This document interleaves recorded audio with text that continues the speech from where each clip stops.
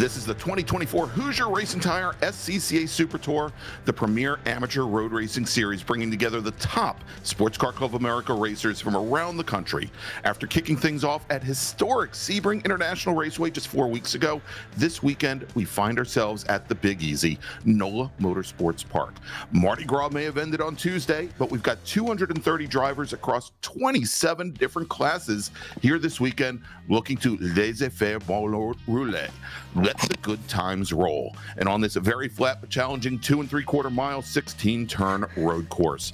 I'm Gregg Ginsberg with Brian Bielanski, and we're bringing you all the coverage of today's action here from NOLA Motorsports Park on DriversEye Live. Good morning, Brian. How are you doing today? I'm just pulling up my Google Translate right now to try to figure out what the hell it was you just said. Laissez bon temps rouler. It's let the good times roll.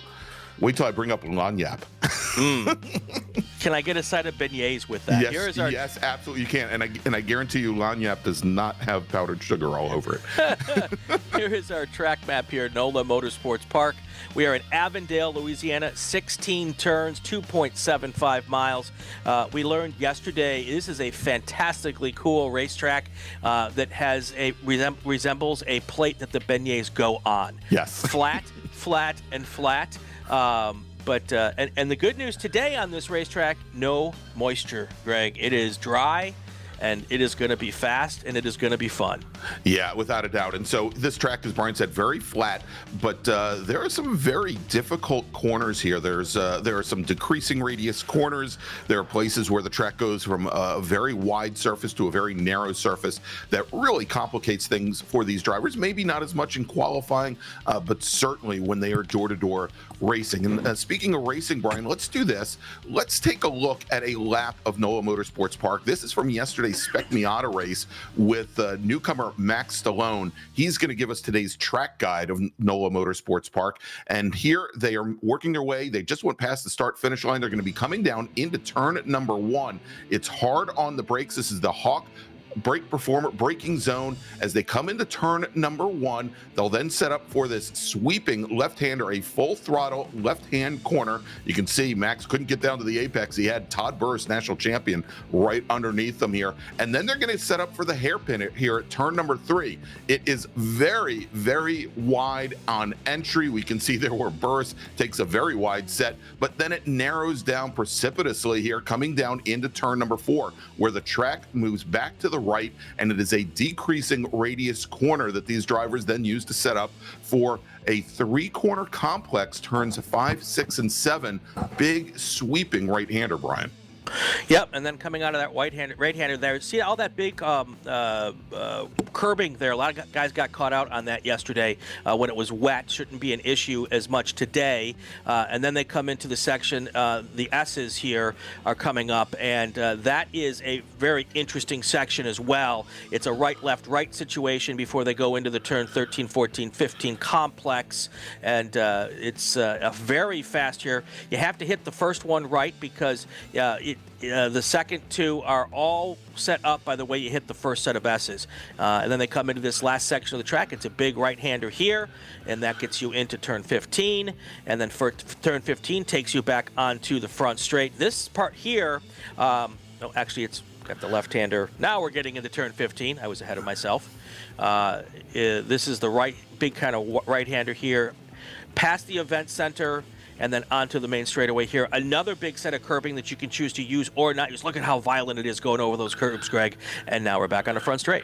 Yeah, and those curbing, we saw it, but caught out a lot of drivers yesterday in the damp, as you really have to go over there. But that is a full lap of NOLA Motorsports Park. I want to thank Max Stallone and Sentinel Systems for that video. And Brian, before we've got our drivers head on track for our first qualifying session of the day, let's quickly take a look at our upcoming Super Tour schedule here, as we will be heading.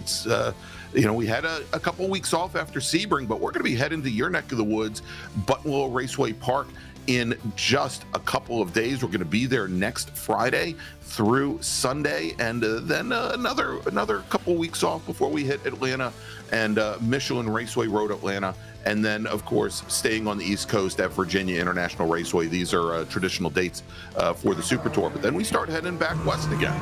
Yep, head back west. We do Portland and then Mid-Ohio. We're back at Mid-Ohio for the first time in a long time. Everyone seems to be excited about that.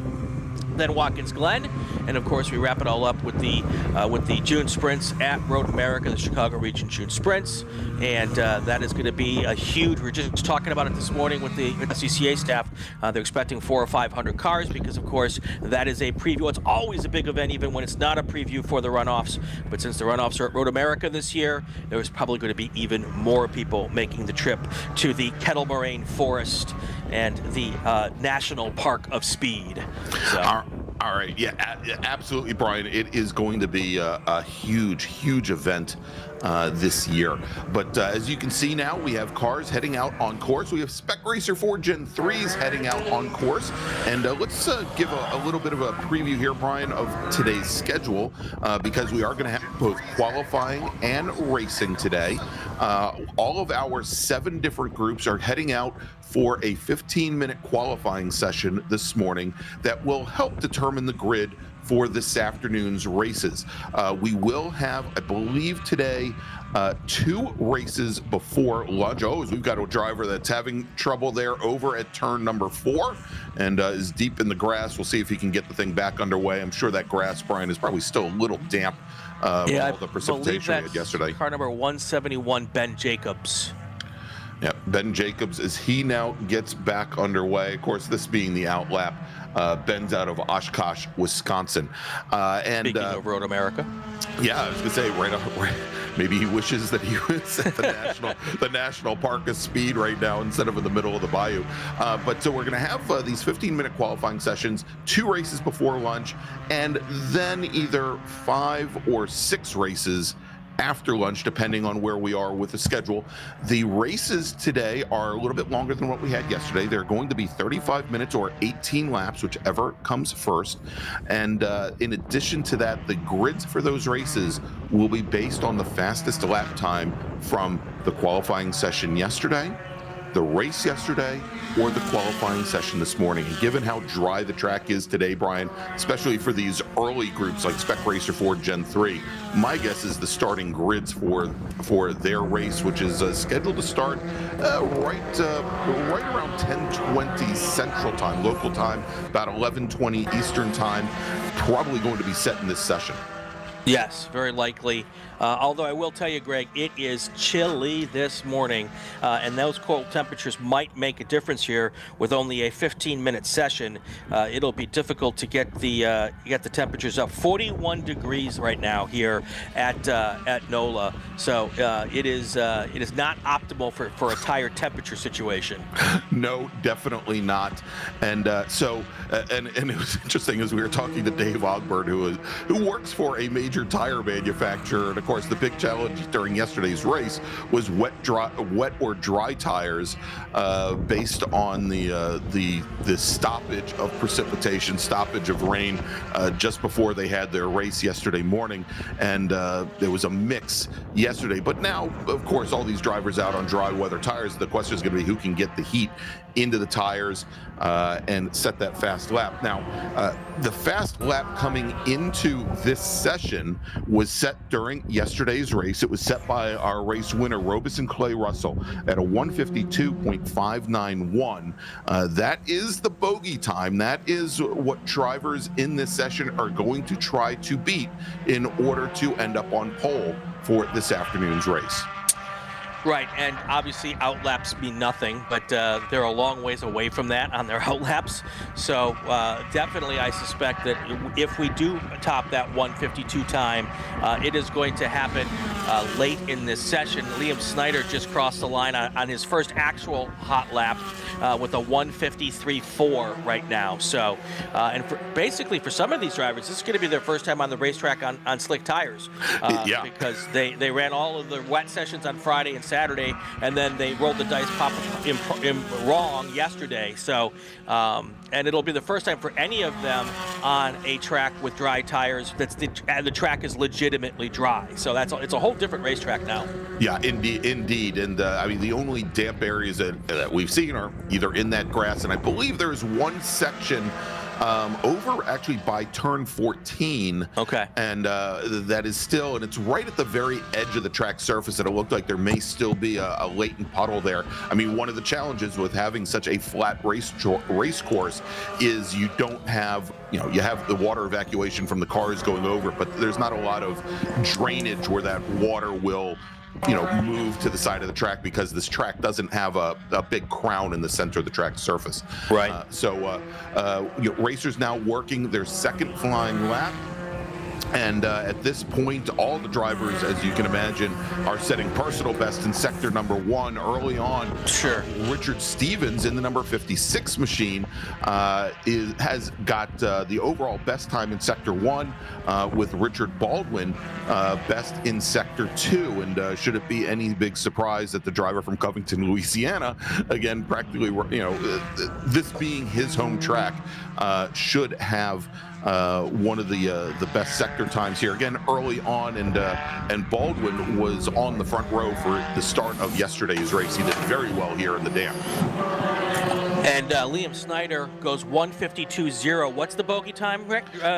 Well, he has already beat it by over half a second. Wow. It was a 1:52.59, and we've got that's actually the 99 car. Brian, we've got Josh Justice in the gravel trap over by turn 7. Yeah, he's very deep in it.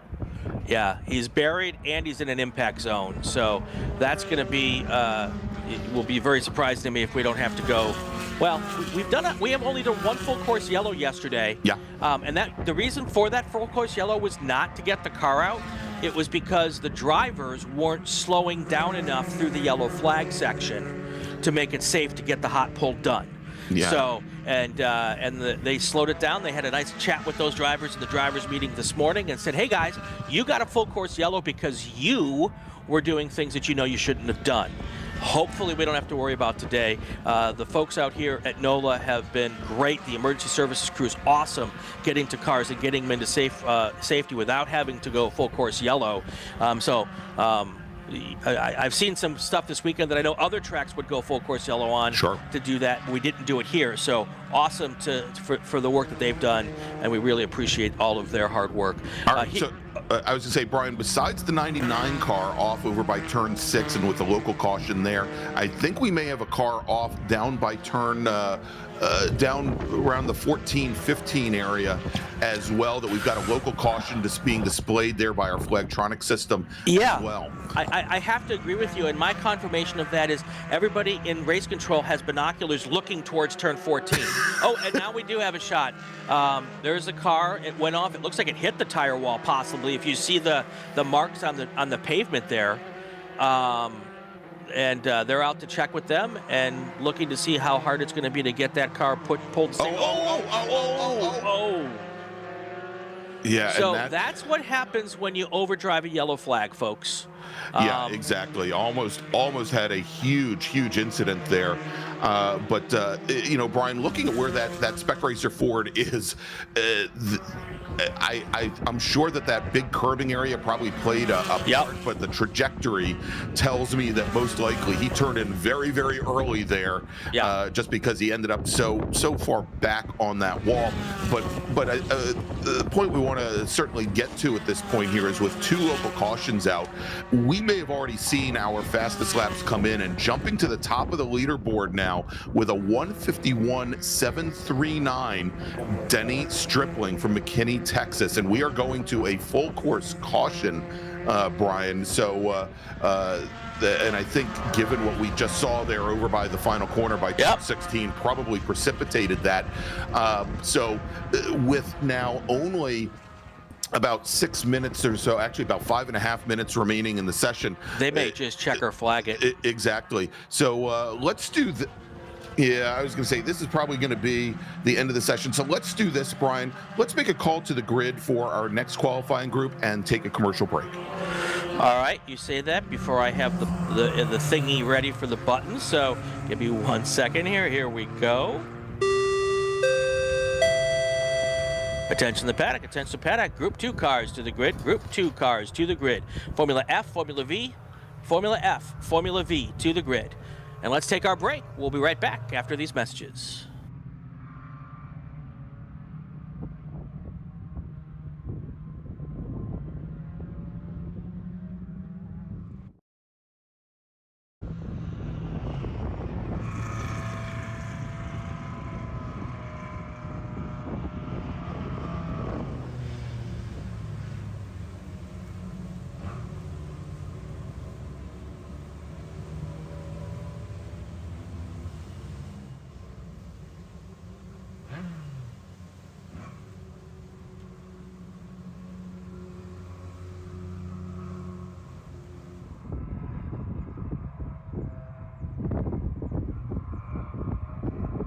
Hoosier Racing Tire is proud to be the presenting sponsor of SCCA Super Tour. Hoosier's mission is to be the dominant customer-driven provider of tires to race teams domestically and internationally. At Hoosier, we know that our success is dependent on how well we meet our customers' expectations by providing the safest, most reliable, high-quality race tires that put you in the winner's circle. For more information, see our trackside support personnel or the local Hoosier Racing Tire dealer near you, or contact us at HoosierTire.com. Hoosier Racing Tires, truly tires designed for champions. Hagerty is the official and exclusive insurance partner for SCCA and provides affordable off-track insurance protection for motorsports vehicles while in the paddock, in transit, in storage, and at the shop. Hagerty also provides guaranteed value coverage and even has protection for your trailer. And did you know that SCCA members can save 5% on insurance through Hagerty? Hagerty, let's drive together. Learn more at Hagerty.com. Bravo Trailers is the exclusive trailer partner of the SCCA. Owned by longtime SCCA racers, Bravo Trailers work better, load easier, and tow better because we build them with racers in mind. Visit bravotrailers.com to see your new trailer in aluminum or steel. For over 25 years, championship-winning drivers and teams have demanded Hawk Performance Motorsports brake pads. Now you can have their advanced technology on your daily car, truck, or SUV with Hawk Performance Street products. With the improved HP Plus pad for the hybrid street and track feel, or Super Duty pads for tow vehicles, their all-new ER brake pad designed to take on even the longest race, and their all-new high-performance brake fluid. Hawk has all your braking needs covered. Visit hawkperformance.com and like them on Facebook or Instagram to learn more about the Hawk Performance Advantage. Hawk Performance, what's stopping you?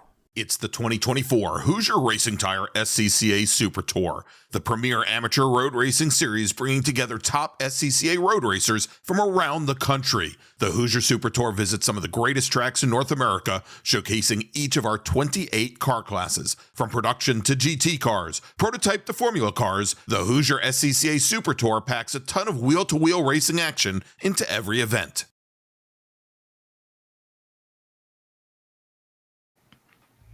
And welcome back to NOLA Motorsports Park for the 2024 Hoosier Racing Tire SCCA Super Tour. I'm Gregg Ginsberg along with Brian Bielanski, and after a shortened second qualifying session for our Spec Racer 4 Gen 3s, the checkered flag was displayed for this group, Brian, after we had gone to break. Let's do this. Let's run down our top drivers, and for the most part here, I think this is probably going to end up making up the grid for this afternoon's race. Your pole sitter for this afternoon with a qualifying time of 151.739 is Denny Stripling out of McKinney, Texas.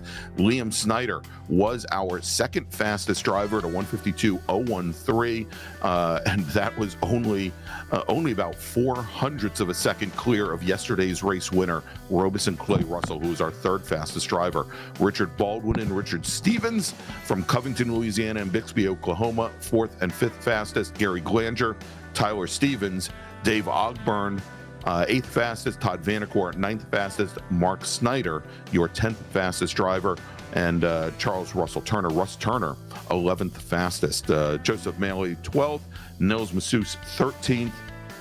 Ian Shane, 14th. Scott Monroe, 15th. Ben Jacobs, 16th.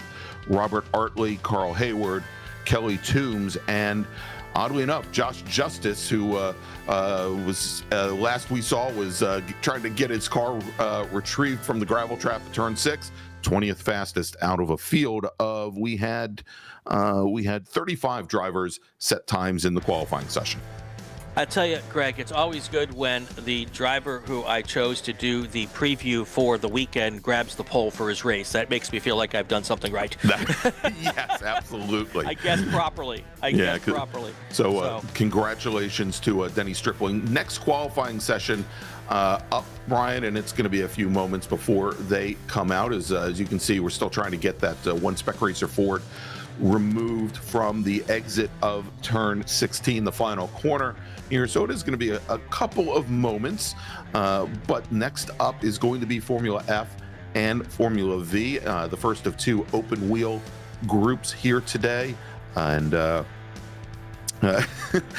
we still have to check in to find out which of the Whitstons paid for dinner last night. That's true. So. As we had in the Formula V race, we had 4 drivers from the Whitston clan racing, of which Andrew Whitston was your Formula V race winner, and we'll see how that. I'm sure we'll get that information soon enough. As we mentioned, Andrew was your race winner yesterday. Cooper Shipman took the win in Formula F over Cameron Reed, who had to start from the back of the pack yesterday after not having been on track for qualifying yesterday morning. All right, we're going to take a break. When we come back, we'll have that Formula F and Formula V qualifying session for you. That's next from NOLA Motorsports Park. This is the Hoosier Racing Tire SCCA Super Tour. We'll be right back.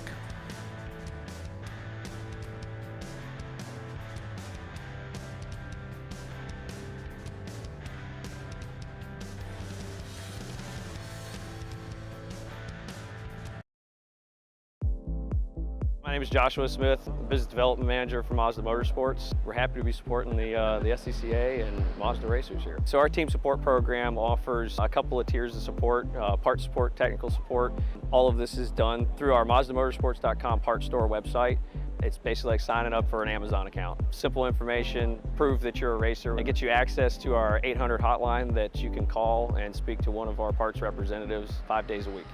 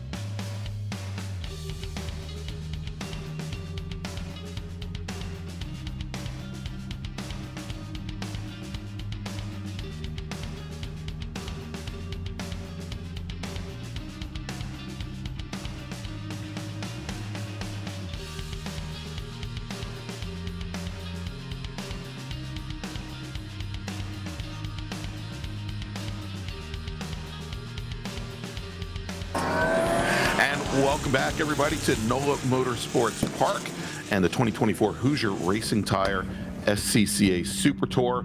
I'm Gregg Ginsberg, along with Brian Bielanski. So, Brian, as our Formula F and Formula V drivers are heading out for their outlap, tell me a little bit. Of course, this event being put on by the Southwest Division of the SCCA and by 3 different regions, by Lone Star region, Texas region, Houston region. They, of course, had a nice little get together last night at the event center. What was that like? How was it? Well, I actually didn't Didn't go. go. To that. Thanks. I had stuff to wrap up there, but I understand from everyone who was there that it was a very nice affair, and those who went enjoyed it very much, and especially it was nice for the workers because they stood out in just miserable abhorrent weather conditions yesterday. And I mean, if you can throw out a precipitous earlier, I could throw out an abhorrent.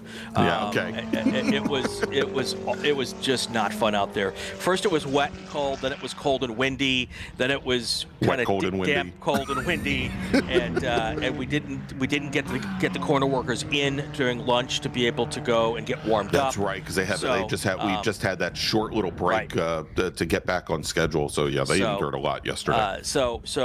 And as I understand it, they all came back to do it again today. God bless them. So thank you to them very much for being out here. But it's nice to get them in there, get them a nice little gathering in the afternoon, and I'm hoping that they had something warm to drink and not just the beer. But it was all good, and but everyone who was there said they had a good time, and a very nice little perk that they do out here to kind of bring this new event back on the schedule after several years of not being on the schedule. Yeah, indeed. All right, so green flag, as you can see there, signifies that our drivers are completing their outlap and starting their first flying lap. Brian, in Formula F, the time that the bogey time, as I'll call it here, the time that you'd need to end up on pole for Formula F in today's race, which is scheduled to start at about 11:10 a.m. Local time, Central Time, about 12:10 a.m., 12:10 p.m. Eastern Time. That was Cooper Shipman's time of 1:51.982.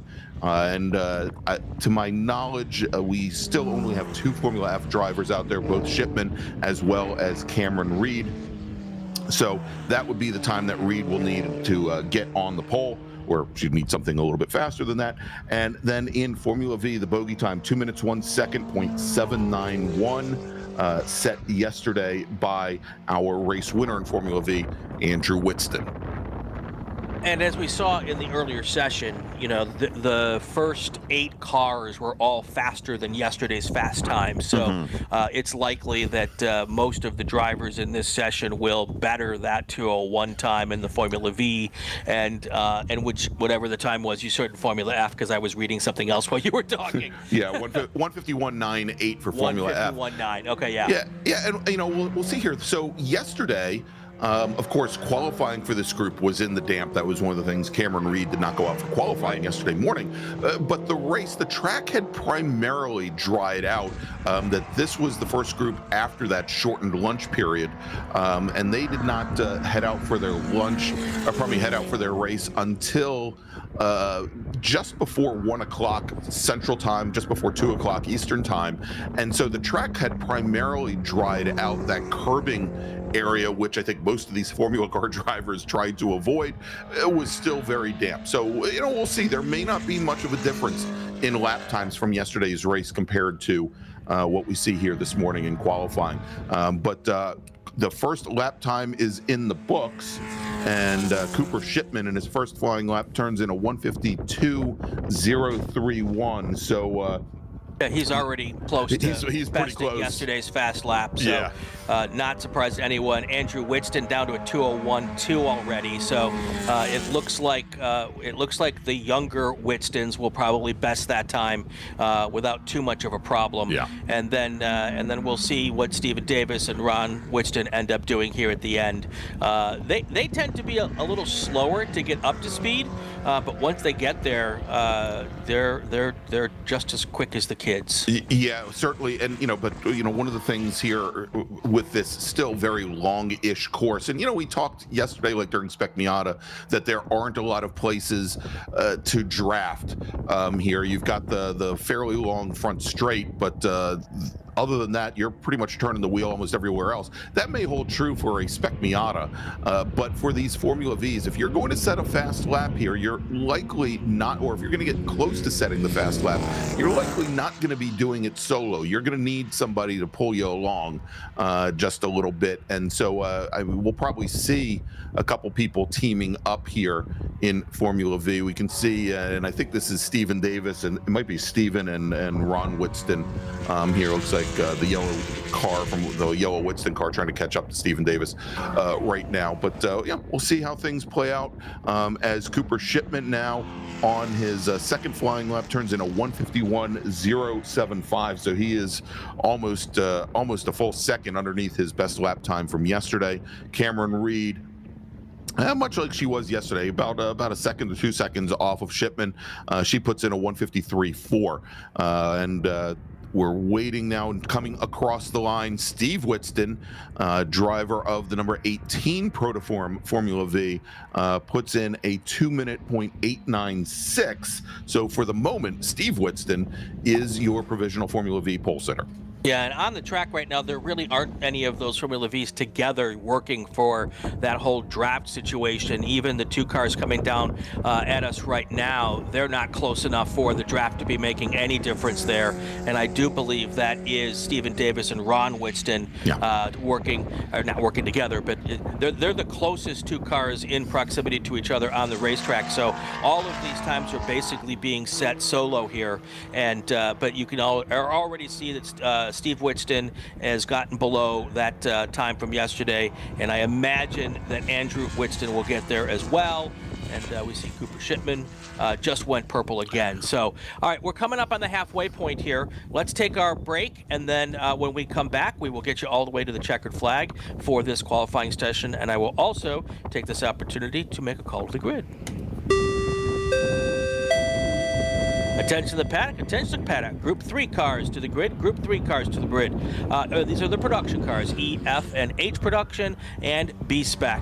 Those cars should be heading to the grid for their qualifying session. We'll be right back.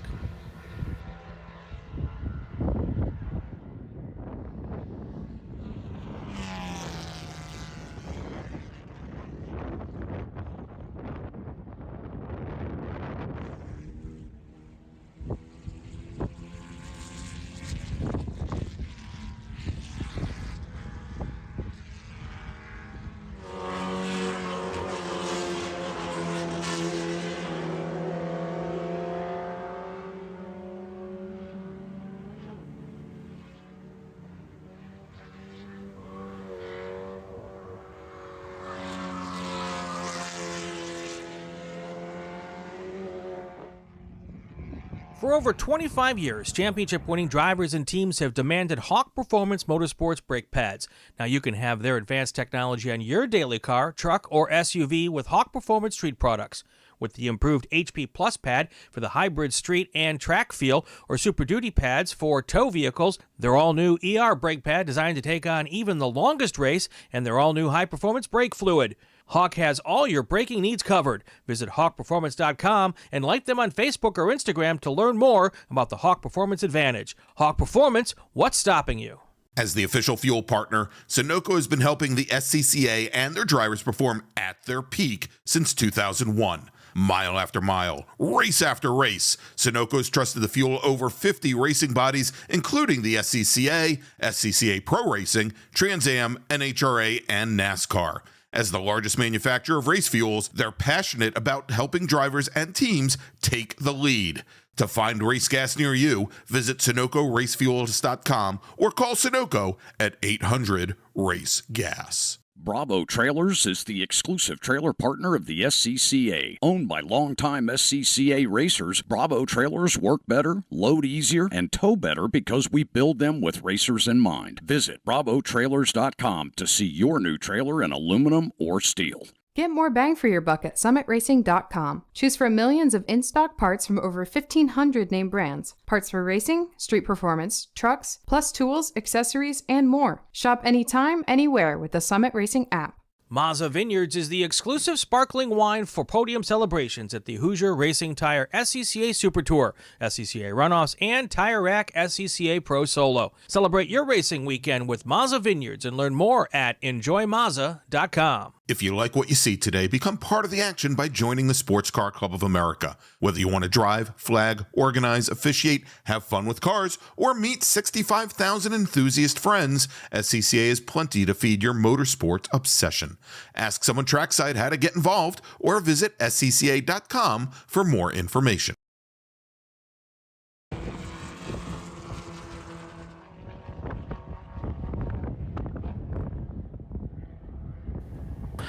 We're back at NOLA Motorsports Park. This is the Lone Star Voodoo Reboot qualifying session for Group 2. This is Formula F and Formula V.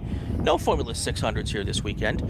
So we will be doing what we do here for these two groups, Andrew Whitston, Steve Whitston, now working together as we learned just as we were going to break. And that is proved to be faster on the racetrack that way. We've got a bunch of fast laps here, Greg. Yeah, indeed. So we've got the yellow number 18, that is Steve Whitston, the white number 12, Andrew Whitston. And you can see there where Andrew is following Steve around. And that was enough of a pull to move Andrew Whitston to the provisional pole in Formula V, where he turned in a 1:59.965.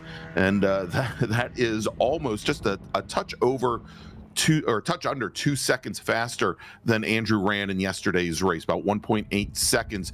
Steve Whitston at a 2:08.06, so almost a full second, about 9/10 off of Andrew's time. Zach Whitston third fastest. And I should mention, good to see Stephen Davis out here running. We mentioned that he was out there. He had some mechanical issues yesterday, only made it a lap during yesterday's race, so good to see him get that car back together and out on track. He is currently your fourth fastest driver in Formula V here in qualifying with a time of 2:05.714. Yep, and he seemed to just find the one little puddle that's still on the racetrack. Yeah. At the exit of 16 there. And he seems to go out right there by the wall and hit that puddle, and it hasn't seemed to bother him too much. Small car, big puddle. Yeah, there you go. There you go. So the one thing I want you to take a look at, Greg, what are we seeing? Let's say this picture in particular. What are you seeing now? It looks like bluish sky. I can actually see shades of clouds in the sky as opposed to nothing but dark clouds. There are blue skies and shadows. The sun is out. Yes, there we go. And we had a little bit of wind on our gopher cam here, and but yeah, it is a much nicer day today. Cold. I think we're still under 45 degrees. Let me pull up the old weather thing and see what the weather guessers had to say. Right now, it's 41 degrees today. The question is with the humidity, how it feels, because I'm sure it actually feels somewhere down in the low 30s out there with all the humidity that's typically in the air down there. Well, let's see. We have a 34-degree feels like. Yep. With a 12-mile-an-hour wind and 65% humidity, and that beautiful dew point is at 30%. So it would be sticky if it were hot out. But it's not hot. I would say this is one of the reasons, Brian, after 4 years of living in New Orleans, that I no longer liked winter. Yes. Because it would never get down any lower than 35 degrees, but when it was down there, it felt like you were living in the like above the Arctic Circle. That the humidity just bites through everything. And here coming to the line down the front straight, this is again Zach and Steve Whitston. Steve still tugging Andrew along, and as they cross the line, they both once again set fast laps. And now moving to provisional pole in Formula V is he was already there, Andrew Whitston now with a 1:58.915, with Steve Whitston at a 1:59.812. So still almost 0.8 of a second separating those two drivers. In Formula F, Cooper Shipman and Cameron Reed continue to better their previous laps. Shipman now down to a 1:49.964 with Reed at a 1:54.56 as we've got the checkered flag now out on the session, Brian. Yeah, definitely. And Cooper Shipman just had a really good lap going. Had a purple in Sector 2, purple in Sector 3, but he didn't get it in Sector 1, so he did not turn a faster lap there at the end. So that 149.9 will hold as the checkered flag is out, and our last final cars are making their way across the line at the moment. So it looks as though not much is going to change. We're still waiting for Andrew and Steve Witston to finish their laps here. I believe they're coming through. They're coming through turn 6 right now and heading into the S's. So we'll know here in about 45 seconds to see whether it's going to be Andrew Witston or Steve Witston on the pole for this race coming up here. They did not go purple in Sector 1 or Sector 2, so it looks like that time's going to stand. So unless they do some miracle, all send kind of thing in Sector 3, it looks like your top 3 in Formula V are going to be all Witstons, Andrew, Steve, and Zachary in that order. Yeah, and that is very similar to what we saw yesterday here, and looked as though I'm trying to determine whether or not Cameron Reed took the checker. I believe she did, and I think this may just be a cool down lap for her. As opposed to being a final timed lap. But I think that is going to wrap things up for this group here. Brian, why don't we do this? Let's make a final call to the grid for our next group, and we'll take a little break. Yeah, I will do that as soon as I hit the right buttons here. I thought I was always in your buttons. Attention to the paddock, Group 3 cars to the grid. Group 3 cars to the grid. We would like to see our production cars, E, F, and H production and B-Spec, all to the grid. We'll be right back in just a few minutes. Stay with us. For over 25 years, championship-winning drivers and teams have demanded Hawk Performance Motorsports brake pads. Now you can have their advanced technology on your daily car, truck, or SUV with Hawk Performance Street products. With the improved HP Plus pad for that hybrid street and track feel, or Super Duty pads for tow vehicles, their all-new ER1 brake pad designed to take on even the longest race, and their all-new high-performance brake fluid, Hawk has all of your braking needs covered. Visit hawkperformance.com and like them on Facebook or Instagram to learn more about the Hawk Performance Advantage. Hawk Performance, what's stopping you?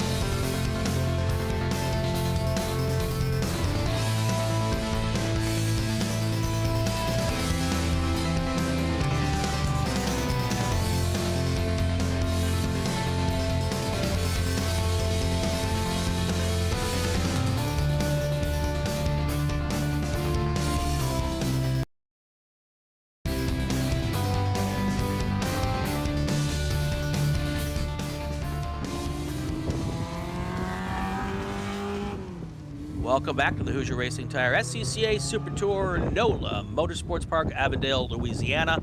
We are on the bayou, and it is cold, but the sun is out, and I think everyone's happy about that part, Greg. Yeah, indeed, Brian. So this group heading on track now on their outlap for qualifying are our production category classes: E production, F production, H production. You will find that although we have many race cars here this weekend that are based on production cars, no, it's a historic SCCA thing.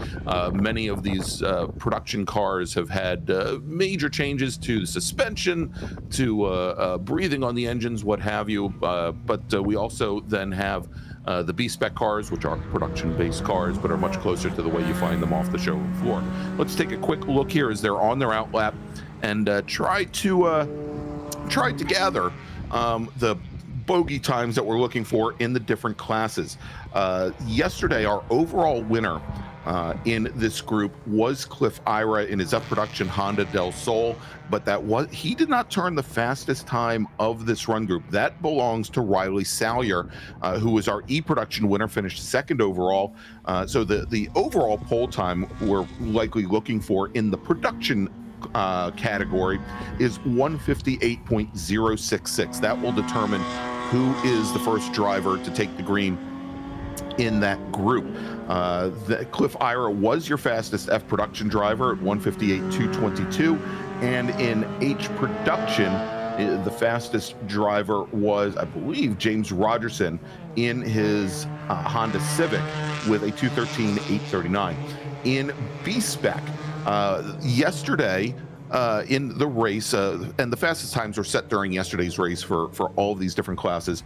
We had drivers in B-Spec all within a couple tenths of one another in the 2 minute 10 second range, but I believe the fastest driver of the group was Joe McClugan driving his Mazda 2. That is the number 36 car out of Marion, Texas, with a time of 210.360. So that should be the time that our B-Spec drivers would be looking to beat, and much like yesterday, we would expect that the B-Spec drivers will get their own separate start. They'll be out behind a separate pace car, and that's why that's somewhat important there. Interesting today, Greg, with the conditions being just dramatically better than anything we've seen all weekend. There are still 7 cars who've chosen not to go out yet in qualifying, and it's not a long session. So no. If they're not out now, I kind of get the feeling they've decided they're going to just sit on yesterday's times. So you've got Don Tucker, Mark Webber, Paul Evans, Chuck Bream, James Rogerson, Larry Zavatin, and Gabriel Perez, who have all decided, at least at the moment, big spinner coming there at turn 9, and that is one of the Honda Del Sols. Is that Cliff Ira? Well, there's only one Honda Del Sol out there. That's got to be Cliff Ira. So it kind of narrows it down exactly. Going into the S's there at turn 9, Cliff Ira in his Civic Del Sol, our F production winner from yesterday, and Cliff, who I believe finished second at the National Championship runoffs this year in F production. But this is it's somewhat deceiving, Brian, that section of the S's there going into turn 9, again, decreasing radius, and if you don't get set up for it coming through turn 8 just before, again, it can really unweight the inside of the car and throw the rear end around, as we saw there from Ira. Well, it kind of sucks for him because he was on a flyer. He had hit he went purple in sector 1 before spinning there just before the end of sector 2. So that was not happy for him. But then he comes back, shakes it off, and does a personal best in sector 3. So clearly not too big of an issue. He'll just collect himself and get back at it as quickly as possible here. But he's now dropping down through the running order because all of the B-Spec cars are throwing down good laps here, and with that spin he had to slow down, but I'm sure that Cliff Ira will jump right back up towards the top of the leaderboard on his next lap here. So indeed. So let's take a look and see what we've got. We've got Salyer right now with a 201.830. That is the fastest time in the session. Again, still and that is only with one flying lap in the books. still a little bit off of the fast time set during yesterday's race. Steven Simon, second fastest driver. He is in F production in his Mazda Miata. Simons actually was on the front row for the start of yesterday's race. Turned in, he has a 2:05.159. Connor Kelleher, third fastest driver right now on track. He is in a B-Spec Mini Cooper, the Angleton, Texas driver at a 2:13.229. So still about 3 seconds off of where he would need to be to take pole in B-Spec. So I've got a little bird sitting on my shoulder here who's told me that the B-Spec tires take about 3 laps with these temperatures to get up to speed. Sure. So these guys all set in personal bests every lap. That'll probably go on for 1 more lap, maybe 2 more laps, and then they'll start to settle in with what they've got for the session. All these B-Spec cars on the brand new the Goodyear spec tires, which have proven in the early in the early days of their life here with this class, the drivers seem to be real happy with their longevity.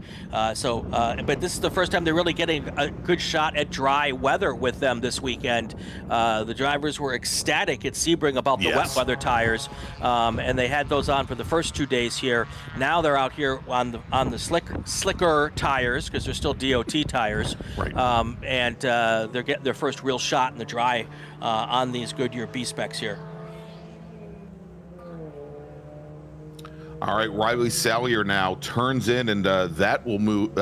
Turns in a 157.989. Let's call it a 58 flat, but that should be enough for the time being to put him on provisional pole for the production category group. Cliff Ira at a 159.150, so about 1.1 seconds off that.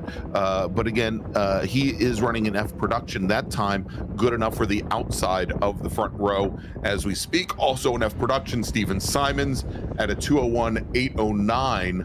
And that 2:01.809, almost 2 full seconds off of Cliff Ira's F production time. In B-Spec now, David Hooker, in his Honda Fit, the San Antonio, Texas driver, puts in a 2:10.464. That's the fastest of the B-Spec drivers. Still a little bit off what we saw yesterday from Joe McClugan, but only by a little bit. Now, did McClugan go out for qualifying? I believe. Looking to see if he did. Joe McClugan has not gone out for qualifying. I don't think we have a time. Actually, well, you know what? It looks like I see a sector 2 time for him, as if he went out for an out lap and then parked the car somewhere.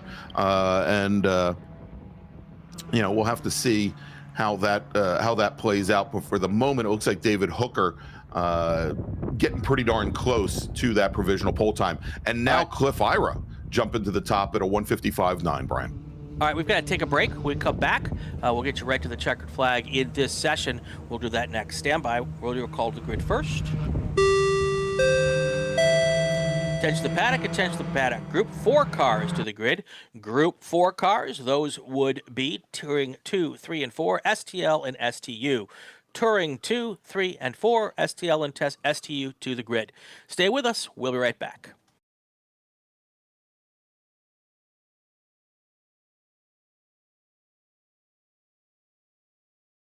Hoosier Racing Tire is proud to be the presenting sponsor of SCCA Super Tour. Hoosier's mission is to be the dominant customer-driven provider of tires to race teams domestically and internationally.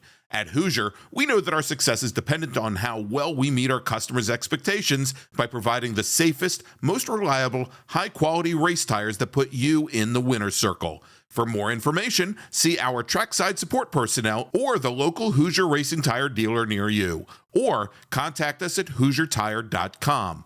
Hoosier Racing Tires, truly tires designed for champions. Tire Rack was established over 40 years ago by an SCCA member with a passion to find the right tires, wheels, and now brakes and suspension products for racers and enthusiasts on both street and track.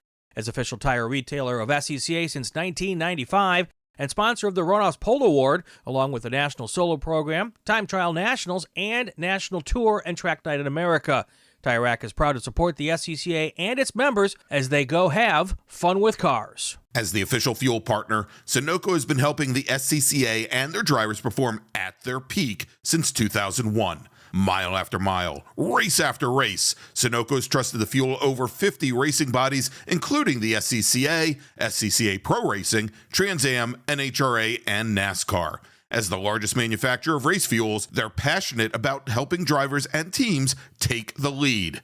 To find race gas near you, visit SunocoRaceFuels.com or call Sunoco at 800-RACE-GAS. Get more bang for your buck at SummitRacing.com. Choose from millions of in-stock parts from over 1,500 name brands, parts for racing, street performance, trucks, plus tools, accessories, and more. Shop anytime, anywhere with the Summit Racing app. Hagerty is the official and exclusive insurance partner for SCCA and provides affordable off-track insurance protection for motorsports vehicles while in the paddock, in transit, in storage, and at the shop. Hagerty also provides guaranteed value coverage and even has protection for your trailer. Did you know that SCCA members can save 5% on insurance through Hagerty? Hagerty, let's drive together. Learn more at Hagerty.com. Did you know that SCCA members save $20 on every Track Night in America they sign up for? That's right. Track Night in America, driven by Tire Rack, now hosting 150 events at more than 30 tracks across the country, is the easiest and most affordable way to get you and your friends on track in your street cars all season long. Visit tracknightinamerica.com to learn more and get yourself on track. Welcome back, everybody, to NOLA Motorsports Park, just outside the Big Easy for the 2024 Hoosier Racing Tire SCCA Super Tour. I'm Gregg Ginsberg along with Brian Bielanski. We've got a touch under 3 minutes remaining now in our small bore production category qualifying session, our third qualifying session of the day. We've got 7 qualifying sessions overall, so just a few more remaining, and then we go feature racing here in New Orleans. Let's take a look here as we've had a few changes just before we went to break. Cliff Ira turned in the fastest lap of the session in his F Production Honda, a 154.699. So let's call that a 154.7, and almost 3.5 seconds faster than he ran during yesterday's race. Right now, he is the fastest driver on course. Riley Salyer in his E Production BMW Z3 convertible, a 157.989. That is the second fastest time on the track, with Steven Simons in his F Production Mazda Miata at a 201.8. In B-Spec, Connor Kelleher now, as best I can tell, Brian, has now taken the B-Spec pole, the number 14 Mini Cooper, with a 209 flat, a 209.05. Stuart Black in his Chevy Sonic B-Spec car, a 209.173, and then Stephen Pounds at a 209.451. So we're starting to see, definitely, as you mentioned, those Goodyear tires maybe taking a few laps to come in, and especially with these very cold temperatures. And we talked about how cold the ambient air is. I guarantee you the track surface very, very cold as well. Took a couple laps for them to come in, but they are now running almost a full second underneath where they were in yesterday's race. We've got about a minute left to go. The checkered flag is in the hand of the starter, has yet to be displayed, but that will be coming out not too long down the road. And then we will move on to our next qualifying session here. And zipping through qualifying, Greg already through almost 3 of our groups, just a couple more to go. The checkered flag is in the air, and they'll get these cars off and get the next ones on pretty quick here. Like we said, 2 races before lunch, so that's all we've got coming up here. All right, so checkered flag, as you mentioned, Brian, is now out, and I think we've just had one driver, one of our B-Spec racers, take that checkered flag. We'll see here. I think we've got a couple more drivers should be coming through the final corners now, and there, I believe we've got 2 cars coming out. There they are, 2 of our B-Spec drivers, and we saw pretty much from the drop of the green flag, Brian, where the B-Spec drivers were trying to use the draft and stay together in order to set fast laps. Let's take a look here as we've got one of our Honda Fits and one of our Mini Coopers coming across the line, and as they cross, I believe, let's take a look here. No big changes in the top 3. Kent Carter who started on the front row of the B-Spec race yesterday in his number 92 Mazda 2 out of Houston, Texas. He is going to end the session, I believe, as your fourth fastest B-Spec driver, behind Kelleher, Black, and Pounds, and then David Hooker in the number 150 machine. That should round out the top five, and we can see already a couple of the drivers calling off their final flying laps. Should note that one of the drivers that did go out on track, Brian, and I'm wondering, I don't think he's in the same car, but we saw yesterday Larry Zvaten in his Lotus Super 7. And we noted that he did not go out for qualifying today. We do have Rick Kostrowski also in a Lotus Super 7. He's out of Lafayette, Indiana. I just saw him come and take the checkered flag. His e-production machine, fast time for him, a 2:20.289. I don't remember seeing him on track in yesterday's race. Neither do I. So there you have it. All yeah, right. I'm just wondering if he's driving the same car as Larry. Well, they're very different car numbers, which they can obviously change. But sure, usually they would be some iteration of the same car number. But yeah, we'll have to check it out and find out what the situation is with that. All right, Greg, let's take ourselves a break. We'll be back in about 5 minutes with the next session here. You're watching the Hoosier Racing Tire SCCA Super Tour live from NOLA Motorsports Park. Stay with us. We'll be back in a minute.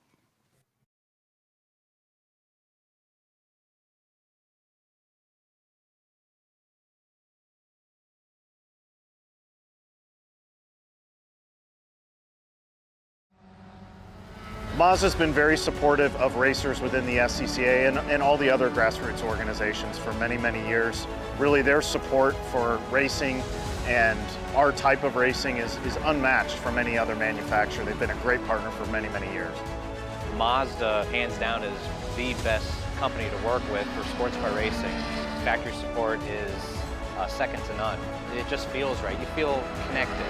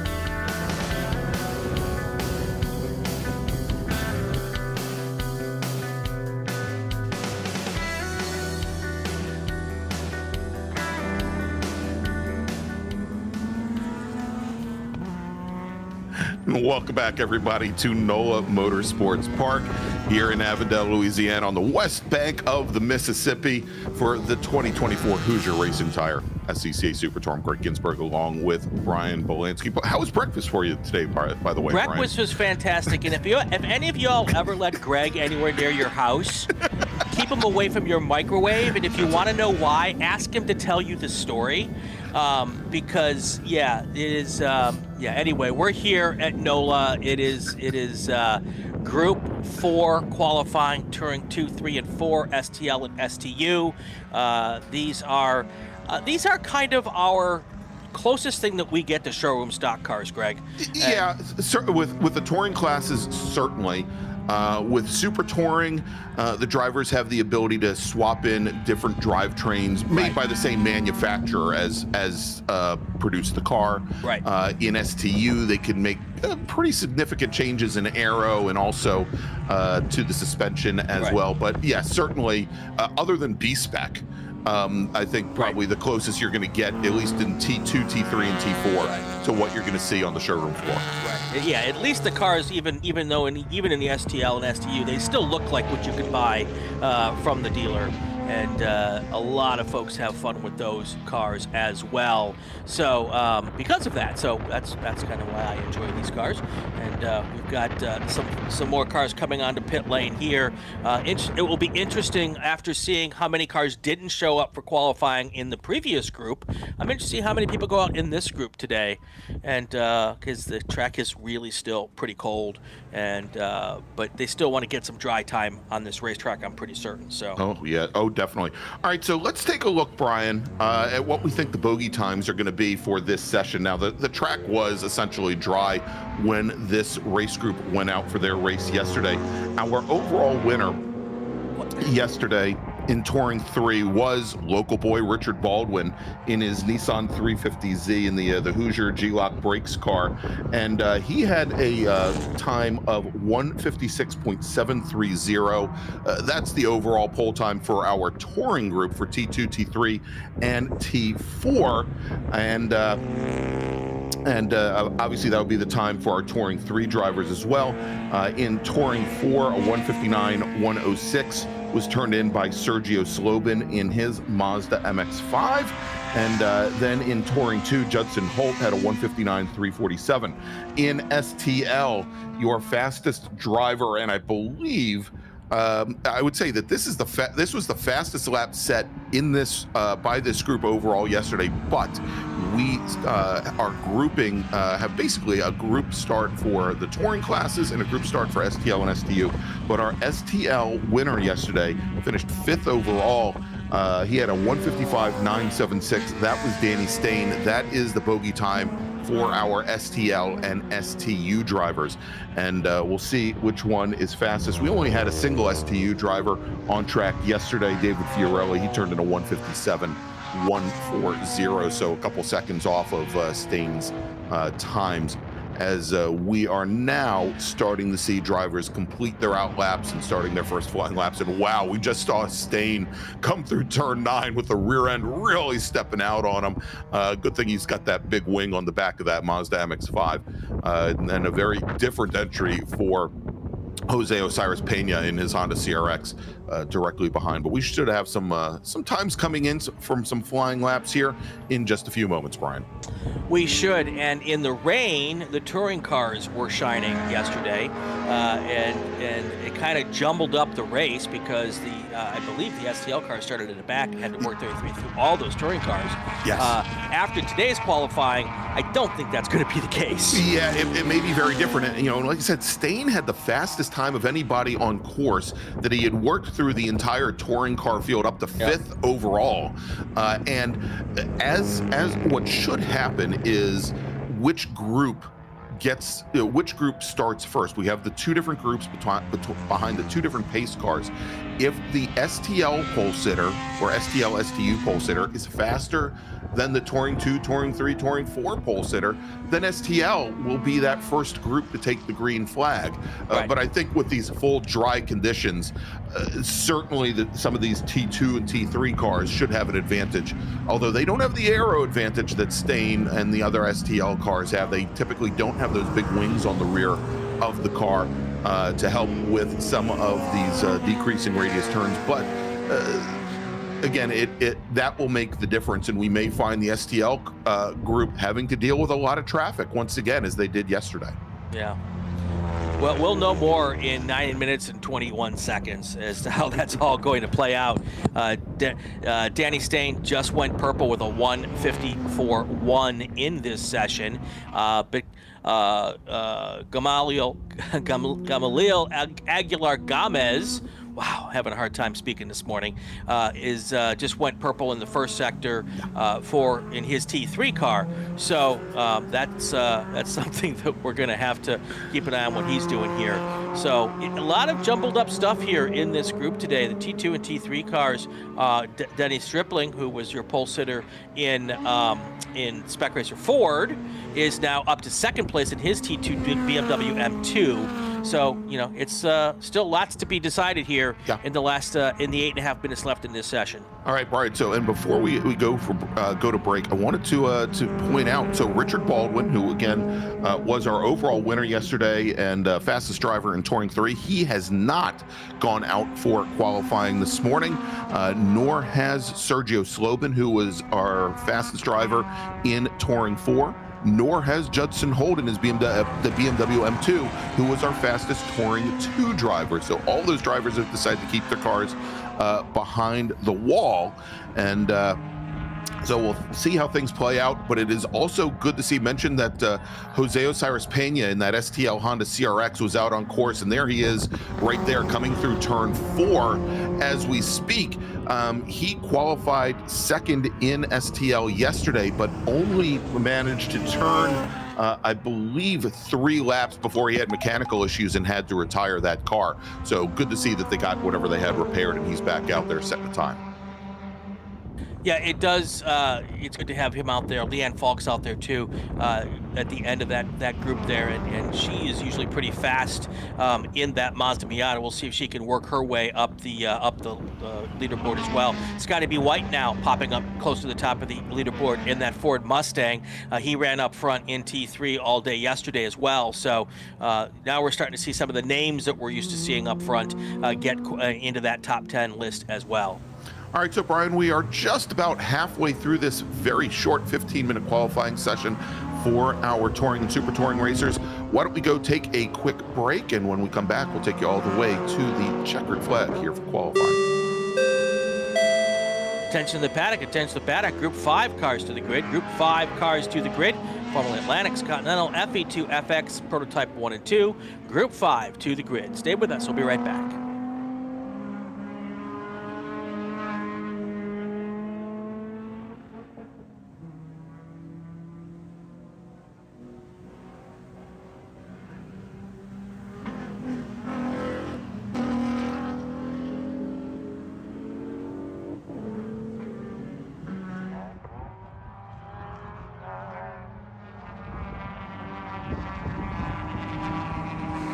For over 25 years, championship-winning drivers and teams have demanded Hawk Performance Motorsports brake pads. Now you can have their advanced technology on your daily car, truck, or SUV with Hawk Performance Street products. With the improved HP Plus pad for that hybrid street and track feel, or Super Duty pads for tow vehicles, their all-new ER1 brake pad designed to take on even the longest race, and their all-new high-performance brake fluid, Hawk has all of your braking needs covered. Visit hawkperformance.com and like them on Facebook or Instagram to learn more about the Hawk Performance Advantage. Hawk Performance, what's stopping you? Tire Rack was established over 40 years ago by an SCCA member with a passion to find the right tires, wheels, and now brakes and suspension products for racers and enthusiasts on both street and track. As official tire retailer of SCCA since 1995 and sponsor of the Runoffs Pole Award, along with the National Solo Program, Time Trial Nationals, and National Tour and Track Night in America. Tire Rack is proud to support the SCCA and its members as they go have fun with cars. As the official fuel partner, Sunoco has been helping the SCCA and their drivers perform at their peak since 2001. Mile after mile, race after race, Sunoco's trusted the fuel over 50 racing bodies, including the SCCA, SCCA Pro Racing, Trans Am, NHRA, and NASCAR. As the largest manufacturer of race fuels, they're passionate about helping drivers and teams take the lead. To find race gas near you, visit SunocoRacefuels.com or call Sunoco at 800-RACE-GAS. Get more bang for your buck at SummitRacing.com. Choose from millions of in-stock parts from over 1,500 name brands. Parts for racing, street performance, trucks, plus tools, accessories, and more. Shop anytime, anywhere with the Summit Racing app. Mazza Vineyards is the exclusive sparkling wine for podium celebrations at the Hoosier Racing Tire SCCA Super Tour, SCCA Runoffs, and Tire Rack SCCA Pro Solo. Celebrate your racing weekend with Mazza Vineyards and learn more at enjoymazza.com. It's the 2024 Hoosier Racing Tire SCCA Super Tour, the premier amateur road racing series bringing together top SCCA road racers from around the country. The Hoosier Super Tour visits some of the greatest tracks in North America, showcasing each of our 28 car classes. From production to GT cars, prototype to formula cars, the Hoosier SCCA Super Tour packs a ton of wheel-to-wheel racing action into every event.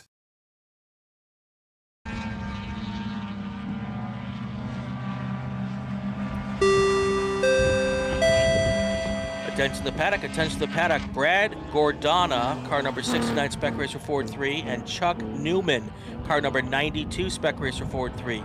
Please see the race director in impound. Brad Gordana, Spec Racer Ford 69, Chuck Newman, Spec Racer Ford 3, number 92. See the race director in impound. All right, we've had some changes at the top of this leaderboard, Greg. Things are happening fast here with 3 minutes to go. Yeah, with just a little bit of time remaining on the clock, we now have a new fast driver on track. That is Jose Osiris Pena, driver of the number 199 STL Honda CRX, with a 1 minute 53.654, 0.3 of a second clear of Danny Stain, yesterday's STL race winner, and came in today as your provisional pole sitter in STL. Most importantly, with those two drivers sitting at the top of the leaderboard right now, that would put the STL group as our first group to take the green flag here. Now, here's the big surprise. We talked about Judson Holt, yesterday's winner in T2 and the fastest T2 driver yesterday in his BMW M2, not going out for qualifying, and we have realized why, and that is because Denny Stripling, we saw a little bit earlier today, to put his Spec Racer Ford Gen 3 on the pole for that race a little bit later this morning. Denny Stripling is driving that BMW M2, the number 88 car. It was 188 when Holt was driving it. Is now your third fastest driver overall. He would be your provisional pole sitter for the touring car classes, with Gamel Aguilar Gomez in his touring 3 car. About a half a second back, 52 hundredths of a second back from Stripling. Scotty B. White, third fastest in that group, about a full second off of Aguilar Gomez. So lots of action here, lots of cars trying to get themselves in a far better position than what we had yesterday. Yes. And trying to get it done here with some pretty fast laps, track warming up as we speak. That's also helping these times as well, as our temperatures continue to rise here at NOLA. We're up a whole 2 degrees, Greg, 43 degrees. Steamy. We're only supposed to get up to 56, so it is not going to be hot today here by any stretch of the imagination. But every degree helps, and having cars on the racetrack also helps bring some heat to the surface as well. Yeah, you know, and it's interesting, Brian, because the last time we were here at NOLA for the Super Tour back in 2018 and also in 2017, we held these events the second week of February. So, and I remember it being considerably warmer than it is here this weekend.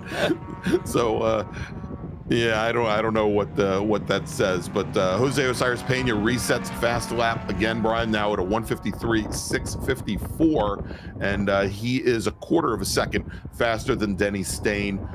Danny Stain now with a 1:53.903 as his fastest lap. Yeah, when I took this job, Greg, I thought they were going to send me to exotic, warm weather locales in the wintertime, and apparently I was very, very much mistaken. Checkered flag is in the air right now. Everybody who is on the track can complete their lap, and the lap will count. So we'll see if anybody goes screaming to the top of the leaderboard here in the final lap. And if you want to do it, now is the time. I see some cars out there trying to do some flyer laps, some personal bests. Jack Murchison had 2 personal bests before coming across the line. So, but that's what you're trying to do here, is get that last lap in as good as possible. Yeah, indeed. And, Brian, if you consider Mansfield, Ohio, for example, to be an exotic locale, all on you, man. But hopefully the people out by Mid-Ohio won't scream at me for that one. I love Steam Corners Road. Wow. Yeah. Very nice. Exactly. Very nice. Well, you won't have to go there. I'll be taking care of that for you. That is right. Well, now they won't let me into the state. So, That's true. That's true. Yeah. And if they're smart, they won't let you anywhere near their microwave either. So. Brian, if you use a microwave there, it might burn down the whole facility. Anyway, let's as we've got cars making their final flying laps here. It looks as though we have a few that may be on flyers. Denny Stripling turned in his fastest lap on his last lap, a 154.612 to cement his pole position for our touring car classes. And now jumping up with a great final lap is Simon Foulweather, who turns in his best lap of the session at a 155.906. And I believe that will put him on the inside of row number 2 for our touring car classes. Let's take a look at this. We'll break it down by class here. In STL, Jose Osiris Pena, as we mentioned, with a 153.654, fastest driver on track in this session. Danny Stain at a 153.9, and then it's another 3.5 seconds back to Austin Hill. In touring 2, Denny Stripling, again, you are fastest driver in the class, and he should be your pole sitter for the touring car classes T2, T3, and T4 with a 154.6, 9.5 seconds clear of Carl Fung. Also in T2 and T3, Gamel Aguilar Gomez with a 155.2. That was 63 hundredths faster than Simon Foulweather, who, as we mentioned, set his fastest lap on the last lap in his E46. Scotty B. White, 3rd fastest. Todd Clark, 4th fastest. And then in touring 4, and good to see him out because we thought he might have lost a motor yesterday, Brian. We didn't mention this. Mark Cephalo and the Planet Miata MX-5, the 00 car, turned in a 159.412. That was almost 6 full seconds up on the rest of the T4 field. Yeah. All right, real quick before we go to break and take a short stop here, we want to say hi to some folks in the chat. Chad Collins and Glenda Reich, they're all rooting for Corbin Collins in the number 20 car from this past group. Adam DeLong says hi, Austin Hill. Mike Lawrence, go Steve. I think he was talking about Steve Whitston back from the last race. Brian Straczynski's in the chat. Amy Lynn, Ben Tyler. So hello to everybody, the associate producers here in force. We appreciate you all being here. Let's take a break. When we come back, Formula Atlantic, Formula Continental, FE2, FX, Prototype 1, and Prototype 2 from NOLA Motorsports Park. Stay with us, everybody.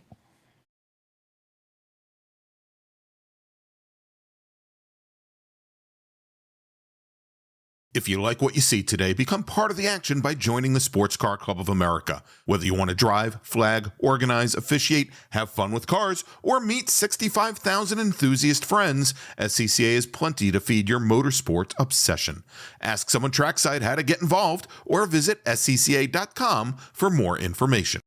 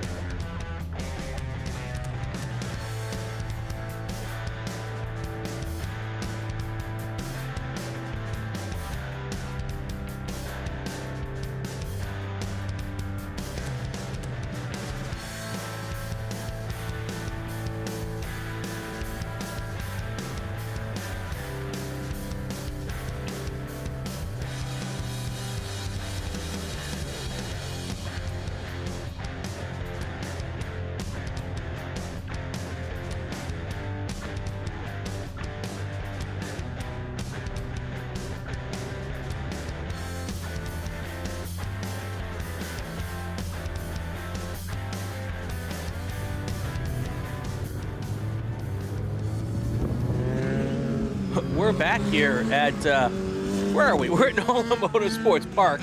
Not Mid-Ohio. We are not Mid-Ohio, and we got our big Formula cars and prototypes. And I just before we opened the mics, I went, whoa! One of these guys on cold tires coming out of pit lane, darn near pulled a Roberto Guerrero, and spun coming out of pit lane. Was able to collect it. I think he was trying to get some heat in the tires, and it was spectacularly close to being really dumb, but it worked out just fine. Worked out fine for him. Huh? Yeah, worked out fine for him.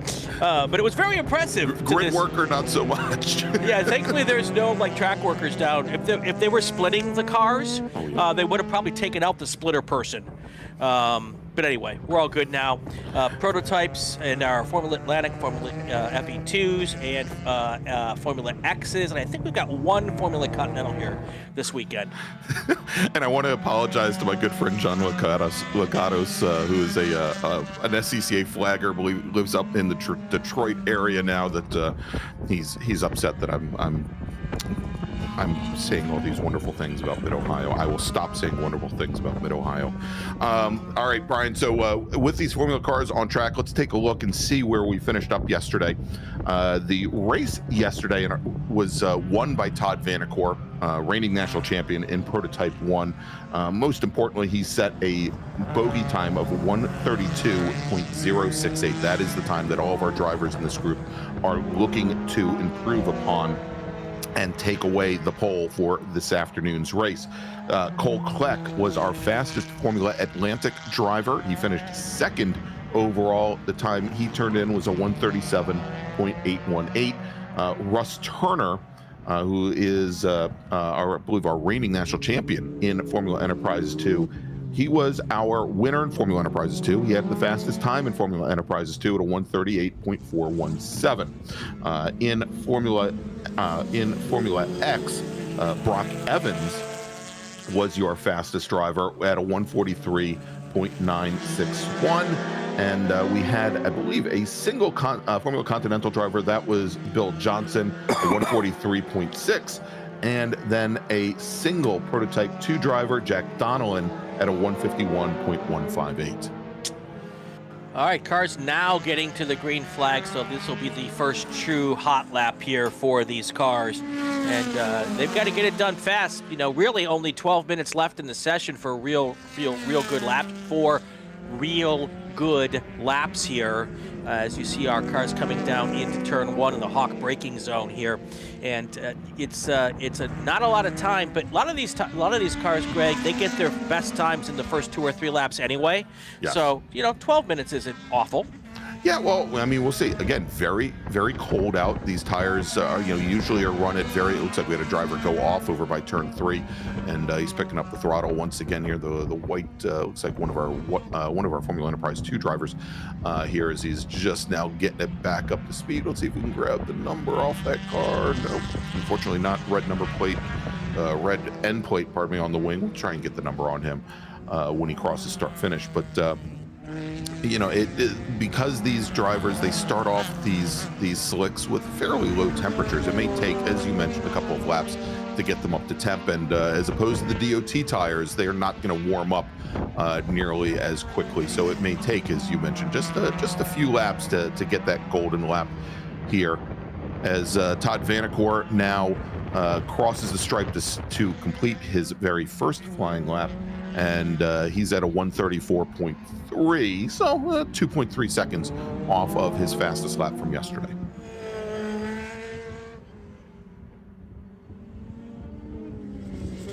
All right, we have a car between 1 and 4 in the cutout. Sounds like it's probably in an okay spot.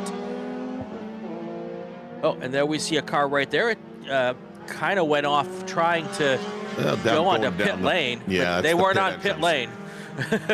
Yeah, it looked like they got to the grass before they got, exactly. they got to the pit lane entrance, and that is one of our Formula Atlantic Swifts. We'll try and get the number. Let's not do that again. Yeah, exactly.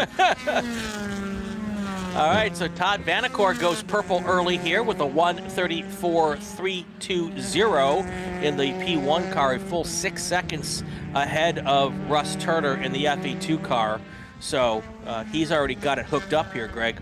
Yeah, and Brian, I think that car that we saw go off over by turn 3 earlier, I think that was Steve Witston in the number 18 Formula Enterprise 2. He was he was about 5 seconds slower than pretty much the rest of the FE2 field on that first flying lap. Right. All right, let's and there you go.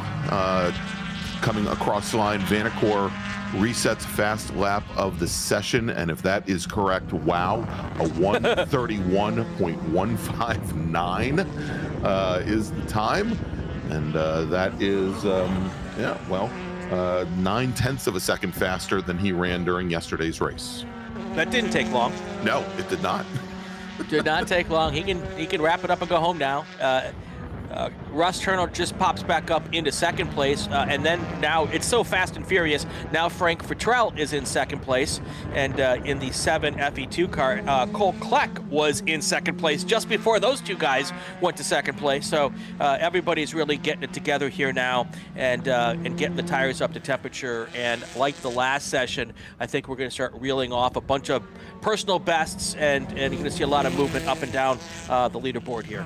Yeah, indeed. So as you mentioned there, Frank Futrell now with a 1:38.475. He is the fastest of your FE2 drivers, again, very early on in the session.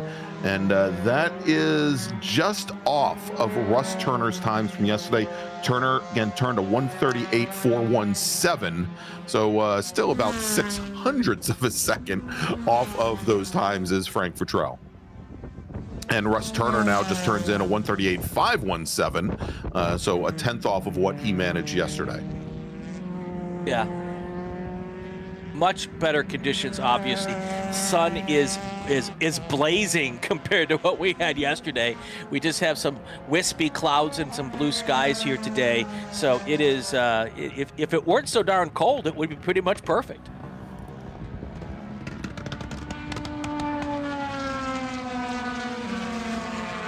All right, so tracking right now, it appears that Cole Kleck is on a flyer right now in his Formula Atlantic, the Ligier F3 machine that he is racing. And he comes across the line, Brian. Cole Kleck now turns in a 1:37.657. That is good for second fastest in the session. And it's also 0.2 of a second faster than he ran yesterday. So for the moment, provisionally, Cole Kleck on the outside of the front row. All right, we're at the halfway point here, Greg. Let's take a quick break, and then when we come back, we'll get everybody to the checkered flag. Attention the paddock, attention the paddock. Group 6 cars to the grid, Group 6 cars to the grid. These are our ground pounders, GT1, GT2, GT3, GTX. And I know there's another class or two here. Let me hide this window. Yes, Touring 1 and A sedan. Group 6 cars to the grid. Stay with us. We'll be back in just a few minutes.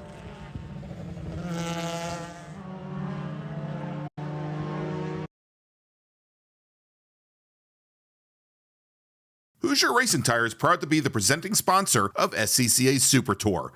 Hoosier's mission is to be the dominant customer-driven provider of tires to race teams domestically and internationally. At Hoosier, we know that our success is dependent on how well we meet our customers' expectations by providing the safest, most reliable, high-quality race tires that put you in the winner's circle. For more information, see our trackside support personnel or the local Hoosier Racing Tire dealer near you, or contact us at HoosierTire.com.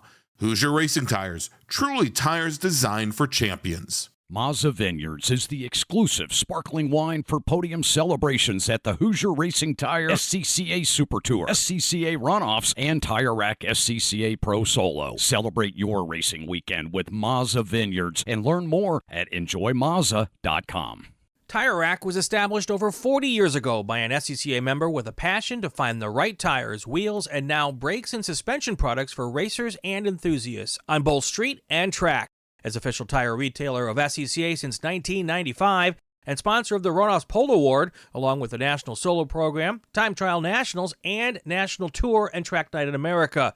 Tire Rack is proud to support the SCCA and its members as they go have fun with cars. As the official fuel partner, Sunoco has been helping the SCCA and their drivers perform at their peak since 2001. Mile after mile, race after race, Sunoco's trusted the fuel over 50 racing bodies, including the SCCA, SCCA Pro Racing, Trans Am, NHRA, and NASCAR. As the largest manufacturer of race fuels, they're passionate about helping drivers and teams take the lead. To find race gas near you, visit SunocoRaceFuels.com or call Sunoco at 800-RACE-GAS. Bravo Trailers is the exclusive trailer partner of the SCCA. Owned by longtime SCCA racers, Bravo Trailers work better, load easier, and tow better because we build them with racers in mind. Visit BravoTrailers.com to see your new trailer in aluminum or steel. If you like what you see today, become part of the action by joining the Sports Car Club of America. Whether you want to drive, flag, organize, officiate, have fun with cars, or meet 65,000 enthusiast friends, SCCA offers plenty to feed your motorsports obsession. Ask someone trackside about how to get involved or visit SCCA.com for more information.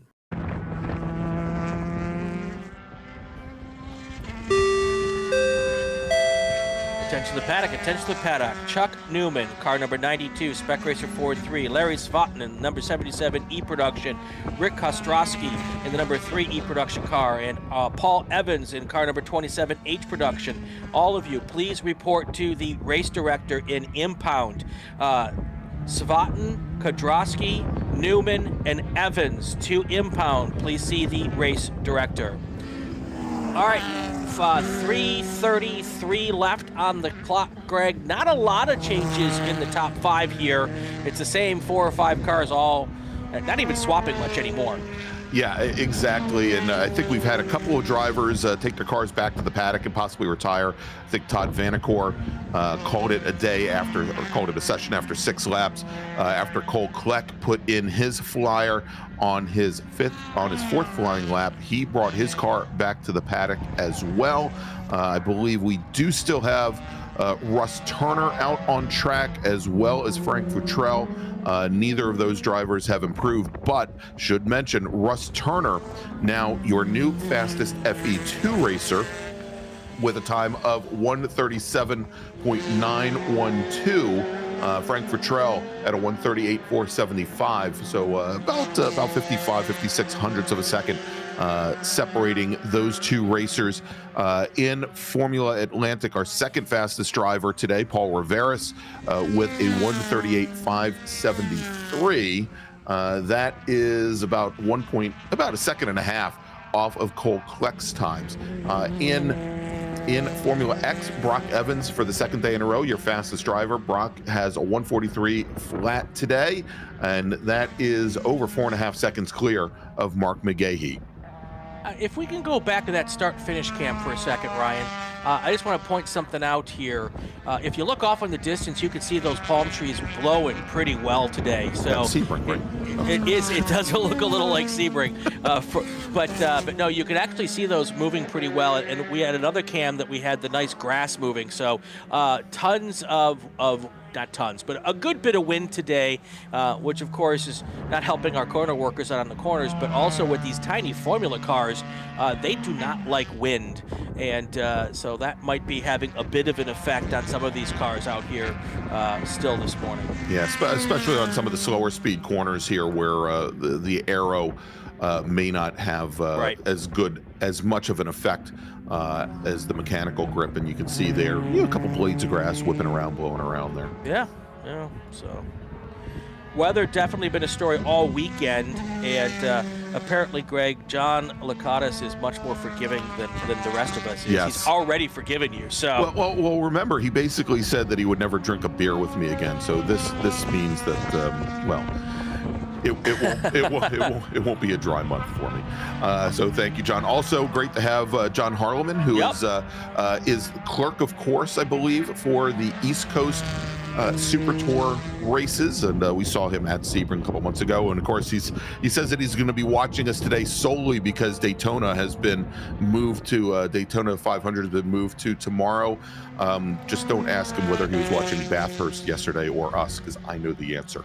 Well, and now what we got to do is we got to jump on all those NASCAR social media pages and put the link to our stuff in there, so those people who were watching those cars go in circles they don't have to they don't have to not have racing to watch. All right, so we've got now, it looks like we should have the checkered flag coming out now, Brian. Let's verify that. I believe, yeah, it's out. All right, yep, there you go. Checkered flag being displayed for all comers now. And as we mentioned, Todd Vanacore had already brought his car back to the paddock. He is going to be your provisional pole sitter with a time of 1:31.159. And Colt Kleck should start beside him. Kleck in his Formula Atlantic Ligier. Fast time for him, a 1:37.08. We'll call that a 37 flat. Russ Turner, third fastest at a 1:37.744. He is your pole sitter for FE2. Frank Futrell at a 1:37.800. Then we've got Paul Riveras and Daryl Wills. And I don't want to go too far down through this order here, Brian, because it then means that I have to do math and compare things to our finishing order from yesterday. But again, the grids for all of these races today are going to be based on the fastest lap time from either of the two qualifying sessions, the 20-minute session yesterday, the 15-minute session, which we've just watched, or yesterday's race. So 3 possible lap times set by these drivers will determine the grid for their race a little bit later this afternoon.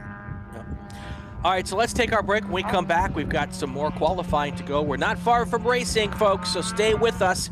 Up next, we've got our ground pounder qualifying session. We'll be back in a few minutes.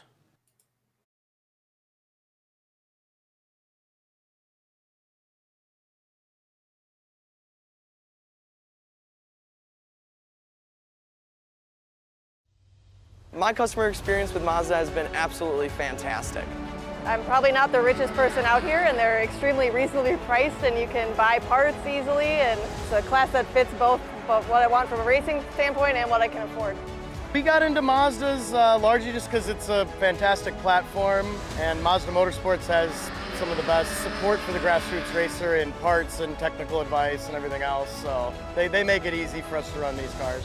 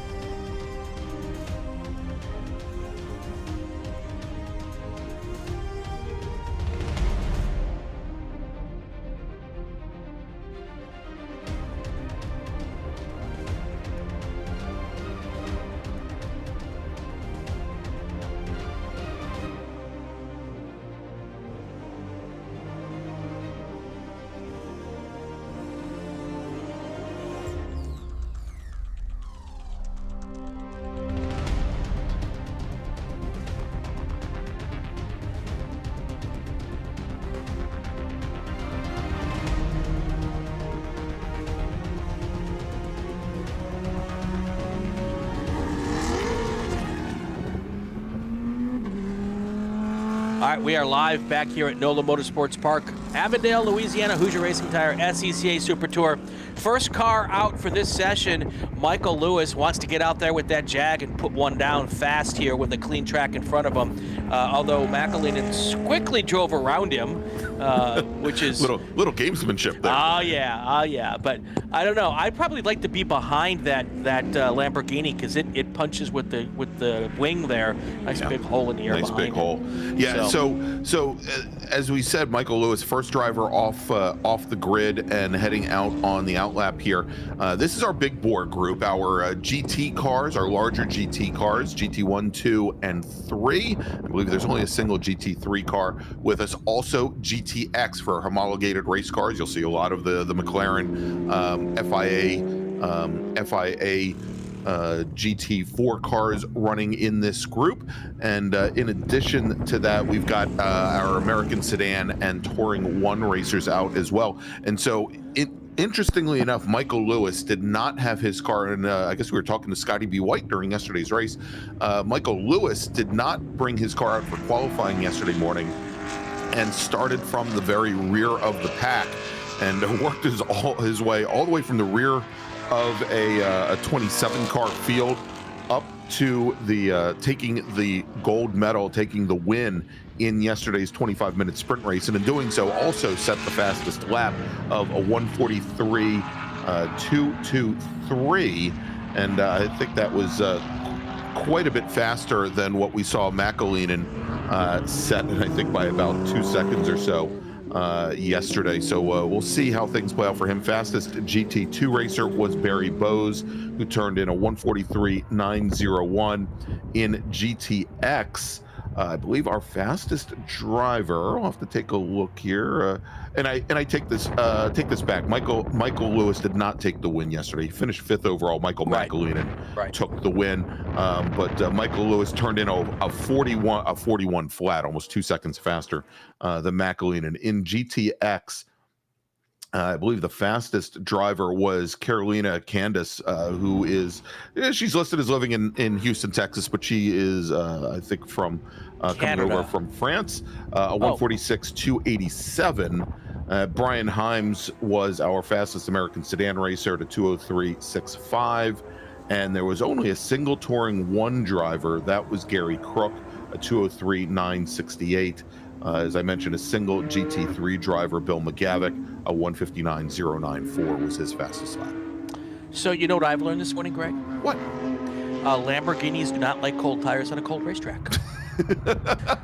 Imagine that. Michael McAleenan spun on turn 3 on the outlap and then had to recollect himself and get back out there. And he was able to recatch Michael Lewis before the start-finish line on the outlap. I was going to say, but that puts Michael Lewis back as the lead car on track.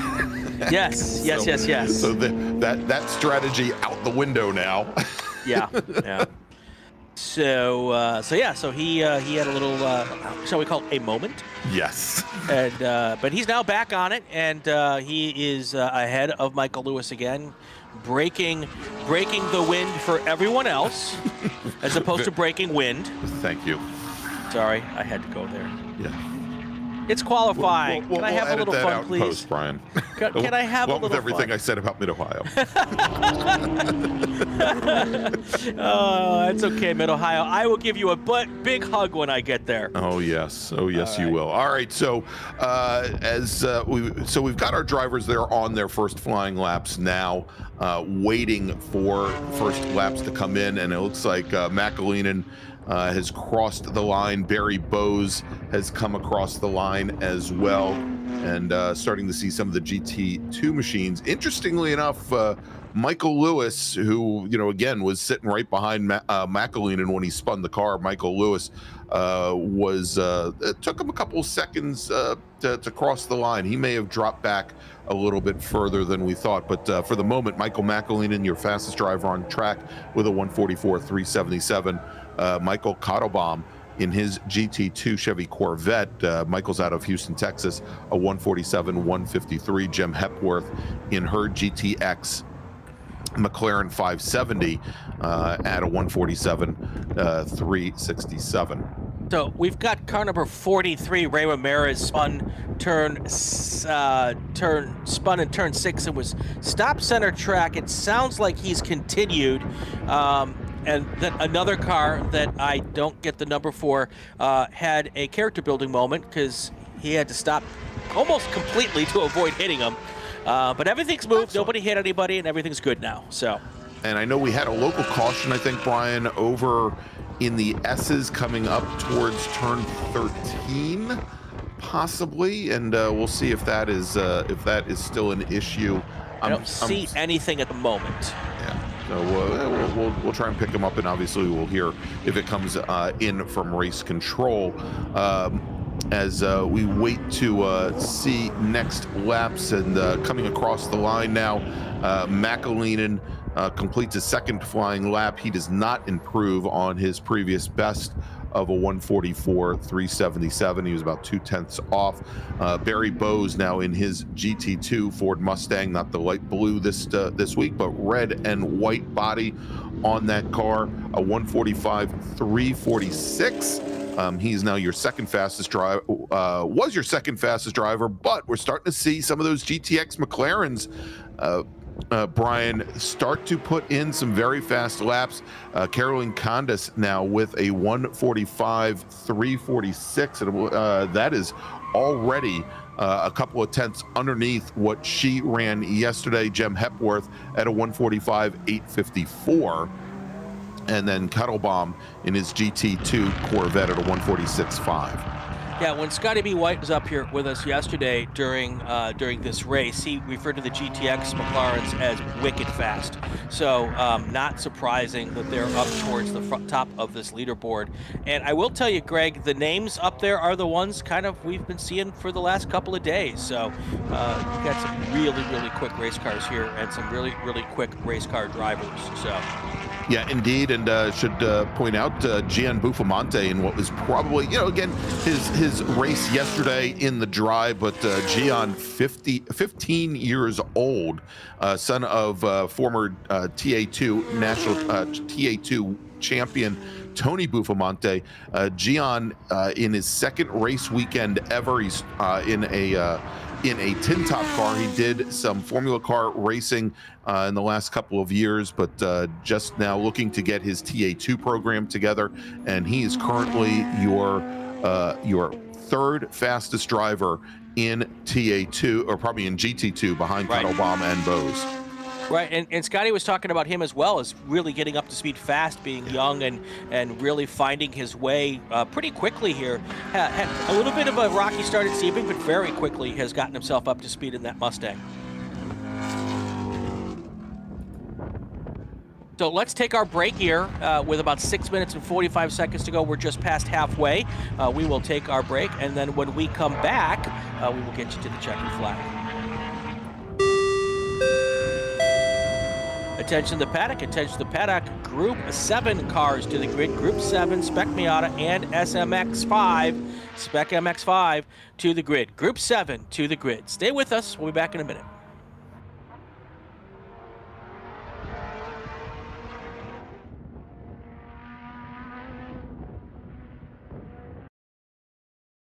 For over 25 years, championship-winning drivers and teams have demanded Hawk Performance Motorsports brake pads. Now you can have their advanced technology on your daily car, truck, or SUV with Hawk Performance Street products.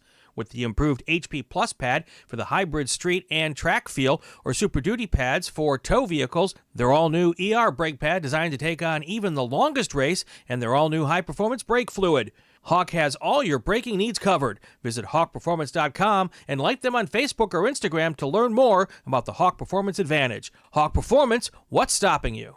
Tire Rack was established over 40 years ago by an SCCA member with a passion to find the right tires, wheels, and now brakes and suspension products for racers and enthusiasts on both street and track. As official tire retailer of SCCA since 1995 and sponsor the Runoffs Pole Award, along with the National Solo Program, Time Trials Nationals and National Tour, and Track Night in America, Tire Rack is proud to support the SCCA and its members as they go have fun with cars. Mazda Vineyards is the exclusive sparkling wine for podium celebrations at the Hoosier Racing Tire SCCA Super Tour, SCCA Runoffs, and Tire Rack SCCA Pro Solo. Celebrate your racing weekend with Mazda Vineyards and learn more at enjoymazda.com. Get more bang for your buck at summitracing.com. Choose from millions of in-stock parts from over 1,500 name brands. Parts for racing, street performance, trucks, plus tools, accessories, and more. Shop anytime, anywhere with the Summit Racing app. Hoosier Racing Tire is proud to be the presenting sponsor of SCCA Super Tour. Hoosier's mission is to be the dominant customer-driven provider of tires to race teams domestically and internationally. At Hoosier, we know that our success is dependent on how well we meet our customers' expectations by providing the safest, most reliable, high-quality race tires that put you in the winner's circle. For more information, see our trackside support personnel or the local Hoosier Racing Tire dealer near you, or contact us at HoosierTire.com. Hoosier Racing Tires, truly tires designed for champions. Welcome back, everybody, to NOLA Motorsports Park, the second stop on the 2024 Hoosier Racing Tire SCCA Super Tour. I'm Gregg Ginsberg along with Brian Bielanski. And Brian, qualifying starting to run down. We've got this session here for our big bore drivers and cars, and then one more session, Mazda-filled session, coming up next, where we'll have Spec Miata and SMX qualifying. But some big surprises here at the top of the pylon, the timing pylon in our big bore group. Michael McAleenan continues to set fast laps here in this session. The Lamborghini Huracan driver, our fastest of the session at a 141 flat, and I'm trying to track down where that is in comparison to Michael Lewis yesterday, and here's where we have to start to differentiate things here. Michael Lewis yesterday was our fastest driver on course, and he turned in a 141.052. Really? Yes. Michael McAleenan, his fastest session on track today, I said it was what, a 141 flat? It's a 141.020. So he currently would be your pole sitter. He's your provisional pole sitter at the moment by 3/100ths of a second over Michael Lewis. Second fastest driver in the session right now is Barry Bowes at a 144.364. That would, from the looks of it, be good for about fourth on the grid in this afternoon's race.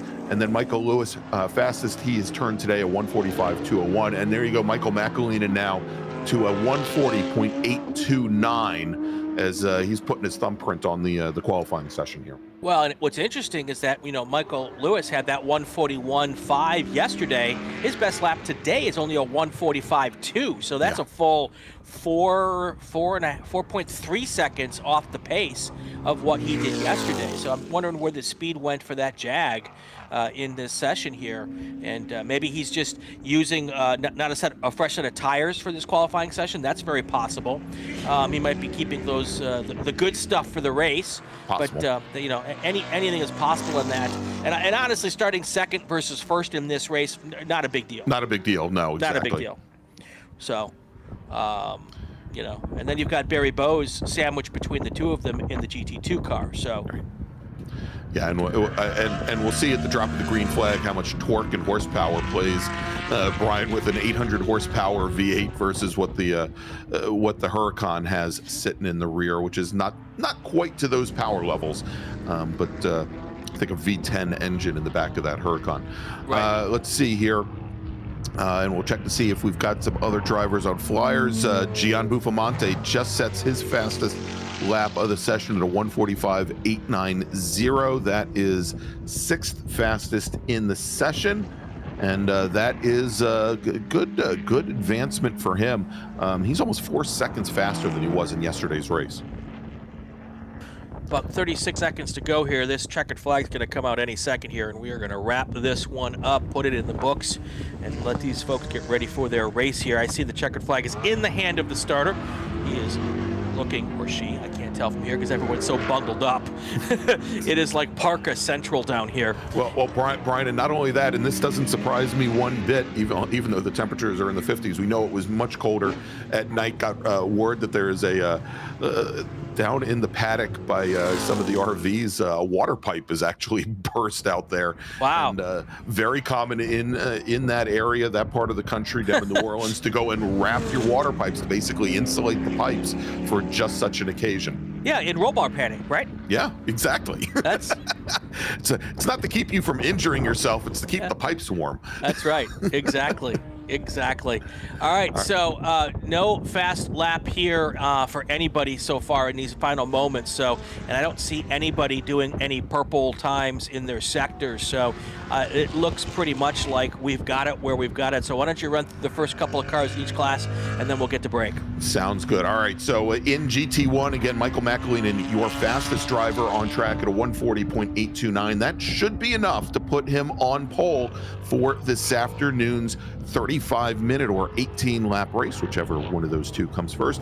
Michael Lewis at a 144.297, about 3 seconds off of his best times from yesterday, and almost 3.5 seconds off of McAleenan here in this session. In GT2, Barry Bowes in the 132 Ford Mustang out of Austin, Texas, your fastest driver with a 144.183. And that was about 2/10 off of his best times from yesterday. Gian Buffalmonte was our second fastest GT2 racer. The 15-year-old turned in a 145.749. Michael Kettlebaum, a 146.543. In American Sedan, only one driver went out today. Yesterday's winner in American Sedan decided to keep his car back in the paddock. That was Brian Himes. Philip Waters turned in a 2:02.174, and that is actually faster than Brian Himes ran yesterday, so that'll put Waters on the American Sedan pole. Then in GTX, Carolyn Candace, our fastest driver from yesterday, today she turns in a 145.346, and that was about 9/10 faster than she ran yesterday. Jem Hepworth also improved her times, 145.854, about a half a second off of Candace. Paige Morales, and I believe this is Paige's first race in a tin top car. Paige ran a 149.497. She was third fastest. And Bill McGavick, our sole GT3 racer this weekend, did not go out on track for qualifying. Gary Crook, our sole T1 racer, turned in a 153.527. All right, that's going to do it for this qualifying session. We'll be back with one more session of qualifying, and then we get to racing. Stay with us, everybody.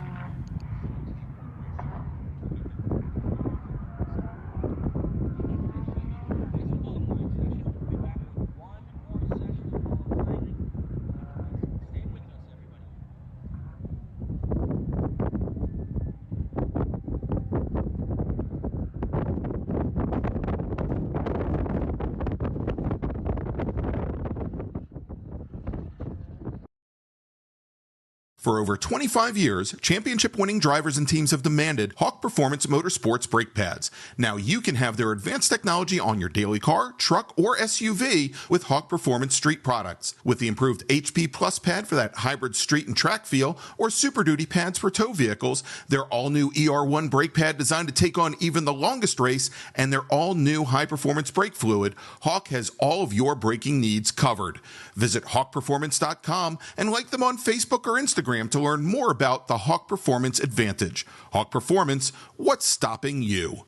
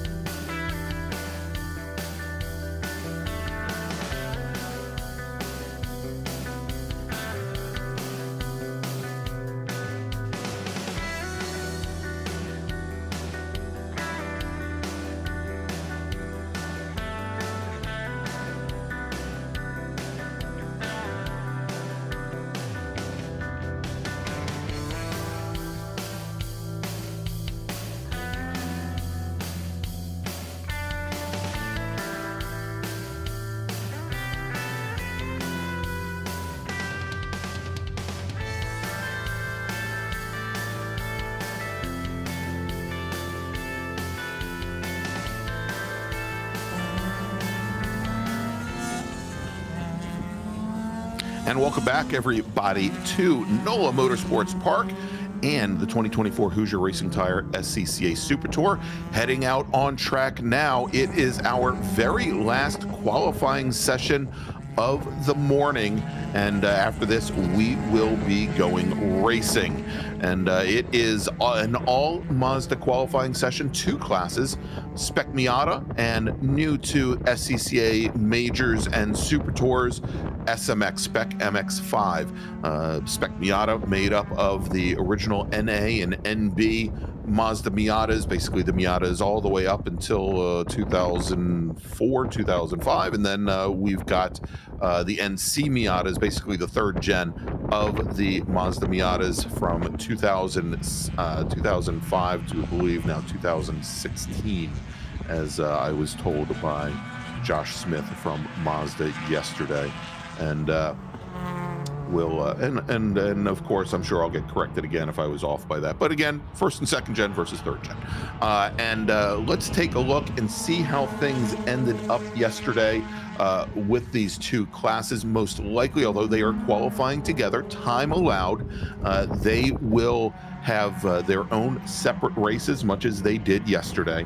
And fastest driver yesterday in Spec Miata was Logan Stretch, the number 98 machine. He finished 3rd on track with a 2-minute .492. That is your bogey time in Spec Miata and in SMX. Although he did not take the win yesterday, Ethan Jacobs, who finished 2nd yesterday, the Oshkosh, Wisconsin driver, turned in a 158.170. Should mention that Nico Bratz took the win in SMX and in pretty commanding fashion there. And Danny Stain just ran away from the rest of the Spec Miata field with about 4 laps to go. Danny Stain was your winner there. As drivers now completing their out laps, Brian, and starting their first flying laps. They are starting their first flying laps, and it is a very, very busy racetrack with what now, I guess, close to 70 cars out there, and 63, at least that's what we're hoping for. And that is why they wanted to split these cars up, if at all possible, and if the schedule permits, that was what we're going to try to do for this afternoon as well. So we had Max Stallone yesterday with an in-car camera. I'm not sure if he's back up and streaming for us today, and but that was some cool stuff. You also saw him at the top of the broadcast. We did a 1 hot lap with him, and he's one of the young drivers here, and he's providing us with so young. It was actually his first ever SCCA race, and I thought yesterday, Greg, it takes some confidence in yourself to give out the old in-car camera on the first race for the live stream. But he did it. It was great. I've just received information from Max, and I think he sent it from the car, which means, you know, these teenagers are awfully savvy, exactly, tech savvy. That from the car just sent me the link to his in-car video. And hopefully I'm we'll be able to bring that was that up not during him the session. sending it. Yeah, well, maybe it was, or maybe he actually sent it a half hour ago and I didn't see it come That's into also my possible. mailbox. That's also possible. So hopefully we'll get some of that in-car video with his Sentinel video system a little bit later during the session. Here, as we've got drivers again completing their first flying laps. We're starting to see they sent out all of the SMX racers, and then a little bit of a gap to the Spec Miata racers, so that there wasn't an overlap. The SMX drivers, we'll start to see some times come in here in just a moment, and actually we are starting to see them complete their first flying laps, fastest being Nico Bratz, yesterday's winner, at a 157.65. Right. Jack Murchison Jack Murchison with a 157.658, second fastest. And we'll see some Spec Miata times come in just a few moments as those drivers now, as you can see, as we watch, for example, there he is, Max Stallone, coming through the S's, most of the front-running Spec Miatas on the backside of the course right now. So real quick, while we're getting ready to watch Max on his lap here, we had car 134, Will Lucas, have a spin early and move on. He's able to continue. And then we've got a car dead stick at the exit of 16, which is where I'm pretty certain that track truck is going to, and trying to get to that car. as these cars try to get around that. You can pass track trucks here while they're on the track, as long as you do it in a safe manner. There's a car right there at the exit of 16 that car is going to, and it is just sitting there. It doesn't look like it hit anything. It just looks like it's got no more go. Yeah, it's got no more go. Yeah, but needless to say that these drivers, for example, Max Stallone and the couple of drivers that he was with, that first flying lap for them pretty much a throwaway at this point, given that they had to check up for that emergency services vehicle here. So we'll follow Max around a little bit as they come through. That is the exit of turn 1, and now they're coming out of turn 2. They're going to be coming down to the hairpin at turn number 3. And certainly those, as you can see, those big patches of curbing. We saw the one on the exit of turn 1. Wow, big steering correction there from Max Stallone. But that big, almost Dorito-shaped curbing coming out of turn 1. And we'll see here coming into turn 6 as well, and then one a little bit later as well. Not something that's going to really upset these Mazda Miatas all that much. There it is right there. These cars sprung softly enough that they'll soak that up pretty easily. There you go. All right, so let's see if we can go back to some of our other action here. Let's take a look now as Charles McTudis goes to the top of the leaderboard in Spec Miata. Chuck McTudis finished 6th on track yesterday. Brian, coming in with 3 turns left to go, he was in 2nd place, and he ended up in 6th, but he has a 1:59.876. That is already below the fastest lap time from yesterday. So at the moment, McTudis is your Spec Miata provisional pole sitter. In SMX, Nico Bratz with a 1:57.652, and that is about 4/10 under Ethan Jacobs' fast lap from yesterday. So Nico Bratz, now your provisional pole sitter. Jack Murchison with the second fastest driver on track in SMX, provisionally on the outside of the front row. Ethan Jacobs 3rd. Yeah, and in yesterday's race, Chuck McTudis did a lot of pushing to Danny Stain throughout that race. It will be interesting to see if Danny returns that favor today. Of course, Danny won yesterday, and as you said earlier, McTudis finished in 6th. So they're teammates. They work really, really well together. They really like each other. They're good friends. So it'll be interesting to see how that plays out. Nico Bratz, race winner yesterday, SMX5, right at the top of the leaderboard again today, Greg. Yeah, indeed. A couple of drivers not going out for qualifying. Checkered flag is out. We must have missed something. And it could very well be, Brian, and we'll wait to hear and see if you hear anything from race control. Yeah, getting from race control now, early checker. And again, I'm not going to speculate too much, but we know that again, there was only one race yesterday that had a full course caution, and it was due to driver behavior on track. We do have a couple of places now where we've got emergency services teams out responding to vehicles that, for example, down at the final corner, turn 16, that may be something to think about. So let's take a look here as the checkered flag is out. Drivers are on their last flying laps. We'll see if there are any changes here before we take a break. But again, fastest fastest SMX racer. Nico Bratz with a time of 1:57.652. Then Jack Murchison, and Jack yesterday finished 4th in the number 1 machine. He turns in a 1:57.658. That is enough to bump him up ahead of Ethan Jacobs. Jacobs yesterday, again, fastest lap was a 1:58.170. Jacobs today, a 1:57.769. Jacobs finished second yesterday. Justin Anacondas, who finished 3rd yesterday, had the 4th fastest time. He was at a 1:57.78. And then our pole sitter from SMX yesterday, Michael Borden, who unfortunately had an off about mid-race and was not able to continue. He was 5th fastest here today in qualifying with a 1:57.955. Should mention that the top 5 drivers all under the fastest lap time from yesterday. Right. in So- Spec Miata. Oh, go ahead, Brian. I was just going to say the situation is that they were going to have to go full course yellow to take care of this car anyway, and we were late enough in the session that they would have never gotten back to green. Okay. So we're catching up a little bit on the clock by doing it this way and getting everyone off the track so that they can get this car going. So I don't know if it was really an overdrive in the yellow situation as much as it was just looking at the time on the clock. So. Oh, gotcha. All right, let's run down Spec Miata, Brian, and then I think you've got an announcement that has to go out to the paddock. All right, so in Spec Miata, your fastest driver in qualifying, and again, this should be fast enough to put him on pole for this afternoon's race. Chuck McTudis out of Little Mountain, South Carolina, a 159.876. His teammate, Danny Stain, the two teammates from OPM Autosports, Stain turns in a 2:0.95. And that was good enough for about a half second. That's about a half second faster than Logan Stretch's fastest time from yesterday. Stretch had a 2:0.492.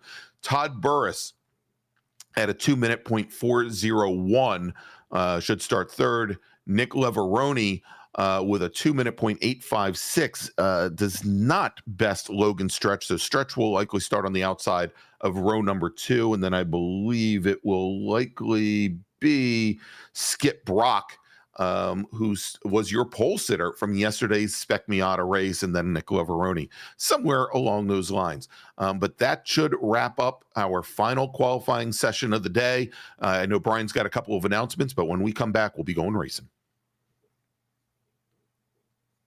All you, Brian. Yep. Attention the paddock, attention the paddock. We would like to let everyone know that we're going to be turning off the water for the facility for about 15 minutes. There's a broken pipe that needs to be fixed, and the only way to get that is to turn the water off for the facility, and that will be going on very shortly. If it hasn't already started, it'll be off for about 15 minutes. So if you are supposed to have water wherever you are, hang tight. It'll be back on a little bit. You know, that's a good thing, Brian, because, you know, we're going to take a break, and next up is going to be racing here, and our first race group going to be Spec Racer 4 Gen 3. I'm going to go get a tall glass of water.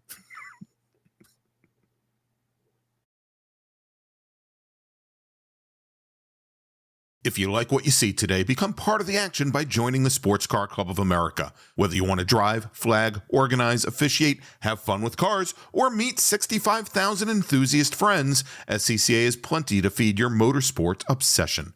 Ask someone trackside how to get involved, or visit scca.com for more information.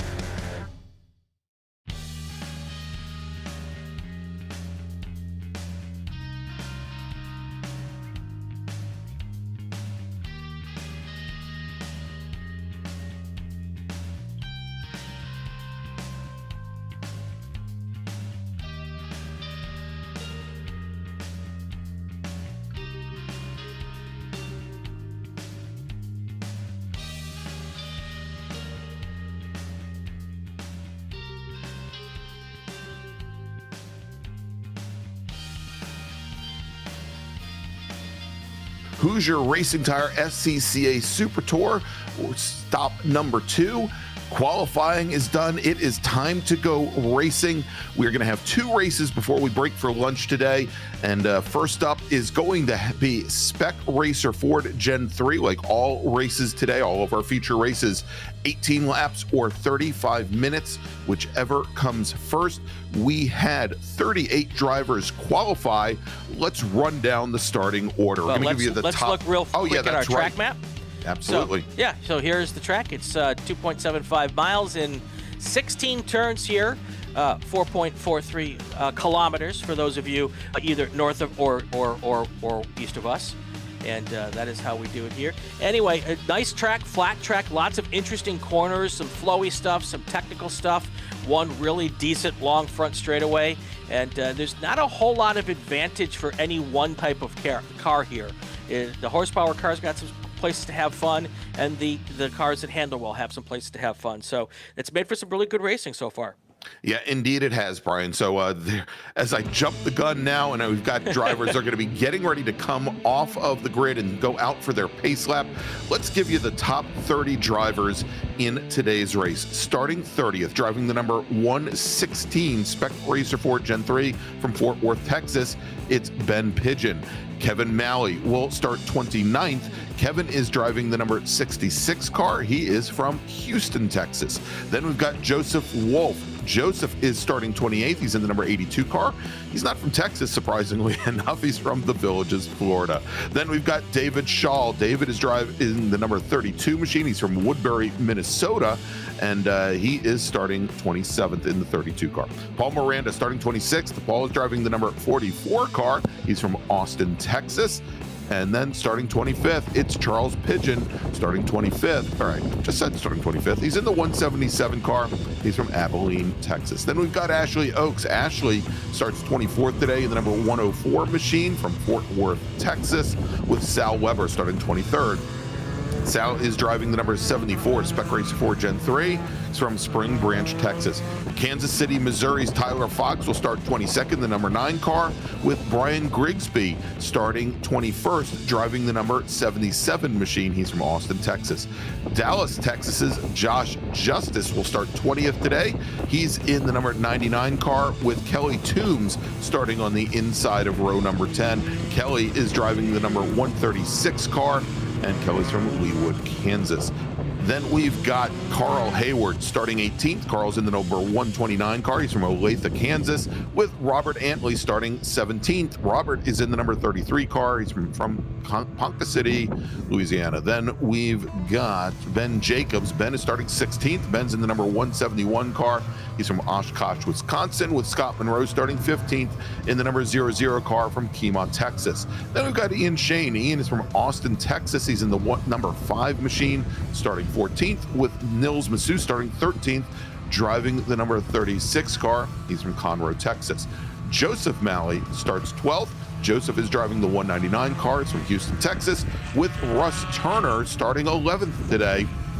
Russ is out of Montpelier, Virginia, driving the 23 car. Mark Snyder starts out in 10th position, driving the number 127 machine. He's from Joshua, Texas, with Todd Vanacore. We just saw Todd a little while ago in his prototype car. Now he's running Spec Racer Ford Gen 3. He's in the 19 car. He is from Ormond Beach, Florida. Dave Ogburn will start 8th today. He's in the number 108 Spec Racer Ford Gen 3. He's from San Angelo, Texas. And again, I want to thank David for sitting in with us yesterday afternoon. Then we've got starting 7th, driving the 105 car from Bixby, Oklahoma, Tyler Stevens. Gary Glanger will start 6th today. He's from Dallas, Texas, drives the 18 with Richard Stevens. From Covington, Richard Stevens from Bixby, Oklahoma will start 5th. He's in the number 56 car. Local boy Richard Baldwin from nearby Covington, Louisiana will start on the outside of row number 2. In 4th position, driving the number 2 machine. Next to him will be 2-time national champion Clay Russell, yesterday's race winner. Clay Russell, he's from Spartanburg, South Carolina. He drives the number 31 car. And your front row today, driving the number 128 machine from Joshua, Texas, starting 2nd is Liam Snyder. And your pole sitter today from McKinney, Texas, driving the number 4 Spec Racer 4 Gen 3 with a qualifying time set this morning, 1:51.739, almost 0.4 of a second up on the rest of the field. Driving the number 4 machine, it's Denny Stripling. All right, lights are out on the pace car as they start to slide through the S's here, and they will get into the turn 13, 14, 15 complex, and hopefully they will be able to get all bunched up together. Pace cars goes a little fast here at this racetrack because there's not a lot of room between the exit of 15 down to the green flag, the start stand. That's what I'm trying to say. So if they don't slow them up in this early part, it's hard to get the back of these long fields bunched up. But we'll see if they can do it here. It looks like the first 7, 8 rows are looking really nice, and then we do have some stragglers closer to the track, closer to the back, but they're trying to get caught up as well.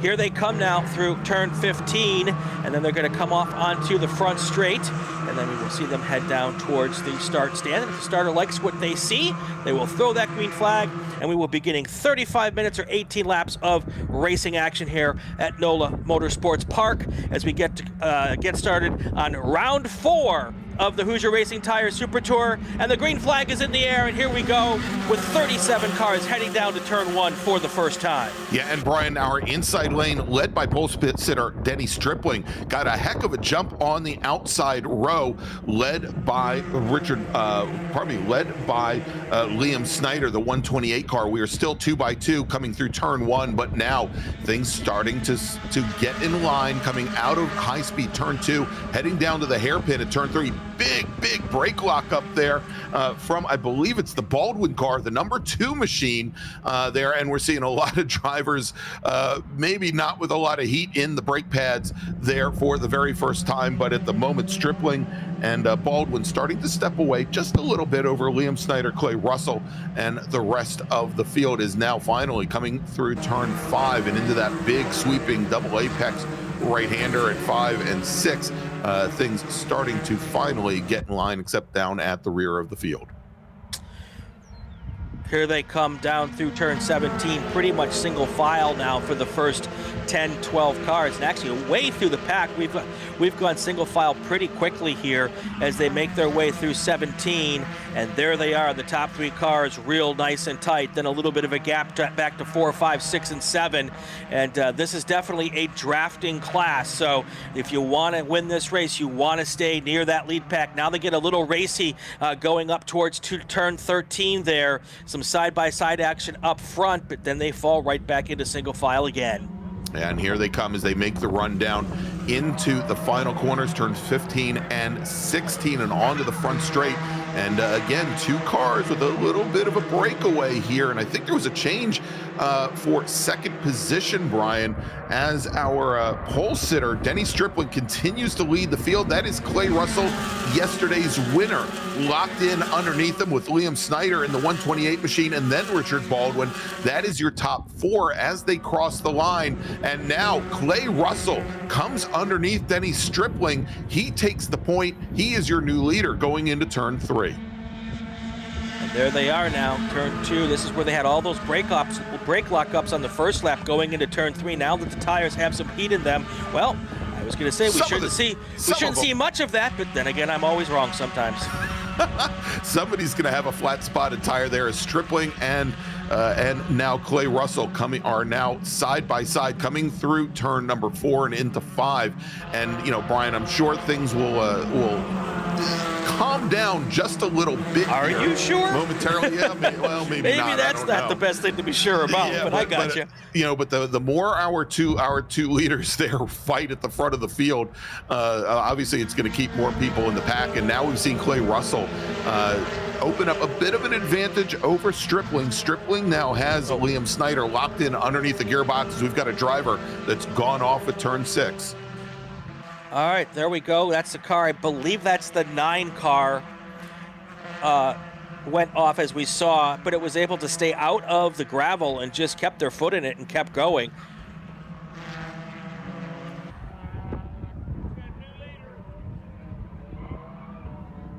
All right, and we'll try and get the number there. You said that was the number 9 machine, Brian? Well, I thought so, but I don't see. Oh, it might be a 5 white. 5 white, I'm hearing.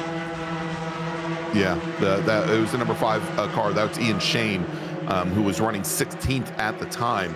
As our leaders now come out of the final corner and onto the front straight. And Clay Russell now with over a half of a second advantage over our new second place runner as Liam Snyder used his speed there. We can see that black and orange 128 machine getting around Denny Stripling. So our pole sitter now falling back into third.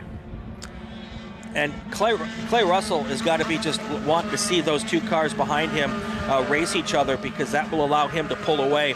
We had a big gap between first and second yesterday because we had weird weather conditions and everything. Very not typical for Spec Racer Ford. Usually there's 2 or 3 cars up near the front at least racing for the win.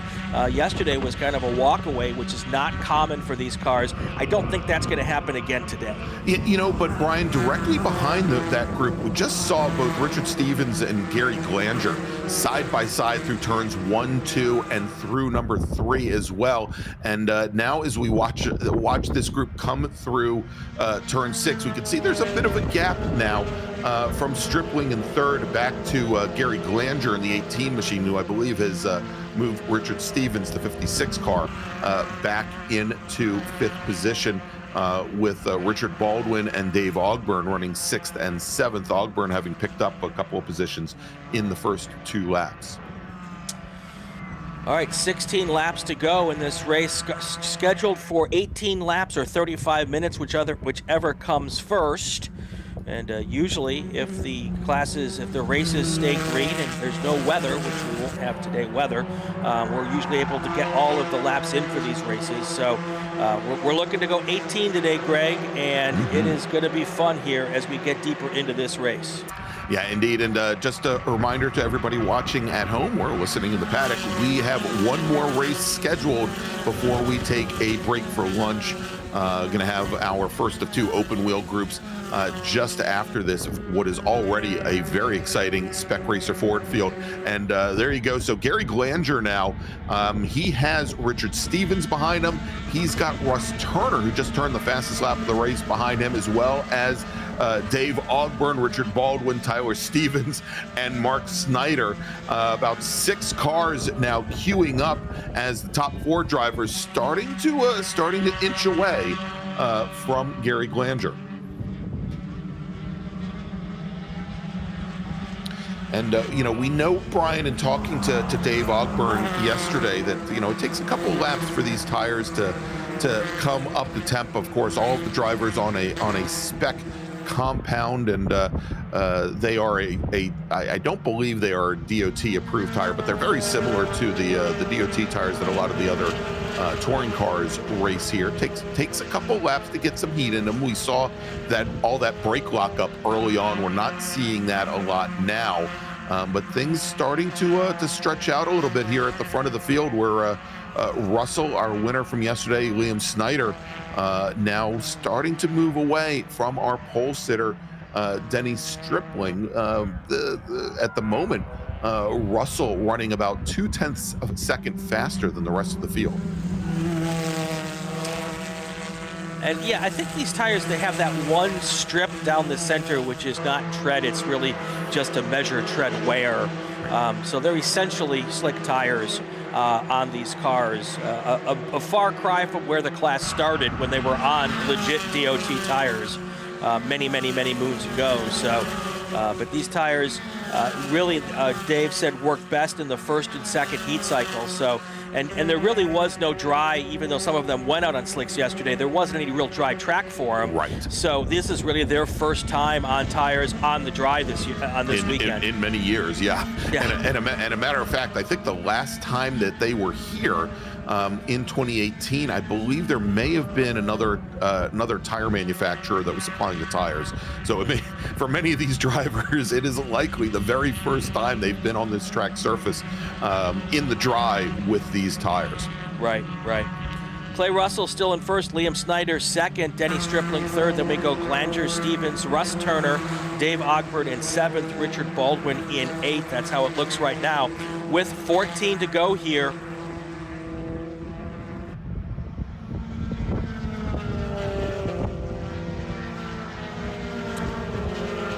Liam Snyder just went purple with a 1:57.84, and he's got that gap of 0.6 of a second or so. And, he just wants to kind of hang on here, Greg. Yeah. We always have this discussion when we have our drafting classes, our Spec Miata, our Spec Racer Ford 3.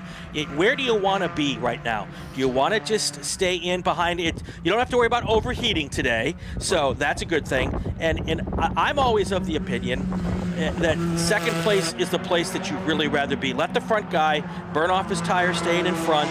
You stay back there, do what you got to do. Learn where that driver is faster and where that driver is slower so that you can make a decision in the last lap or two when to make that final move. All right, so on the last lap, Brian, we mentioned that Snyder turned fast lap. He had actually eaten up about 0.3 of the gap that Clay Russell had built up. He has now knocked another 0.2 out of that as well, and he is now, we can see as they come through turn number 2, and Russell running very wide, missed the apex by quite a bit there at turn 2. Liam Snyder is a former national champion in Formula Enterprises 2. He's pulling up right to the back of the 31 machine. Now, just 2 laps ago, Snyder was in jeopardy of actually falling out of the 31 cars draft altogether, and obviously now he's kind of locked in. That second pack, led by Denny Stripling, they are definitely at over 2 seconds back now, almost 2.5 seconds back out of the draft of our leaders. Stripling, though, is appearing to pull Richard Stevens, Gary Glanger, and a whole cast of others. I think Glanger, Turner, and Ogburn now up to him as we see that 5-car group. And we'll see if they can get up to our lead pair. There's then that third group, and that is Richard Baldwin, Tyler Stevens, Mark Snyder, just a couple of car lengths behind.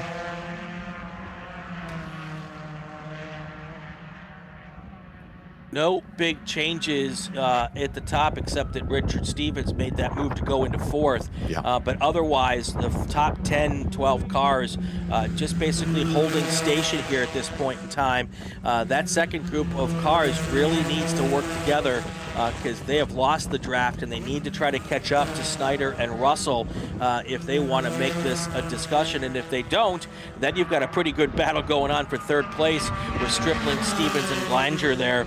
And even Glanger's now falling back a little bit as well. So right now it's Stripling and Stevens fighting for third place on the podium, and with Russell and Snyder potentially battling for first and second on the podium. And there's a pass for the lead, it looks like. Yeah, and now coming out of turn number 2, your new leader is Liam Snyder. A little bit further back from there, it looks like, I saw Russ Turner and Dave Ogburn, 2 teammates, side by side going into one in the battle for 6th, but it looks like we might have a new third place runner as well, as I think the blue number 56 of Richard Stevens has now gotten around Denny Stripling. So moves Stripling, our pole sitter, down in the 4th position with Gary Glanger very close behind. And then we'll take a look now as they come out of turn number 5, and it appears that Russ Turner has been able to hold off Dave Ogburn for 6th. So things are starting to get a little bit racy here with 12 to go, but all of that action is happening kind of from third place on back. Not much going on up front, and we're just trying to keep these things going. But look at the front 2 cars now all over the back of each other. Russell and Snyder. I guess no one's wanting to be patient today, Greg. No, apparently not. And Brian, it's very interesting watching this corner coming into turn 9, this left-hand turn. The difference between the drivers that choose to use the curbing there at the apex and how much it actually lifts up the rear of the car, rotates the car, but causes a big drop in exit speed through that corner. We're seeing most of the drivers up at the front of the field try to avoid that curbing altogether and stay just on the pavement. But look at this, we're starting to see now the 56 of Stevens, who had just gotten around Stripling. He's starting to finally separate himself a little bit from that second pack. Now about 4 car lengths separating Stevens from Stripling, Glanger, Turner, and Ogburn.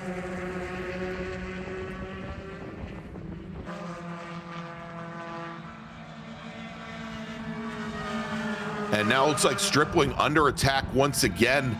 Now, Brian, here is that that pack now, the battle for fourth goes 2 by 2 as they come into the hairpin. And we now have Stripling losing another position as Gary Glanger in that white number 18 machine. He moves up in the fourth. That now puts the three teammates, Stripling, Turner, and Ogburn together. And Brian, when they say that team is three fast guys and Denny, I don't know how Denny Stripling, who's leading the trio right now, is going to be able to handle that. Absolutely. A little deeper in the pack, car number 32. David Shaw spun in turn 6 and continued. That's dropped him way to the back of actually to the last car running place at the moment. Yeah. So he'll have to pull himself back together to pull him up through the pack, or this deep in the race, he might just decide to call it a day. Although he came all the way from Woodbury, Minnesota, so maybe he wants to get his laps in before he makes that drive back to the Great White North. So. And Brian should note 2 drivers that did not make the grid for today's race: Brad Gordana out of Fort Worth, Texas, and Chuck Newman out of LaGrange, Georgia. And I think Chuck had some mechanical issues that he wasn't able to come out for qualifying this morning. So that makes sense that he is not out for the race. Liam Snyder, our leader, just resets fast lap. And now the 128 machine, Brian, he is now opened up almost a second advantage over Clay Russell. Russell may be in the very edges of the draft there as they come under braking now into the hairpin over at turn 3, but you can see he's about 7, maybe 8 car lengths back at this point. Yeah, that's a pretty decent gap for the front of this race. Not like we said earlier, or like I said earlier, that's not typically how these races play out here. Usually it's like 2-3 cars always working together. And we had a little bit of a breakaway yesterday, and we've got a bit of a breakaway again today. All right, and let's take a look here as they come out of turn 5, because I think we may have a slight, and again, it's that battle for 5th position. Denny Stripling, wow, running very wide, coming through turn 5. He's the second car in this little pack right here, being led right now by Gary Glanger. That's the battle for 4th. Directly behind them, we can see that's Mark Snyder, brother of our leader Liam, and Tyler Stevens fighting it out for 8th position. And you know what, we, as you would expect in these classes, what we're starting to see are packs of 2, packs of 3, as a lot of these cars still working the draft. It appears to me that Clay Russell's starting to reel in Liam Snyder again just a tiny bit. That gap looks like it's been closed down, possibly even, oh, look at the big drifting slide as Richard Stevens came through turn 15 there. That was an impressive save. It was an impressive save, but that might really impact his exit speed coming down the straightaway here, Brian. Thankfully for him, he's still got about 5 car lengths, maybe 6 car lengths on Gary Glanger, and indeed the group behind him made up about 2, almost 0.3 of a second, just on the basis of that little drift through turn 15 that Glanger made.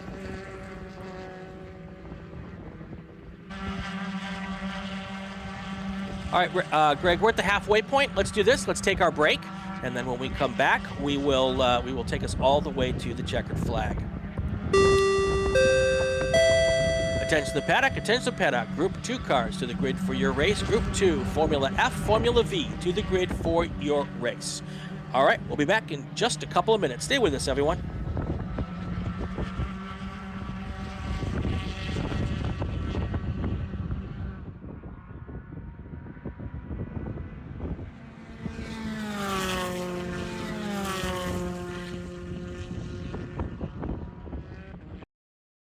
Hoosier Racing Tire is proud to be the presenting sponsor of SCCA Super Tour.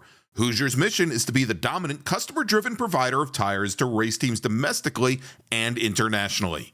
At Hoosier, we know that our success is dependent on how well we meet our customers' expectations by providing the safest, most reliable, high-quality race tires that put you in the winner's circle. For more information, see our trackside support personnel or the local Hoosier Racing Tire dealer near you, or contact us at HoosierTire.com.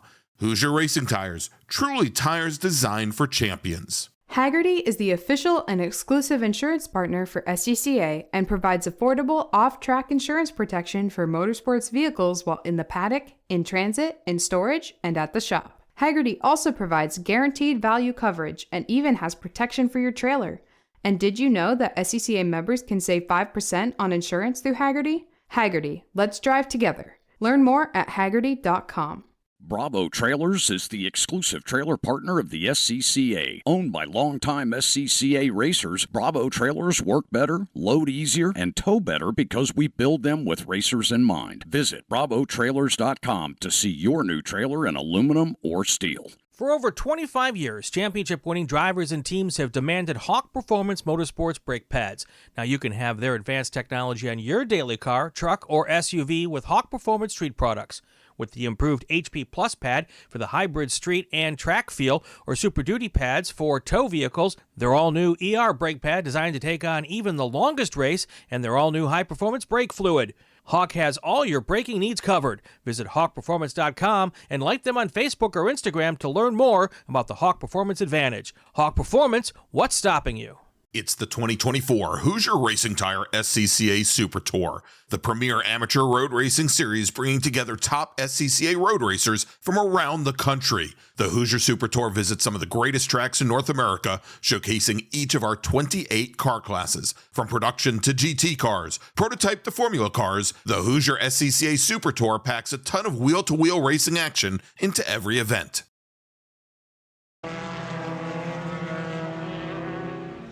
We are back here at NOLA Motorsports Park, first race of the day of our last weekend of racing, round 4 of the Hoosier Racing Tire SCCA Super Tour Spec Racer Ford. The action has been pretty fast and furious for the first half of the race, although now we've got a bit of a gap between first and second place at 1.5 seconds. Liam Snyder, our leader. Clay Russell is in second. And then there's a 9-second gap back to third place, Richard Stevens. But now the battle will be on potentially for that last spot on the podium because it's only about a second and a half back to Denny Stripling, who is in fourth. So some interesting stuff going on. And Greg, you have some information about our 9th place driver. Yeah, about our 9th place runner. And I want to thank, of course, I think we had some folks, Big C in the chat, reminding everybody about Tyler and Richard Stevens. Richard Stevens currently running in 3rd position in that blue number 56 machine. His son Tyler in his very first SCCA weekend here, race weekend. Not to say he doesn't have Spec Racer Ford experience, but Tyler continues to set personal bests. He is running 9th right now in the 105 machine. He is 17 years old, kart racer. He's got about 4 years of karting experience, and last year he got his first experience in a Spec Racer Ford Gen 3. He finished 2nd in the Comma Series, which is local to the Hallett Motor Racing Circuit out in Oklahoma. Of course, Richard and Tyler, their hometown, Bixby, Oklahoma, which I think you mentioned yesterday is somewhat close to Tulsa, if I remember correctly. But good to see him. And we're starting to see Brian, I think at least now, Stripling and Turner Ogburn starting to close things down a little bit on Richard Stevens. When we went to break, Gary Glanger, who had gotten in front of the 3 fast, or two of the fast guys in Denny, now finds himself back in 7th position. A little bit of a bobble for the number 18 machine. Still up front, Snyder, Russell, then Stevens, then Turner, and all the way back through the pack. It looks as though possibly Richard Baldwin, who is in that second pack, is starting to drop back, and I think he might have come off the track. We've got a spinner in turn 3. And we'll see if we can pick that up via replay here in just a minute. I don't know. We'll take a look and see as he comes by. I don't think that was the 99 machine that we saw earlier in the during qualifying in the gravel trap. I believe the 99 machine has a full blue side. That one has blue top but black sides. We'll try and get the number on that in just a moment. We'll probably be able to track it here when our racers complete lap. When they go and complete lap number 13, which they are currently working. All right, so that spinner in 3 was the 66 car, Kevin Malley. He's out of Houston, Texas, and he was able to get it going, but that was the car there in turn 6. Excellent.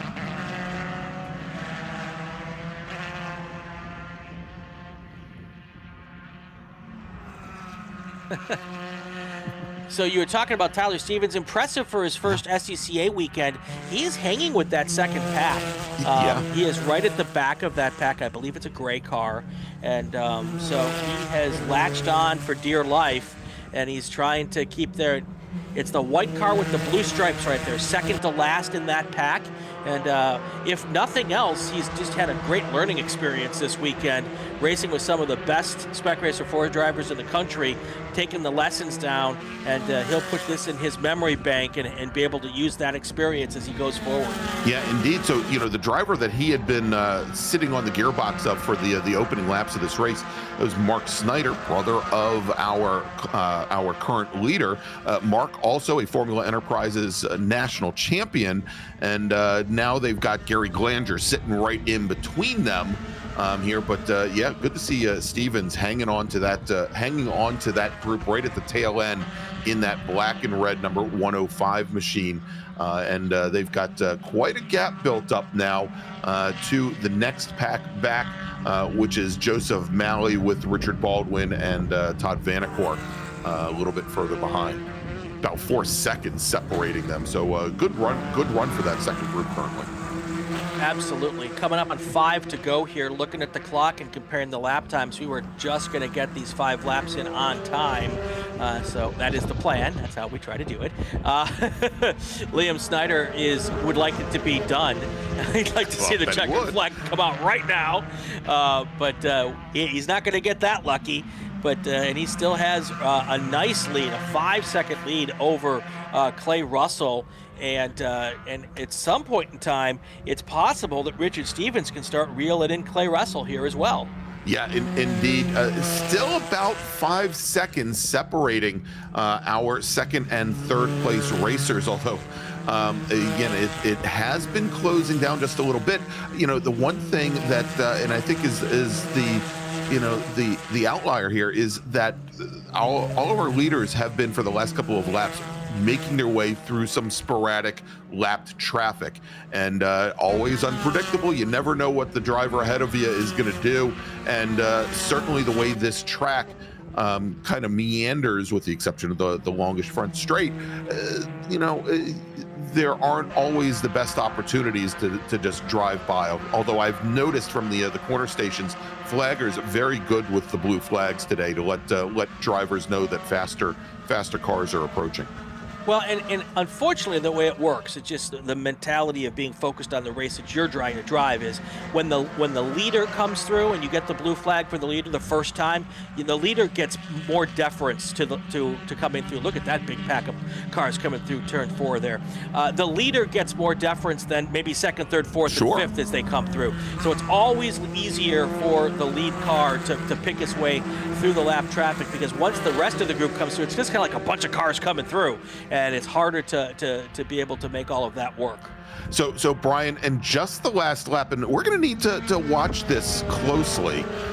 Richard Stevens knocked off 2 seconds of the advantage that Clay Russell has on him, and I don't know if maybe Russell is having some issues with the car, or if perhaps he is just trying to preserve the equipment. Maybe he ran off the tires early on in the race. But there is, with now 4 laps remaining, at 2 seconds a pop, Stevens could be there by the very last lap. So 2 things. I would say that the Richard Stevens didn't take off 2 seconds as much as Clay Russell's coming backwards. The lap was a 152 for Russell, and Stevens is still running the 150s, which is actually faster right now than Liam Snyder. So it does look as though, and now Stevens has gotten around Clay Russell, who's dropping way back. And I was hearing that there was a car number 66 that spun, but now this may have been car 30. I don't know why. Clay Russell's now all the way back to 11th. 11th, yeah. and he's continuing to drop. Let's see if we can pick up. Brian, there is a local caution over at turn number 6. Yeah, that's for the 66 car. Okay. Kevin Malley is off again there. Yes. Okay. But I'm not certain what's going on with the 31 car.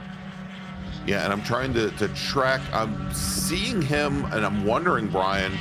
Well, let's see if he comes back. He's now down to 15th. 15th position, and I'm wondering if he's coming down the pit lane. I saw him over by turn 15 by the pit entrance, and I'm trying. He doesn't appear to still be there. I'm wondering if he came down the pit lane. Yeah. Again, looked like he might have had some mechanical issues. Well, whatever Ryan, the case, Director Ryan, if it's possible, if we could get a shot of turn 16, because I think we can see the pit lane from that camera, and I'm looking to see if there is a car down there. Yeah, and I'm wondering if that is possible. And he's going back to the paddock. Yeah, it he's looks going like, back to the paddock, and that is the 31 machine. So it looks like Clay Russell has called an early end. That is now going to move Richard Stevens up into in the second. Russ Turner into third. So now that whole battle now that we've been watching, that big gaggle of cars that is now all vying for 2 places on the podium as opposed to just opposed to 1 place. Yeah, and Brian, here's something very interesting as they come across the start-finish line. Look at the 3rd car in that line. That is Mark Snyder, the 127 car. We talked about him just a little while ago in comparison to Tyler Stevens, because he had been sitting back in 8th and has worked his way up to 7th. But as that second pack had to start working their way through traffic, last lap, there was a big jumble over at turn number 4. Mark Snyder got around Denny Stripling and Dave Ogburn. He got around Gary Glanger as well. And Mark Snyder, the 127 machine, he is in contention for a medal here, as he is now running in 4th place, just back from Russ Turner and Richard Stevens. Attention to the paddock, attention to the paddock. Group 2 cars, Formula F, Formula V to the grid. Group 2 cars to the grid. And there's that double triggered. There's that 66 car just sitting out there. There he is, I gotcha. Yeah, I think he's just going to sit there till the end of the race there. So, white flag this time by is what I'm hearing from race control. So, good news for Liam Russell, but we've got a big battle still going on. 2nd and 3rd place is still not decided here. Yeah, exactly. As we watch them now, there's our leader coming through the S's. But we'll see here. This is a lap. This is some lap traffic coming through currently. Here comes the battle now for 2nd position. It is Russ Turner in the blue number 23, Richard Stevens in the blue number 56.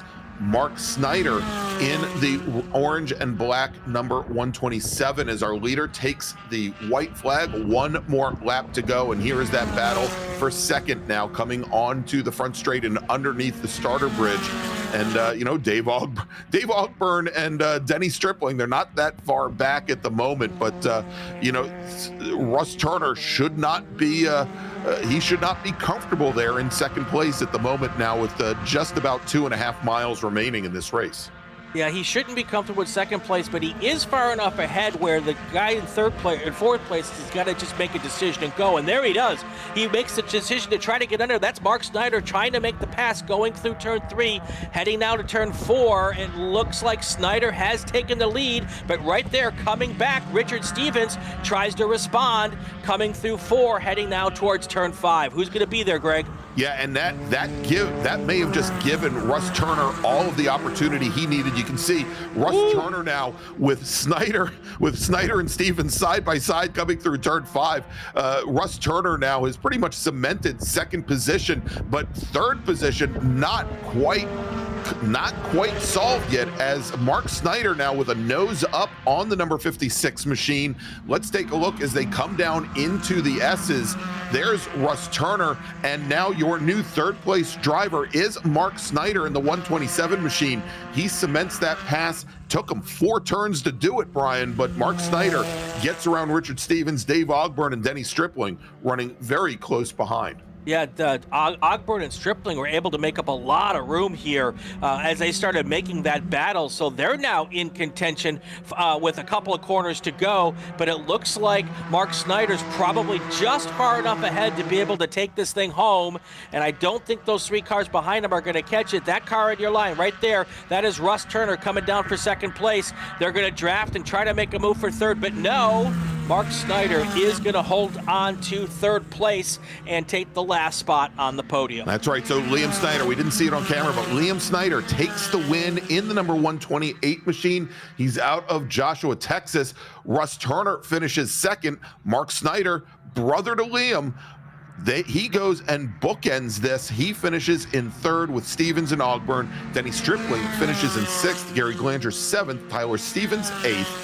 Joseph Malley will finish ninth in the number 199 machine, and then Richard Baldwin will round out the top 10. It's then Vanacore, Masseuse, Toombs, Monroe, Antley, Hayward, Shane, Ruth, Jacobs, and Paul Miranda rounding out your top 20. All right, that's going to do it for our first race of the day. That was exciting one in the books. We're going to get to our second race, Formula V and Formula F next. We're going to take a short break while we're doing it, and while we take that break, get yourself ready for our final race before lunch. Don't forget, we're coming back with a whole bunch of racing after lunch as well. Stay with us.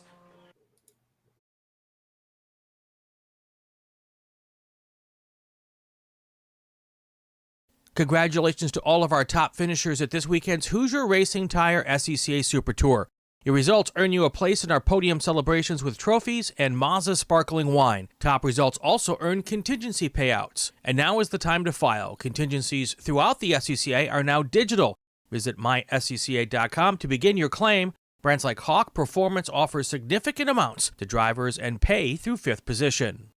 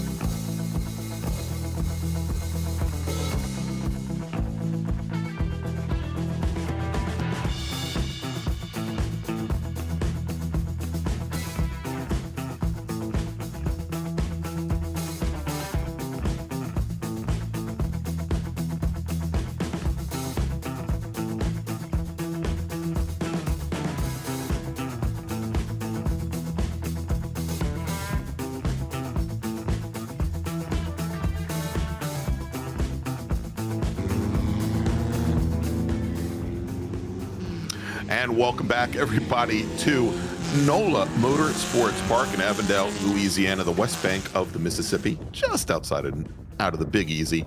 I'm Gregg Ginsberg, and along with Brian Bielanski, as we're Yes. getting ready for our second and final race of the morning. After this race, going to take a little break for lunch, and then we will have, Brian, 5 or 6 more races, depending on where we are with the schedule. But on track right now for their pace lap, you see them there.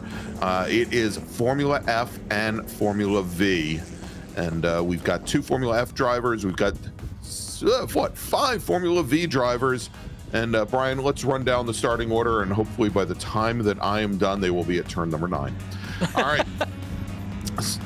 Starting 7th today, driving the number 5 Formula V Protoform from Neenah, Wisconsin, Ron Whitston. Starting 6th today in the number 80 Vortec from Danielsville, Georgia. It is Stephen Davis. He's driving the number 80 machine. Zach Whitston's going to start 5th today. He is in the number 27 Protoform Formula V. He's out of Austin, Texas. Steve Whitston, we saw him a little bit, we saw him earlier in qualifying for this group. We also will see him a little bit later today in Formula Enterprises 2. Steve is driving the number 18 Protoform. He's out of Georgetown, Texas. He's starting 4th overall. Andrew Whitston is your pole sitter in Formula V. He's going to be starting 3rd overall. He is driving the number 12 Protoform. He's from Neenah, Wisconsin. And your front row today, both in Formula Fs, both driving Pipers. Cameron Reed will start on the outside of the front row. She is driving the number 09 machine. She's from Youngsville, Louisiana. And your pole sitter with a qualifying time of 151.982. It's Cooper Shipman out of Austin, Texas. All right, and it's turn 7 is where we got you by the time you were done with the grids. So You want me to start again? No, that's Okay. fine. So I got to give props to the folks down here, Greg. A lot of the tracks we go to, they have the typical lunch fare, the hot dogs, the hamburgers, maybe a salad or 2. Yesterday we had red beans and rice and catfish. Oh, wow. Today, jambalaya. Jambalaya. Oof, very nice. I gotta love it when the regional specialties get to the track lunches, and a big thank you to everybody here. It's been the warmest of hospitality on the coldest of days at NOLA.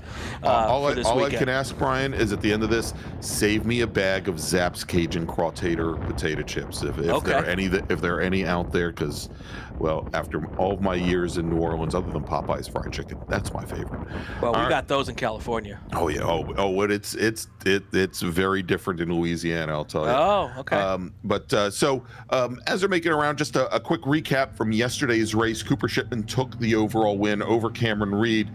Good to see Stephen Davis out here in the number 80 machine. He's in that black number 80 machine. He's going to be sharing the last row of the Formula V's with the yellow number 5 of Ron Whitston. Stephen had some mechanical issues at the end of lap number 1 and unfortunately was not able to complete the race. But pace car now, Brian, is on the pit lane, and that turns the field over to Cooper Shipman in that bluish Piper Honda powered car, or probably with the black and white number 09 of Cameron Reed on the outside, and green flag is in the air, and we are racing once again here from NOLA Motorsports Park. No surprise that the Formula F machines start to move away from the Formula V's as they come down into turn 1, and as they do, Cameron Reed takes the point. She is your leader in Formula F. Andrew Whitston, your leader in Formula V. Cameron Reed, very good in our Super Tours last year when she was out here, so not surprising that she's been able to get herself up to speed here. Cooper Shipman slots in right behind her, and will have some time to kind of figure out where she is strong and where she's not before he makes a possible attempt to get back to the lead here. This is the first part of the race weekend for him where he's not been in front. He started a little bit further back in the race, but quickly made his way to the front yesterday. So this is a new role for Shipman, playing the second fiddle at the moment, but we'll see what happens there. Of course, the whole gaggle of Whitstons are behind him in the Formula V's, and then Stephen Davis as well. All right, and it appears as though, speaking of Steve Whitston has gotten around Andrew here at the front of the field in Formula V.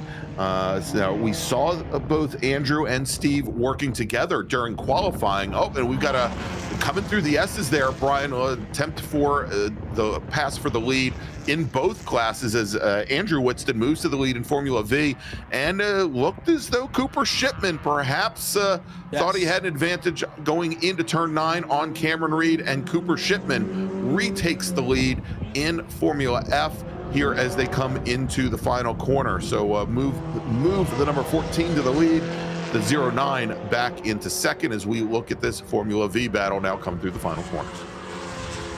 That's right, and Shipman now comes across the line with a bit of a lead now, about a 0.5 of a second.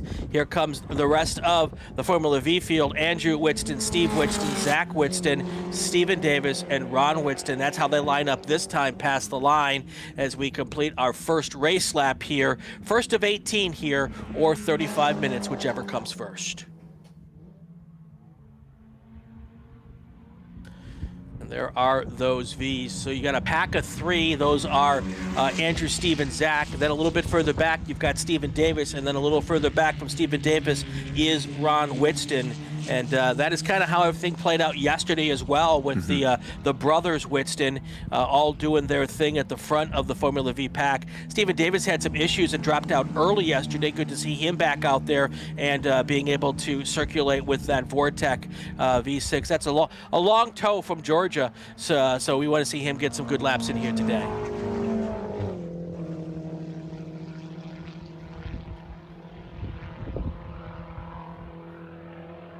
All right, coming through turn number 5 now, and again, a little bit of the breakaway here as although starting to stretch out just a little bit between Andrew, Steve, and Zach.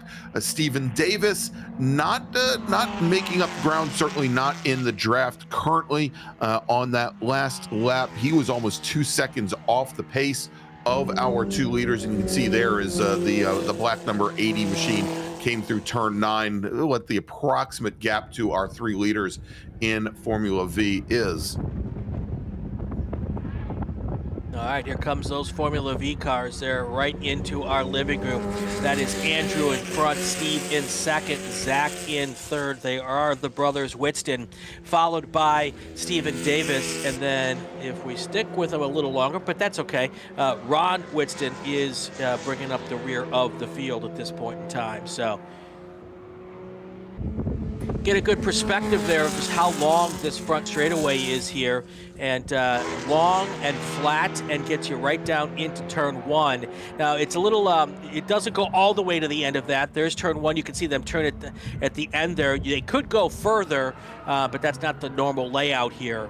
And almost looks like it's a drag race track that they could go and have a runoff down there. That you know?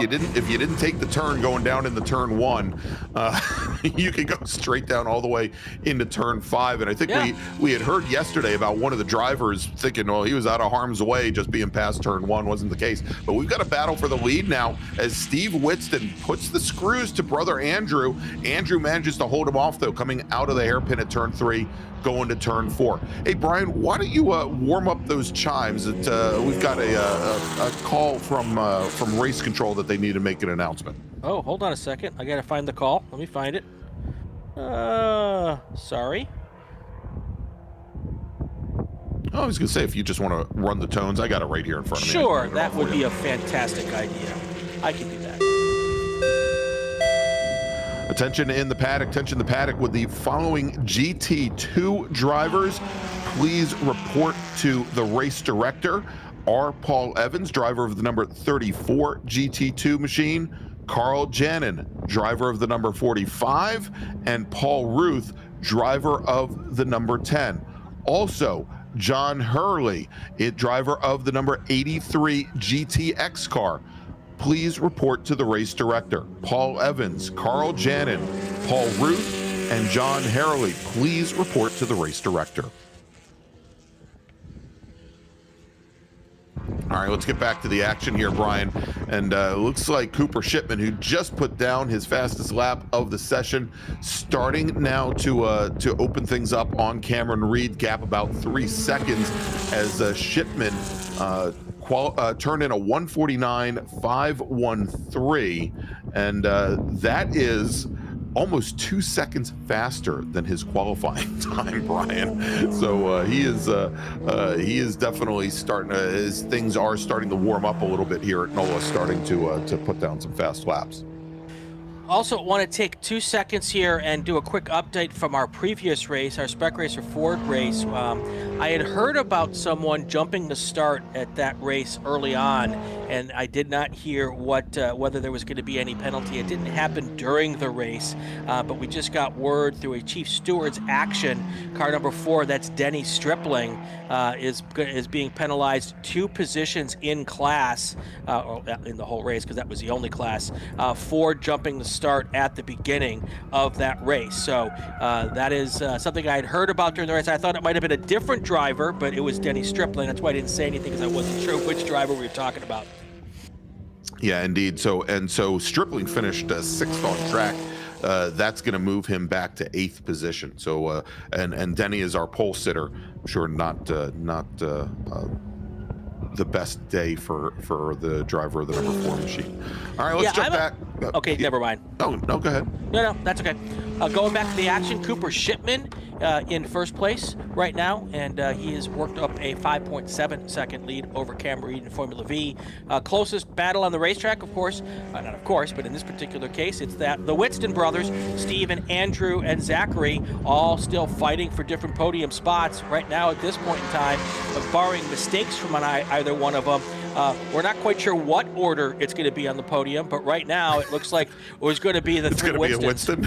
Yeah, very, very possible. So, and it looks like Andrew has now gotten back around Steve here to retake the lead at the completion of 4 laps. Zach seems to be, I'm sure he's not content, but Zach sitting a little bit further back in 3rd position in that blue and yellow number 27. He just hasn't had the pace of Andrew or Steve here this weekend, but yes, currently, I mean, there's you know what, an 80% chance that that the podium would be nothing but Whitstons here this weekend. Is only Stephen Davis, the only non-Whitston in the field here, currently running 4th, and both he and Ron also again, we know that Stephen had issues yesterday. Again, as we mentioned a couple times that he had to retire early, but just unfortunately not seeing the pace here, as he's running anywhere between 5 and 7 seconds a lap off of our leaders currently in the class. And we can see here is Steve Whitston now as they come through turn 6 side by side, and that is not a place that we have seen passes for the lead so far in Formula V. Let's see as they come out of turn 7 and into the S's there at 9. Steve Whitston is your new leader. And it looks like they're just having some fun out there, Brian, as we're now working lap number for the Formula Fs that have just completed lap number 6, or probably completed lap number 5. They're working lap 6. The Formula V's still working lap number 5 on what should be an 18-lap race. Yeah, one thing I know from having a brother, the last person you want to lose to is your brother. So, I'm sure that there's bragging rights, there's noogies involved when it's all over. These guys are all trying to best each other, and it's a great storyline. I got to tell you, this whole family of Formula Vs, and Formula V in and of itself is a big family class, whether you're from the same actual family or not. These are a very close-knit group of guys and gals who do Formula V, so it's a lot of fun to watch something like this. Yeah, and of course, this past year we know that it was not an SCCA event, but the very large Formula V festival at Pittsburgh International Race Complex last summer, that I think they had somewhere along the lines of like 60 or 70 cars from around the world there for the event here. As again, we're watching this battle for the lead in Formula V today between Andrew and Steve Whitston. At the moment, Steve Whitston is your leader. We'll see here. This is where Steve attempted the pass earlier, got it done. Let's see if Andrew tries it at the same place, and it looks like he's going to try to poke underneath. He's a little bit too far back. Now, the one thing I noticed, Brian, on the very last lap, wildly divergent lines through the final corner through turn 16, as we saw Steve turn in very early, end up all the way at the wall, driver's left. And Andrew turned in much later, squared the corner off, and was able to pick up probably a half a car length to a full car length in that difference in lines. We'll have to see if they repeat that again, and I'd like to see, if Andrew's choice in line to that final corner may be a determining factor when we come down to the last lap here today. So I have to wonder if that choice in lines is driving style, or if one car is handling remarkably different than another one, because they're all Protoform P2, so they should be fairly identical race cars. But I'm wondering if just one is set up slightly different because one driver likes it one way, or one driver likes it a different way. I'm going to have to get with those guys after the race and just kind of ask about that kind of stuff. That stuff just. Those kinds of decisions and the way people do things are really fascinating. Well, let's see as they come through, and actually, I don't believe this is that I believe coming through there. That's Ron Witz. Yeah, actually, that was Stephen Davis. The black car, I believe, is Stephen Davis. Yeah, I think Ron Whitston's in a yellow car. All right. So. Cooper Shipman is your race leader right now. Cameron Reed, now it's a 9.2 second gap between first and second. And let's do this. Let's take our break here, and then we will come back and get us all the way to the checkered flag. You're watching I've lost my mind. You're watching the Hoosier Racing Tire SCCA Super Tour all the time you need live to find it, from, it shouldn't take long. Anyway, we're watching the Hoosier Racing Tire SCCA Super Tour live from NOLA Motorsports Park. We'll be right back in just a minute.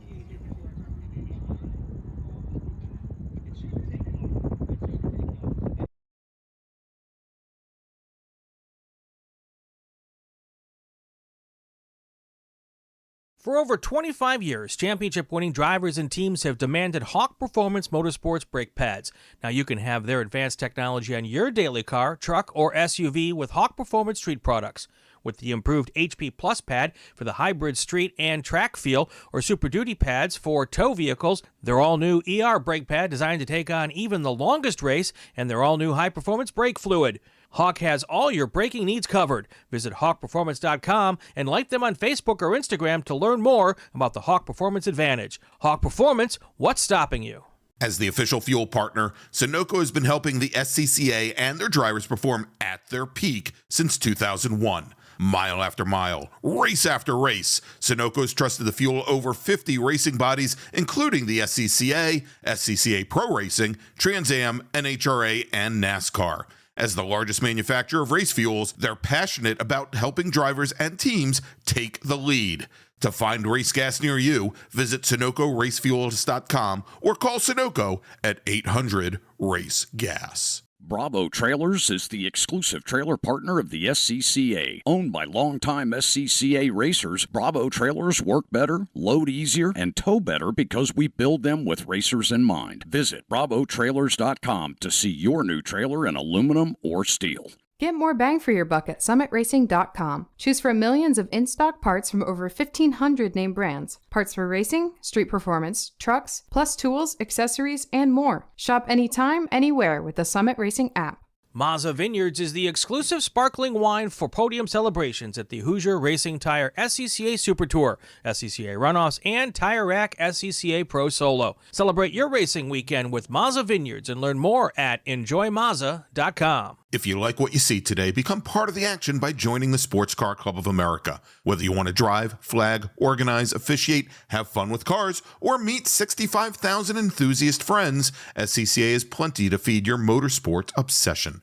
Ask someone trackside how to get involved or visit scca.com for more information.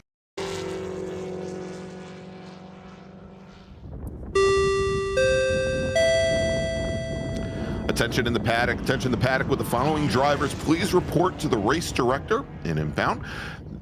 Now, most of these are from race group number 6. Paul Evans, driver of the number 34 GT2 car. Carl Janin, driver of the number 45 GT2 car. Paul Ruth, driver of the number 10 GT2 car, and John Harley, driver of the number 83 GTX car. Please report to the race director in impound. Paul Evans, driver of the number 34 GT2, Carl Janin, driver of the 45 GT2, Paul Ruth, driver of the number 10 GT2, and John Harley, driver of the number 83 GTX. Please report to the race director in impound.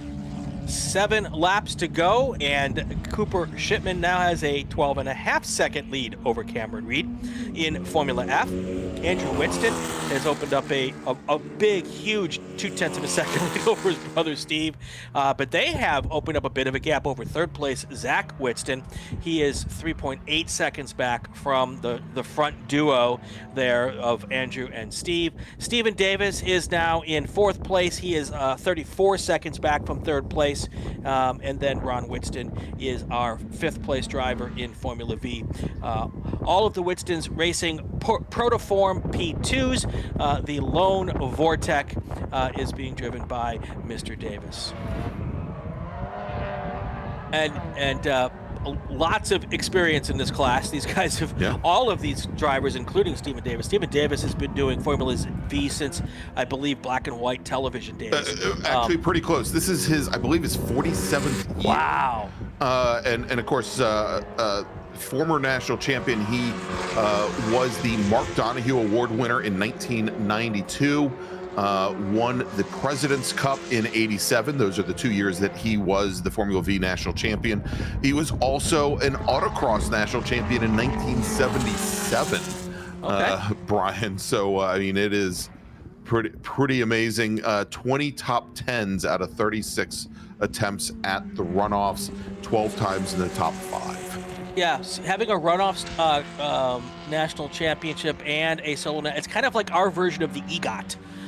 When you've got those two big gold medals and gold plaques from the Solo Nationals and that great Solo Nationals jacket. I don't know if they gave those jackets out way back when Steven won it, but I think they were togas back then, Brian. big accomplishments nonetheless. And a couple of other folks. Randy Popst has a national championship in both road racing and in solo, and I'm sure there's a couple of others, but there aren't very many. No. Are not very many. So. All right, so we're watching here coming through turn 6 again. This is Steve and Andrew Whitston, your 2 leaders in Formula V. And, for the last couple of laps, Brian, we haven't seen Andrew Whitston, who was yesterday's winner.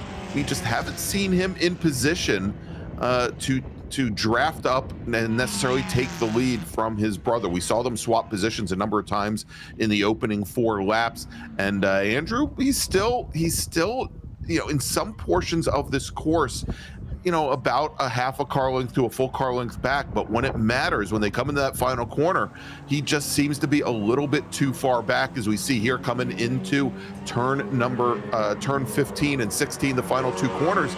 He's about 3, almost 4 car lengths back.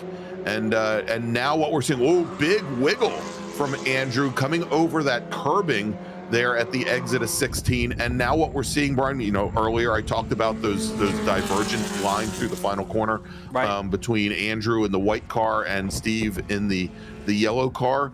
Now they both appear to be taking that same line through the final corner that Steven had been taking early on. Colton Edwards asked, T3 hasn't run yet, correct? That is correct. It'll be the second race after lunch. Colton should come back after lunch and join us for that. Body from New York might have the comment of the day in the chat. Oh, no. Yes. He says Ben-Hur was great at ovals, right? I don't think Stephen Davis raced with Ben-Hur, but I'll have to ask him next time I see him. That'll go over well. I'm sure it will. Actually, Steven's great. I think the last time I talked to him was at Carolina Motorsports Park. He is such a wealth of knowledge, and he's always willing to share here, as I think most of the Formula V racers are, holding nothing close to the chest, and or the vest or the toga. And here, Brian, as the laps are counting down, and about 13 minutes or 7 laps, and this is going to end up pretty close. Again, it's this is a 35 minutes or 18 lap race, and with Shipman and Reed running in the 150 range. Yeah, I'm right showing now. 5 to go, so we should get this in. Yeah. So we'll. Yeah, I think with 2-minute laps, less than 2-minute laps, and 5 to go, we should be in good shape.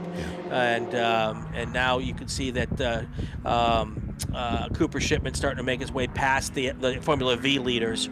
So made that nice and easy. Didn't affect their race at all. And there you see Cameron Reed there coming up next. So that is very respectful racing. He probably could have gone after to make that pass a little bit sooner. Didn't need to, obviously. So didn't obviously want to affect the other class and their race here. Well, and luckily we were able to get them on a straightaway. But also, Brian, what that has done now is it has brought Andrew Whitston a little bit closer to brother Steve, as we see there coming through the hairpin at turn number 3, and he has started to tighten things up just a little bit. But again, where we see Steve really stretch things out is starting right here, coming out of turn 4, going into turn number 5. We can see them a little bit over the guardrail. There they are. Please don't say we can see them over the guardrail. No, Let's find better terminology. There. I had to stand up, but they were there. But looks like Andrew had a pretty good run this time out of turn 5, and he is now pulled up right to the gearbox of the yellow number 18 machine. And as they now start through the S's, coming through turn number 9. Again, this is kind of the closest that I've seen Andrew in a couple of laps, and it probably didn't help Steve that he ran a little wide at the apex. That's probably going to cause him to have to scramble for speed there a little bit later through the S's. Let's see what happens when they come down here into turns 13 and 14. Well, and once again, Steve opens up the smallest of gaps coming through the final corners now as they come into turns 15 and 16. And once again now about 3, almost 4 Formula V car lengths there as they come into the final corners. Yeah, I just asked Steve to slow down a little bit so that we can have something to talk about. So, just kidding, folks. Just kidding. We've got 4 to go here, and we've got still Cooper Shipman now opened up to a 17-point lead over Cameron Reed. Cameron Reed's now going to have to make her way around these 3 cars in the top of the Formula V. Shouldn't have any issues with that. As a matter of fact, she's gotten around one of them already. Next up, you'll see her right there coming out of turn 2. So next she's got to get around Steve and Andrew Whitston and clear them. Hopefully there won't be any issues as to the timing of that, and it won't affect that race here for those cars as we get to 3 to go here.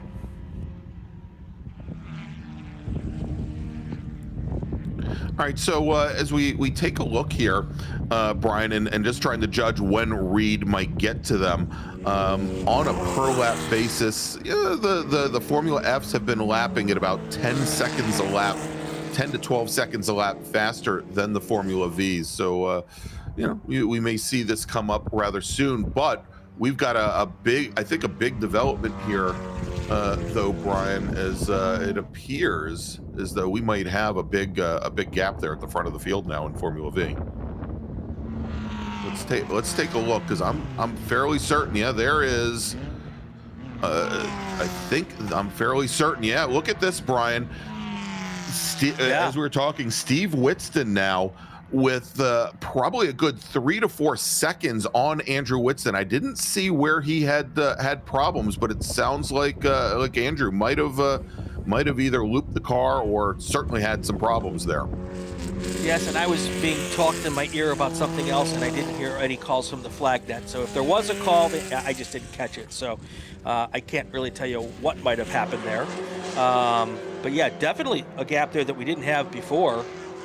Yeah, and so that definitely opens things up now as we have just 3 as Cooper Shipman is now working lap number 15 of 18, only 3 laps or so here remaining.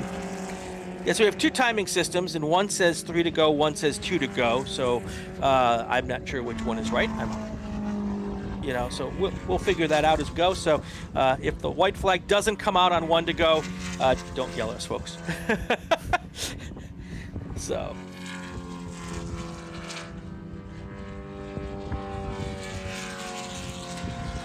The gap at the line now was 4.2 seconds. So if it was a hiccup, it wasn't a huge hiccup. And I wonder if it was coming through with the traffic, because it was right around the time Cameron Reed came through. Yeah, that's quite possible. And then she just got to them at a very bad time there. Yeah, that would be a potential. The cone of potentiality for that is definitely there. Is that like when they get to impound and one of them is going to have to use the cone of silence? Yes. Right after you made a mistake in the vortex of danger. Yes. Oh, don't get me started. Oh, yeah. All right. Don't get me started about the cone of stupidity. I mean, cone of danger. All right. Sorry, Randy. The vortex of stupidity? Yes. Cooper Shipman, first place. Cameron Reed is in second. And that's your Formula F race right there. Steve Whitston in first. Andrew Whitston in second. And Zach Whitston is in third. And about 4 seconds between those 2 drivers as well. Now a 22-second lead for Cooper Shipman as we go into what I think is, did I see the white flag or did I not see the white flag? No, white flag is not being displayed. I believe, Brian, that we're now working lap number 16 of 18. So it's not the penultimate lap. We've got 3 to go. Well done. Well done. Or 2.5 to go. That's good stuff. Good stuff. After lunch, we're gonna have a break. Probably be about 45 minutes or so. We'll get the time up on the screen when we know when we're gonna go back to action. After lunch, don't forget to come back. We've got our production cars right after lunch and our B-Spec. Then we've got race number 4 with our Touring 2, 3, and 4 cars in STL and STU, followed by our Wings and Things, our big bore GT cars and T1 and A Sedan, and then following maybe 1, maybe 2 Miata races, Spec Miata and Spec MX-5.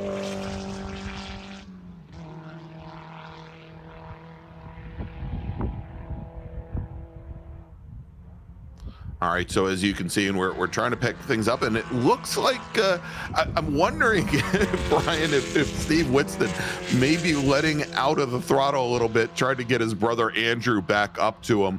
Not much of a difference. I think the last time by, Andrew was lapping at about 2 seconds a lap faster than Steve, and the gap now about 2.5 seconds between the two. I think Steve's going to probably have to let out of the throttle a lot more to get Andrew up to him. But I think they're shooting for that last lap shootout there. I don't think that's what he's doing. I don't think he wants his brother anywhere near him for these last 2 laps. He's getting closer. He's coming. They're coming through 14 right now, Brian, and they're down to about 10 car lengths. Yeah, he may be getting closer, but it's not because Steve Whitston's letting him. Here, as they're coming down the front straight, they are now going to be starting their 16th lap. Yep. No, one away from the penultimate lap. I believe that the next time Cooper Shipman comes across line, he is going to get the white flag here. That is correct. Yeah, and that will be the case. And there is now. Oh, wait, that's not. Well, no, him. he'll be. Well, when Shipman comes around, he should be starting. Yes, lap number 18 should get the white flag. So.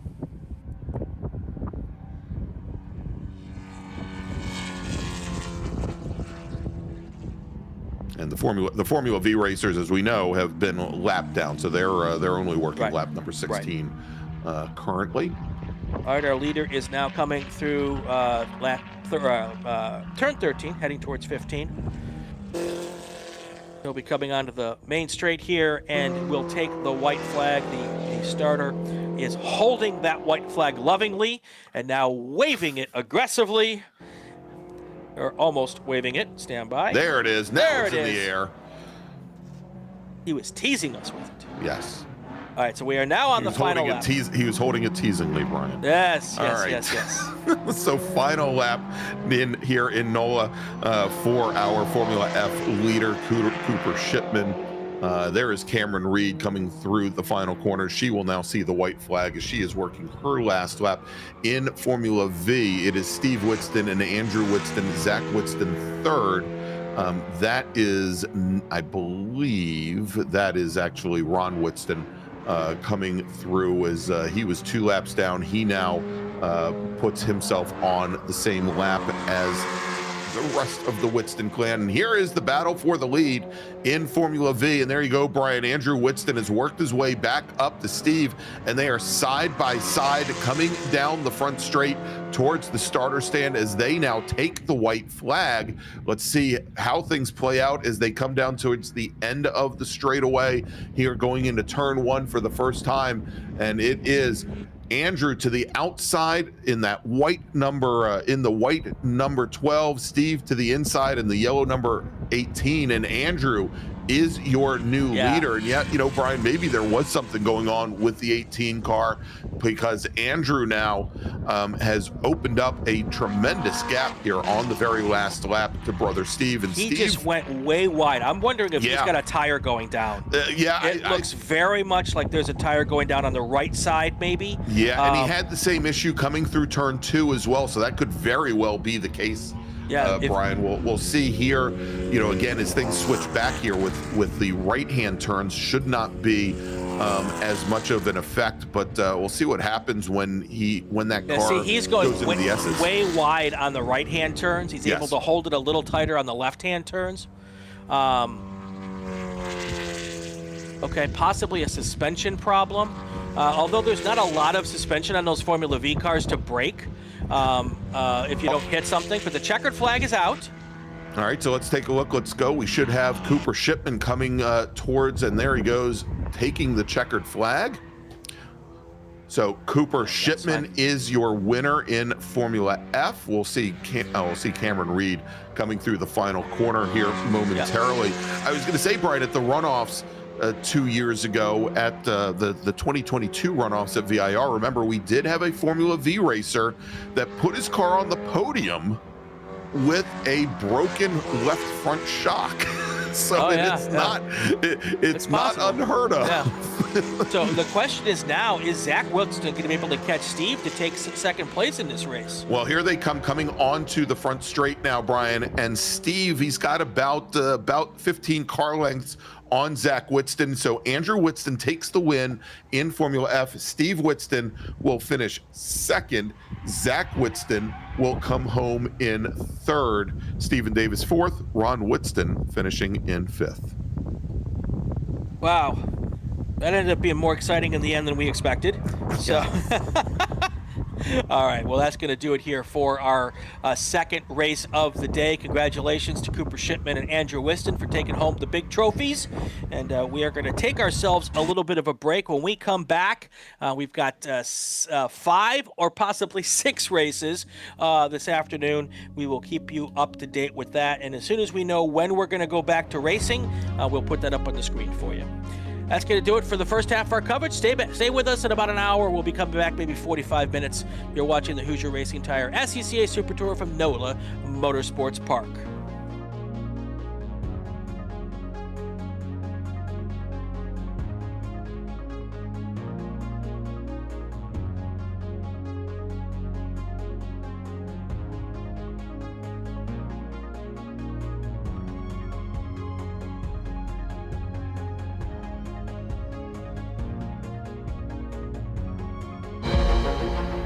My customer experience with Mazda has been absolutely fantastic.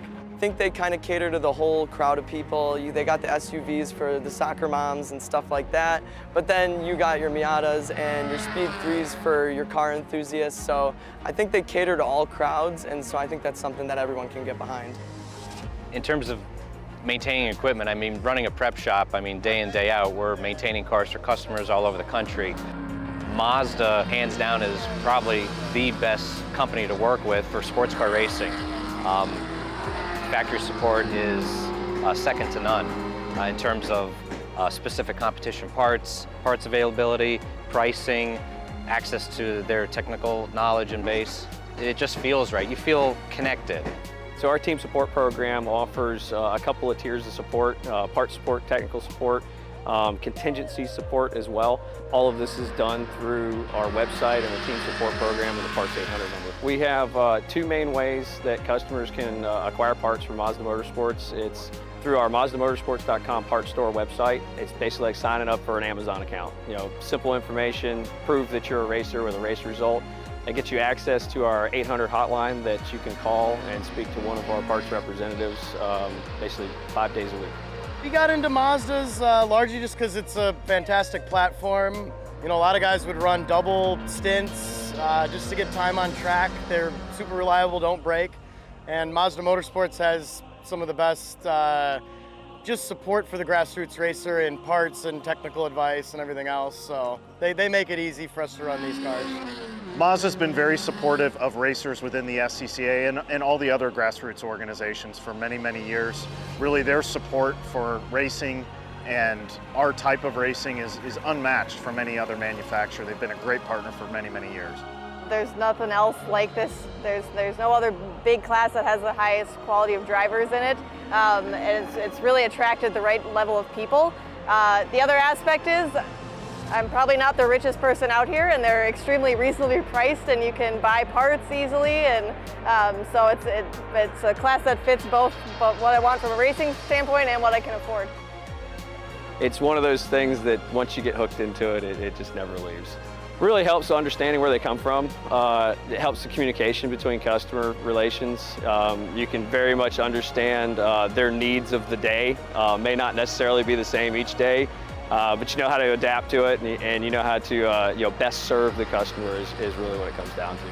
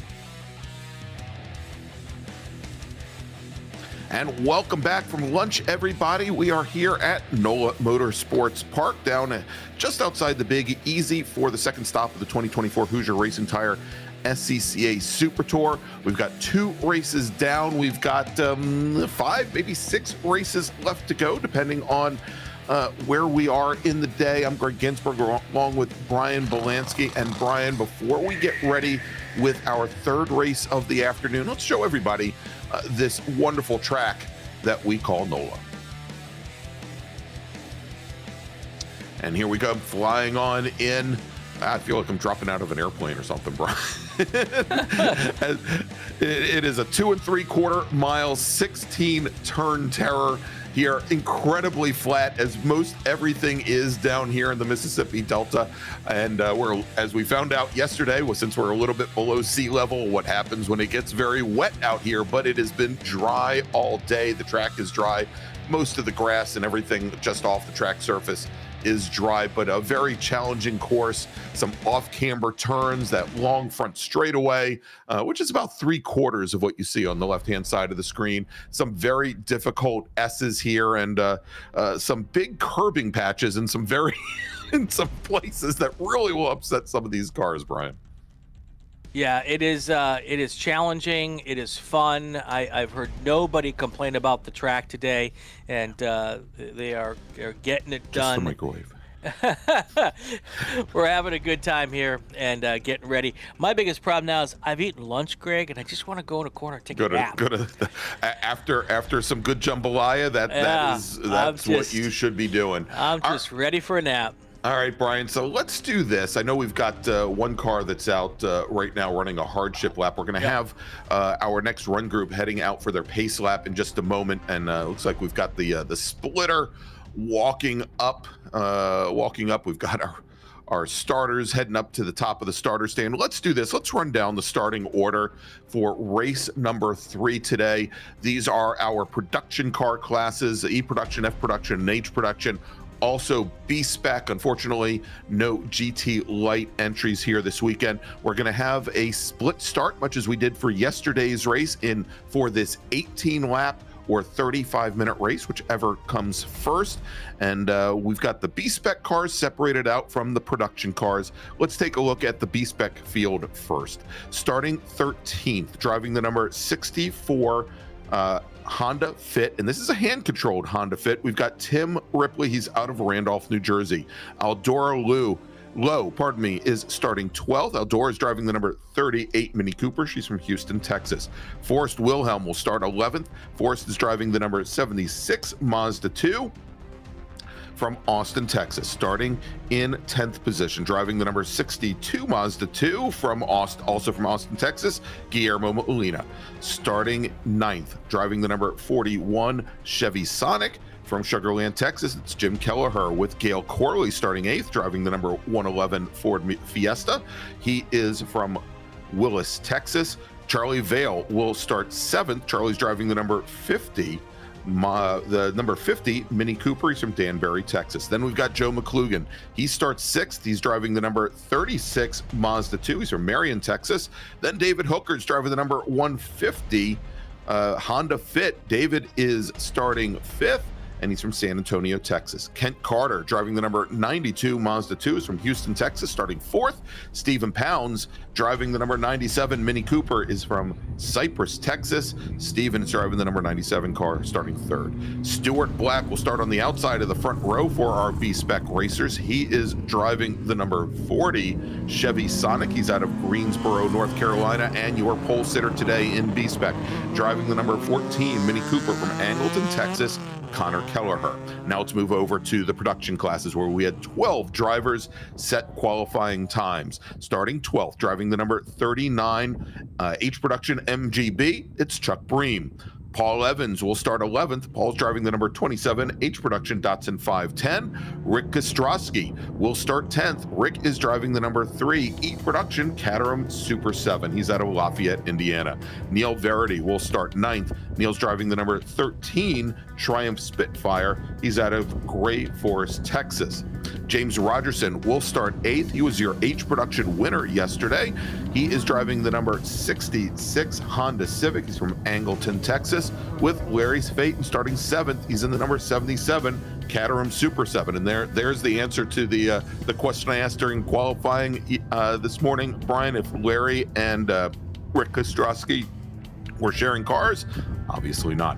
Gabriel Perez is going to start 6th today. He's in the number 159 E-Production Nissan Sentra with Mark Webber starting 5th. Mark is driving the number 25 F Production Mazda Miata.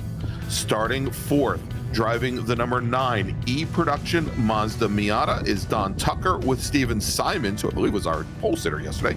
Steven will start 3rd today. He's driving the number 63 F-Production Mazda Miata. He's from Rocherne, Texas. And your front row, driving the number 22 E-Production BMW Z3 from Longview, Texas, it's Riley Salyer.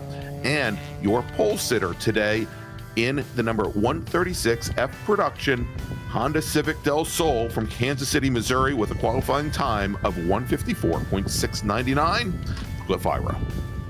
All right, so conditions are as perfect as we've had them at any time this weekend, Greg.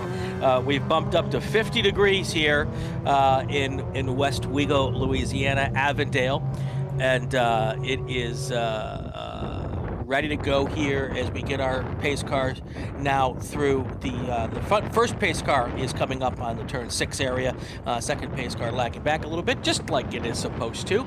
And we are getting ready for a whole afternoon of racing here from NOLA, and there's that Caterham Super 7, which I love that little car. Yeah, the first two of two, and there's the second two one. Of them. Exactly. Awesome.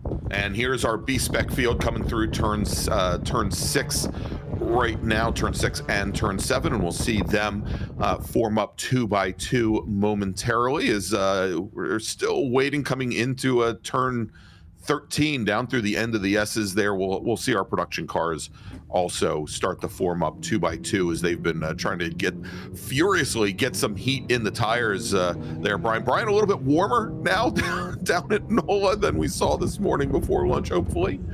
It is a little warmer, and obviously the tires heat is good to a certain extent. I don't think we're going to run past the heat capacity of any of these tires this weekend. But there's your lead pack now heading through 15. They'll jump onto the front straight, and then the starter will look to give the green flag here. Wow, and they're still at the back of the pack there, Brian, very strung out and did not get formed up. Let's take a look and see if the starter gives them the start or if it gets waved off. Starter is looking over the field, and we have a green flag, and we are racing here at NOLA. We got the blue Honda, Cliff Ira to your left, to his right, and Riley Salyer in the BMW Z3, the E-Production Z3 to the outside. And as they come down under braking, it is going to be Ira, the first driver, into turn number 1, and then we've got the Nissan Sentra, Gabe Perez. He was side by side with Don Tucker's Mazda Miata as they came through turn number 2, and now that Nissan Sentra, which had a very good start yesterday, Brian, moving up into 3rd as the B-Spec racers now get the green flag, and they are underway. That whitish beige Mini of Kelleher quickly moving to the lead across the front of the red Chevy Sonic, of Stuart Black, behind Black Pounds and Kent Carter. Kent Carter, that Mazda 2, getting swallowed up going into turn number 1. He's going to drop now back in the 4th, and there's a good chance he may fall back in the 5th, Brian. Yeah, well, but I had Kent Carter today. He had some issues yesterday after starting near the front and fell back yesterday. He was hoping, obviously, to have a better day today, so we'll watch him throughout this race. And we see there already looks as though the Simons Miata coming up to the back of Gabriel Perez's Nissan Sentra.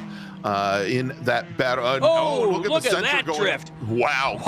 Wow. Go. And, that is hardcore. And that is the advantage. Oh, wow. And it looks like James Rogerson having some issues in his Honda Civic there at turn 9, as obviously a lot of these drivers. Oh, there's a car around on its side. There's a car around sideways there, right there. Yeah, I think that's Rogerson in the Civic, Brian. Wow. Yeah, and so Rogerson, that was your H production leader from yesterday. A lot of these drivers finding not enough heat in the tires currently, and luckily for both Rogerson as well as Perez in the Datsun, who's Nissan, pardon me, still having some trouble getting that car underneath them. Front wheel drive, the rear end steps like that, you just try and map the throttle and straighten things out. So fortunately they live to tell another lap here at NOLA. But as we complete lap number 1, Cliff Ira has now almost a 1.5 advantage over the BMW of Riley Salyer there, with Steven Simons now moving up in the 3rd in the blue and white Mazda Miata.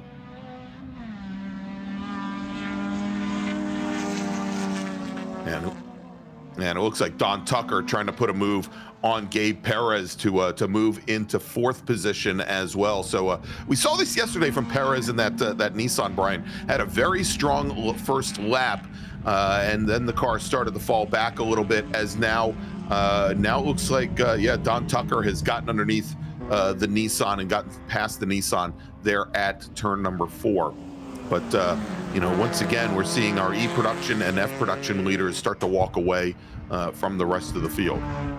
All right, so 62 Guillermo Molina went off somewhere on that first lap, and Charlie Valey had a moment trying to avoid him. Both of them no contact, and were able to continue, but that was one of those situations where the 50 car is probably really happy and counting his blessings right now.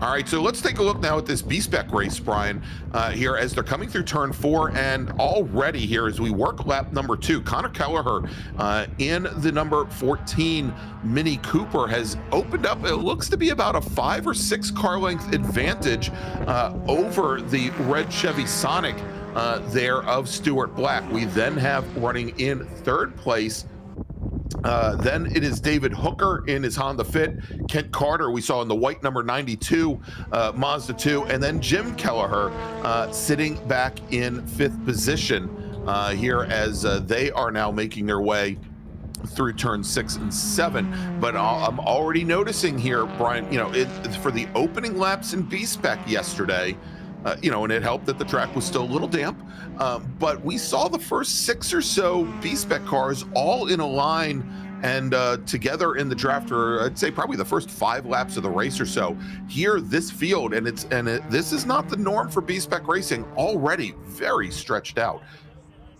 Yeah, usually we get maybe a couple of cars straggling off the back, but usually the top 4 or 5 cars at least stay packed up together deeper into the race.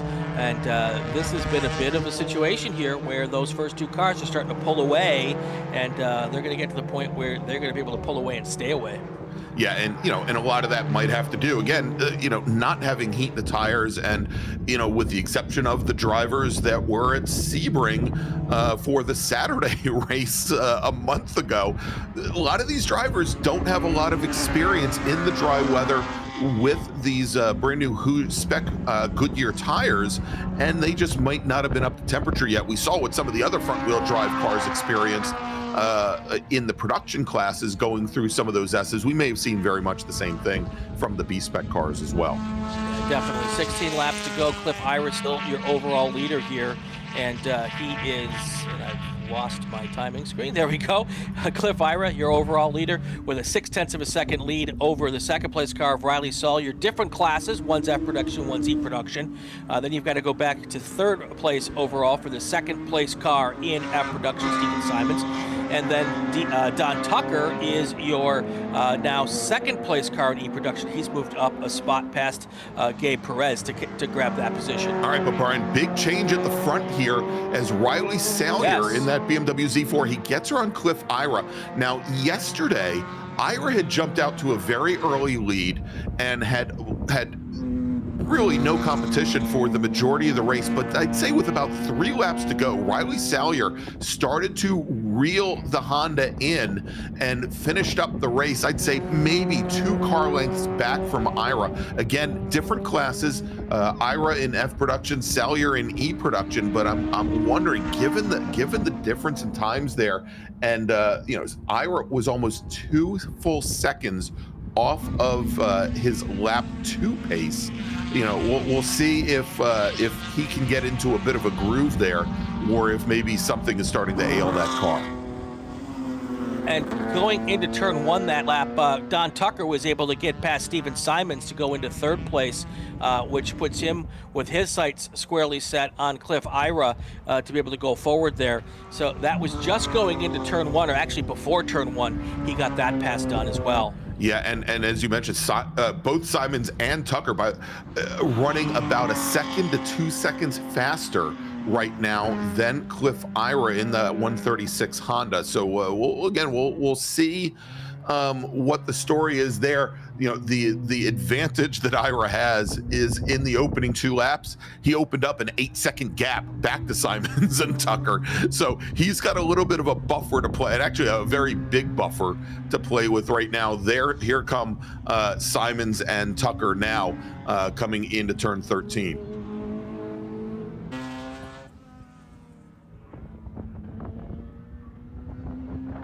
And there they are into turn 14. We'll see them come into turn 15 right now. And then they'll make their way on to the front straight. After the pass, Simon's able to stick with Tucker, so he's not driving away at all. But definitely that was a good move going into going down towards turn 1, which makes me think that a little more horsepower in that Don Tucker car possibly. Yeah, possibly.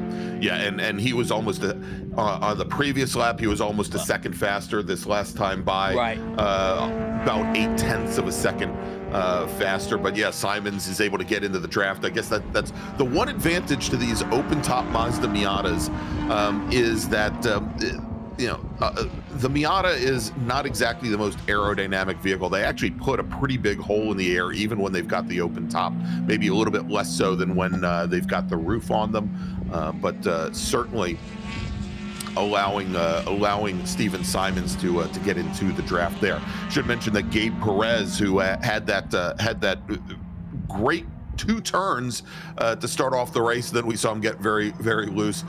Perez now almost 18 seconds in arrears of Tucker and Simons. So let's jump back to the B-Spec race here now, Brian. And as we watch Stuart Black's Chevy Sonic get on 3 wheels, and most of these cars I think are probably going to be 3-wheeling it through the final corner, and actually that's the H production machine, the H production Datsun that they're getting past there, which is I think Paul Evans. Connor Kelleher, there he is going into turn number 1. He is now opened up almost a 30 car length advantage over Stuart Black. So good start to this race for Kelleher. Now in yesterday's race, Connor Kelleher was your winner and Stuart Black finished second, but it was much closer yesterday. We'll see how things play out in this much longer race today. I was trying to see if I could look up in the rule books the difference between the E production Miata and the F production Miata, and I'm going to guess it has to do with weight is one part of it, and probably a little more power as well. Yeah. Which would make sense as to why Don Tucker is able to get around Steven Simons and stay around. I was going to say I'm awaiting in 5, 4, 3, wait for the 2, chat. 1, the text message from Eric Prill, because he's probably going to tell us that the E production car is the 1.8 liter and the F production is the 1.6 liter. That makes sense to me. Which would be a horsepower and likely a pretty decent torque advantage as well. But I'm sure we'll hear that soon enough. And if not from Eric, I'm sure someone in the chat will jump in and get us set us straight. Hey, want to welcome to the chat Kyle Keenan, I believe 2015 B-Spec national champion, took the win at Laguna Seca, here watching the B-Spec race today. Glad to have you along here, Kyle. Yep, Shelly Sellier is in the chat. I have a good idea who she is rooting for. Tim Edelson in the chat now also. Carrie KB Anderson. So we've got some folks in the chat this afternoon that we didn't have this morning, probably tuning in just for this race because that's where their drivers and that their fans of are in. So thank you and welcome. 13 laps to go here with Sellier, Ira, Tucker, Simons, Perez, and Weber. Mark Webber, that's your top 6. Looking at your B-Spec cars right now, you've got Kelleher, Black, Rogerson, Oh, we've got a switch there. Third place is now David Hooker. So Kelleher, Stuart Black, David Hooker, Kent Carter. Oh, James Rogerson is falling back in B-Spec or in H production. So I'm wondering if he was having some issue or is just letting a whole bunch of B-Spec cars by. That could be possible too. So Brian, this is a great little race that we're watching right now. Coming through, we just saw them coming through turn 14. We'll see them coming into turn 15 here momentarily. This is the in B-Spec. This is the battle for 8th in B-Spec right now. Aldora Lowe out of Houston, Texas in her Mini Cooper. And then we've got Tim Ripley in the number 64 Honda Fit. Ripley was a longtime racer and just came back, got his SCCA competition license. He is driving a hand control Honda Fit there, prepared by James Rogerson's shop. And he just got his competition license last year at New Jersey Motorsports Park.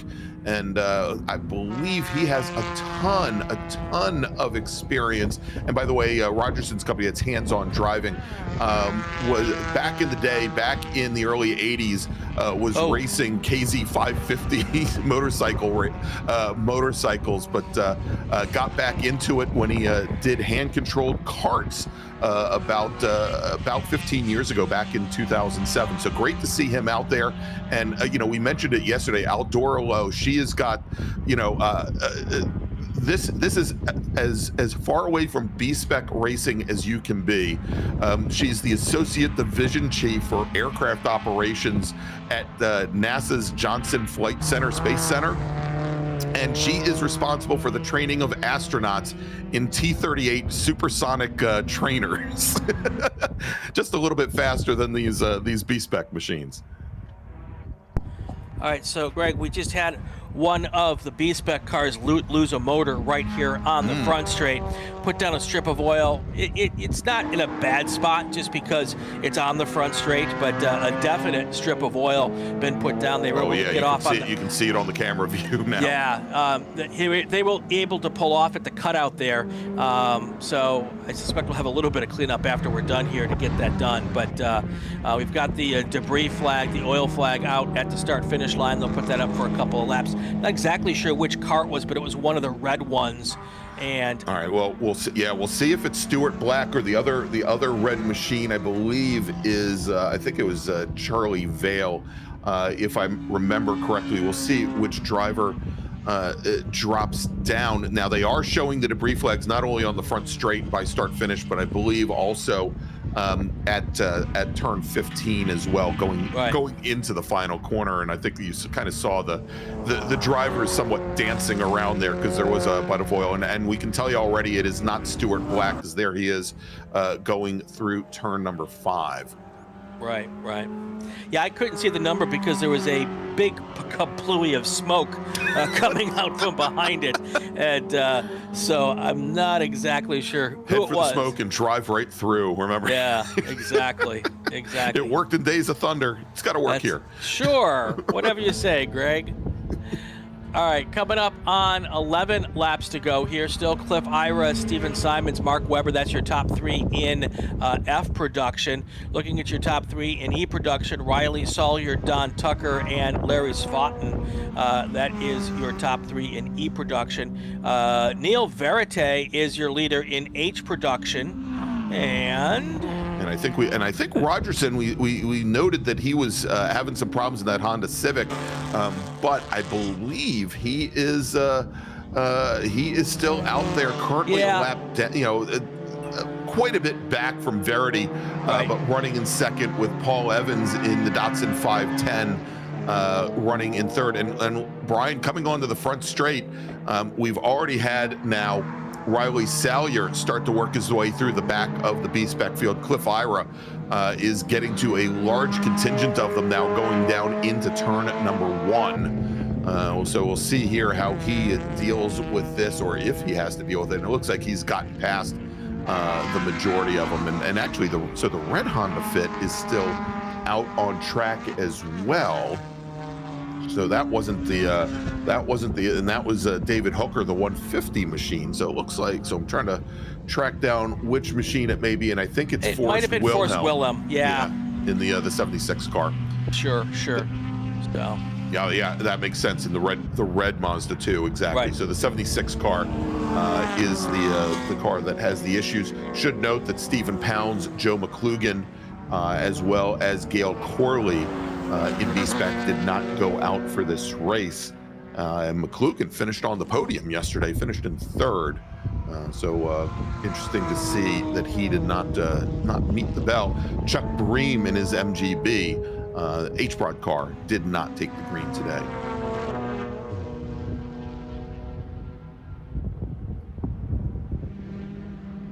All right, so Brian, we are just about halfway through this race. Why don't we make a first call to the grid for our next group and take a little break? Attention to the paddock, attention to the paddock. Group 4 cars to the grid. Group 4 cars to the grid. Touring 2, 3, and 4. STL and STU. Group 4 cars to the grid. Stay with us. We'll be back in just a couple of minutes.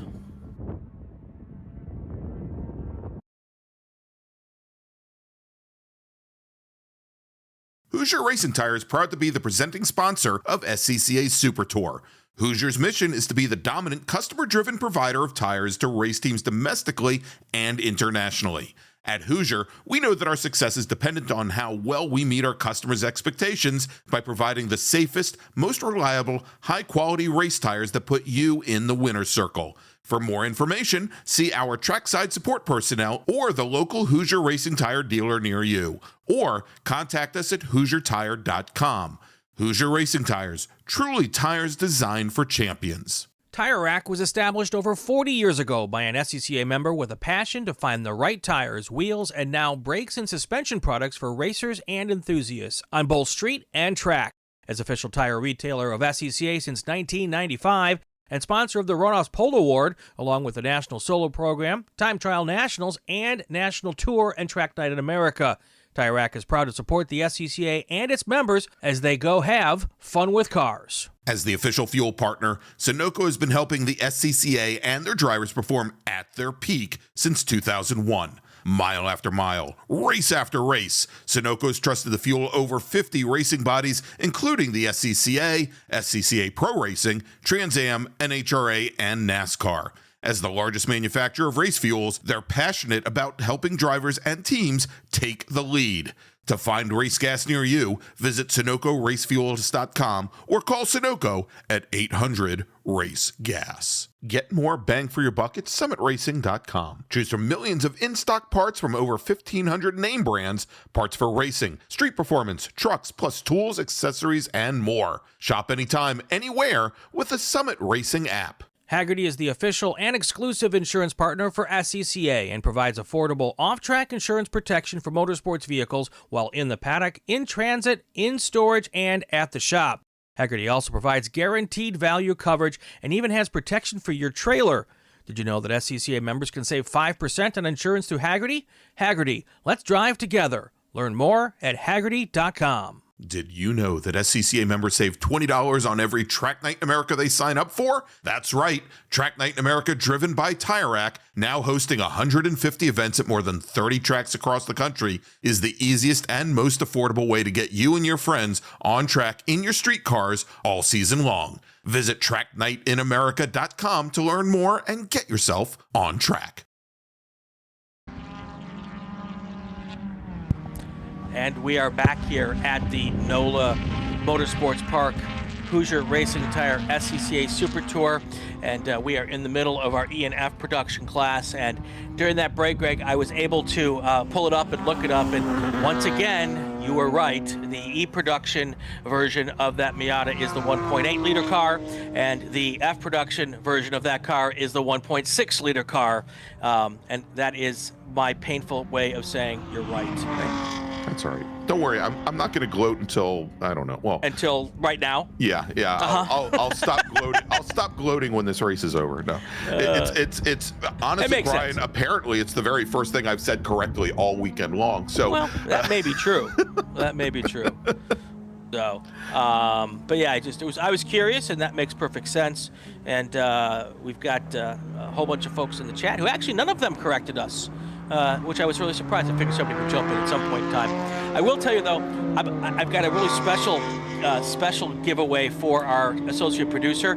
I have one of the coolest event T-shirts in a long time for this Voodoo Reboot, and I was able to snag one of them, and that's going to be our giveaway this week for our associate producer person. So you and I got a game plan who we're going to give that to this week. Yeah, we will definitely get that figured out by the end of the broadcast today. And yes, you are definitely going to love the T-shirt. It is based on the same design that the Southwest Division had been using for the original Super Tour races that ran anywhere from, I think the very first one was back in 2014. It was known as the Voodoo Debut, right. Brian, and cute little voodoo doll, surprise, nice.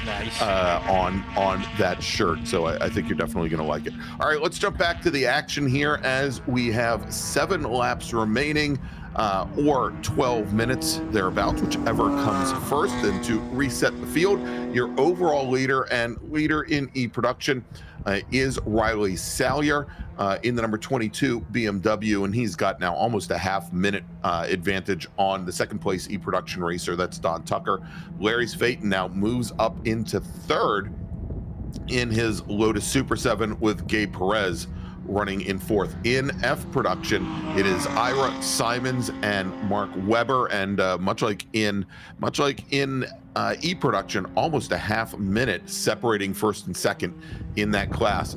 In H Production, it is Neil Verity, your leader in his Triumph Spitfire. He's out of Great Forest, Texas, with James Rogerson second, Paul Evans third, and then in B-Spec, Connor Kelleher is your leader. He's got about an 11-second advantage on Stuart Black. Charlie Vale in his Mini running in third. David Hooker fourth, and Ken Carter fifth of the 9 cars remaining circulating in the class.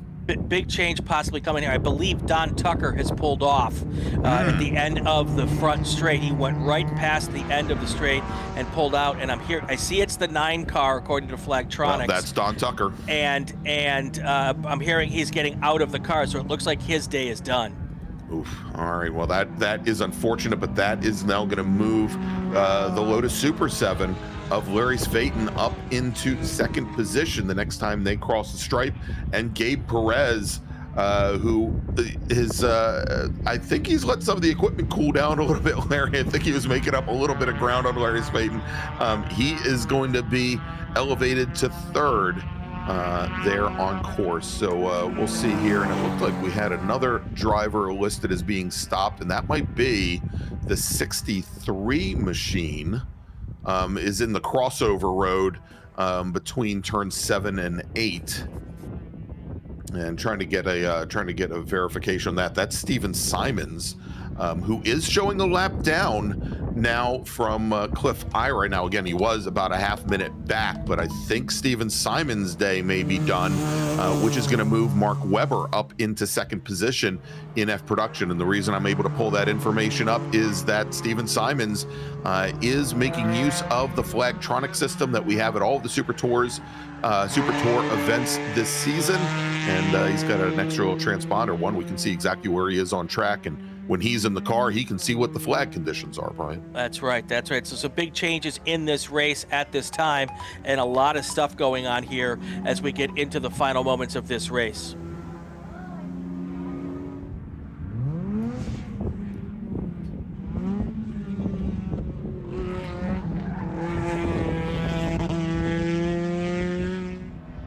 And so here's an interesting thing, Brian. In B-Spec, we talked about Charlie Vale. He's in the number 50 Mini. He has been racing now, and we don't see this much in B-Spec. We've already determined Formula. I think it was at Homestead. We had like a cumulative age between 3 or 4 Formula V drivers of about like 760 years or something. But I think probably the most seasoned racer in B-Spec right now, Charlie Vale, and I believe he actually goes by Bailey Vale. He's at Danbury, Texas. This is his 56th year racing. Ooh. All right, he started racing in Formula V. Surprise, surprise, but not here in the States. He did it. His first race in a Formula V was in 1968 on the Hockenheim. He started racing in SCCA back in 1973, and here's the neat little tidbit, and I loved getting this information. Ken Miles taught him how to use a clutch and shift lever in his dad's in Bailey's 1958 Porsche Speedster. So, and if you're not familiar with Ken Miles, go watch Ford versus Ferrari. Yes, and you'll know a lot of what you need to know. A legend in SCCA. Cal Club would not be part of SCCA without Ken Miles. So that's a big little piece of tidbit there of information. Canada Country Ball in the chat asked if that's the same Mark Webber from F1. No. That Mark Webber, our Mark Webber wishes he was the same Mark Webber from F1. He might even be able to throw in an Aussie accent if you ask him. He might be able to. No, it's a different Mark Webber. Great guy, fantastic photographer, great race car driver, but not the same Mark Webber. So. No. Been around a long time. His number of years racing is getting up there as well. So he's been doing this for a long time too. So, but anyway, Riley Salyer still our race leader here in E-Production with a 9.8 second lead over Cliff Ira. And then from Cliff Ira, he's got a huge lead over Larry Svatin in second place in E-Production, then Gabe Perez in third place. Mark Webber right now is your second place car in F-Production. And then we've got our B-Spec cars, Connor Kelleher, Stuart Black, and Charlie Bailey. Yeah, and should mention Mark Webber, Yes. member of the Sports Car Club of America Hall of Fame, and he also was the Grand Marshal for last year's WeatherTech Chicago region June sprints. But yes. He is also a very special racer and special to us here in the States and in the Sports Car Club of America. And there is former board of directors member for the SCCA as well. Mark is a wonderful man, and more than anything, always has a wonderful story to tell, Brian. Yes, and we're going to have him on one of the Inside the SCCA podcasts as we get ready for Hallett. He's going to be part of our preview show for that. So, all right, we're getting up to 4 to go here. 2 minutes left. I think or 6 minutes left. This is probably going to end on time, Greg. I think that this may be the first race of the day that indeed does, as we've got 4 laps or a little bit under 6 minutes now remaining. There you go. Look at that, right up on the timing pylon, so that we can pick out which one it may be. You know, it's like choose your own adventure, Brian. But yes, I think this one unfortunately is going to finish on time rather than laps. We'll see how this plays out. But Connor Kelleher continuing to stretch his lead in B-Spec as we just now watched Stuart Black and Bailey Bailey go through turn number 3 with a little bit of H production traffic to work through. Actually, that's not a that's a load of Super 7 traffic. Mm-hmm. that is both Kostrowski and also Larry Svatin around that B-Spec machine. The Vale car, and he must be looking like, what the heck is going on? He looks to the left and he looks to the right, and it's 2 identical cars. Pretty much. They've got the same livery and everything. But Vale he's starting to make up some ground on Stuart Black, Brian. Bailey Bailey has the last time by was 2.5 seconds faster than the number 40 car. Some of that may have been as the faster production traffic was working through, but you can see right there as we've got the 40 machine, and then Svatin, then Bailey, then Kostrowski, 2 B-Spec, and then the 2 E-production machines, splitting them both. But that Mini Cooper, he's coming for that second step on the podium. Yeah, definitely that is the case. There's very few really places to change up front. Nice gaps between each of your top 5-6 cars here. So no real battles to follow up front. But that little group of cars, those 2 B-Spec cars and then the 2 Caterham Lotus Super 7s, fun battle to watch there, even though they're not racing for class. Yeah, and a little bit further back from that battle for second place in B-Spec, Brian, battle for 4th as well. We've got we now have a pretty nice fight starting to unfold between Kent Carter in the white number 92 Mazda 2, and then David Hooker in the number 150 Honda Fit. Hooker's been starting to close things down a little bit on Kent Carter as well. So things definitely start with, we saw very early on in the first couple of laps here where that B-Spec field really started to stretch out, and Kelleher, who we see going through turn 4 right now, he has really stretched things out on the rest of the B-Spec field. But here comes that battle right now into turn number 4 between the Red Sonic and the Red Mini. That is the battle for second, and Bailey, he is definitely closing things down, Brian. And with 2 minutes and 50 seconds left to go, I'm pretty certain next time by, our leader, Cliff Ira, will probably get the white flag, I should say. I'm trying to see if I can pick him out here as to where he's at. I don't see him just yet.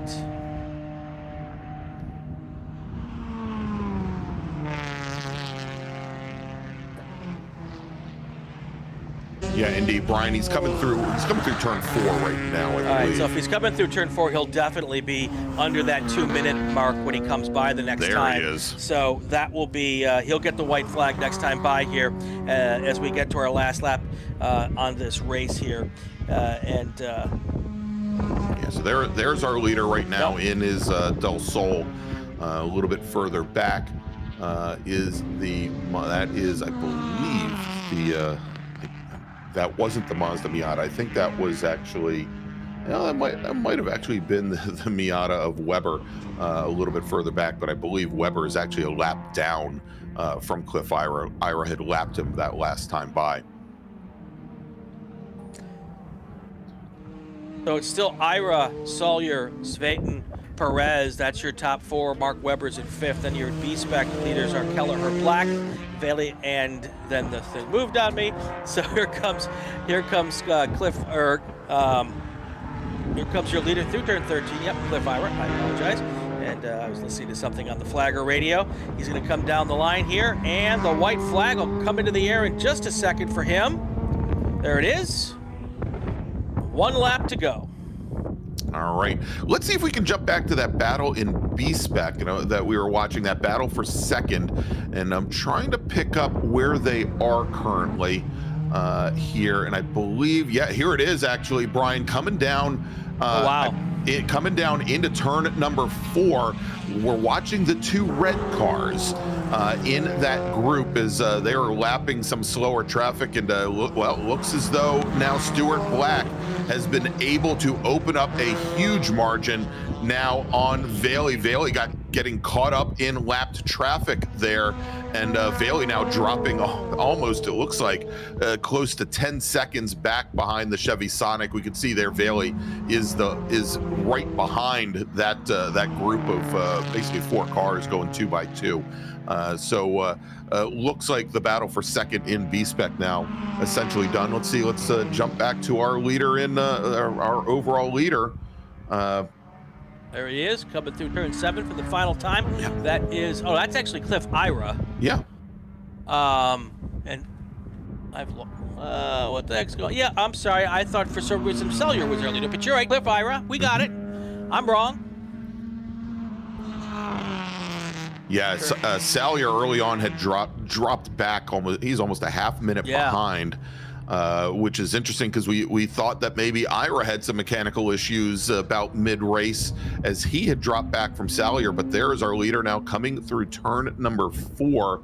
Again, with a substantial lead over the next F production machine. That is Mark Webber, who is actually a lap down, and Brian, Ira, Salyer, and Svetten have all lapped up to 5th position, or probably up to 4th position in this race. That Gabe Perez, who's in his Nissan Sentra, is actually a lap down from our leaders currently.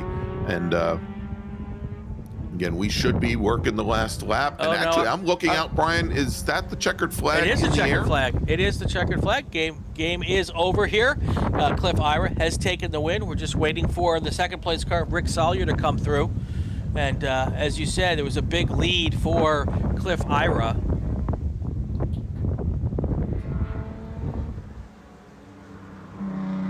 And I believe Salyer now is coming through. I believe There he is coming through turn 15 now. Yep. And he is now on the front straight. Yeah. And that lead's even bigger now than it was last lap. I'm not quite sure what that was. Yeah, actually, by almost a minute. Yeah, I was going to say almost 15 seconds. seconds just in the last lap. So Yeah. if Ira's car is hurting, Salyer's is hurting more at the moment there as he finishes 44 seconds back. He is going to take the win, though, in E-Production. Larry Phaeton, which should be the first of the two Lotus Super 7s that we see come across the line. I believe he's the last, maybe the last driver on the lead lap. There's Larry Phaeton coming underneath Rogerson. Rogerson is going to cross the line, does not repeat as your H-Production winner today. Pardon me, yes, he does. James Rogerson got around Paul Evans and as well as Neil Verity. Now, Neil Verity had been leading the race in H-Production, and he tapped out, Brian, about 6 laps ago. So Rogerson's going to take the win for the second day in a row in H-Production. Paul Evans will finish second, and in B-Spec coming across the line now, Connor Kelleher takes the win. Stuart Black should finish in second, with Kent Carter now finishing in third, with Bailey Vale falling back there behind David Hooker. Yeah, it's a great run for Kent Carter after having a rough day yesterday, able to bring it all back together and get out of the podium today for him in what is essentially his home Super Tour. Kent's out of Houston. So good job for him. I know he was having a good time being here. His wife works in timing and scoring, and one of the fun families to hang out with here down in the Southwest area.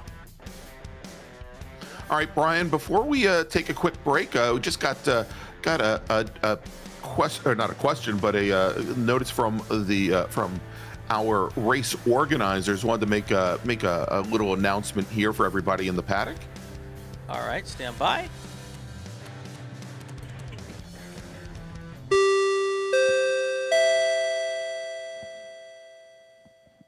Attention in the paddock, attention in the paddock.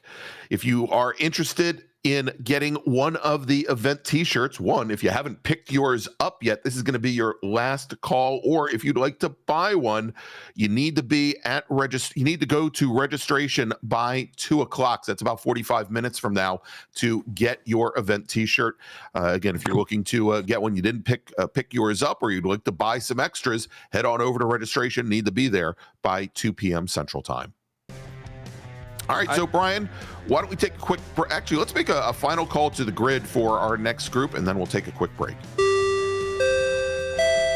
Attention to the paddock, attention to the paddock. Group 4 cars to the grid. Group 4, touring 234, STL and STU to the grid.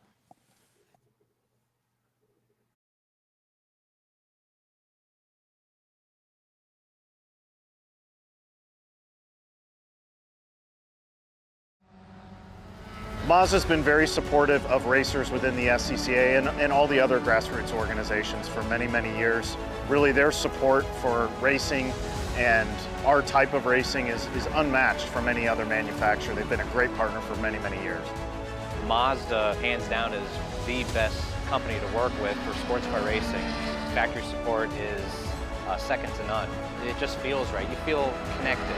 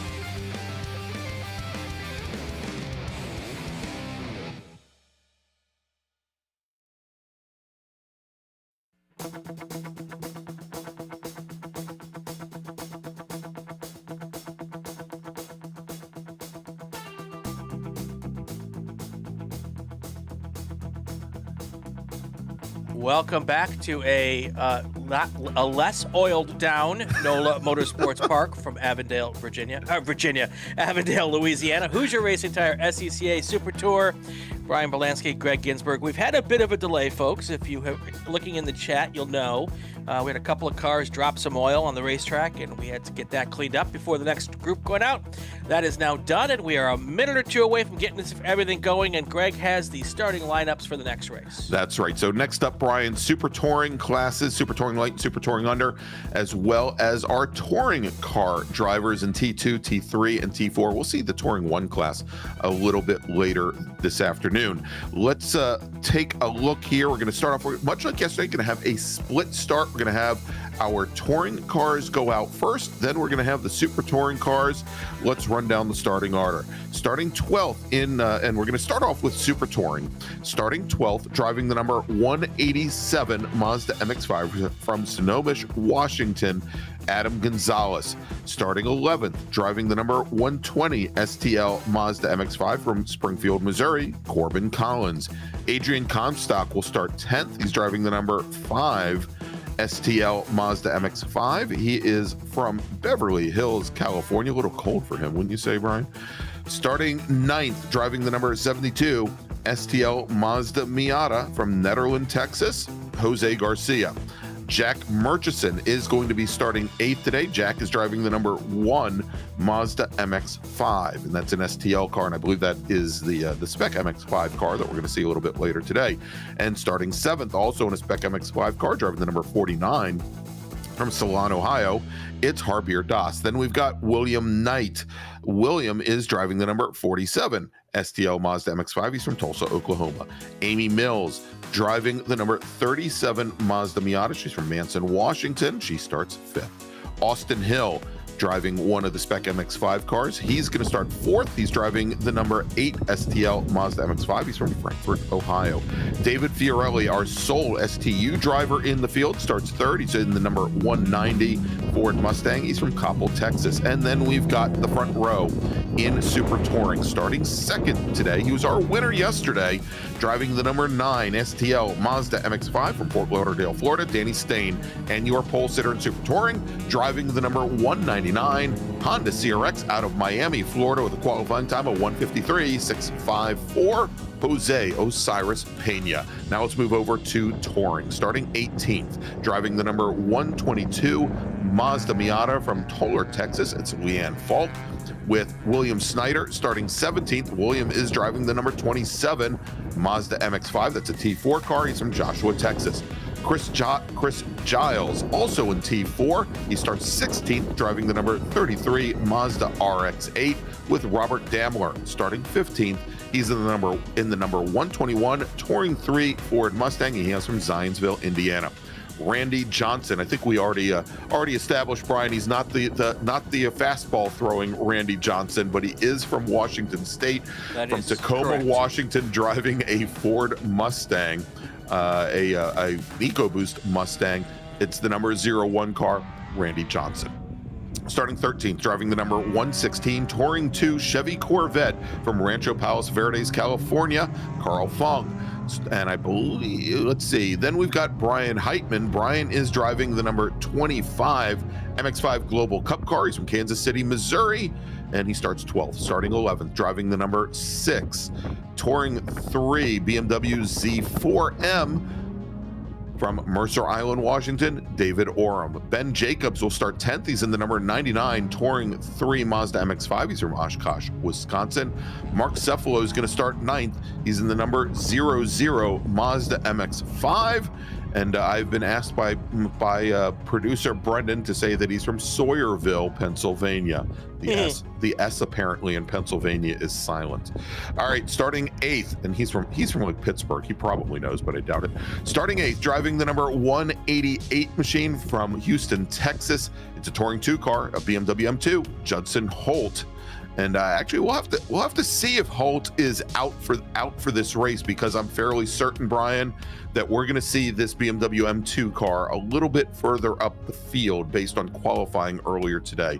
Starting 7th, driving the number 118, touring for Mazda MX-5, Sergio Slobin. He's from Houston. Todd Clark starting 6th. He's in the number 11 BMW 330 Ci. He's from Fox Island, Washington. Todd Clark. Richard Baldwin is going to start 5th. He's driving the number 2 Nissan 350Z from right outside the front gate. He's in from Covington, Louisiana. It's Richard Baldwin. Scotty B. White's going to start 4th, driving the number 0 Ford Mustang from Auburn, Washington. That's a touring 3 car. And starting on the inside of row number 2, Simon Foulweather, driving the number 61 touring 3 BMW 330 Ci. Your front row today in touring, driving the number 109 touring 3 Nissan 350Z from Renton, Washington. It's Gamel Aguilar Gomez. And your pole sitter today, driving the number 88 BMW M2 from McKinney, Texas, with his second time on pole today, Brian. From McKinney, Texas, with a qualifying time of 154.612, Denny Stripling. All right, here they come down to turn 1 for the first time. Here are your first group of cars as they start to spread out very quickly here, Greg. Already single file for the first several rows. Don't get to 2x2 action until you get to row about 6 or 7. And then they go right. Oh, there's a car that went a little bit wide there. 3 cars go wide. 4 cars go wide, it looks wildly wide. And here comes the start for our second group now. They should be getting the green flag any second here. And there you will see it. Yep, you can see the green flag going there. Yep, green flag is in the air. We're having a little trouble with our camera there by the starter stand, but that is Danny Stain jumping to an early lead. I do not see the Honda CRX of Osiris Pena, who was to start on the pole today. It is the Ford Mustang of David Fiorelli, who is our sole STU driver in the field. Big brake lockup going into turn number 3, and I think that might have been William Knight putting up the big cloud of smoke there, Brian. And there you see a car going way off there there's a cutoff there that they may have taken, possibly. But let's see if they can get going here. Oh, no, that's the outside of turn. No, okay. Here they come now into turn 15. This is our first group coming around for the first time here. And they'll be heading back onto our front straight to complete the first race lap. More of those cars from that first race group. The STL group, Greg, has some of the best liveries that we have out here. There are some really fancy looking race cars. Oh yeah, and it's interesting. It's neat to see in SCCA road racing how many racers now have gone to using vinyl rather than just paint jobs. Yeah, as we watch, I mean, we certainly know the Baldwin car always looks very exciting in that in the touring too. But look at our second place driver right now, and that is Gamel Aguilar Gomez in the Nissan 370Z. Very wild job there. Should mention. And, we're showing it as Judson Holt leading right now in the 188 car. So big question whether or not that BMW M2 is being driven by Holt or whether it's being driven by Stain. Yeah, because in qualifying it had Denny Stain. Denny Stripling. Yeah, it had Denny Stripling's name tied to it, so I don't know what the situation is there. And now, Brian, they just updated the timing and scoring, and now it is saying Denny Stripling. So there you go. It's like they're listening to us or something. Yes, exactly. Thank you very much, Diane Carter, for that quick update. All right, let's jump back over to Super Touring and a good version, a good portion right now of Super Touring, and a neat little fight going on right now. And I think we're going to probably see this pick up again a little bit later. We've got a couple of our Spec MX-5 drivers. Austin Hill has got a little bit of a gap, but Corbin Collins, Harbir Das, Adrian Comstock we're going to see them in Spec MX-5 a little bit later today. They're in those NC Miatas, and you can see there right now two wide. A lap ago, there were 3 of them door to door going into turn number 4, and I think it's probably a harbinger of things to come as they now finally start. Oh, we've got a car that goes around over at turn 13. 2 cars that have gone around at turn 13 right at the apex. We saw Amy Mills have trouble there in her race yesterday, and looks like at least one of those cars is still just now gets underway. We'll see how soon that yellow caution flag waving caution goes down. I think we still have a car, Brian, that is on the side of the pavement that did not get moving. Let's see here. Yeah, it looks like may have just now gotten back underway.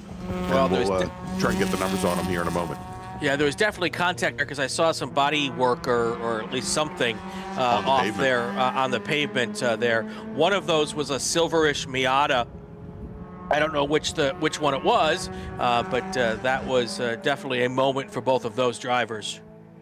All right, so we'll pick up and we'll know probably in just a few moments when we see at least one of them drop to the back. Now, the challenge is, we talked about having a number of the Spec MX5 Challenge racers racing in STL, but we do also in Touring 4 have a number of those machines as well, those NC Miatas. So we'll try and pick them out for you. A number of drivers did not come out for today's feature race in this group, Brian. Simon Foulweather in his Touring 3 BMW did not make the grid, nor did Amy Mills in her STL Mazda Miata. We talked already about Jose Osiris Pena, who was scheduled to start on the front row of today's STL race. He did not make the grid, nor did William Knight, Jack Murchison, Jose Garcia, Zach Ehrlich, Jonathan Murchison, or Max Ehrlich. And again, a lot of those drivers are in Spec MX5 Challenge. They may just be getting ready for their feature race later this afternoon. Yeah, I can see there's a car spinner there right off there, is able to keep it off of almost off of the grass. They'll be able to go in there. That's the second time up here somebody spun just like that. Yeah. And I believe, Brian, we'll try and get the number, but I'm fairly certain that was Ben Jacobs in the number 99 machine. He's the only driver that we have in one of the Global MX5 Cup cars and one of the ND Miatas, 4th generation Miatas. And the way we can pretty much pick that out is it's got an open top, doesn't have a roof on it like the other machines. Yeah, they're going to have to get a pressure washer out for that Armco there. It looks like somebody splashed a bunch of mud down there yesterday when they went in there, because that looks like it's covered in a layer of Bayou mud. So they call crawfish mud bugs for a reason, Brian. Yeah, there you go. There you go.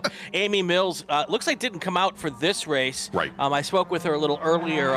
She had some contact yesterday. Let's just say. Yes, she did. And not terribly pleased about that situation. Last lap contact at that, if I remember correctly. So I think she's just going to be out in the Miata race this afternoon. So. All right, so we are now 3 laps into this race. And again, this is either an 18-lap or 35-minute race, whichever comes first. Denny Stripling in the number 88 BMW M2 Club Sport. He is your leader.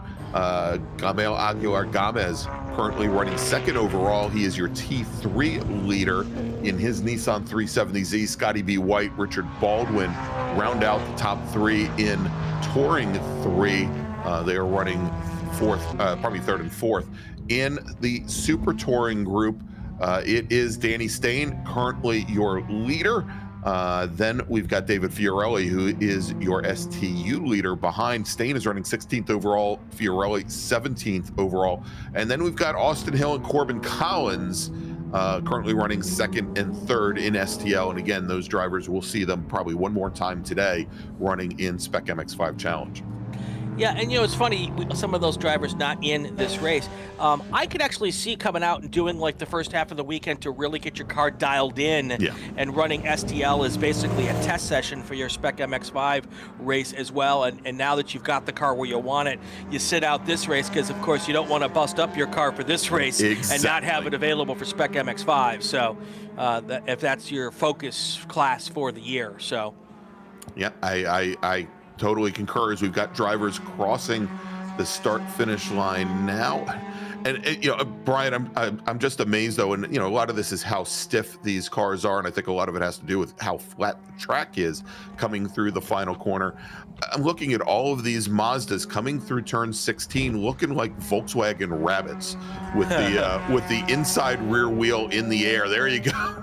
And it's not just the Mazdas; it's almost all of them. And again, a lot of that has to do simply with how stiff the rear end of that car is, and how big a sway bar they have on them, that they're just they're rolling over pretty much onto the bump stop to the point they can't roll anymore, and then they just end up lifting up that inside rear wheel.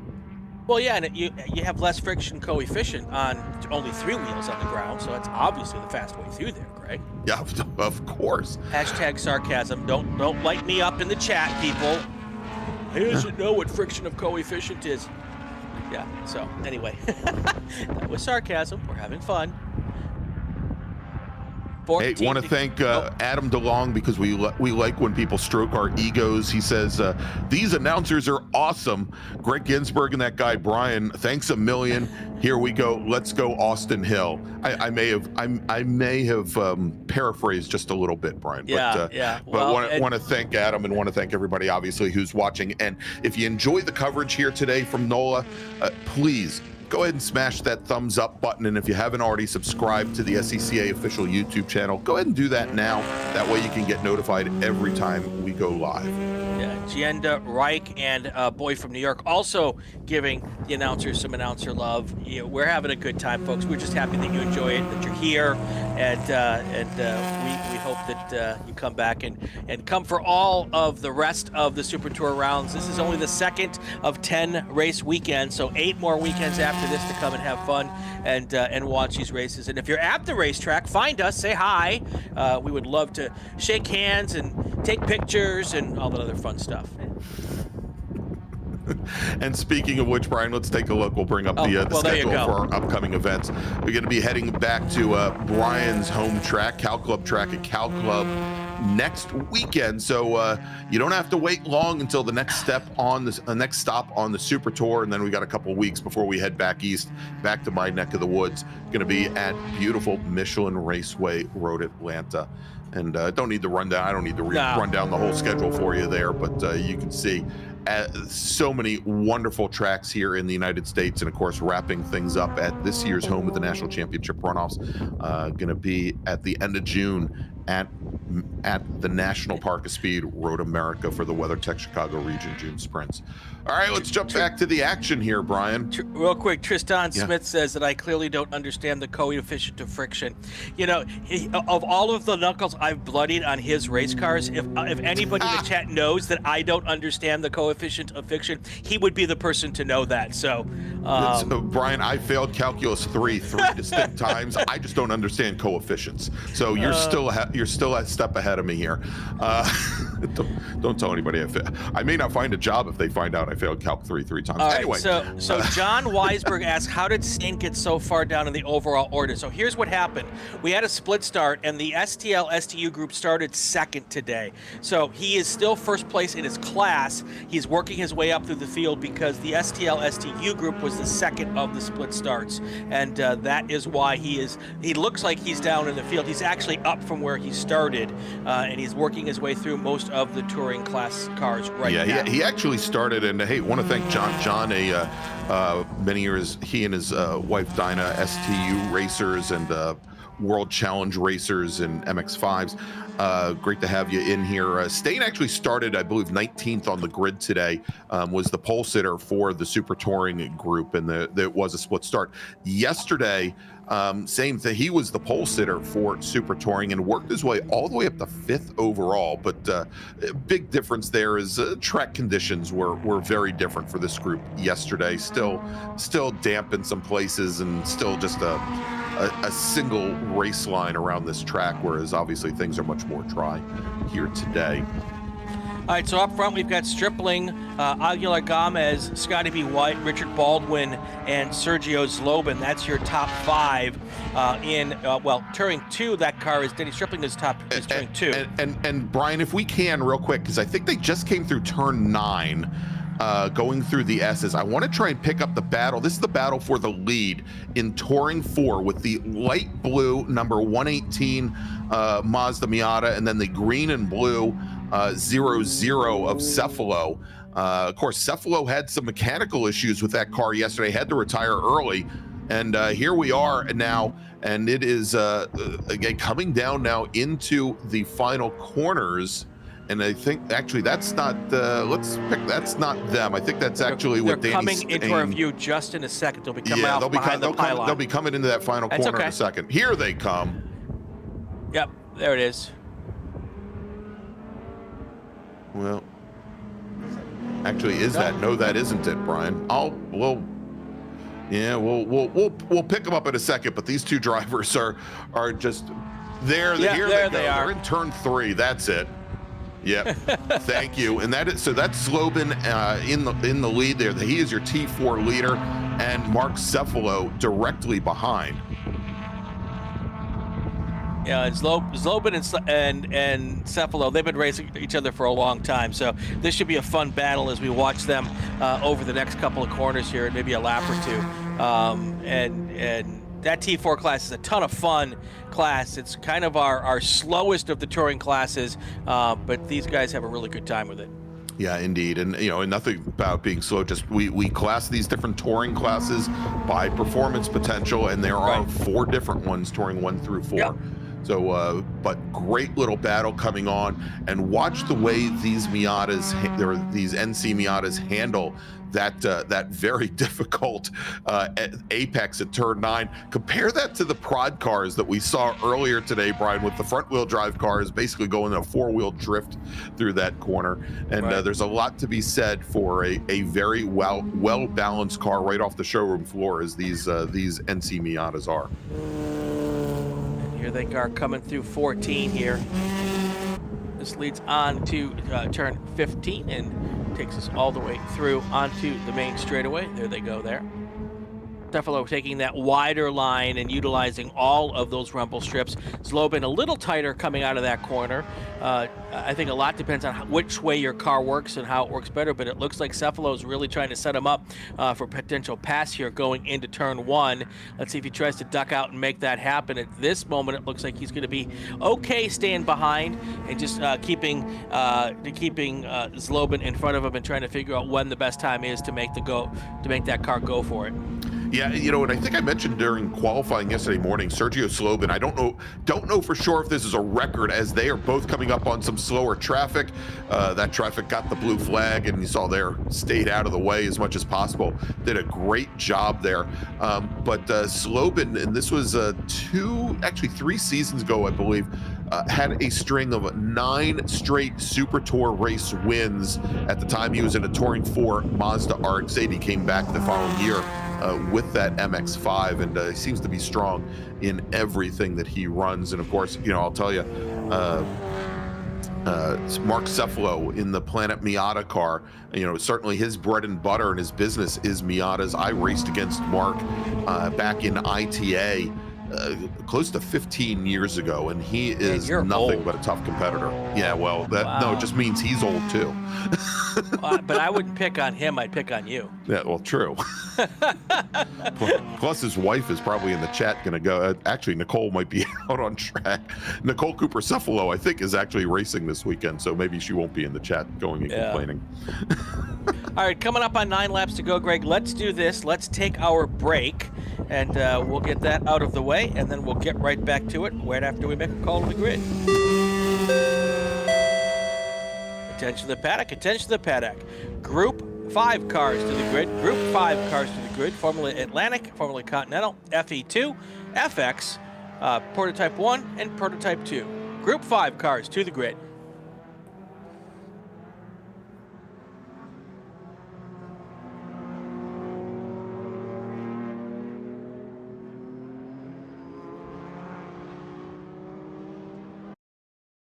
For over 25 years, championship-winning drivers and teams have demanded Hawk Performance Motorsports brake pads. Now you can have their advanced technology on your daily car, truck, or SUV with Hawk Performance Street products. With the improved HP Plus pad for that hybrid street and track feel, or Super Duty pads for tow vehicles, their all-new ER1 brake pad designed to take on even the longest race, and their all-new high-performance brake fluid, Hawk has all of your braking needs covered. Visit hawkperformance.com and like them on Facebook or Instagram to learn more about the Hawk Performance Advantage. Hawk Performance, what's stopping you? Tire Rack was established over 40 years ago by an SCCA member with a passion to find the right tires, wheels, and now brakes and suspension products for racers and enthusiasts on both street and track. As official tire retailer of SCCA since 1995 and sponsor of the Ronoff's Pole Award, along with the National Solo Program, Time Trial Nationals, and National Tour and Track Night in America. Tire Rack is proud to support the SCCA and its members as they go have fun with cars. As the official fuel partner, Sunoco has been helping the SCCA and their drivers perform at their peak since 2001. Mile after mile, race after race, Sunoco has trusted the fuel over 50 racing bodies, including the SCCA, SCCA Pro Racing, Trans Am, NHRA, and NASCAR. As the largest manufacturer of race fuels, they're passionate about helping drivers and teams take the lead. To find race gas near you, visit SunocoRacefuels.com or call Sunoco at 800-RACE-GAS. Get more bang for your buck at SummitRacing.com. Choose from millions of in-stock parts from over 1,500 name brands. Parts for racing, street performance, trucks, plus tools, accessories, and more. Shop anytime, anywhere with the Summit Racing app. Mazza Vineyards is the exclusive sparkling wine for podium celebrations at the Hoosier Racing Tire SCCA Super Tour, SCCA Runoffs, and Tire Rack SCCA Pro Solo. Celebrate your racing weekend with Mazza Vineyards and learn more at enjoymazza.com. It's the 2024 Hoosier Racing Tire SCCA Super Tour, the premier amateur road racing series bringing together top SCCA road racers from around the country. The Hoosier Super Tour visits some of the greatest tracks in North America, showcasing each of our 28 car classes. From production to GT cars, prototype to formula cars, the Hoosier SCCA Super Tour packs a ton of wheel-to-wheel racing action into every event.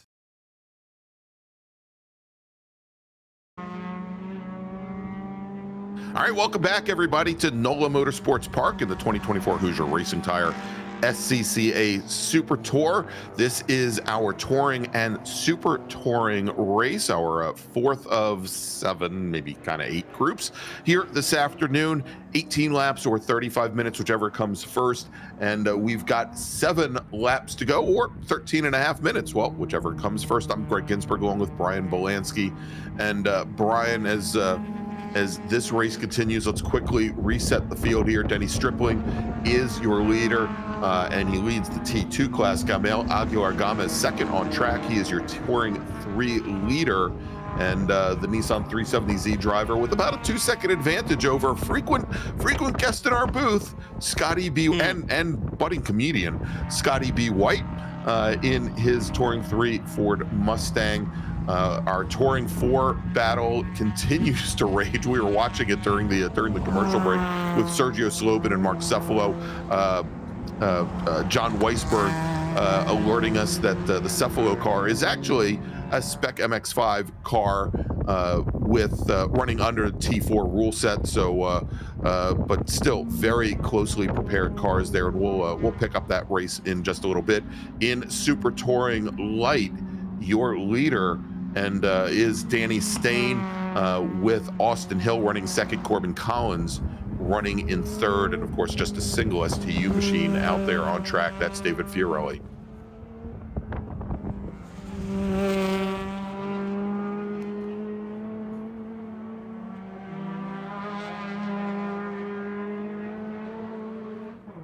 Seven laps, 12 minutes to go. Leslon looks like it may end up on time as well, Greg. But we'll check it out here. Stripling, Aguilar Gomez, Scotty B. White. There's your top 3. Stripling is the T2 car. Scotty B. White and Aguilar Gomez, T3 cars. Also Richard Baldwin, a T3 car there in 4th place. So all right, and Brian, Denny Stain. I was gonna say, let's see if we can get back to that T4 fight. They're just now coming into turn 7. Okay. Actually, I think they just came through turn 7. They'll be coming up to turn 9 here momentarily. Ryan. Let's see. There they are. There they are. And hey, it looks like they're working right now. I think lap number 12. It looks kind of like it did back in lap number 7 and lap number 8 and lap number 9.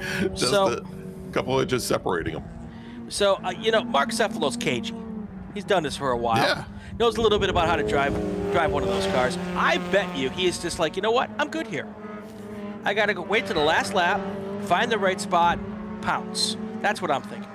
Well, we'll see if he can do it today. Also, want to mention Danny Stain started way back in the first of the second groups with a gap between Group 1 and Group 2 with the split start, already up to 4th place overall. Yep. And there he is right there, just coming through turn number 1, just ahead of that T4 battle. And so, yesterday Sergio Slobin was the T4 winner, Brian. But as we mentioned, Cephalo had some mechanical issues, had to retire early in a cloud of smoke. And he again has that car back out there today and looking incredibly strong there. But so yesterday, as we were talking, Danny Stain had to managed to work up into 5th position. Today he's already up into 4th, but quite a bit smaller field here today as well. Well, a smaller field, and the gap now from 4th to 3rd is 45 seconds. So yeah. I doubt that he'll be able to do that without anybody up front having any issues. But nonetheless, I mean, that's impressive the way he drives that Mazda MX-5 car right up there to the top of this leaderboard.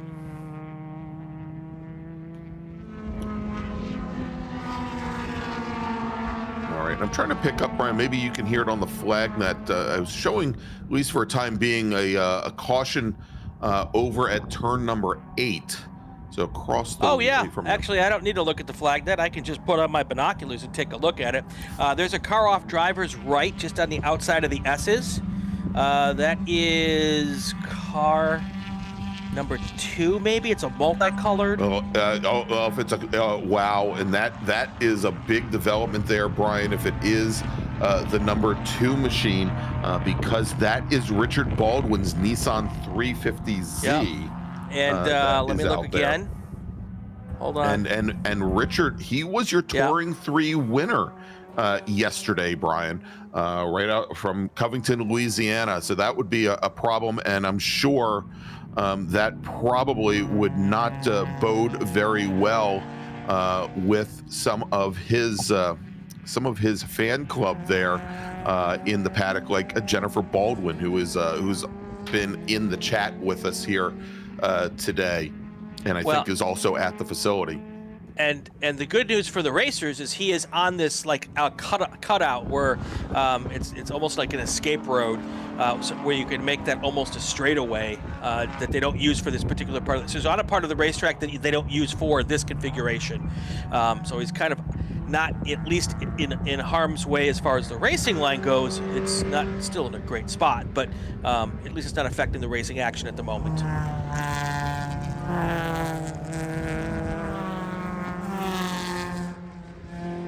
Oh, and Brian, we've got a new leader in Touring 4 as we just watched him coming through turn 5. Say that real fast. And that is Mark Cephalo. He has managed to get around Sergio Slobin here for the lead. And it looks as though as they came through turn 6, they're going to we're going to see those 2 MX-5s coming into turn 9 here momentarily. There you go. The 2nd and 3rd cars respectively there. And now almost 7 car lengths separating those 2 drivers. But Cephalo, your new T4 leader. Yeah, and they were just coming into the S's there, and Cephalo was able to make it past a back marker, and then that back marker just was in a tough spot for Slobin to get around all those. Slobin's now around him and catching back up to Cephalo pretty quickly as they come into this turn 15 area. So recovered really nicely from that situation, but there is Cephalo going nice and wide there. He takes that a little wider line through 16, where Slobin takes a little bit of a tighter line through 16. And I think Cephalo just heard me talking about strategery and said, I'm going to make Brian look silly and go around him now, just so Brian's like, that guy don't know what he's talking about. And Jennifer Baldwin just came back to us in the chat. She says Richard's front tire, one of his front tires, has gone flat. So unfortunately. Wow. Yeah, so he could drive that around probably and risk tearing up the whole front of the car with that tire flopping, or he could just wait there till the end. And here we go, Brian. This is where everybody at the track goes and responds to what I say in the chat. We've got Nicole Cooper Cephalo that she says that Mark's car has been converted back to T4 spec, and more importantly, yes, you do pronounce the S, the second S in Sawyersville. So my apologies. It must be the Pittsburgh pronunciation that Brennan gets married. Oh, and look at Slobin right there trying to get back on it, going wide, coming out there. He has got a new fire in his belly. He does not like being behind Cephalo there, and he is pushing hard now, trying to keep up and trying to find a way to get back around with 3 laps or 5, just under 6 minutes to go here. And he's like, I want none of that, and I want this win. Oh, here we go, and you can see the Baldwin car there off on the right-hand side as they go through there. And yeah, so Slobin now right up to the back bumper of the 00 Planet Miata car as they now come and barrel down into turn 13 at the end of the S's. And Slobin's coming underneath the 00 machine as they go in the 14. He's going to run a little wide, drops a wheel into the dirt, and that may be what the 00 machine needs. As Slobin is to the inside, but does not carry a lot of momentum. And for the time being, Mark Cephalo holds off Sergio Slobin as they come onto the front straight, Brian.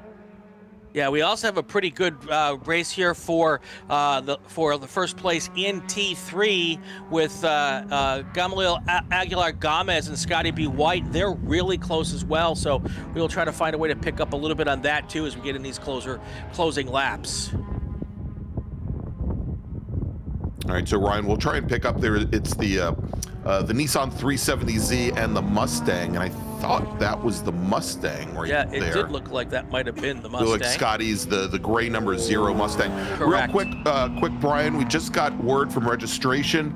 Yep, there is that fight right there as they come through turn 9. Just got word from registration that they're going to stay open until 4 o'clock now. Stay open for an extra 2 hours, 4 o'clock Central Time. So about another 45, about an hour and 45 minutes. So if you have not been able to go over and get your event shirt, or if you want to buy some additional ones, you can go over to registration. They'll be open until 4 p.m. Central.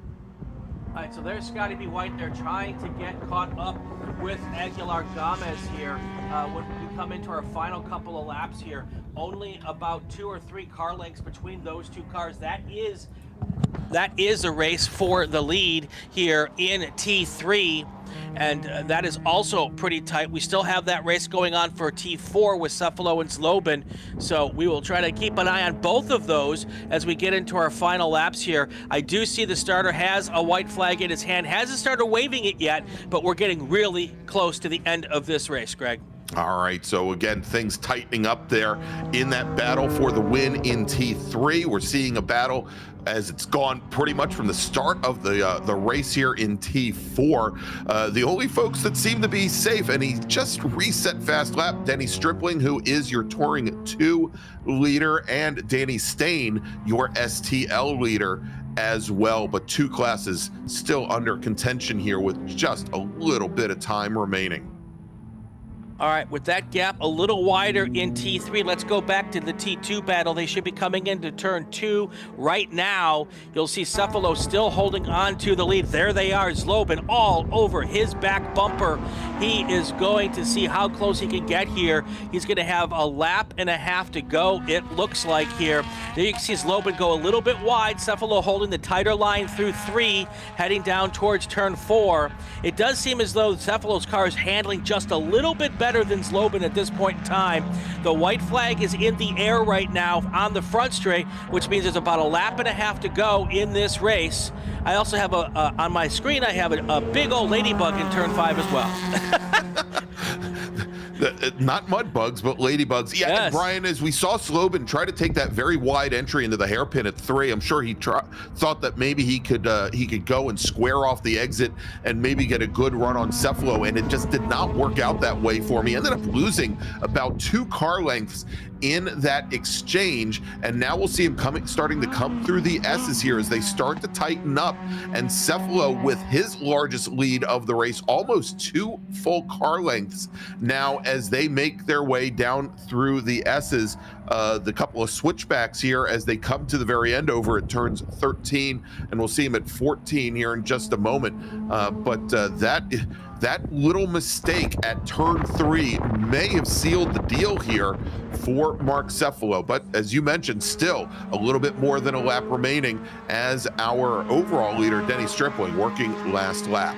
Yep, and the battle between Aguilar Gomez and Scotty B. Wright should be coming up around turn 6 right now. And when they came by the line, Scotty B. Wright was as close to Aguilar Gomez as I've seen him over the course of the last 3 or 4 laps. He was almost there, so that has tightened up as well as we get into what will be probably the last lap for that. I think they're on their last lap right now. And Brian, let's jump here they over are. now. Let's jump over. There it is right now. This is the battle for the win in Touring 3. It is still Gamel Aguilar Gomez in his Nissan 370Z and Scotty B. White in the Ford Mustang. They're coming into turn 9 right now. There, only. Scotty is doing everything he can all over his back bumper. 7 corners to go to find out who is going to win in both T3 and in T4. This is the T3 battle we're looking at right now. In front is Aguilar Gomez. Right behind him is Scotty B. White. Checkered flag is in the air for Denny Stripling. So this race is over. Here is your win. Brian, we've got a big change here because Gomez took the cutoff and actually shortcutted that turn 13. That means he's likely going to end up losing that lap, and Scotty B. White might end up being your winner here. May not happen on track there as they cross the finish line, and Gomez crosses the line first, but Gomez pretty clearly took the cutoff. Let's go back to that Touring 4 battle now. Touring 4 battle now coming into the S's for the final time. It's still Cephalo up front. Right behind him is Zlobin. Zlobin closing the gap going into turn 13. You're going to see him right here. I don't know that he's got enough to get around him. Here comes Cephalo, and right behind him is Zlobin. Now you're going to see them coming into 14. Look at that big wiggle. That's going to win it for Cephalo. Cephalo's going to take the win because of that big wiggle. Yeah, Zlobin got under braking, rear end stepped out on him, and he just lost all his momentum, making things much easier for Mark Cephalo, who comes out of the final corner. He's going to come down the front straight and take the win in Touring 4. Sergio Zlobin, your winner yesterday, will finish second today. And so as the rest of our drivers come across the line to complete, we talked about our overall winner. That was Denny Stripling, and I think that's a little bit of redemption compared to how his Spec Racer Ford race went earlier today.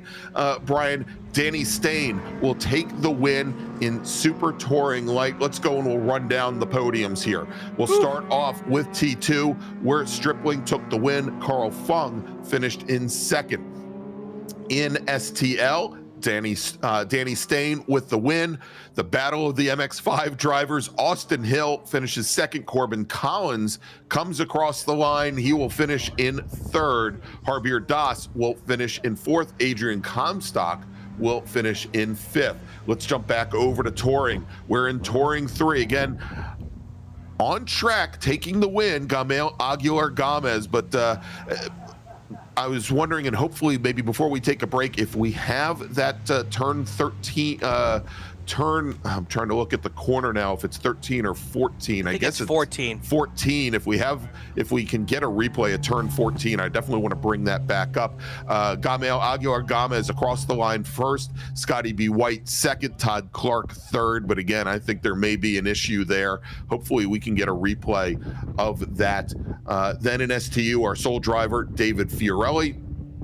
And then in T4, Cephalo, then Zlobin. Chris Giles will finish in third in his Mazda RX-8. Leanne Falk finishing just off the podium in fourth. And I'm hoping to hear from, just got word from Director Ryan, unfortunately, no replay there. So well, and I will, once we take our break, Greg, I will go see if they get a ruling from the stewards. It may take them a while to sort this out. Yeah, but definitely. When it does come down, we'll certainly share that with you because I don't know exactly how that whole cutout thing works as far as giving up a position or whatever the case may be. But we will get the ruling at some point, and we'll absolutely share it with you. What a great finish on several different classes here, and that was a lot of fun, and I'm ready for another blood pressure pill, Greg. Yeah. Oh, yeah, absolutely. I think we both need them. All right, Brian, let's make a final call to the grid for our next group, and then we'll take a quick commercial break. Yay, let's just make the call because I don't have the tones in front of me. Oh. No.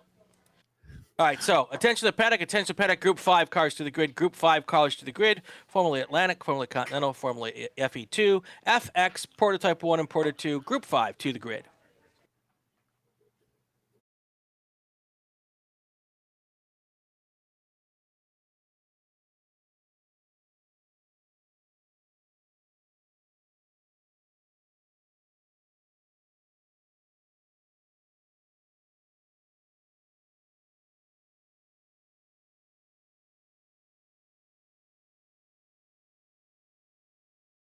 Don't forget to file for your contingency payouts for the Hoosier Super Tour. Partner payouts include offers from companies like Hawk Performance, including product certificates to the top 5 positions in class. And they can be used on any Hawk products. Hawk Performance also offers a benefit discount to SCCA members of $20 off a $200 purchase and is the Novice Group sponsor for the SCCA's Track Night in America. Search Contingency on the SCCA website to view your contingency options.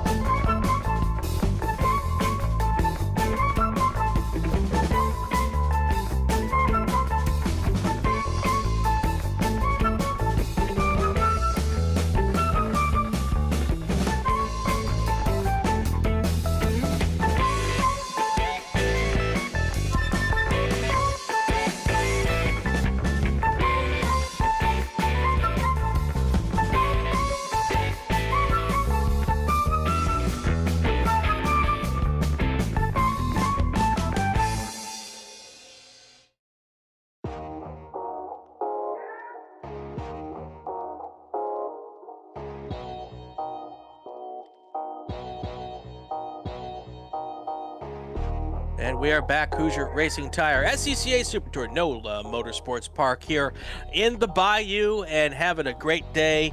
Weather is chilly, but sunny, which is better than yesterday, so we're going to take it, and we're going to get ready for our next race. This is our Wings and Things, Formula Cars, prototypes, and here we go with the starting lineup. Gregg Ginsberg, take it away, my friend. All right, so Formula Atlantic and Continental, Formula Enterprises 2, Formula X, and prototypes P1 and P2.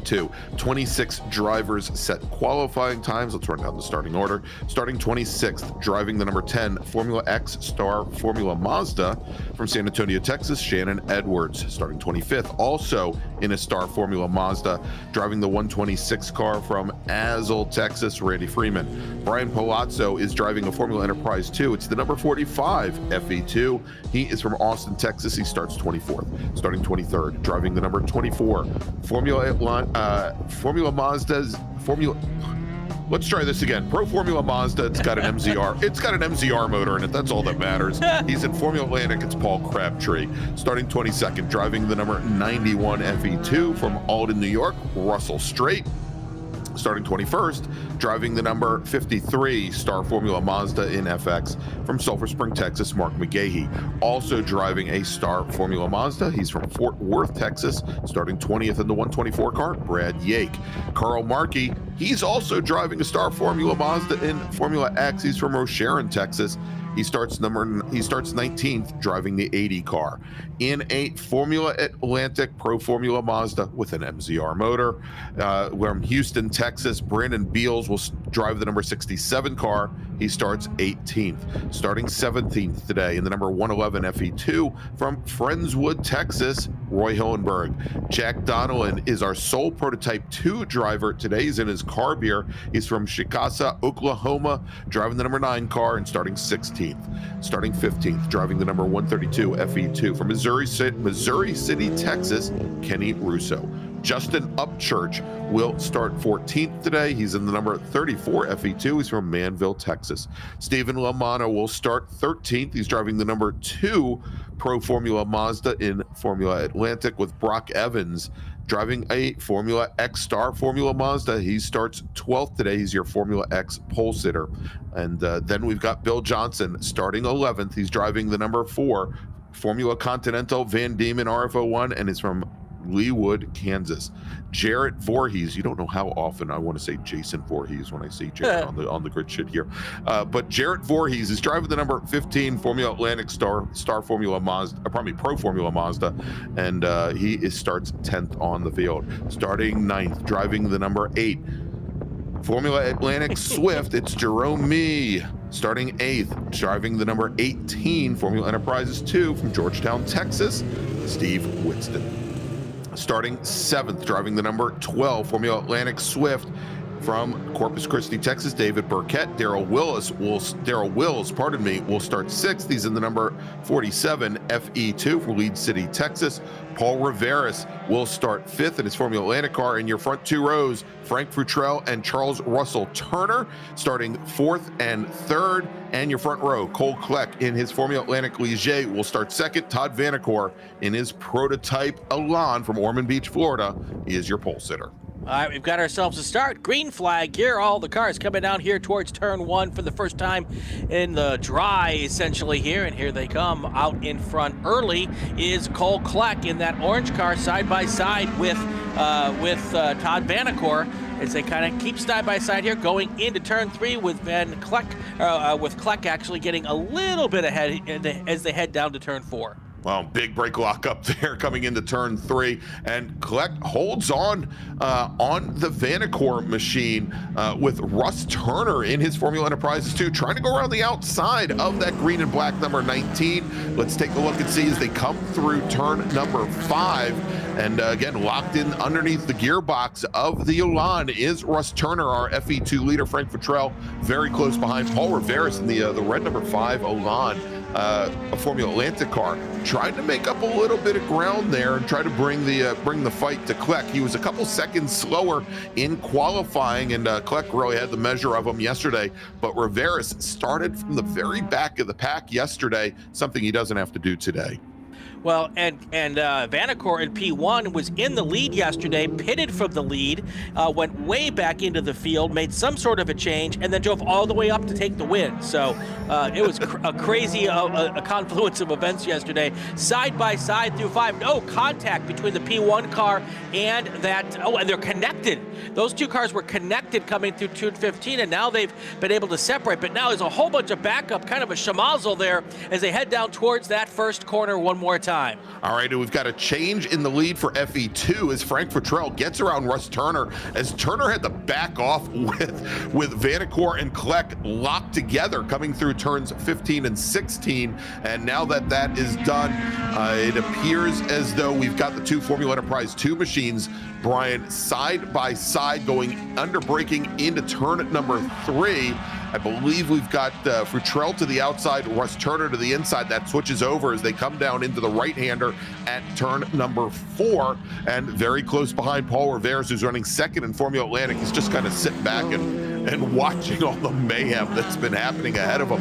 And we just see now as Todd Vanacore goes not only to the lead over Kleck, but he opens up about 7 car lengths. I think Kleck has probably decided it's just not worth the fight anymore, well, and lets Vanacore by. And I mean, they're not fighting for class there, obviously. No. One's a prototype, one's a formula car. And if both of those cars got away pretty much unscathed, that's pretty amazing that there was no significant damage from all of that. Yeah, although, you know, we may want to keep a watch on Vanacore's Elan, Brian, because when he came through turn 5, as they come out to some of that curbing out on the exit, another big white puff of smoke came out. And the interesting thing there is that it likely was coming out from the loaded side on driver's left, not the right side, not the side that would have had impact with Kleck's car on the previous lap. So something to look for here, and we'll see. But at the moment,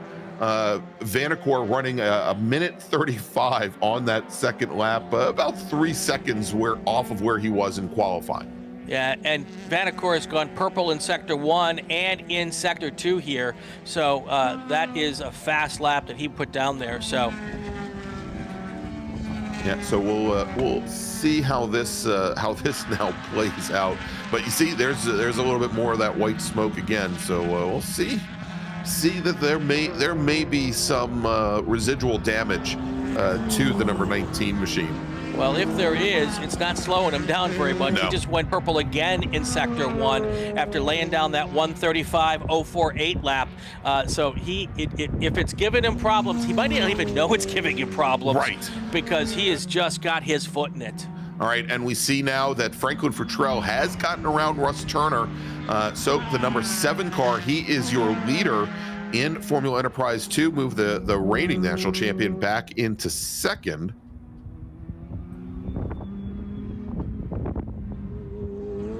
Is it this battle right here that we're looking for that FE2 battle? Yeah, that's it right there. Brian is running 3rd and 4th overall.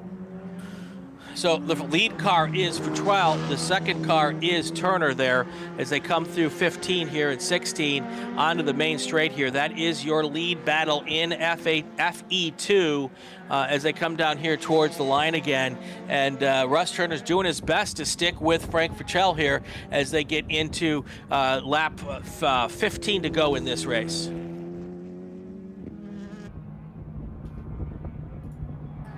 All right, there is your Formula Atlantic leader. That is Cole Kleck, and right behind him are those two FE2 cars working through turn 2, heading down towards turn 3. And there they are now going through turn 3 and heading, of course, towards turn 4 next. So that is Futrell and Turner there. There they are again coming through here. You know, Turner's got plenty of race savvy in him, so he knows that he's not in any danger at the moment of having any issues. He can sit there right behind Frank Futrell for lap after lap after lap without having to worry about it. Oh, wait a second.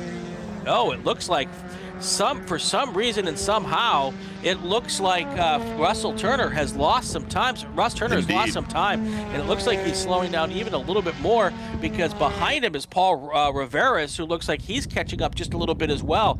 Curious to see what happened there, Greg. Yeah, I I didn't see anything special happen on track and see that car get loose. We'll see if the 23 car can keep up the pace or whether or not he's going to fall back a little further. I've been also watching, Brian, a little bit further back in the pack, and we'll see if we can pick them up here. As you know, we see there one of the cars letting up a big cloud of smoke coming through turn 13. That might have been Brock Evans, our Formula X leader. I'm going to try and find the battle going on right now for second in Formula X with the 2-star Formula Mazdas, Carl Markey and Brad Yake. In years gone by, they were, and I think actually we are watching them now coming through the final corner. Yeah, the second and third cars in line. In years gone by, before the outset of the Formula X class, where they brought in some of the older tube frame Formula USF 2000 cars and basically consolidated a number of classes, there was a separate Formula X class, or probably a Formula Mazda class for these old star Formula Mazda cars, and there's still such a big contingent of them in Texas. And these two racers spent many a race on the Super Tour, just like they are now, within about 2 to 3 car lengths of one another. And great fight right now, although Brock Evans has started to walk away from him. Good battle going on now for second. All right, big problems for our race leader, Todd Vannecar, parked in turn 8. Not sure what the issue is, but it definitely seems to be mechanical. He is just off track. Or just on track, I believe, in turn 8. They're trying to figure out what to do with him right now, but that was our race leader, Todd Vannecar. Looks like his day's probably done. Yeah, and so, Brian, those might have been some residual issues from that time, from where he got together with Kleck on the end of the opening lap. There we noted that there was still quite a bit of smoke coming from that car when it leaned over, and he may have certainly damaged something there underneath that bodywork, underneath that carbon fiber bodywork in those initial outings. So good to see that the car is safe, but obviously that is going to move Cole Kleck up into the lead in his Ligier Formula 3 chassis, and taking the lead in Formula Atlantic as well. That's going to move now Futrell and Turner up into second and third overall. And Brian, we'll take a look here. I think we've got Russ Turner possibly starting to close things back down on Futrell. Let's take a look where I believe we're going to see our first place car, Kleck, coming through turn 5. And then here comes that Formula Enterprise 2 battle. And yeah, look at that. Once again, we've now got Russ Turner within about 4 car lengths of Frank Futrell. And I should preface, as we just saw Russ Turner come out of turn 5. You remember I talked about the prototype of Vannecar throwing up a lot of white smoke, and I think it was basically the chassis bottoming out on that curbing, because we just saw the exact same thing there from Russ Turner. Yeah, that can't be fun in the cockpit when that happens as well. So whatever may have been the issue for Russ Turner, it seems like he has resolved that. Maybe it was just a momentary bobble and he was collecting himself and getting the thing back going again. But as you said, it is right back there, 0.7 of a second last time by at the line.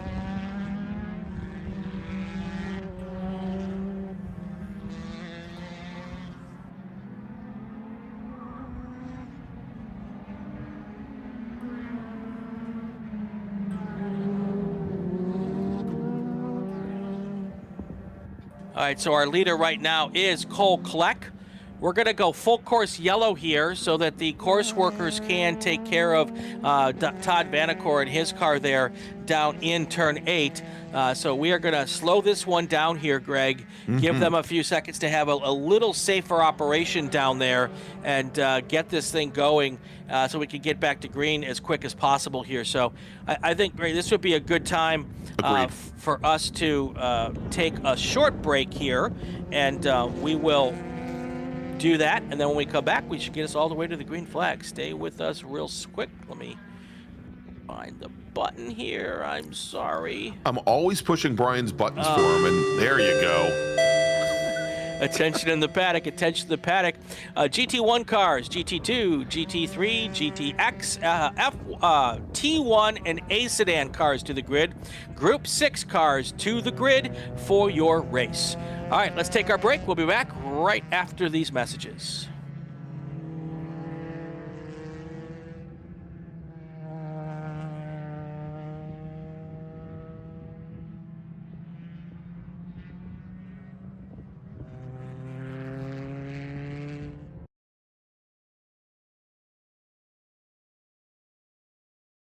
Hoosier Racing Tire is proud to be the presenting sponsor of SCCA Super Tour. Hoosier's mission is to be the dominant customer-driven provider of tires to race teams domestically and internationally. At Hoosier, we know that our success is dependent on how well we meet our customers' expectations by providing the safest, most reliable, high-quality race tires that put you in the winner's circle. For more information, see our trackside support personnel or the local Hoosier Racing Tire dealer near you, or contact us at HoosierTire.com.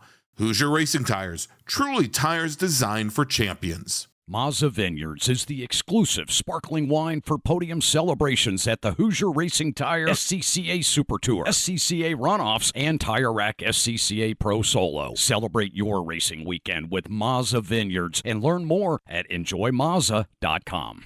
Tire Rack was established over 40 years ago by an SCCA member with a passion to find the right tires, wheels, and now brakes and suspension products for racers and enthusiasts on both street and track. As official tire retailer of SCCA since 1995 and sponsor of the Runoffs Pole Award, along with the National Solo Program, Time Trial Nationals, and National Tour and Track Night in America, Tire Rack is proud to support the SCCA and its members as they go have fun with cars. As the official fuel partner, Sunoco has been helping the SCCA and their drivers perform at their peak since 2001. Mile after mile, race after race, Sunoco's trusted the fuel over 50 racing bodies, including the SCCA, SCCA Pro Racing, Trans Am, NHRA, and NASCAR. As the largest manufacturer of race fuels, they're passionate about helping drivers and teams take the lead. To find race gas near you, visit SunocoRacefuels.com or call Sunoco at 800-RACE-GAS. Bravo Trailers is the exclusive trailer partner of the SCCA. Owned by longtime SCCA racers, Bravo Trailers work better, load easier, and tow better because we build them with racers in mind. Visit BravoTrailers.com to see your new trailer in aluminum or steel. If you like what you see today, become part of the action by joining the Sports Car Club of America. Whether you want to drive, flag, organize, officiate, have fun with cars, or meet 65,000 enthusiast friends, SCCA offers plenty to feed your motorsports obsession. Ask someone trackside about how to get involved or visit SCCA.com for more information. And welcome back to NOLA Motorsports Park for the 2024 Hoosier Racing Tire SCCA Super Tour. I'm Gregg Ginsberg along with Brian Bielanski, and we are, Brian, just about ready to conclude this full course caution period. We've gotten Todd Vanacore's prototype car off the track and back into the pit lane, and the lights are out now on the pace car, and we should be going green this next time by. When they cross the line, we will have 10 laps remaining, or just about 20 minutes. And there you go, pace car now on the pit lane and handing the field back over to our leader, Formula Atlantic driver Cole Kleck. Just like I planned it, the full course caution lasts just as long as our commercial break. And now we can get back to action without missing any of the action. Green flag should be in the air, and it is. And here they come right down now for the start of the race.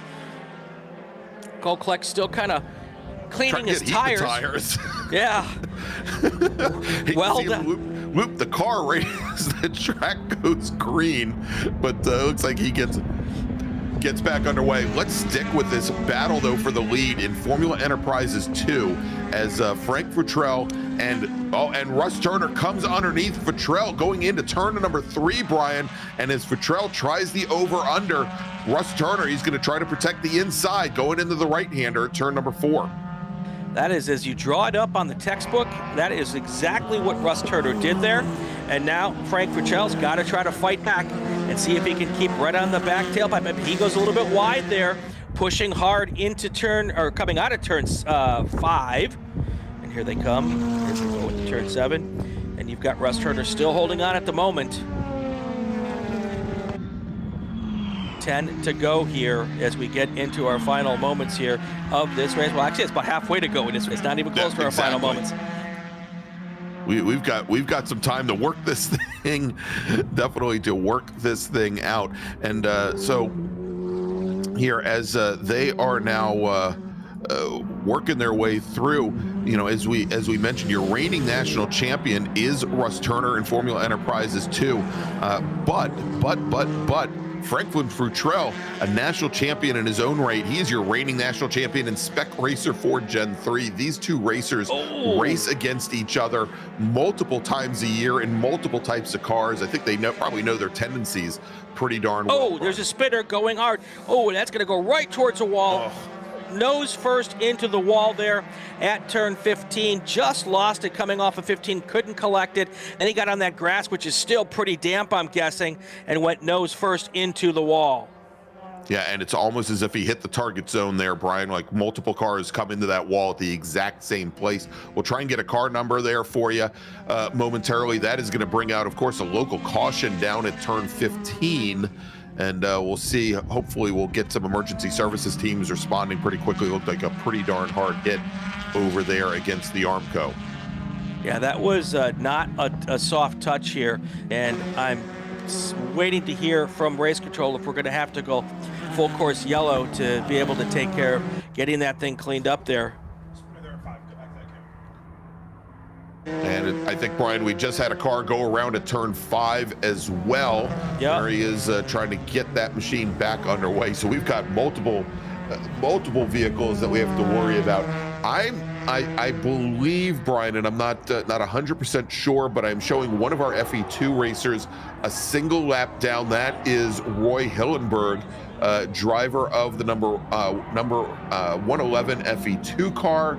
And I'm also showing Shannon Edwards, one of our FX drivers, a lap down as well, the driver of the number 10. But that looked like an FE2 machine. Yeah, and then we had another car that came together, I think possibly with our leader, 11, because Cole Kleck is slowing down right now and heading to pit road. So he came together with somebody, it looked like, and he is now on pit lane. And I'm not exactly sure what the problem is, but it does look like that car has got some sort of an ailment, and they're getting now to that other car there and checking on to see what the situation is there. And they have some debris to pick up as well. Yeah, so that now is going to move the battle for FE2, Brian, up to the front of the field, running first and second. Frank Futrell, who did manage to get back around Russ Turner, so move the 7 car up into the overall lead. Turner now running in second. Paul Riveras is your new Formula Atlantic leader. He is running 3rd overall. And then we've got Steve Whitston, Daryl Willis running 4th and 5th, both of those drivers in FE2.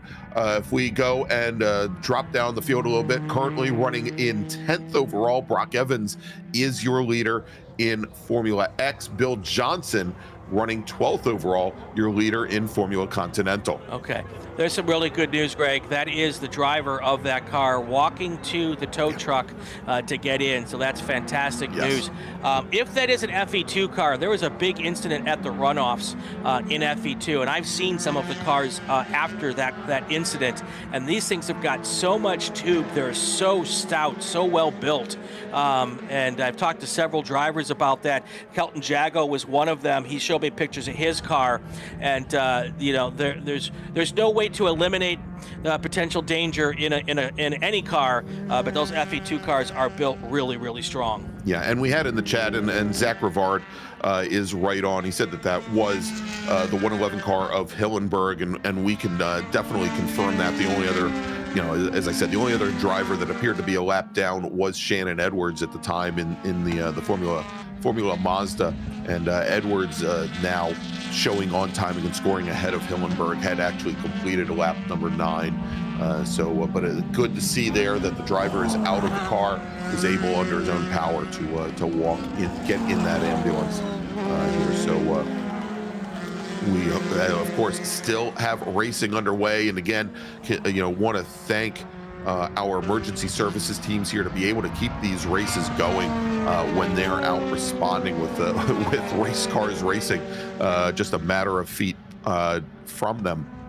But we'll pick up that battle here, and it's not much of a battle. It looks like Frank Futrell, Brian, has once again been able to extend the gap back to Russ Turner. The last time they crossed the line and completed lap number 11, starting lap number 12, Futrell had almost a 4-second advantage on Russ Turner. But I think what we might want to do, and I'm looking to see here,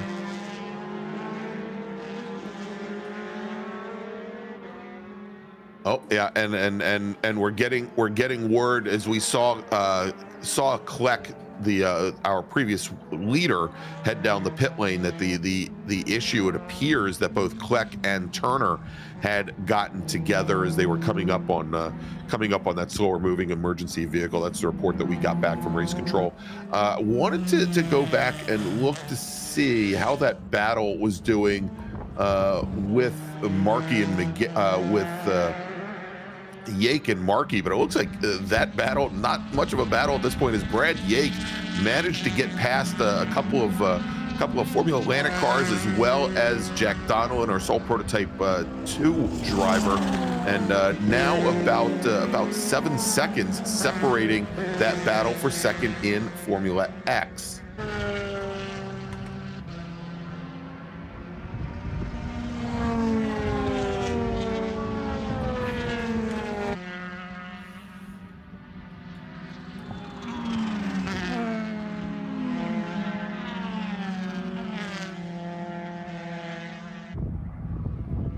Looking at Formula Atlantic right now, Paul Riveras is in first. Jerome Mee is in second. Now you got me doing it, Greg. Yeah, me. it's all about me, Brian. Just remember that. Yeah, I've heard that before. Yes. Jarrett Voorhees is in third in Formula Atlantic. No, don't do that to me, man. I'm going to start doing that. Brock Evans is in first in FX, followed by Brad Yake in second, and then Carl Markey is in third. Jack Donnellan's your first place car in P2, because I think he's the only car in P2. Yes. And same with Bill Johnson, your first place car in Formula Continental. So things have seemed to settle down here a little bit with 5 to go here, and 5 to go in 11 minutes. That's probably going to end on laps.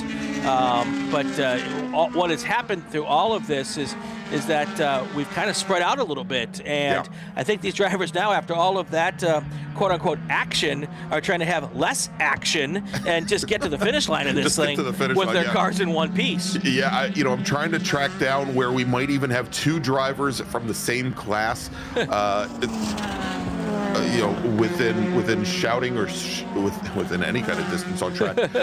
Right now, actually, Steve Whitston and Darrell Wills, and this is the battle for third in Formula Enterprises 2, within a couple of car lengths of one another. Yeah, and of course, Steve, after a very successful race, they took the win in Formula V earlier today. He's driving something with a little bit more grunt to it.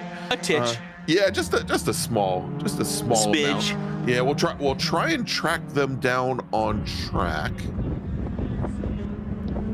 And I'm fairly certain that the Whitston machine is white with red end plates, if I remember correctly from yesterday. Okay. Well, and I will tell you that it looks like Jerome Mee is trying to make a go of it to catch Paul Riveras in Formula Atlantic. Yeah, that now looks like it's 1.5 seconds between the two of them as well. I think they're coming into turn 1 now, Brian, if I remember correctly, or should be either through 1 or going into 2. Oh, we got a big spitter there. They caught the curve there on the outside going into turn 1 and just spun right off into the runoff. And I'm fairly certain that was Russ Turner. We'll double check here, but I think that might have been Russ Turner in the 23 machine going around. We'll check that here in just a moment, because I think Riveras and me were directly behind when he did that. We'll definitely check that out, and I think we're watching now coming through turn 5. I believe this is Paul Riveras and me. There you go. Right there, yeah. Tail, the second and third cars, I think, in line. And I that think are nose that to tail. that Frank Frucell is the car right in front of him. Yes. Yeah, indeed. So Frucell now, without anybody behind him, is going to try to let those two Formula Atlanta cars by so they continue to race for their class lead. And then Frucell may or may not even know that there's been help from behind with a potential problem with Russ Turner, unless he saw it in his rearview mirrors as he was going through turn 1 there. Still haven't heard anything. The Russ Turner incident, he didn't look like he hit anything. He was probably able to continue. Yeah, but I think right now you're seeing as they come through. So we were watching that Formula Atlantic battle, and then right behind the Formula Atlantic cars is that battle for second in Formula Enterprise 2 with Whitston and Darrell Wills.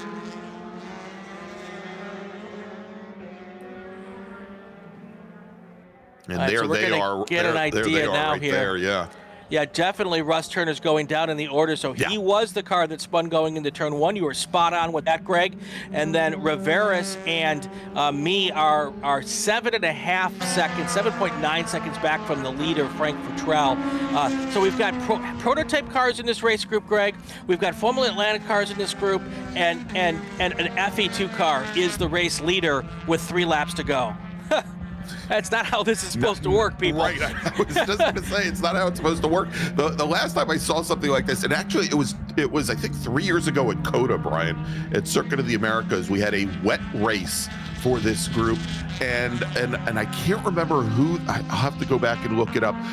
But we had our Formula Enterprises 2 winner, and it might have been Russ Turner, outrun the entire, it was like a 5-car prototype 1 field, and managed to take the overall win in the race. I was stunned and slightly amused by that, but we may see another Formula Enterprise 2 overall win here as Frank Frucell now with a considerable lead over Riveras with now 3 laps remaining. It'll be 2.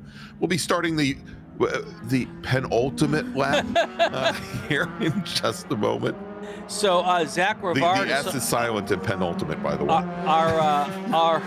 Our associate producer Zach Rivard tells us, and he's right, that Rivaris is going to have his hands full because the car behind him, the Formula Atlantic car, is an old school Swift 016, and I don't want to say a real Formula Atlantic car, but one of the original, the OG Formula Atlantic cars. And then Paul Riveras is in one of the Pro Formula Mazdas. In theory, that Swift should be a better car for this class. So we're going to see what happens here over the next couple of next 2 laps, I guess.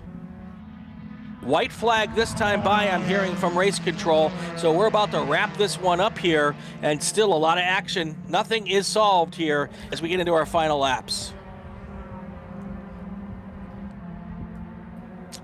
All right, Brian, and I think that battle for the lead, is that coming on to the battle in Formula Atlantic? Is that what we're seeing now coming onto the front straight by you? I think maybe so. Hold on. Well, they'd be coming in the turn. They're in the turn 3 now. Yes, exactly. All right, we're going to try. Leader in 13 is what I'm hearing. So Frank Frucell is in 13 right now. And then the leaders, that other battle, Rivaris and me, are right behind him, 8 seconds. So we're working our way up. We're getting there, folks. So if we could pick up the leaders coming into 14, Ryan, and then we'll be able to see the Formula Atlanta cars not far behind them. There's that battle. Yep, there it is. There we've got the 2 fights right there coming onto the front straight now. That is the battle for the lead in Formula Atlantic with Paul Riveras in the number 5, Jerome Mee in the number 8, and then the battle for second in FE2, Steve Whitston and Darrell Wills. Those 2 fights all coming down now into turn number 1. Wow, big wiggle under braking from Steve Whitston in the Formula Enterprise 2 car. All right, so the red car is Riveras, the white and blue car, that is me, and they are going to try to keep it together here. Riveras wants to keep the lead still right there, a half a car length between the 2 of them. Here they come, coming into 4. It's still Riveras out front, me in second right there. And big change there in Formula Enterprises 2. Now, as Darrell Wills gets around Steve Whitston to move him up to second in class as we continue to follow. Here are Formula Atlantic drivers coming into turn number 6. And there you go. Now, Whitston runs very wide in his Formula Enterprise 2 car coming through turn number 5. Let's stay with that lead battle, though, there, if we can, Ryan. The two cars together. Yep, here they come into turn 9 right there. Still Riveras out front, me in second place, but me is not going to make it very easy for Riveras. He is right there, ready to pounce at any moment, if at all possible. You can see that Formula Mazda car is a little shorter and squattier. The bigger Formula Atlantic cars right behind him as they come now through 14 for the final time. Riveras trying to hold on to take the win. Here he comes through 15 for the final time and onto the front straight. There they are. It's going to be a drag race to the checkered flag. Who's going to get it? Is it going to be Riveras? Is it going to be me? Me's going to duck out here. Going to try to make the pass. Hard to tell at the line. And it is Paul Riveras holds off Jerome Wow. Mee by 0.12 of a second. Of course, our overall winner, Frank Futrell, takes the win in FE2. And in the battle for second in FE2, Darrell Wills takes the win over Steve Whitston. Whitston almost 4/10 back after he had that little bit of a bobble coming through turn number 5. Jarrett Voorhees will finish 3rd in Formula Atlantic, 6th overall. Then we've got Steve LaManna. He will finish just off the podium in Formula Atlantic, 8th overall. They're great fights. Kenny Russo will finish 4th in Formula Enterprises 2, 7th overall. Bill Johnson, our sole Formula Continental driver here this afternoon, he finishes 9th. Brock Evans crosses the line, takes the win in Formula X, finishes 10th overall in that number 20 machine. And waiting here, and I think Brad Yake just now coming across the line. He'll finish 2nd in Formula X, 13th overall. Carl Markey will finish 3rd in class, 15th overall. Jack Donnellan driving the number 9 car beer is your sole runner in Formula and probably in Prototype 2. He will finish 16th. Whew. That was a good one, Greg. It was really tightened up at the end there. You know, I'll tell you, Brian, after that safety car period, I was a little concerned because the field was very mixed up, but they all seemed to find their way. The different classes found their way back to one another, and great fights there in Formula Atlantic and Formula Enterprise 2. And congratulations to Frank Futrell, who took the overall win in his Formula Enterprise 2 machine. All right, Brian, let's make a final call to the grid for our next group, and then we'll take a quick break. Attention the paddock, GT1, GT2, GT3, GTX, Touring 1, and a sedan to the grid. Group 6 cars to the grid.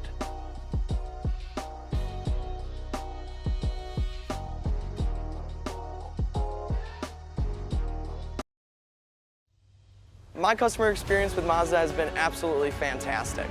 I'm probably not the richest person out here, and they're extremely reasonably priced, and you can buy parts easily, and it's a class that fits both what I want from a racing standpoint and what I can afford.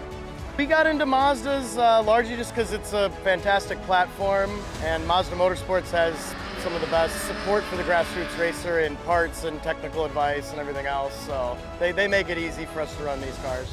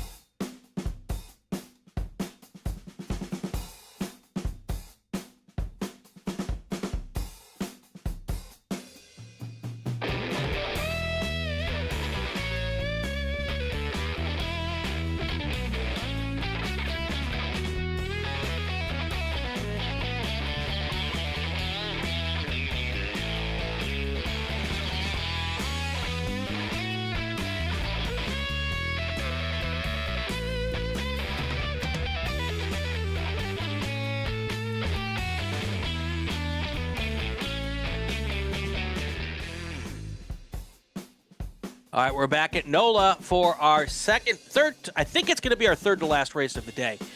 This is our big board group. We got a bunch of cars in this group, so let's get right to our starting lineups. Greg? All right, sounds good. Starting 29th today, and this is GT1, 2, and 3, GTX, Touring 1, and American Sedan. Starting 29th, driving the number 47 GT2 Chevrolet, it's Salvador Santalucido. Starting 28th, driving the number 58 American Sedan Ford Mustang. I believe your winner yesterday, Brian Himes. Starting 27th, driving the number 51 American Sedan Chevy Camaro from Northlake, Texas, Sam Daniels with Philip Waters in the American Sedan Chevy Camaro. The number 77 car starts 26th. John Herlihy will start 25th today. He's driving the number 83 GTX Porsche Club Sport. That's a Cayman Club Sport GT4. Paul Ruth is going to start 24th, driving the number 10 GT2 Pontiac Grand Prix. Carl Janin is going to start 23rd today. He is driving the number 45 Panos GTS with Paul Evans also in a Panos. I don't know when the last time is that I saw two of them on track at the same time. He's driving the number 34 car. He starts 22nd. Starting 21st, our sole GT3 driver, Bill McGavick, driving the number 69 Mazda RX-7. Don McMillian starts 20th. He's in the number 51 GT2 Chevy Corvette with Kevin Rich driving the number 63 Ford Mustang. That's a GT2 car, starting 19th. Gary Crook is starting 18th today. He's in the number 41 Touring 1 McLaren 570S. Kevin Rich is driving a Ford Mustang. Gary Crook is in a Chevy Corvette. Starting 17th, driving the number 14 GTX McLaren is Brianna Ogden with Rafa Martinez. Starting 16th today, he's driving the number 8 GTX McLaren. Brian Carrick starting 15th in the number 67 GT2 Chevy Camaro with Sean Ogden starting 14th, driving the number 29 GTX McLaren. Ray Ramirez will start 13th. Ray is driving the number 43 GT1 Porsche 911 Cup car with Ann Doherty starting 12th. Ann is driving the number 40 Porsche 911.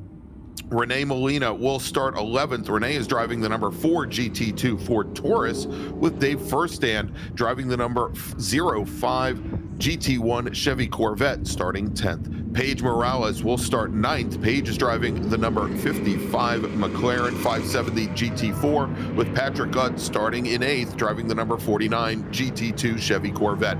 Michael Kettlebaum starting 7th in the number 22 GT2 Corvette with Jem Hepworth starting 6th in the 81 GTX McLaren. Gian Buffamante in his GT2 Ford Mustang starts 5th with Carolina Candice starting 4th in the 72 GTX McLaren. Barry Bowes in his GT2 Mustang starting 3rd with Michael Lewis, multi-time national champion, in his GT1 Jaguar XKR starting 2nd, and Michael McAleen in the number 3 GT1 Lamborghini, your pole sitter.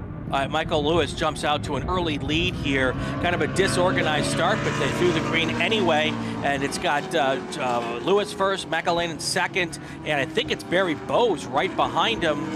Or 2 cars back is Barry Bowes. I'm not quite sure which car that is in the middle there in 3rd place. I believe that is actually one of our McLarens who's moved up into 3rd position. Indeed, it is there as they work on through, and that might be Carolyn Candice now in 3rd position as they come out of turn 4 into turn number 5. And we saw here where and that's Barry Bowes now sitting right behind Candice, in 4th position, takes a quick look to the inside as they come through turn number 5 and cannot quite get enough overlap. He's going to slot in the 4th, and that is Jem Hepworth now up into 4th position in her McLaren. Gian Buffamonte's Mustang just back from there. And just like that, McElhaney has gotten around Michael Lewis to take the lead in GT1 and overall here as he runs down now towards turn 13. There he is there. Next car through, that is going to be Michael Lewis. And I was not able to see whether or not Caroline Cannon was able to hold off Barry Bowes at that moment. It does look like that's still the McLaren ahead of Barry Bowes in 4th place. We'll know exactly who that is, whether it's Yeah, and Brian, that was Jem Hepworth taking a look to the inside of Barry Bowes coming through the final corner. Barry went to cut down and get to the apex and then realized a little late that the other McLaren was right underneath him. He ended up adjusting his line, and then we had Hepworth also get off the brakes just a little bit. Gian Buffalmante gets around Michael Kettlebaum, so Buffalmante now moves up to second in GT2, sixth overall. Kettlebaum moving back to seventh overall. All right, there they are, Hepworth and Bowes. They were side by side through one, side by side through two. Bowes gets ahead going into three and coming out of three, but I guarantee you that it is not over here, folks. Hepworth's going to come right back at him as soon as she can. So it's McElhaney and Lewis, Candace, Bowes, and Hepworth right now with Gian Buffalmante right there behind them. There is Michael Lewis off in the distance. Bowes has now opened up a 6 or 7 car length lead over Hepworth. And then now Hepworth has the Ford Mustang of Giamante right behind her as well, as they all try to catch up now to Barry Bowes. Yeah, Brian, we've got those two. We've got the two McLarens, Candace and Hepworth, just ahead of Gian Buffalmante, who again is running, I believe, only his second weekend in that GT2 Ford Mustang. As now Barry Bowes has managed to separate himself from the two McLarens, and still quite a bit off of the GT1 machines ahead. But as they completed their first lap, McElhaney had opened up almost a second and a half on Michael Lewis. That the Lewis machine, again, has won multiple national championships and just doesn't seem to have the strength of that the Lamborghini Huracan here. The Huracan with, as Scotty B. White was telling us in the booth yesterday, obviously so many aero advantages over what is essentially an old school Trans Am car. All right, as we come down into turn one, it's the two McLarens of Candace and Hepworth side by side as they go into turn number one. I believe that was Candace to the outside, driver's right. And now as they come through turn two is on the inside as they come all the way over to the edge of the track, Brian. And I think Hepworth goes around the outside here and takes over second position, but runs wide going through turn three. Yep, and there's Gian Buffalmante right behind them, watching the whole thing go down, wondering if one of them's going to make, or both of them, makes a mistake. He could scooch right through and take over those positions, but he has got a bird's eye view of this battle for first place in GTX. Yeah, and I'm sure he would love to be able to get around those McLarens and see if he could take the battle to Barry Bowes as his competition, the leader in GT2, starts to work himself away from those McLaren drivers that are fighting side by side for the lead in their own class. A little bit further back in the field now, Brian, we also have, I believe, an American sedan. Pretty darn tight fight here as Brian Himes is your leader with Philip Waters and Sam Daniels very close behind. They are sitting at the very tail end of this field. We'll hopefully get a little chance to take a look at their fight a little bit later, but these McLaren side by side, amazing, very evenly matched cars with two very accomplished pro race drivers. 15 laps to go. This race should end on laps if we don't have any other issues. This is our second fastest race group of the weekend. Our winged Formula cars that we just saw previous to this are our fastest race group, but these guys are flying right now. I believe, is that our A sedan group there? No, what we're looking at right now is Michael Lewis, who has made up almost a second and a half, and he is now right behind McElhaney for the overall lead for the lead in GT1. He, that on the last lap, made up almost a half a second, and he is right there as they come now into turn number 5. And again, where that Lamborghini is going to have its strength is coming through the S's on the backside of the course, just past this corner here at turn 7, where things slow down a little bit, where the track gets a little twisty, and where all the torque and the horsepower that Michael Lewis has at his right foot is no longer the advantage, and where the ground effects of that Lamborghini really help. And you saw there coming through turn 9 as Michael Lewis pushed so wide through that corner, and we saw the Lamborghini able to stick right to the apex. Well, Gian Buffalmante makes a mistake in turn 3, or has some sort of an issue in turn 3. Spun. He has now continued, but that's going to give Barry Bowes even a larger gap between him and that second place car, if he even stayed in second place. And that he actually, it looks like he may have been able to hold on to second place, but we will see what happens next time they come across the line. All right, as we see Barry Bowes now all by himself coming out of the final corner. He is sitting comfortably in the lead in GT2, third overall, as the two McLarens now, and things starting to stretch out just a little bit with those McLarens, with Jem Hepworth, again, having gotten around Carolyn Candace on the previous lap. She now runs in second place. And as you mentioned, Brian, Kettlebaum managing to get around the Mustang of Bufamonte. And so Kettlebaum now up into second in class, move Kettlebaum back into third in class, seventh overall. And another change a little bit further back as the red 05 Mustang, or not Mustang, pardon me, Chevy Corvette, GT1 Corvette of David Furstand gets around Paige Morales and Patrick Utt. And I think we had an issue with one of our one of our GT1 cars now dropping through the field. Ray Ramirez, they're now in ninth place.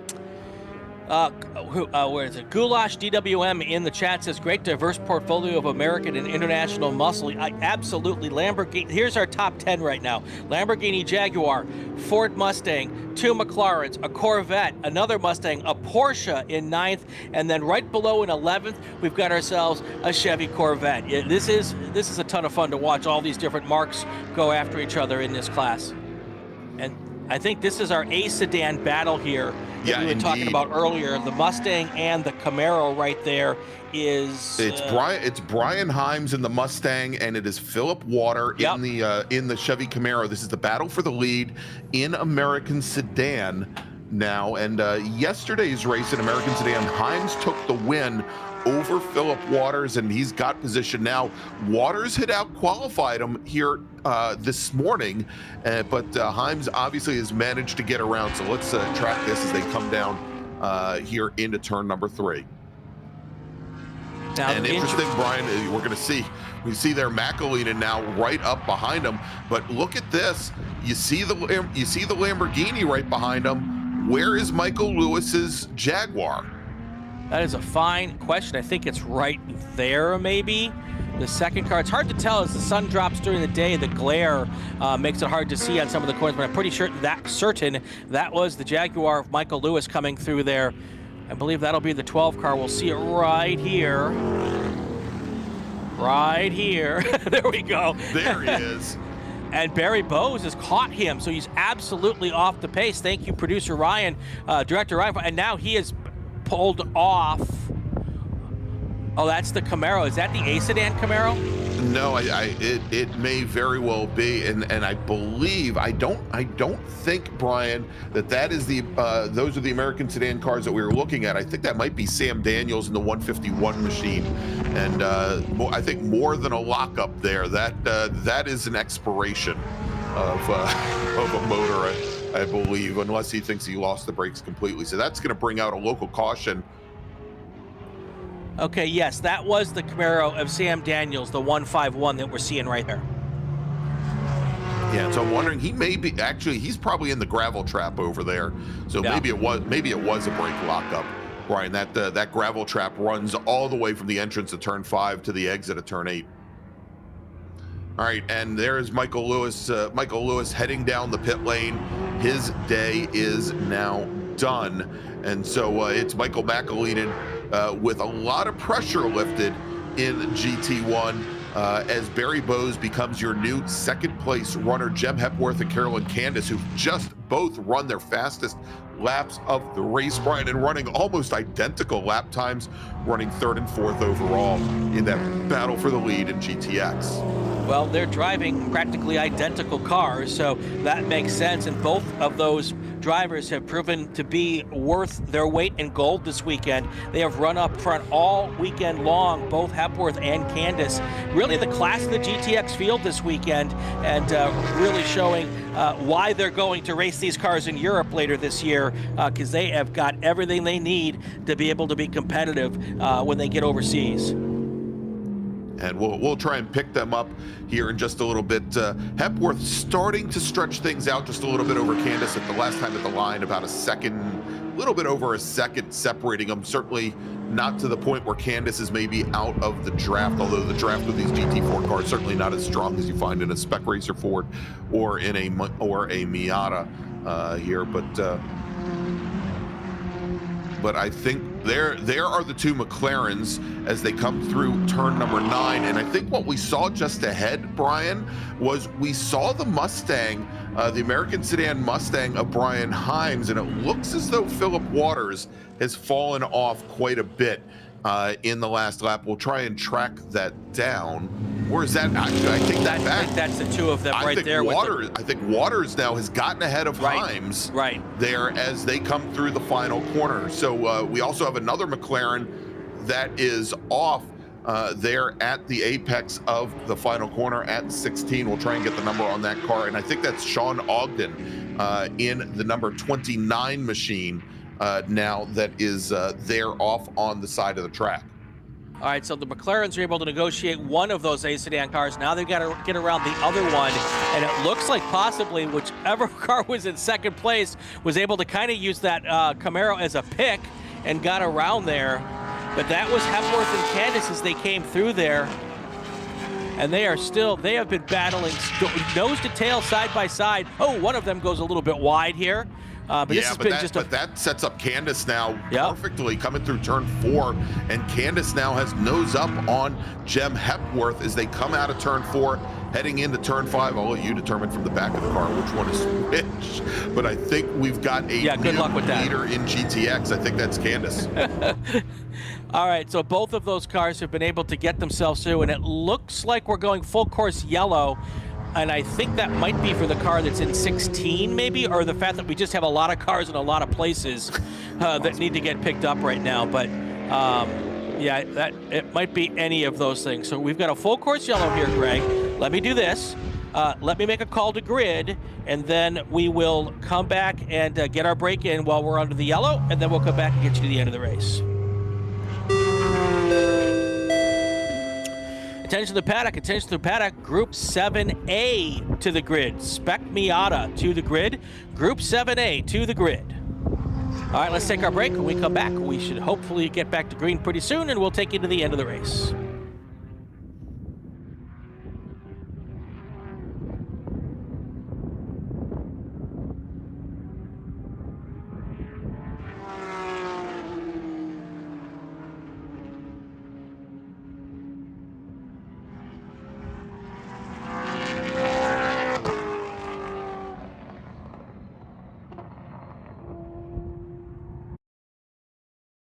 For over 25 years, championship-winning drivers and teams have demanded Hawk Performance Motorsports brake pads. Now you can have their advanced technology on your daily car, truck, or SUV with Hawk Performance Street products. With the improved HP Plus pad for the hybrid street and track feel, or Super Duty pads for tow vehicles, their all-new ER brake pad designed to take on even the longest race, and their all-new high-performance brake fluid. Hawk has all your braking needs covered. Visit hawkperformance.com and like them on Facebook or Instagram to learn more about the Hawk Performance Advantage. Hawk Performance, what's stopping you? Tire Rack was established over 40 years ago by an SCCA member with a passion to find the right tires, wheels, and now brakes and suspension products for racers and enthusiasts on both street and track. As official tire retailer of SCCA since 1995 and sponsor the Runoffs Pole Award, along with the National Solo Program, Time Trials Nationals and National Tour, and Track Night in America, Tire Rack is proud to support the SCCA and its members as they go have fun with cars. Mazza Vineyards is the exclusive sparkling wine for podium celebrations at the Hoosier Racing Tire SCCA Super Tour, SCCA Runoffs, and Tire Rack SCCA Pro Solo. Celebrate your racing weekend with Mazza Vineyards and learn more at enjoymazza.com. Get more bang for your buck at summitracing.com. Choose from millions of in-stock parts from over 1,500 name brands. Parts for racing, street performance, trucks, plus tools, accessories, and more. Shop anytime, anywhere with the Summit Racing app. Hoosier Racing Tire is proud to be the presenting sponsor of SCCA's Super Tour. Hoosier's mission is to be the dominant customer-driven provider of tires to race teams domestically and internationally. At Hoosier, we know that our success is dependent on how well we meet our customers' expectations by providing the safest, most reliable, high-quality race tires that put you in the winner's circle. For more information, see our trackside support personnel or the local Hoosier Racing Tire dealer near you, or contact us at HoosierTire.com. Hoosier Racing Tires, truly tires designed for champions. And welcome back, everybody, to NOLA Motorsports Park, where we are currently under full course caution here in our GT and American Sedan and Touring 1 race as well. I'm Gregg Ginsberg along with Brian Bielanski, and as you can see there on the ticker, 10 laps or about 18 minutes remaining on the clock. Hopefully we'll be going back to green flag racing very soon, but it's not going to be this lap, Brian. So let's reset the field here for our viewers. Sounds like a good idea. All right, so up at the front of the field, it's Michael McAleenan in his GT1 Lamborghini with Barry Bowes in his GT2 Ford Mustang. Carol and Candace, Jem Hepworth, third and fourth. That is the battle for the win, for the lead in GTX. Gian Buffamante, who's running second in GT2. He's up to fifth overall. Michael Kettlebaum, sixth. Also in a GT2 car, David Furstand in his GT1 Corvette, currently running second in class, with Ray Ramirez running third in GT1 in a Porsche 911 Cup car. Paige Morales, who's running third in GTX, running now 10th overall. If we jump back a little bit, Gary Crook, who I believe is our sole Touring 1 driver, he is currently running 17th overall. And then in American Sedan, but just before the yellow flag came out, taking the lead in class, Philip Waters in his Chevy Camaro.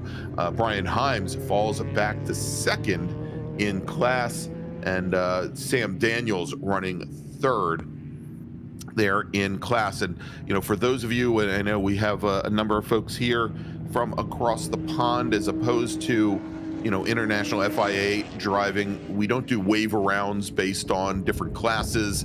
And so if they're mixed and we have maybe have cars that are lapped, they don't get waiver rounds to go around to the end of the field. So it definitely can create some challenges depending on where these drivers were on track when that full course caution came out. Yeah, definitely old school in the way we do some of this stuff. And for the people that always complain about the waiver rounds, well, this is the place for you to come and watch your racing. We have fun with that. Now, I will say this whole full course caution thing has created some very interesting situations, Greg. Mm-hmm. Obviously, we've been watching the Candace Hepworth battle for a lot of this race because it has been absolutely fantastic. But now, Michael Kettlebaum right on the back bumper of Gian Buffamante. That is a battle for second place in GT2. And then the same situation with David Fairstad and Ray Ramirez. They're now back-to-back on the track, and they are all battling for second place in GT1. So that makes for some interesting battles there. And if we roll a little bit further down the running order, we still have that A sedan battle with Philip Walters and Brian Heim. That is for the lead in that class. So that is the, what shall I say, the joy of a full course yellow, is that everyone gets bunched back up together and they get to tell each other how much they like each other, and then they decide, you know, I like you, but not as much. But I like you better behind me. So that's the plan here for a lot of these drivers, and we're gonna get. I'm going to think maybe one more lap even, because they haven't even got to that car yet. Yeah, it looks like they're stuck. We have the safety workers over at the back of that American sedan car, I think, trying to get it out of the way. The McLaren that we had on the inside of turn 16 has been moved from the scene, Brian, and you mentioned what is likely going to turn into a pretty good fight in GT2 for second in class between Gian Buffamante and Michael Kettlebaum. We've talked a little bit about young Gian, but Michael Kettlebaum has been racing only since 2019. I think this is his fifth year racing. He was the 2023 Southern Conference GT2 champion, had 5 wins and 7 podiums last year. Don't hold this against him, but he started his wheel-to-wheel racing with Ferrari Challenge. So this is where I make a joke about guard your fenders or something. but obviously, and I've seen Kettlebaum take a number of those podiums on the Super Tour. So I don't think it's going to turn untoward there with Buffamante. Should be a great fight to the end of this race. All right, so they have connected up with that car that is in the sand trap there, and they are going to give a shot to get that thing out here. And once, I believe that is the last of our pickups here, and you can see, I believe that McLaren there at the back was the one that was on the inside at 16. And now they've got that car pulling in the right direction. I think you can. I think you can. I think you can. This is like Thomas the Tank Engine. We're going to get this thing done. I was going to say that cable that they've got him hooked up with is about a quarter-mile long, Brian. They're yanking him with out of there. Yeah, they could pull a car from here to the French Quarter with that thing. Yeah, exactly. All right, so this should help us here with these cars here in the coming into turn 2, between 2 and 3. Might be able to go with the lights out on the pace car here this time by if they can get this rope off, and if this car will actually start and go on its own power. It should. Yeah, we'll see, because the safety car, there you go, is bringing the field now down into turn at number 3. Yep. And so, I think the question is whether or not that car that was in the gravel trap, if it can move under its own power, right? Then yeah, it should be a pretty easy method there. They could either return to the pits or get it at the tail end of the field. There you go.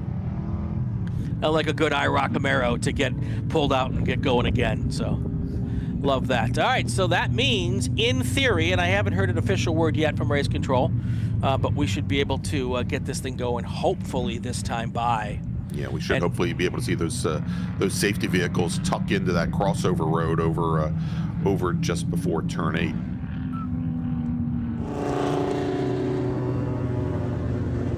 All right, checking to see here.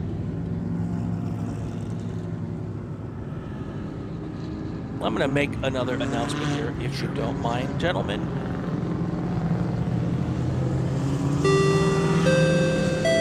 Attention to the paddock for our Miata drivers. Spec Miata and Spec MX-5 are going to be split into 2 races. They are going to be split into 2 races. Up next is Spec Miata. You should be at the grid or getting there really fast. And Spec Miata, Spec MX-5, you can all breathe a sigh of relief. You'll be able to have your own race. And all of you should thank the rest of your drivers for keeping us on time today.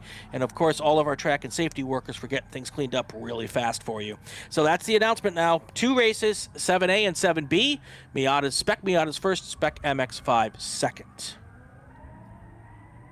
And that just means 2 more races for us to have a blast with, Greg. That's right, and I think everybody watching at home, wherever they may be, you kind of let the cat out of the bag. So lots of amazing Mazda racing coming up after this race. And this race, Brian, now, we thought that this was much like the Formula Car race, one that would very easily end based on laps, and it looks like it's going to end based on time. Yep. As we only have now just about 10 minutes remaining on the clock. So likely at the rate that Michael McAleenan has been running at about 1:40, what we're looking at probably 5 laps, maybe more than 5, maybe 6 laps. Again, I'm not good with math. We'll figure it out. Boy from New York remembers when Group 7 was Can-Am cars.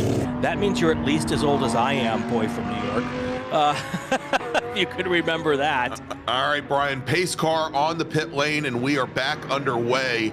And McAleenan, maybe he remembers when the front end of the Can-Am field would just start to go because they knew the green flag was coming out, and McAleenan just went. He's got now about 20 car lengths on Barry, not on Barry Bowes though, because again, because Barry Bowes had not lapped that Pontiac machine. It was the Pontiac a little bit further back. But look at the 2 GT4 cars once again, side by side, going through the sweeper at turn number 2 for the lead in class.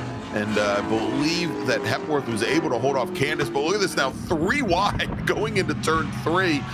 And I think Bufamonte was able to hold off Kettlebomb just behind there. But let's look at that whole group now trying to slide in through turn 4 as the whole pack completely compressed down between 3 and 4. Definitely. Caroline Candace, Jem Hepworth definitely putting on the show of the weekend. They were putting on a great show yesterday as well. Yes, so in the rain. It has been Gorgeous, just damn. spectacular watch these two ladies racing here in these McLarens, and it has been a ton of fun. McAleenan pulling away as kind of we expected. Barry Bowes, again, not in the same class, so he doesn't need to catch the 3-car to do anything. Got a couple of cars between him and his closest competitor, Gian Buffamante, and Michael Quattlebaum. So Barry Bowes just needs to keep it together here and do what he's got to do, and he's going to be able to come home with that GT2 class win. So. Yeah, and Brian, apparently my my napkin math was actually pretty close. Yep. From looking at the clock, it looks like here and McAleenan is crossed the start finish line. Looks like we'll probably have about 4 more laps here, right, from NOLA for this group. As let's take a look now. Coming out of 14 or coming out of the final corner now, watching that fight between Buffamante and Cuddlebaum. Neat little battle going on here, and as they're coming down, and I think it's just ahead of this whole group, this whole conflagration of cars. There you go, using big words again. Oh boy, I'm gonna have to put another quarter in the jar Yes. for that one.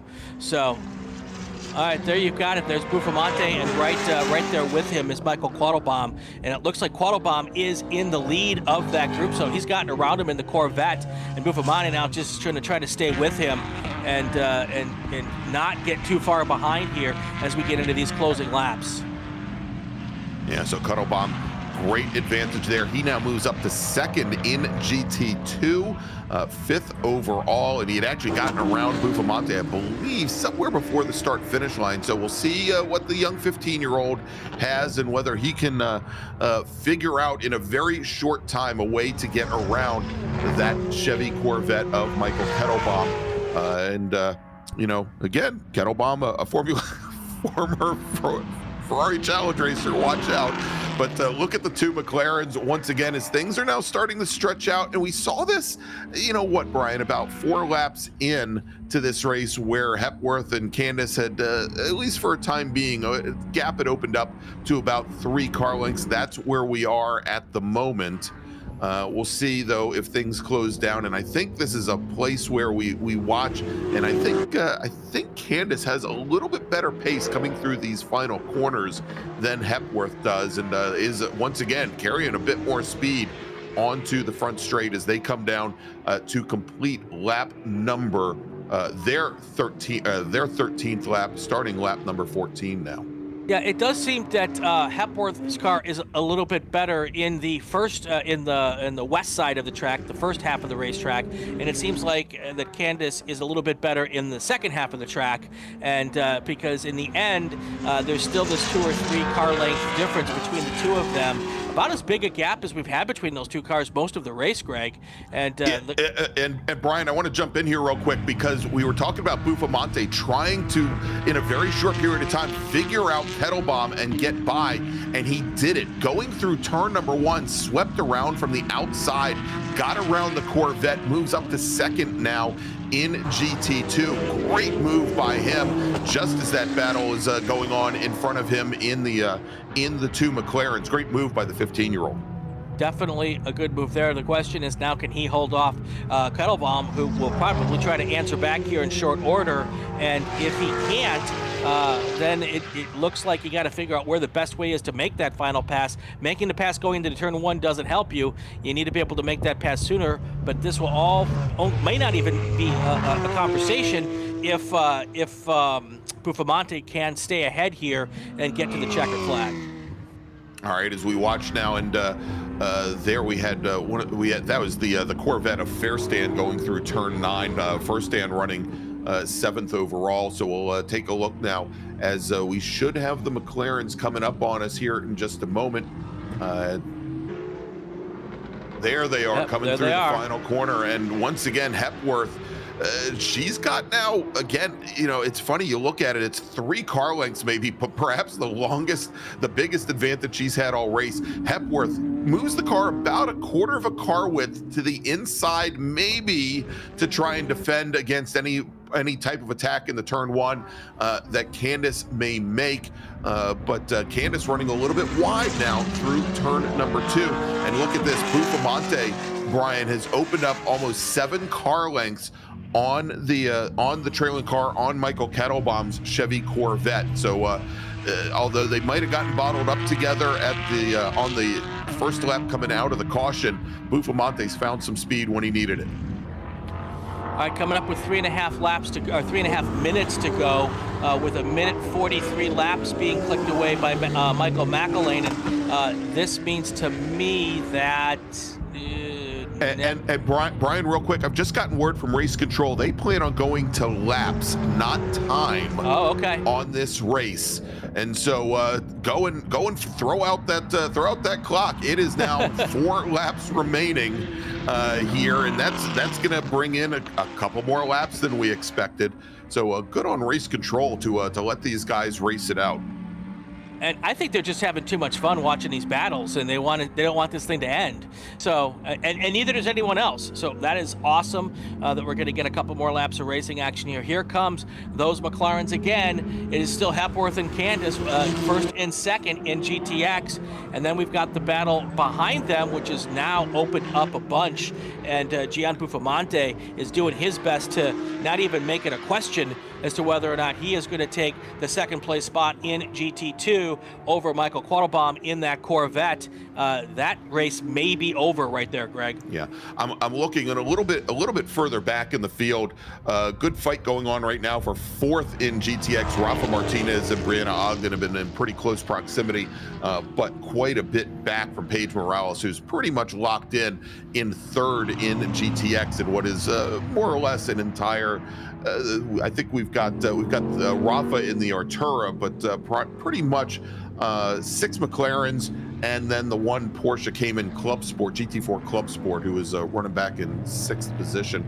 But this is definitely the fight that we have been, we've been watching. There's that American sedan battle, though, heating up a little bit too here, Brian, at the end. Yes, definitely, and those 2 cars are fighting for position here.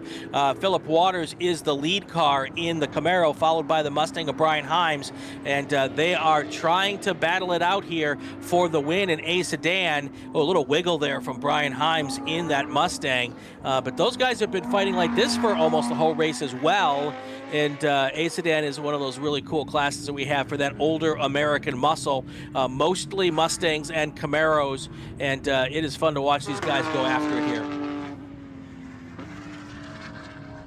There they are, coming out of turn 2 and going towards turn 3. It's also fun to watch a lot of these cars, and even the cars that are identical, Greg, where they make their time in different spots. Different driving styles play into that. Oh, and there's a spin. And it's getting a little loose over there, Brian, because we saw both the Mustang and the Camaro had issues on entry, but going around, Philip Waters spins the Camaro, and he is just now getting back underway. That is going to move Brian Himes, who had issues on corner entry there, into the lead. And I was just going to say that Ford Mustang, it's got a slightly shorter wheelbase than the Camaro and is a little bit more twitchy. And just as I said that, the longer wheelbase car goes around, as we've got a car, there's a car stopped, Brian, over at the exit of turn number 5. And I think that Philip Waters might have a tire down the way he just came through turn 5. Well, or I see a lot of cars getting slippery. Is it possible that car that stalled there put a lot of oil down? Oil down? Maybe. Which will not be very happy for the next race group trying to go out there fast. But nonetheless, let's just see how these other cars get through. Those 2 cars seem to get through just fine. Well, yeah, although I saw Candace at the rear end of Candace's car do a quick little jump to the side, there may indeed be some some fluid down there. Brian, have you heard anything from race controls to what that car might be? Yeah, I have not. Yeah, right now they're calling around the leader for the white flag, so that is the situation here. Leader's coming through to take that white flag very soon here. You'll see it maybe on your screen. If you don't, that's fine. But the white flag is out for McElwain, and we got about a second, one lap left to go here. All right, there you go. White flag in the air, and we'll track that. But we want to watch those. We've got Now we're down to one big fight, Brian, and that is between Hepworth and Candace in the fight for the win in GTX. As we see, there's Barry Bowes in his Chevy, probably not a Chevy Camaro. That'll be sacrilege if he ever hears me say that. In his Ford Mustang, he is about 14 seconds back from our overall leader in the Lamborghini, McAleenan. But here's that battle for the win in GTX. Jem Hepworth with the lead at the moment, and she has been able to hold off Candace for the majority of this race. Candace started ahead of her on the start here, but Hepworth was able to move ahead on lap number 2, and you can see how defensive Hepworth was coming out of 3, going into 4, protecting the inside there from Candace now as they head into the big sweepers here at turn 5.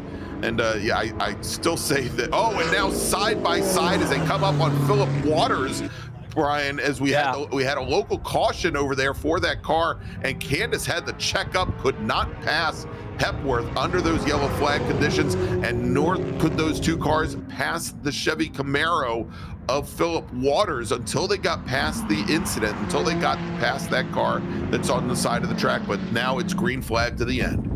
Well, and it looked like the lap car was trying to find a way to get out of the way, too, and they kind of ended up in a spot that the McLarens weren't expecting him to be in.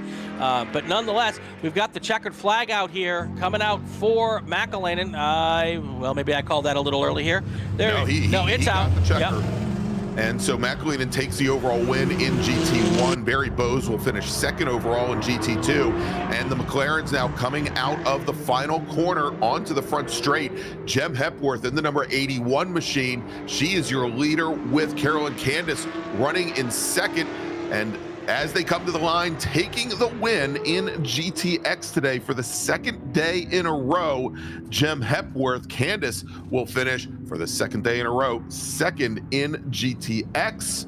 And it's a little while before the rest of that field comes across, but in GT2, Gian Bufamonte will finish on the podium, finishes second in GT2. Michael Kettlebaum finishes third in GT2, and a great run for him. Ray Ramirez coming across the line. Ray Ramirez will finish. I'm sorry, I'm looking at the wrong sheet here. David Furstand in the red Corvette that was just about even with that emergency services vehicle. He will finish. He will take the win in GT1. Congratulations to David. I'm sorry. He finishes second in GT1 as McAleenan took the win. Thank you, Brendan. Furstand finishes second in GT1. Paige Morales will come home and finish third in GTX in the McLaren. And then let's take a look. Ray Ramirez in the Porsche 911 Cup car should take third in GT1. In American Sedan, let's see if we can get this all squared away. Brian Himes will take the win in his Ford Mustang with Philip Waters finishing second. Sam Daniels will finish. Sam only completed 4 laps. He was the driver that we had over in the Turn 5 gravel trap for quite some time there. Let's go and take a look. Gary Crook, our sole racer in Touring 1. Bill McGavick, our sole racer in GT3. Whew. All right, Greg, let's take ourselves a break here, and when we come back, we'll have a Spec Miata race, and right after that, Spec MX-5. So a lot of action left to come. Don't go away, folks. You're watching the Hoosier Racing Tire SCCA Super Tour live from NOLA Motorsports Park. We'll be right back.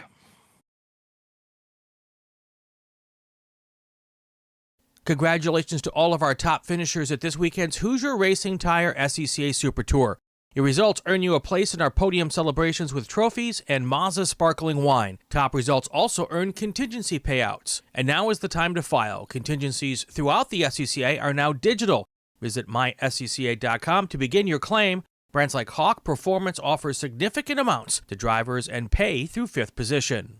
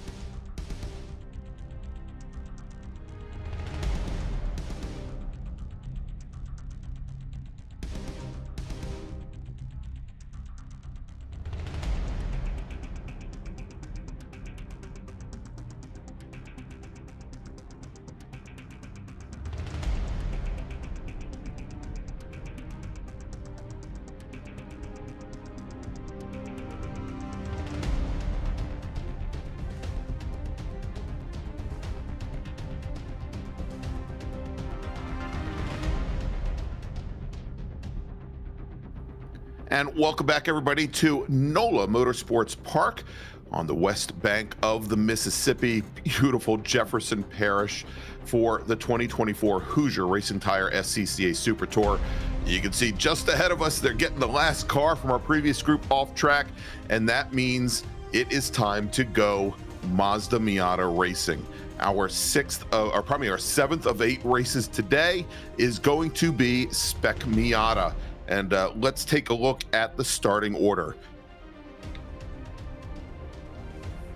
Starting 30th today, driving the number 46 Miata from Dallas, Texas, it's Matthew Davis. Max Hewitt's going to start 29th. He's driving the number 22 cars from Houston. Alfredo Zidane starts 28th, driving the number 13 machine. He's not from Texas. He's from Miami, Florida. Good to see a non-Texan out here. Christopher Schaffer is starting 27th. He's in the number 26 car. He's from Dallas. With Lee Thomas from Austin, Texas, starts 26th, driving the number 24 car. Mark Curley is from Montgomery, Texas. He's driving the 163 car, starts 25th. Tom Brown's going to start 24th today. He's in the number 27 Mazda Miata. He's from Muskego, Wisconsin. Starting 23rd, driving the number 78 machine from Weatherby Lake, Missouri, Ethan Ayers. Joseph Federal is starting 22nd. He's in the number 21 car. And you know, I don't have his hometown, Brian, but I'm taking a flyer that he's probably from Texas. Helio Massa is starting 21st. He's in the number 95 car. He's from Spring, Texas, with Vinny Barada from Katy, Texas, starting 20th, driving the 158 machine. Miles Hewitt starts 19th today. Miles is driving the number 17 Mazda Miata. He's from Houston, with Matt Stretch, one of the 2 Stretch brothers in the field today, from Arlington, Texas, driving the number 89 Wheels America machine. He starts 18th. Jim Drago, 2-time national champion, driving the number 2 Mazda Miata. He's from Memphis, Tennessee, starts 17th. Max Ehrlich will start 16th today, driving the number 81 car. He's from New York, New York. Max Stallone will start 15th today. The Lakeway, Texas driver is in the number 03 car today, starting 15th. Starting 14th, driving the number 72 Mazda Miata from Friendswood, Texas, it's Michael Ross. Tyler Brown is from Muskego, Wisconsin. Tyler is driving the 07 machine, starts 13th. Skip Brock Jr., driving the number 61 machine. He was yesterday's pole sitter. He's from Birmingham, Alabama. Today, he starts 12th. Driving the number 11 machine, driving the number 77 Mazda Miata. He's from Mooresville, North Carolina, formerly of Austin, Texas. It's Travis Wiley. Zach Ehrlich will start 10th today. He's in the number 180 car. He's from New York, New York. Frankie Barroso in the number 148 Mazda Miata. He's from Miami Springs, Florida. Today he starts 9th. Taylor Ferrante will start 8th. He is in the 51 car. He's from Cypress, Texas. Brett Kowalski's in the number 150 machine. He's from Las Cruces, New Mexico. He starts 7th. Nick Leveroni will start 6th on the field today. He's in the number 143 Miata. He's from Mendon, Massachusetts. Logan Stretch starts 5th today, and what a race Logan had yesterday. Great fight there at the very end to end up on the podium. Logan is from Arlington, Texas. He starts 5th. That's the number 98 car. Starting on the outside of row number 2, driving the number 92 Mazda Miata. He's from Cypress, Texas, Tyler Quantz.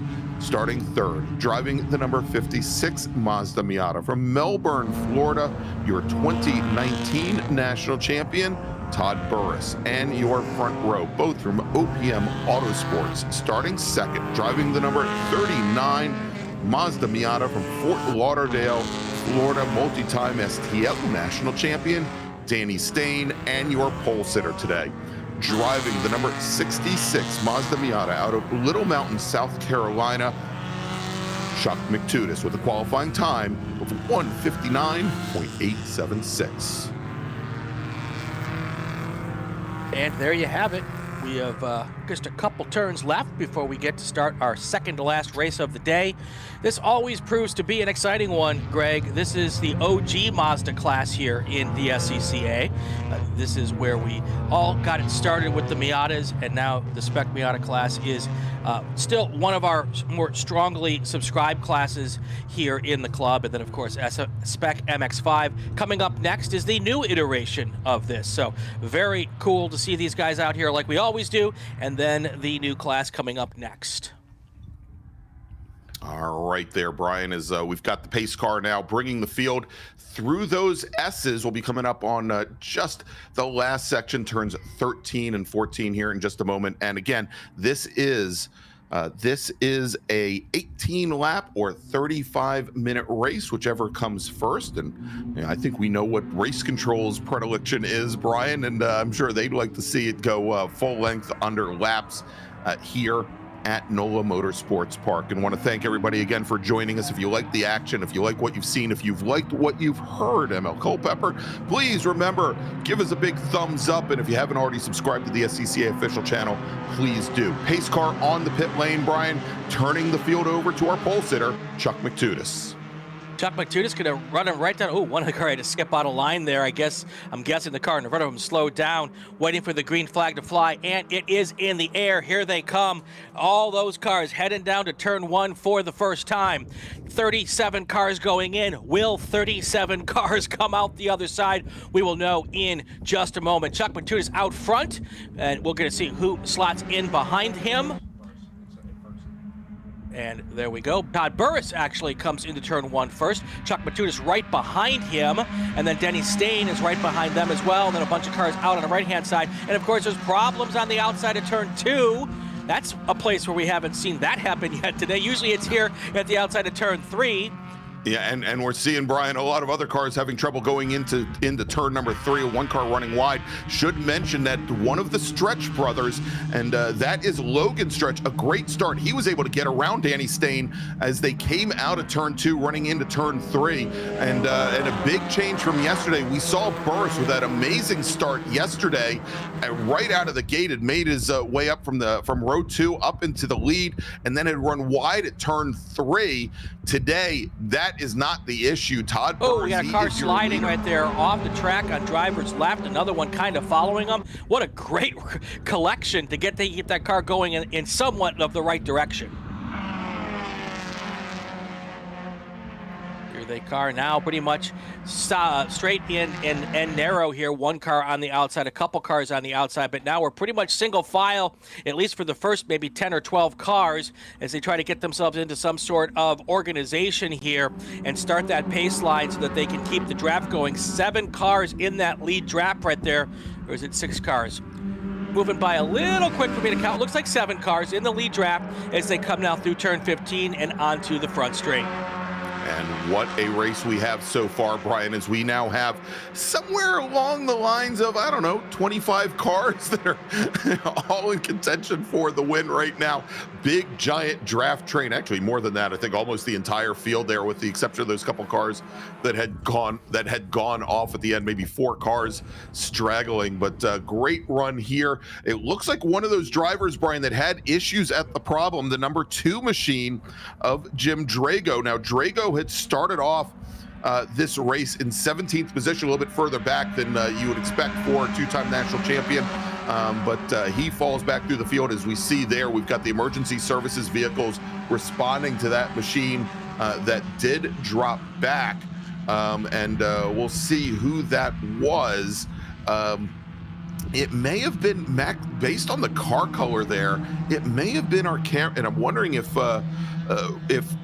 director Ryan can bring it up. It might be our camera car, Max Stallone, in the 03.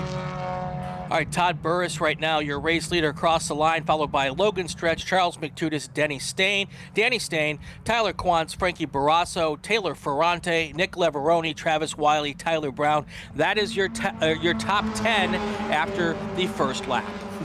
And we're starting to see, Brian, as drivers come through turn 6, where they have been taught to use as much of the pavement and maybe a little bit extra as possible, dropping wheels on the exit of turn 6 to straighten up that portion of the corner and maybe carry a little bit more speed, as we are now starting to see that little bit of a breakaway at the front of the field, and it's not much of a breakaway, Brian. It's 2 car lengths there as we go. It's Burris, Stretch, McTutis, and Stain, and then that huge 2 car lengths, maybe 3, back to Tyler Quance. But again, knowing how well these drivers and these cars work in the draft, that's going to close up very, very quickly, and it looks like it already has. Stain there as the bridge between the first 2 groups, as we see now as McTutis, his teammate, takes a quick look to the inside coming over that curbing, and then quickly gets back in line.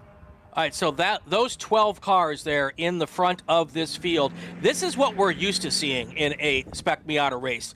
All staying together, all trying to be nose to tail and start working up a draft, and that's the way to try to get and pull away from the rest of the field. You see 4 cars starting to kind of break away out front, and then the next 8 cars right there. This is very now reminiscent of what is typical of these Spec Miata races. Yeah, and again, a lot of work there by our emergency services team as they were coming up. They're just ahead of our leaders to go and try and get that 03 car out of the way, and it's got to be unnerving for our volunteers with about 50 screaming bees running right by them there on track. So we watch now as they're coming out of turn number 4, and again, wow, look at how those cars just lean over all the way there as Burris and Stretch and McTutis just pushing those cars to their limits as far as grip, as it again is now basically 4 cars with Stain as that bridge, as they've now opened up about 5 car lengths, maybe 6, back to Quance, Barroso, Ferrante, and Travis Wiley. Also noting that Nick Leveroni, who started back in 6th position, he now finds himself back in 9th. And the fastest driver on track at the moment, Brian, that is Skip Brock Jr. in the number 61 machine. Brock was your pole sitter for yesterday's race, did not get the times that he wanted in qualifying today, started 12th. He's made up 1 position at the moment. He's now up to 11th. All right, 16 to go here as we get towards the halfway mark in this race, and a 3/4 way mark in this race. Those front 4 cars starting to pull away just a little bit. I'm going to say 6 or 7 car lengths back to that next group of about 8 cars, and then another starting to move back a little bit further. It's starting to spread out a little bit more, and those drafting opportunities are not quite as good as they were right at the start of the race. But the stuff is going on up front, exactly what you typically see here with Burris, Stretch, McTutis, and Stain trying to pull away from the rest of the field. All right, and we just saw Travis Wiley in the number 77 machine try to make a pass on Frankie Barroso going into turn number 1. We've had Wiley up on the podium multiple times here on the Super Tour, and he's also run quite a bit of Porsche Cup racing as well, as he is looking to put his fingers in both in the pro and the amateur ranks. Was not able to get around Barroso, but should be noted, Brian, on the last lap, Stain reset fast lap, and he did that because he was about 3 cars back from our top 3, was able to draft back up to them. So you know how strong that draft is, as he was about 0.2 of a second faster than the 3 cars ahead of him. And it is now not a 3-car pack at the front, it is a 4-car pack now, with almost 3 seconds separating our first from second packs. In the chat, we've got the Max and Zach fan club, Go Ehrlich Racing. A lot of folks out here rooting for the Ehrlichs today.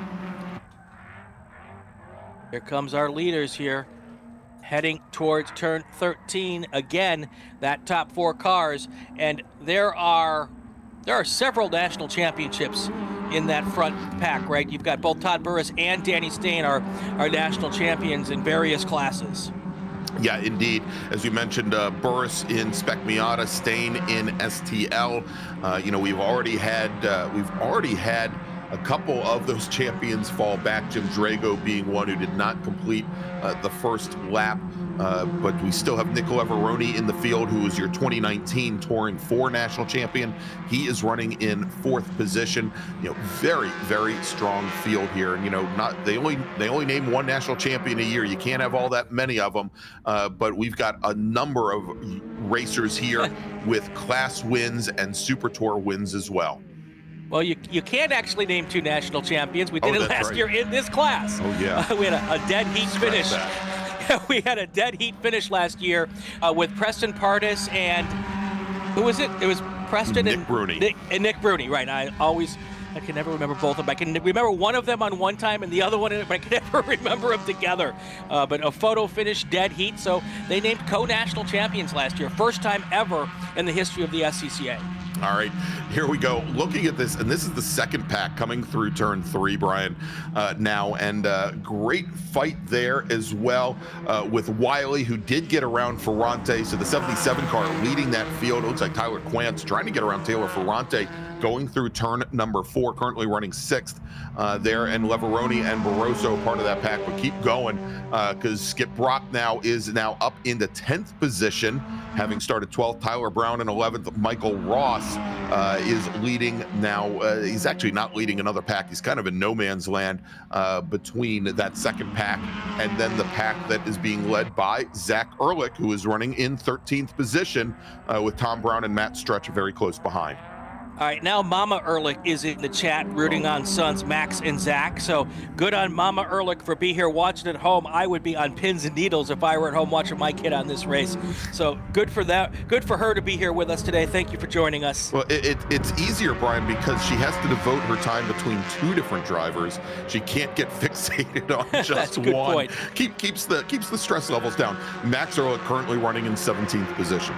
Right. Oh, when we get to see the turn 15 camera next time, there's a big piece of debris right off track. I believe that's a piece of debris right there. And so thankfully it's just off the racing surface and should not be an issue, but they'll collect that after this race, I'm sure.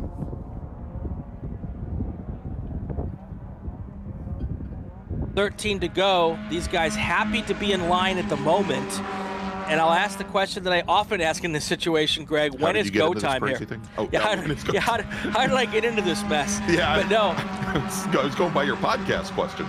That's true. That's true. How in the world did this happen? You know, given that we only have 4 cars at the front of the pack, I don't know. I'd be more worried about this group going into turn 3, where a couple of them now have run off track and into the grass, and it looks like they've already decided when go time is, because apparently 10th and 11th position, not quite the best. We've got a couple cars that have left the track surface, hopefully no damage there, and they can continue. We'll know in a few moments what car numbers those were, and can pick that up for you. You know, but Brian, at this point, with our top 4 drivers, they've now opened up about a 6-second advantage over the second pack. And, I think here, certainly with 13 laps to go, it is far too early. I would probably wait for, get down to 4, 5 at most, because that second pack, you start going side by side here. We've seen it, especially going through the S's on the backside of the course. You can lose a lot of time there in those decreasing radius turns, and that second pack that we're seeing right now coming into turn 13 could end up on your doorstep very quickly. Yeah, 7 seconds seems like a big gap, but really, if you stop with the draft, that 7 seconds can get moved down real fast, and that's something they absolutely don't want to do. So I think you're right. It's going to be a much deeper into the race, but at some point, the folks in the back, the McDudis and Danny Stain, who are teammates, are going to want to get to the front of this race, and it's always interesting to find out when the decision is made to make that happen. So, Brian, we got word that there was a car that was off track over by turn 8 going into the S, just past turn 8 going into the S's before 8 and 9. And it looks like that car now coming into turn 13. So it looks as though it is now back underway here as we watch our leaders coming through turn number 3. Once again, there it is, running very, very slow, very much off pace. And looks like he's making the run to the pit car, lane. but I don't see a 15 car on our rundown here. So anyway, it's a yellow car. It is slowed down. It's on pit lane now. And we're now back to our leaders here as they come through turn 5. You know, we were talking about when do you make that move? Sometimes the move is made for you. Someone up front has a little hiccup, and you take advantage of that. But if they stay the same, they're going to go as deep as they can and open up as much as they can. Now that gap, 9.8 seconds. Yeah, and you know what? It's very interesting to see this now is we know in practice Chuck McTudis and Danny Stain have worked drafting around an entire race course together. Typically it's Stain as the lead car with McTutis as the pusher. We've seen McTutis this weekend and in yesterday's race, to his detriment, play the role of spoiler to the point where he found himself off the podium with just two corners remaining. But now it's where Danny Stain might need to start trying to push McTutis up alongside the stretch car and see if they can then work up to our lead car. But Danny Stain, as he's done a little bit further back, Logan Stretch running second, just resets fast lap at a 2:02.31. And that is it's about a second and a half off the existing track record in class. So that was 150 was the car that came in, and that makes a lot more sense to me. Yes, it does. 150, as I scroll down here, is the Brett Kowalski car out of Las Cruces, New Mexico. So he was the car that was slow and came in there. So. Yeah, Brett finished 16th yesterday, had been running, I believe, as high as 8th position during yesterday's race, and obviously there, his day now done. And Brian, I just got word from race control in the T3 race.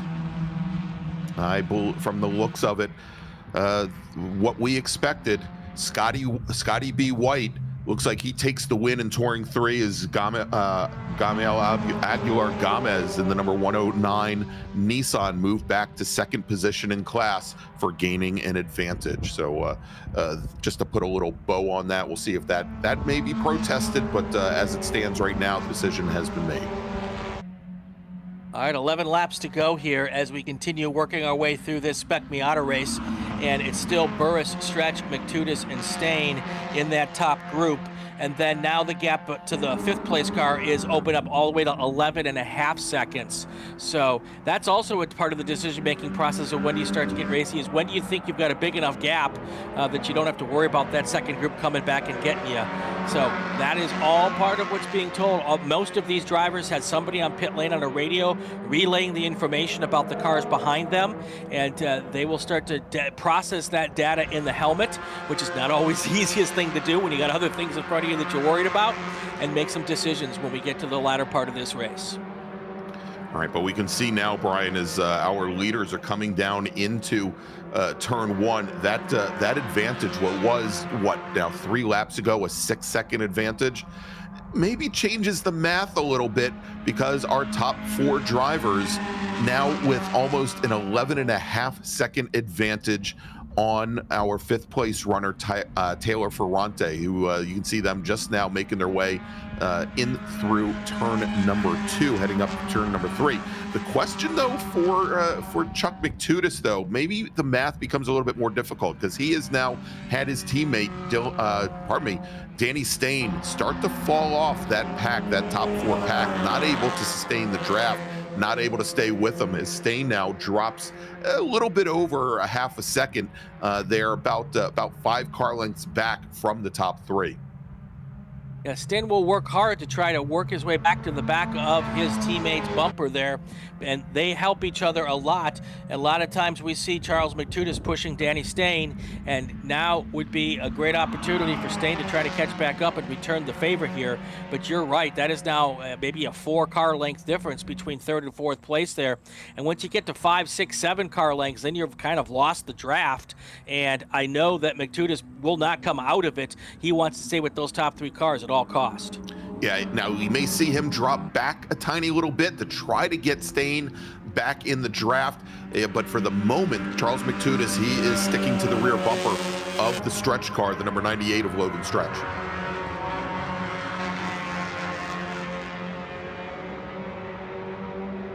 All of those cars taking the same line through turn 16, so all of those cars working pretty much at the same level when it comes to handling.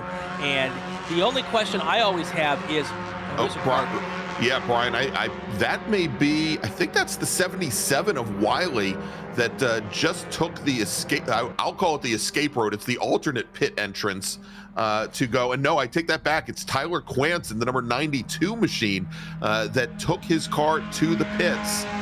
And looks like his race now done. There was Chuck Matrutis taking a little bit of a peek on the inside there, going into turn 2 or coming out of turn 2, and then he quickly fell back in line, and that could help Danny Stain catch up a tiny bit by helping maybe break that draft just a bit. But that is a real dangerous move to make if you aren't really confident that you're going to be able to pull it off there.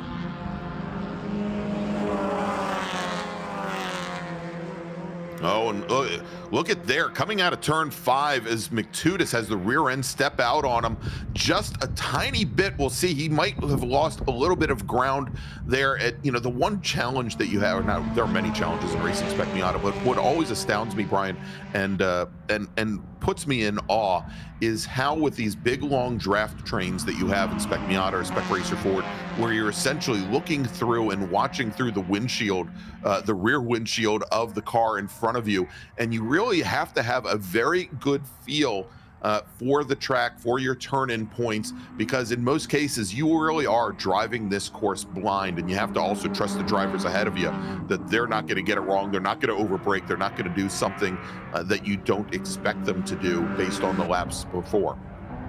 Quite definitely there. We're at the halfway point in this race. Let's do this. I'm going to do a call to grid, and then we'll take our break so we can come back and get all the racing action right to the finish line. Attention in the paddock, in the paddock, Spec MX-5 cars to the grid. Spec MX-5 cars to the grid for the last race of the day. Spec MX-5 cars to the grid.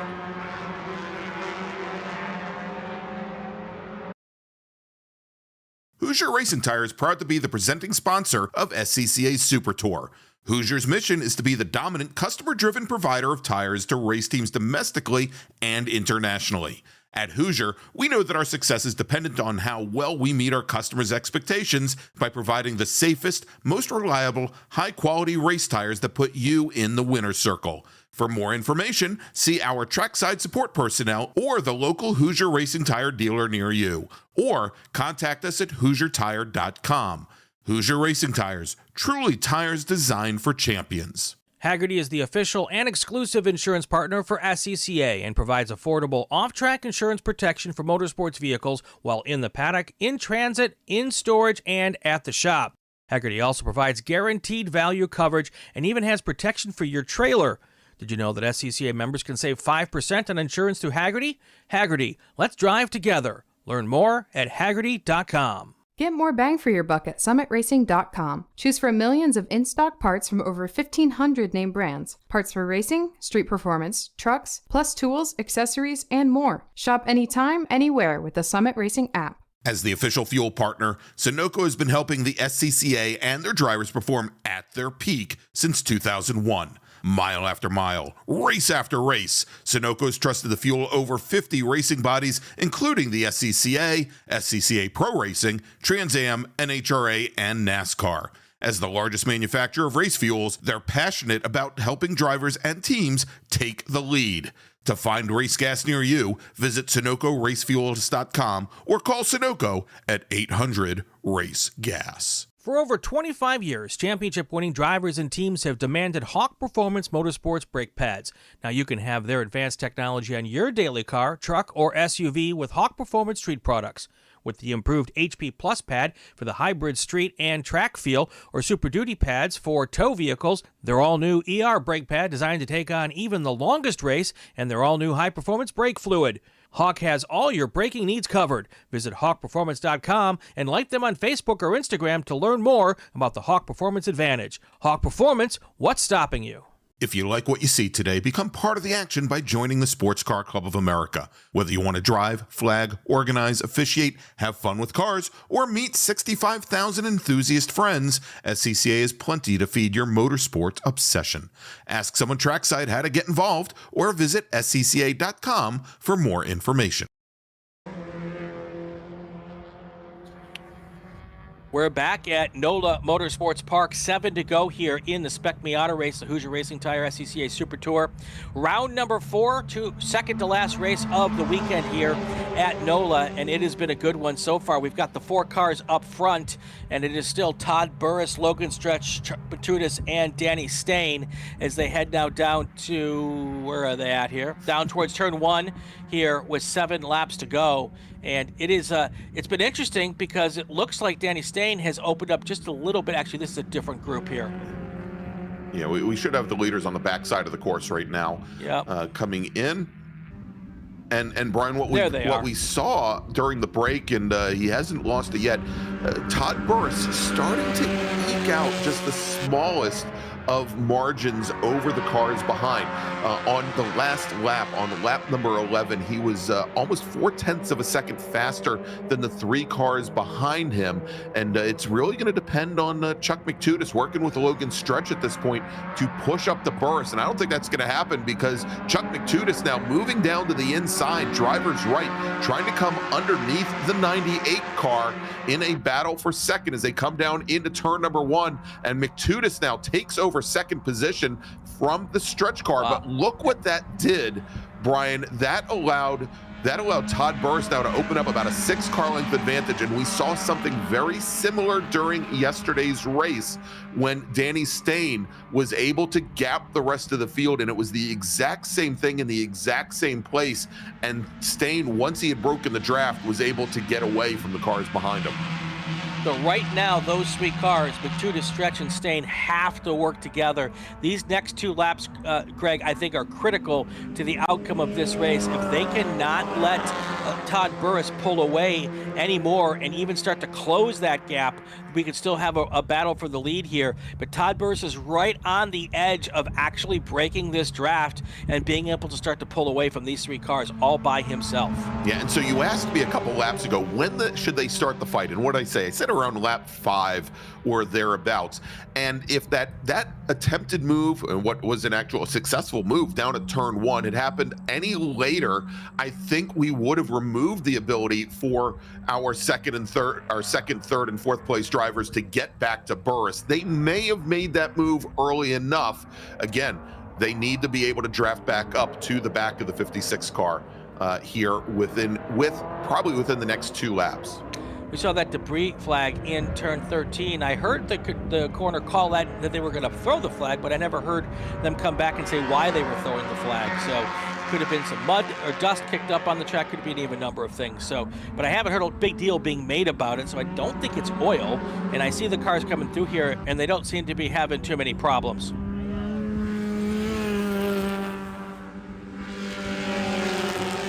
And we've got another car off there, Brian, over by turn 14, the last left-hander before we start the sweeper coming into the final corners. We'll try and pick up who that car is, but he exited the track surface without really impacting any of our other drivers. It did look as though McTutis, Brian, was starting to close things down a little bit on Todd Burris the last time we saw him come through the final corners. We'll see if that's the case here as well. I just said unknown car, blue and orange. Was that Todd Burris that came off?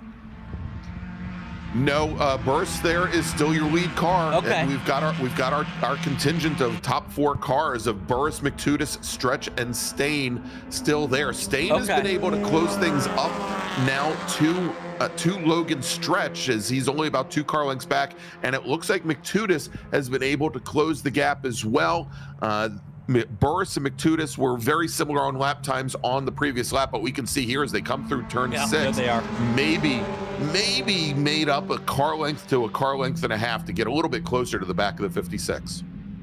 Yes, unlike yesterday where Danny Stain just kind of drove away, Todd Burris has not had that kind of success at the moment. I actually think that Chuck Batutis is making up ground here and is getting a little bit closer, and the other cars behind him, the Stretch and the Stain car, also trying to hang on. So Burris is not having as much success here out front. He's keeping out front, and he's where he wants to be, and he doesn't want the gap to close down anymore, but he is now, oh, look at the big slide there by Todd Burris as he came through 14. Yeah, I mean, we know that that debris flag is out there, and the question is, what is the debris? If it's just some material down on the track, and did Todd Burris have some issues? And look at this, coming out of the final corner, Burris getting defensive and losing almost the entire advantage he had, and now Chuck McTutis is right on the back of the 56 car with Stretch and Stain there as well. Whatever that move was coming through the final corner, it served to compress down the top four now as they come into the final corner. As Stain takes a look to the inside on Logan Stretch, not quite close enough, but you could see what it did, Brian. Just that quick little look, it's caused Stretch and Stain now to fall almost 6 car lengths back from our leaders, and this may turn into just a 2-car fight for the finish here with 4 laps to go.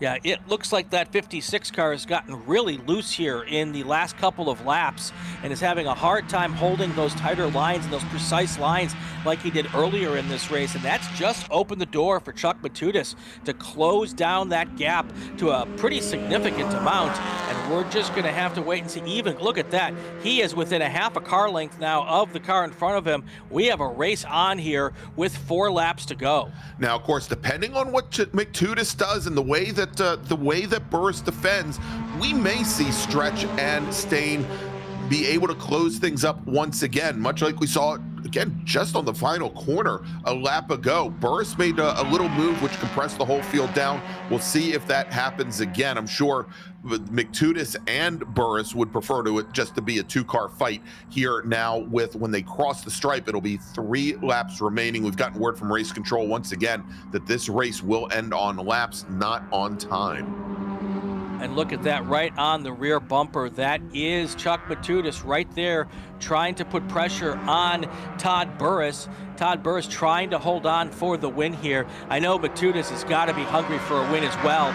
So it is going to be very interesting to see if Todd Burris can hold on here as he gets close to that wall coming out of 16 as all 4 of those cars barrel down towards turn 1 for the third to final time here. And Brian, we can see in that group, and it's very easy to see it because he's the trailing car in that group of 4. Stain, he is pushing that number 9 machine, probably 39 machine, for all it's worth. He was within probably just a couple millimeters of the wall on the exit of turn 16 as he was trying to open that wheel up as much as possible, try to exert as much speed, and he is now starting to fall back from the 98 car of Logan Stretch here as they come into turn number 3 into the hairpin with a little bit over 2 3/4 of a lap remaining. And I'll tell you, with Stretch not having Stain there to push him, it's making it a lot harder for the 98 car to get up to our 2 leaders. Curtis Gertz nominating Tom Brown for the Hard Charger Award. Tom Brown started 16th, currently racing in 9th position right now. So nice move to the top 10 there for Tom Brown in this race. All right, Brian, let's take a look here because Todd Burris had a little bit of a bobble coming out of turn 5. The rear end stepped out on him. Might be losing the back Hoosier tires here just a bit. Still not enough to bring the 98 and the 39 into the fight, but McTutis might be smelling blood now as they come into turn 9 and start to go through the S's. The next time they cross the start-finish line, 2 laps remain. 2 laps remaining. Todd Burris wished this was the final lap because he has got a whole lot of pressure coming from behind Charles Matutis. Chuck Matutis trying to get and maybe help make him make a mistake so he can scooch by the easy way. If he can't, now he's got to decide, how am I going to get by the hard way? Where is the move going to be? When is the move going to be? And then the other 2 cars, Logan Stretch and Danny Stain, would love to see those 2 cars come together and open the door for them to drive to the front for a win as well. So a whole lot's going to happen here in these final 2 laps. All right, and we talk about texting and driving, but I think we know that that's not the case here. Jim Drago checking in the chat, cheering on his East Street Racing teammate Todd Burris, trying to get him to the win.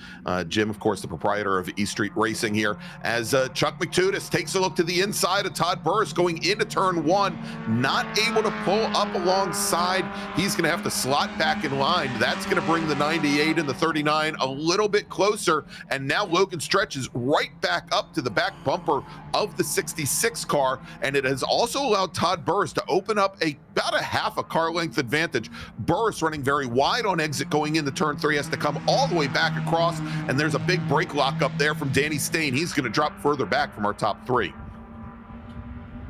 Here come your leaders into turn 5. Right now it is Burris and McTutis now with about almost a 2-car length lead for Burris. That's good news for him. But now there's 3 cars coming together, which is a good drafting scenario for the cars behind, especially Chuck McTutis, as he waits to see with a lap and a half to go if here's another spot for him to try to make this move. All right, here as they come into the S's now. This has been a section where Charles McTutis has been very strong, and he once again tucks up underneath the rear valance of the 56 car and Stretch. Again, he had caught back up to our leaders. He once again coming through 5, 6, and 7 falls back. He's going to have to try and draft back up as they come onto the front straight. He's only a car length and 3/4 back now from our leaders, certainly within draft range. We'll see if he's able to get there, but the next time our drivers cross the start-finish line, and they're coming out of the final corner now, they're going to see the white flag in the air, signifying 1 lap remaining here in this Spec Miata race. And once again, Todd Burris taking a very different line through the final corner, Brian. He turns in later, tries to square it off, and again, we see McTutis and Stretch and Stain compress down, and it's going to make a very tough run here for Burris as McTutis is right alongside as they go into 1. McTutis drops back coming in, but we have a new leader coming out of turn 1 going into turn 2. It is McTutis, but he is now stuck to the outside. Stretch is going to try and push McTutis into the lead as he's side by side with Burris going into turn 3. Now, side by side, those 2 cars, Danny Stain trying to get into the conversation as well. The 2 cars up front are Burris and McTutis. The 2 cars behind, Stretch and Stain, with a half a lap to go here. McTutis has a little easier corner on the inside there with with Burris next to him. We'll see what they look like here when they get to turn 5. Who is going to be in the lead here when they come into our view this time? It is right now Todd Burris, but Chuck McTutis is right there underneath him. Yeah, he's coming right underneath through these double apex right-handers, and there he is on the right-hand side. Oh, 2 cars off, opens the door for Logan Stretch and Danny Stain. Now it's those 2 cars. Who is going to be the winner? So Burris and McTutis both off wide on the exit of turn number 6.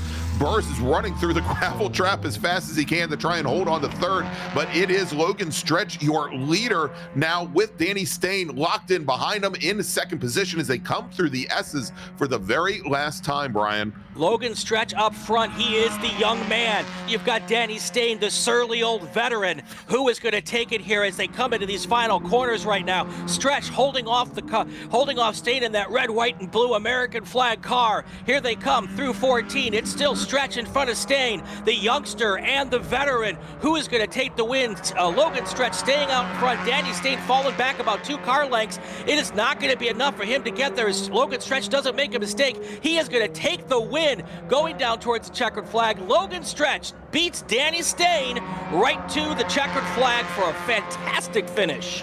Wow, and Bob Stretch, his father, is going to be one very happy man tonight. The Wheels America team taking the win, and coming across the line in 3rd is going to be Todd Burris in the number 56 machine. Chuck McTutis will finish in 4th. Travis Wiley and Taylor Ferrante 5th and 6th. And look at this, and boy, I'll tell you, he is a very happy man now in the chat. That is Jenny, she is Jenny Brown now, because Tom Brown worked all the way up to 7th position, Brian, having started, what did we say, back in 16th. In 16th place, and Tyler Brown finishing right behind the 07 car, finishing in 8th position. The 2 Browns from Muskego, Wisconsin, finishing 7th and 8th. Frankie Barroso will finish 9th. Matt Stretch, brother to our winner, will finish in 10th. Zach Ehrlich, 11th. Helio Mazza will finish 12th. Miles Hewitt, 13th.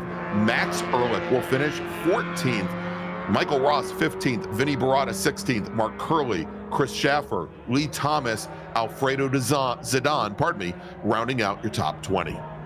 Well, that was a fantastic finish here in Spec Miata, and we got another similar class coming up next in Spec MX5. Logan Stretch, your winner. Danny Stain second. Todd Burris held on after that big off to come on third place, and Charles Chuck Batutis, he finished fourth. And we're getting lots of congratulations for the stretch win. Logan Stretch, your winner in Spec Miata. And, I'll tell you, Brian, when we had 3 laps to go, not something I saw as both Stretch and Stain were having trouble keeping up with our 2 leaders, but great finish and an unpredictable finish as we many times have in Spec Miata. All right, so let's make a final call to the grid for our final race group of the day, Brian, and then we'll take a quick break.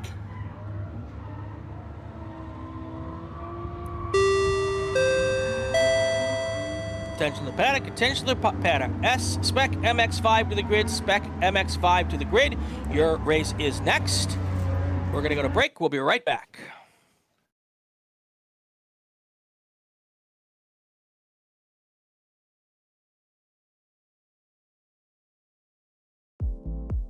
My name is Joshua Smith, Business Development Manager for Mazda Motorsports. We're happy to be supporting the SCCA and Mazda racers here. So our team support program offers a couple of tiers of support, parts support, technical support.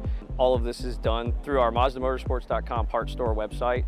It's basically like signing up for an Amazon account. Simple information, prove that you're a racer. It gets you access to our 800 hotline that you can call and speak to one of our parts representatives 5 days a week.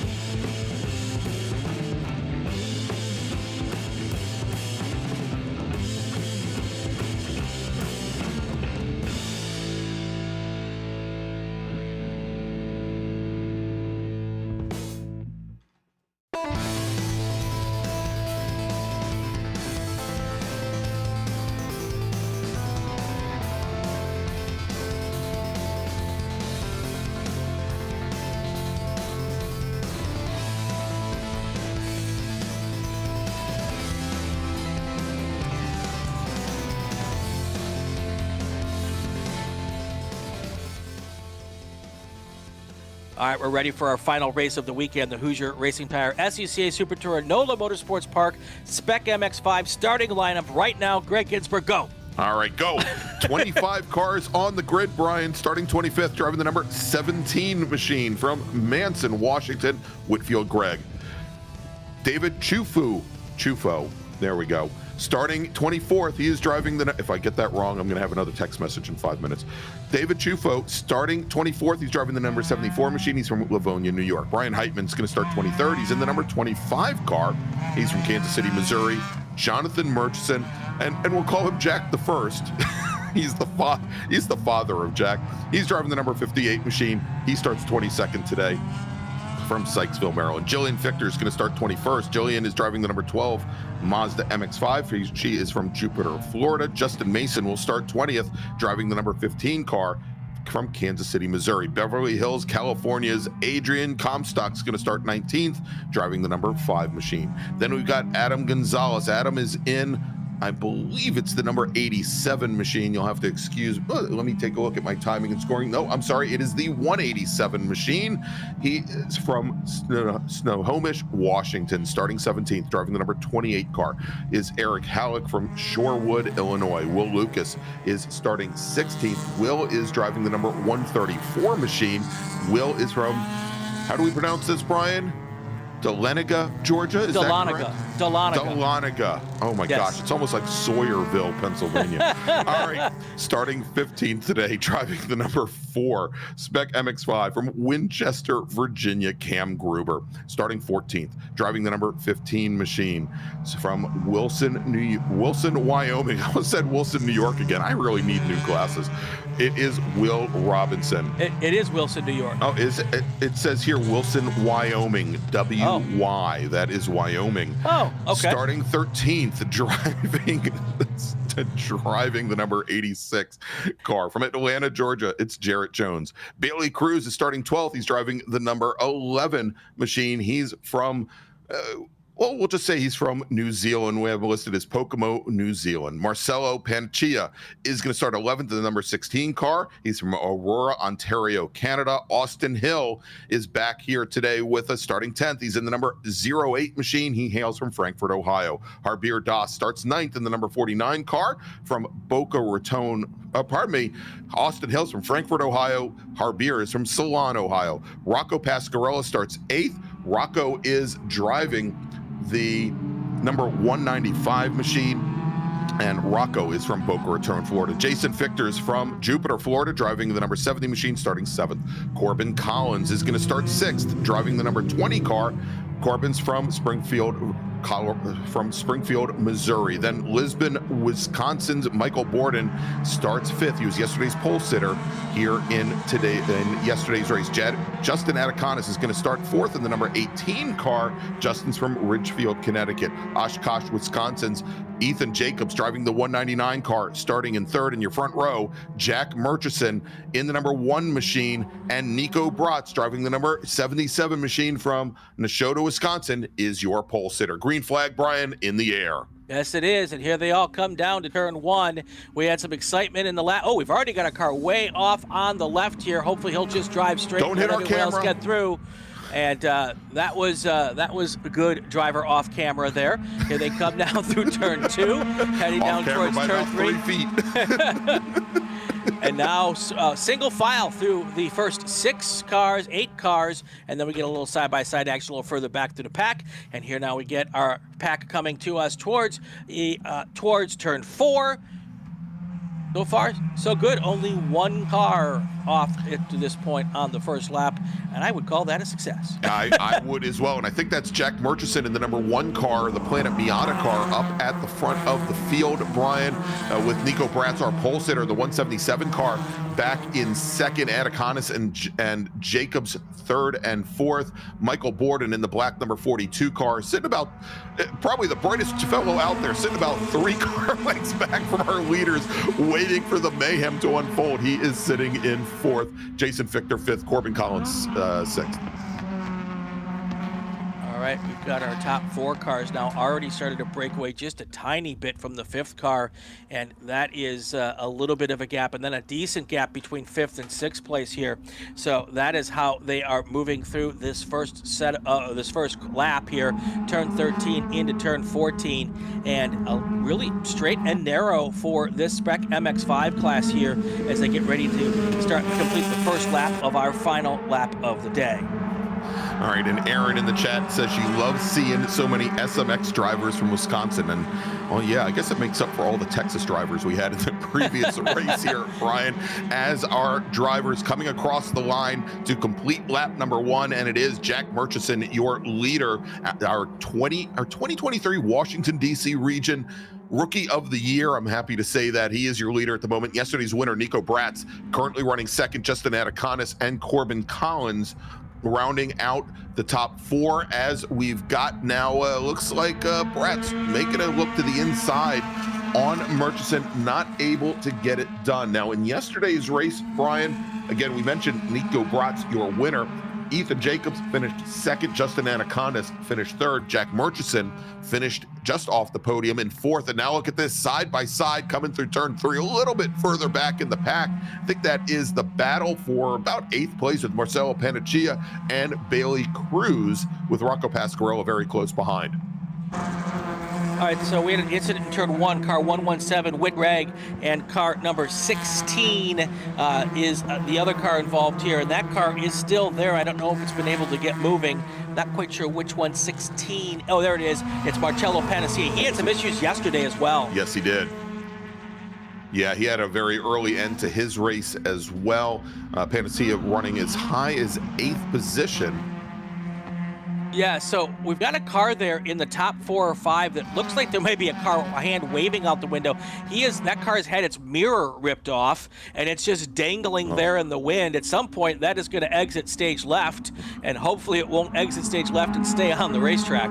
I was going to say something about maybe waving the white flag, but that was probably not the right thing to do here in the middle of a road race. All right, so yeah, that probably is not going to be for long. I didn't see, is that the driver's side mirror or the passenger side mirror? It's the driver's side mirror. You don't need that. As long as he's got the rear view, he'll be fine. Just don't let anybody come underneath your driver's left. All right, as they come onto the front straight to complete lap number 2, Jack Murchison, Nico Bratz, Justin Atticonis. A little bit further back, Ethan Jacobs, who was our fastest driver in yesterday's race, resets fast lap. A 1:58.173 is the time. And that right now, Brian, is just within, I think, 0.2 of a second of the track record. But now, under attack is Jack Murchison. Nico Bratz, yesterday's winner, the 177 car, trying to go around the outside of the number 1 car. And for the moment there, Murchison able to drive the 177 wide, but we'll see when the track switches back whether or not 177 can come across. He cannot. Great defense by Murchison as he came down then the center of the track going into turn 4. All that side-by-side action has allowed the 5th place car, Michael Borden, to come back into the discussion. So now it's a 5-car battle up here at the front. And the 5 cars, all those, the 4th and 5th are a little farther back, but this has been pretty fast and furious these first few laps. All right, so now the conversation, Brian, not just Michael Borden in 5th, but Ethan Jacobs in that 199 machine. He is right there as well. We've then got the second pack being led by Jason Fichter in the number 70 machine. Fichter started 7th. He's got Will Robinson, Jarrett Jones, Rocco Pasquarello behind him. And, add Cam Gruber, Harbir Das, and about 6 other drivers as well. That second pack getting incredibly long as we see them now coming through we saw through turn 3 with a big cloud of dust. So a couple of them maybe not using the track surface, but maybe using a little bit more as our leaders now coming into and out of the final corners. All right, so one thing we have to talk about, Greg, is the sun now is setting on the west side of the course and going into some of these sections. That may become a big problem for the glare for some of these drivers, especially going into turn 2 and going into turn 3. It is really rough to see out there as I look down there, and I have a little bit of protection Wondering what kind of visors those drivers are using, if they've got any help dealing with the sun here as we get to the really late in the day here, right on the bayou here and of the Mississippi Delta. So very interesting to see how everyone can manage all of that. All right, so Brian, I said earlier, and I think when I was running down the grid, that Jack Murchison was in the Planet Miata car. That is not the case. It's Winchester, Virginia's Cam Gruber, another DC region driver that I cover quite a bit with the Mars series, is in the Planet Miata car, the number 4 machine, as he came out of turn 16, trying to find a way past Will Lucas. The battle for 11th, as Lucas and Gruber had started to fall back from that second pack. They were about 10 car lengths back. Looked like Gruber might have gotten the pass done as they passed the start-finish line. So we'll see if the driver, and Gruber I know has the Summit Point ITS track record. That's pretty much all the bio information I have on him. If he is able to make his way up to the group just ahead of him, and we'll see here in just a moment as that second pack is coming through turn 6. Yeah, second pack is doing well. First pack trying to get back and organized to keep pulling away from that second pack. And right now it's Murchison, Atticanas. Nico Bratz has dropped back to third place last time by the line. Michael Borden is in second. And not too far back, you've got that group with Ethan Jacobs and Jason Fichter trying to make it a 6-car discussion for the lead up here. Yeah, and it looks like they are starting to close things down. They're a couple car lengths back, but certainly within the draft, within striking distances, we have about 8 cars wide now coming into turn 13, Brian. We might want to protect some of those cameras. We might have more than just the turn 1 camera go out. Wow, look at that gaggle of cars now coming through 14, going to 15. They are really having a blast out there in these Spec MX-5 cars, the newest national class in the SCCA, and they are really putting on a big show here. All right, our leaders now. Are those our leaders? Yes, those are our leaders coming through turn 1. And Jack Murchison continues to lead. As you mentioned on the previous lap, Justin Anacondas in the white number 18 machine managed to get around the 177 of Nico Bratz. And although we saw Anacondas come in third yesterday, he spent the majority of yesterday's sprint race, the 25-minute race, in second position, battling it out with Nico Bratz. And it wasn't until about 2 laps remaining that he ended up conceding the position to Ethan Jacobs, who had been the fastest runner during the race. But we'll see how Anacondas does here in this race, as he's now starting to slide back just a little bit from the number 1 car of Murchison. Should also mention, Brian, that although these NC Miatas, they do rely very heavily on the draft is not quite as strong as what we saw in Spec Miata. All right, so coming out of turn 6, Justin Atticanas put almost a wheel off, and that gave Nico Bratz and Michael Borden a chance to pull up side by side. And I believe that Bratz has been able to get around Atticanas here and take over second place. Yeah, and what it's also done as that second, well, not second group, but as from second position back, because we've got a local caution now, Brian, over at turn 13, and there's a car in that little I don't want to call it a crossover road, but look at that slide. I'll call that Gamel Aguilar Gomez Way over there. That little section of track, we've got a car sitting there disabled, and it looks like they may probably leave him over there. But I was going to say that as we saw Atticanas and Nico Bratz have that issue coming through through turn 6, it's allowed Murchison now, who's turned his fastest lap in the race, to open up a gap. Oh boy. Wow, I don't know which car that was, but it went way wide going into 16, and how he kept that off the tire wall there is beyond me, but what a great save. He kept it off the tire wall because it's only 3 stacks deep, Brian. If it had been 4 stacks deep, that wouldn't have been the case. Yeah, absolutely. He would have been in a lot of trouble there. Wow. But, you know, we saw this with Spec Miata as well. We even saw it in the Formula V race, where these drivers, they try to open up their hands, get that wheel straightened out. These are, for all intents and purposes, momentum cars, and you want to carry as much speed and as much momentum through that final corner onto what is essentially the only real straightaway here. So, here's the replay on that. Check out this car coming wide left here. You can see him in the dust there. There's no grip there. Wow, it is just so close. Oh my gosh. Oh, my Lord. All right, Justin Anacondas. I was mistaken. I thought Nico Bratz had gotten around them at that little hiccup, but Justin Anacondas was able to hold on. So it's still Murchison, Anacondas, Bratz, Borden, and then Ethan Jacobs now right up with that group as well. So tight battle here with 13 laps to go.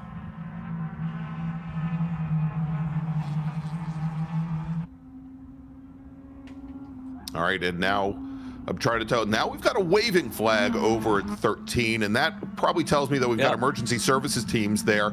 Indeed, we do, that they have responded to that vehicle. They're going to try and get him dragged back to the pits rather than leave him there. As we jump back to our leaders, and Brian, now Jack Murchison has opened up. It appears to be about a 7, maybe 8 car length advantage over Anacondas, but Anacondas also has kind of beat off the charge of our new 3rd place runner, Michael Borden, because we now see Nico Bratz falling all the way back in the 5th position. Borden gets around him. Ethan Jacobs gets around him as well.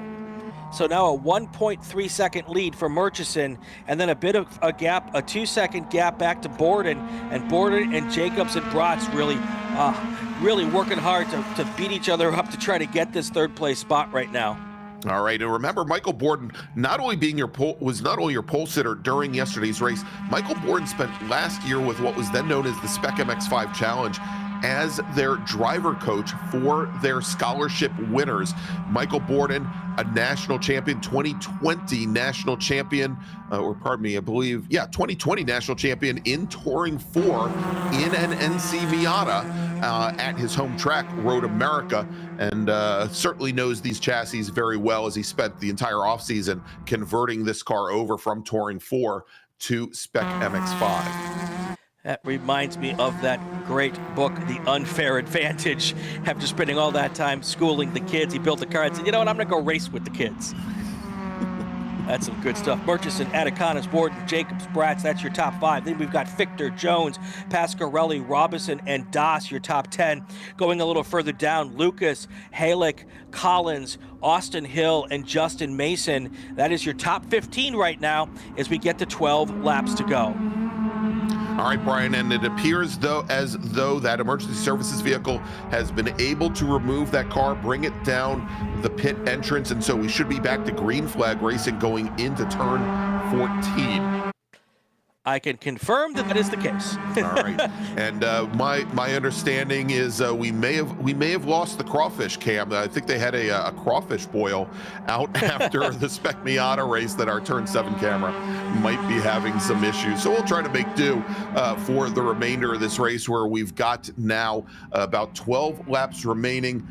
20 minutes, but as we've done for the last couple of races, actually 11 laps remaining now as our leaders cross the start finish line and coming out of turn number 2. But as we've done for the last 2 races, try to bring these races home based on laps rather than on time.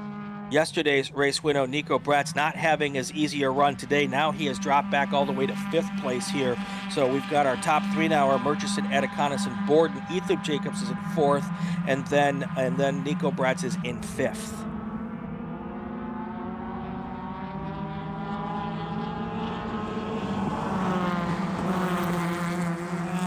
Wow. Murchison doing a really nice job of keeping that little bit of lead and not letting that gap close down, although now it's about 1 second last time by.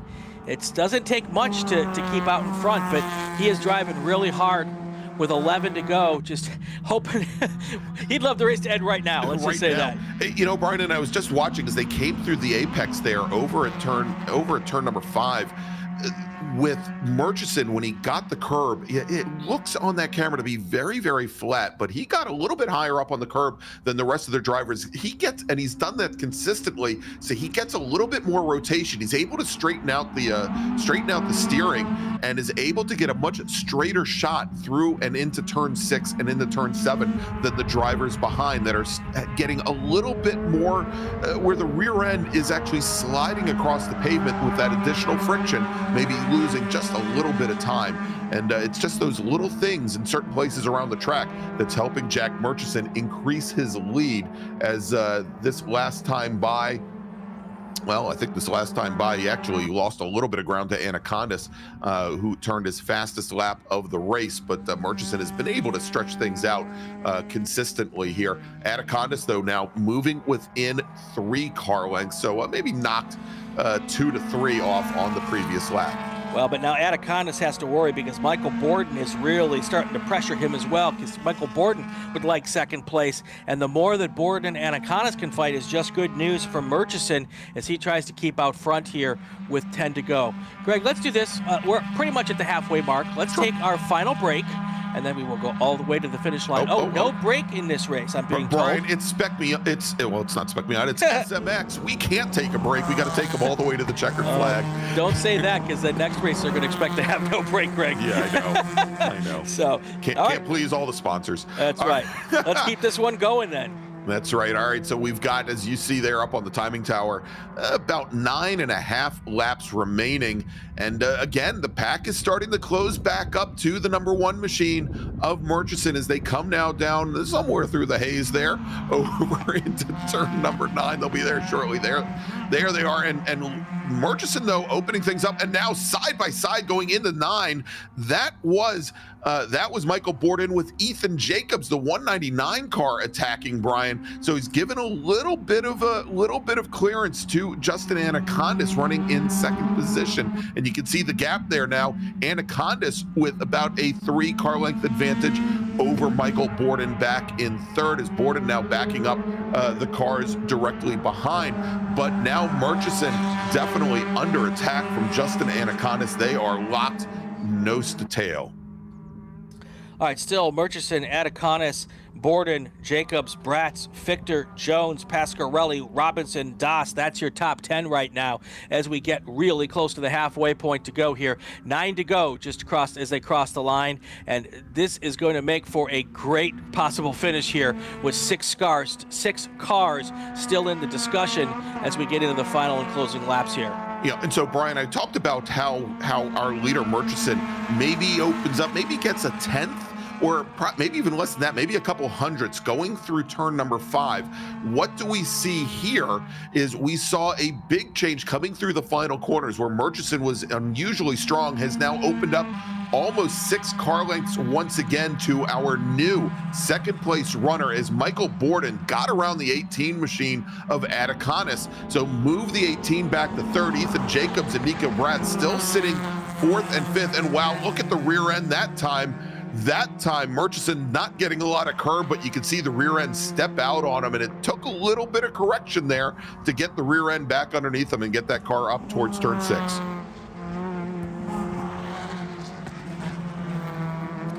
Lots of also great action deeper in the field. You could probably look at just about anywhere on the racetrack right now and see a couple of battles here that we could be talking about, but there's so much good stuff going up front. It's hard to pick up those battles and figure out who was where. And we were just watching through turn 5, and I thought this was pretty wild. Rocco Pasquarella and Will Robinson, the 195 car and the 115 car. Robinson had made up a ton of ground on the run into turn number 5, and it looked almost as if he was bump drafting them then through turn 5. Pasquarella got a little bit loose there, and looked like they were both able to hang on to it, however. All right, Michael Borden out into second place. Justin Anacondas drops down to third. Jacobs and Bratz 4th and 5th. And then a little further back is that 6th place car of Jason Fichter.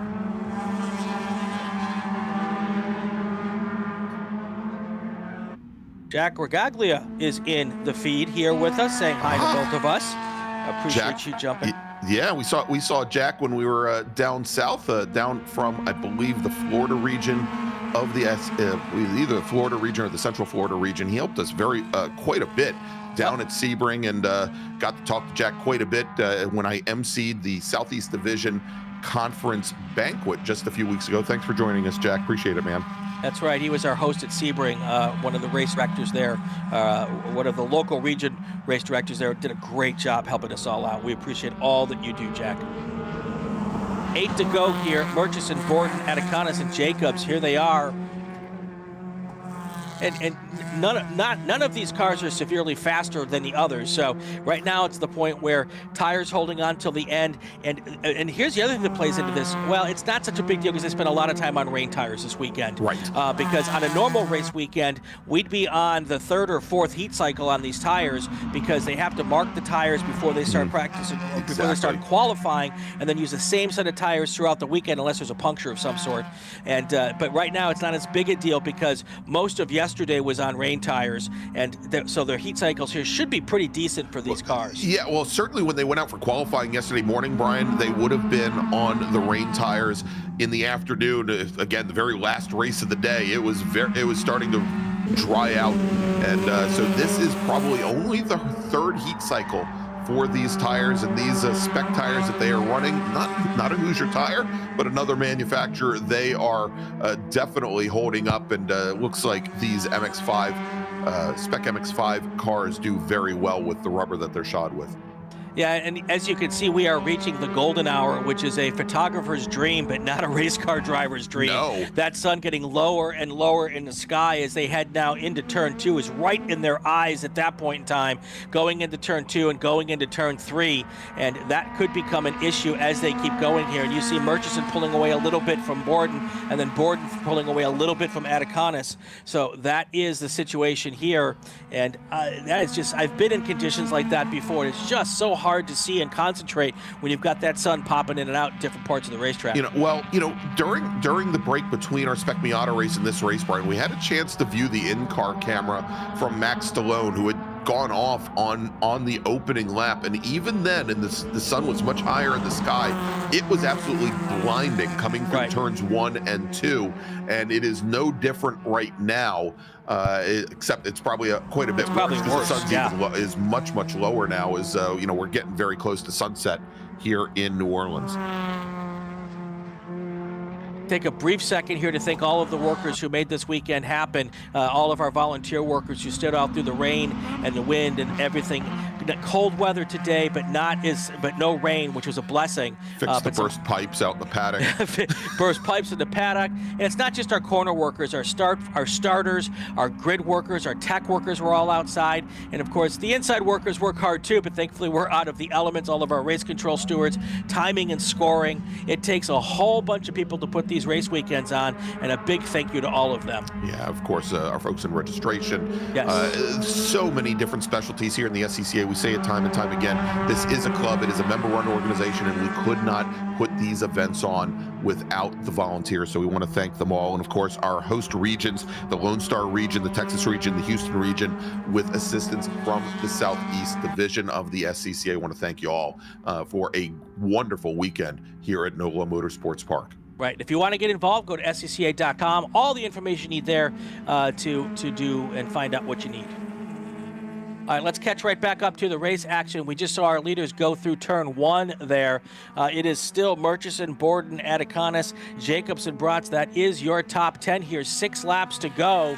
And usually at this point I'm asking, okay, when is it go time? Well, the 4 cars behind Murchison got to go right now, because if they don't catch him, it won't even be a discussion here. Well, and that may be in what we need to watch here, and I think somebody's already made the decision here, as it looks like Justin Atticanis tries to come underneath Michael Borden. I was going to say, as far back as those drivers are, they probably want another couple laps to try and close things down to Murchison. But the longer they sit back there, and it's pretty clear now that they're not making up any ground on Jack Murchison, who has been running almost a half a second faster than the 3 cars behind, is that it essentially becomes a battle for second. And I think we saw that going into turn 3 here just a moment ago. There is Murchison, and now it's opened up to maybe a 12-car length lead as they come into the S's here, and the other 4 cars behind, 2nd through 5th. Now they've broken up into 2 separate packs. That's not going to help them catch the first place car. And Murchison up front is going, yeah, you guys go play. Have a great time. You keep doing that thing. I was going to drive away and take a checkered flag. Well, we saw 2 cars there, Brian, side by side going into turn number 9 at the start of the S's. Certainly not the the fastest way around. And I think that actually might have been Michael Borden, who looks like he may have dropped back now into 4th position. We'll see here in a moment as they come across the start-finish line.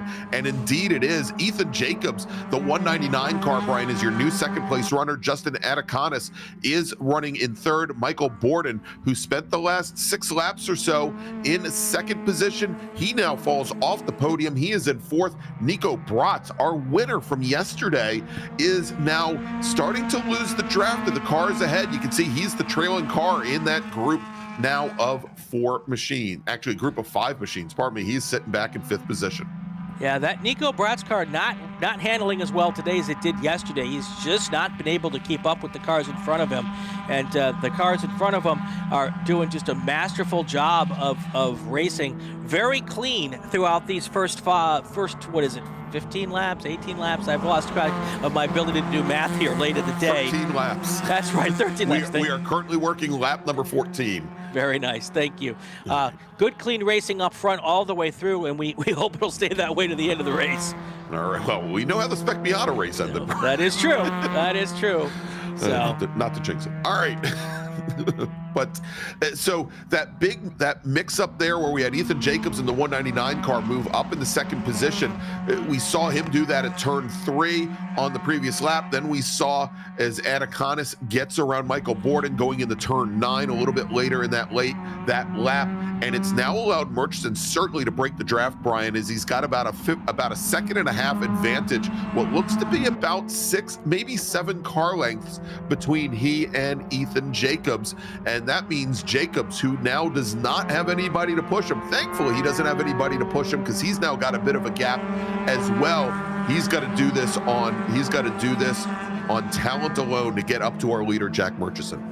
All right, I don't want to go find this group, but I do want to give them a shout out. Austin Hill, Habir Das, and Rocco Pasquarelli, they're all within a second of each other racing for 9th position. So that's 9th, 10th, and 11th. And that is a big battle out there going on right now. Want to stay with the money group here up front. These are the guys racing for the big trophies. So we'll stick here, but I did want to give those guys a shout out. 9th, 10th, and 11th, Hill, Das, and Pasquarelli.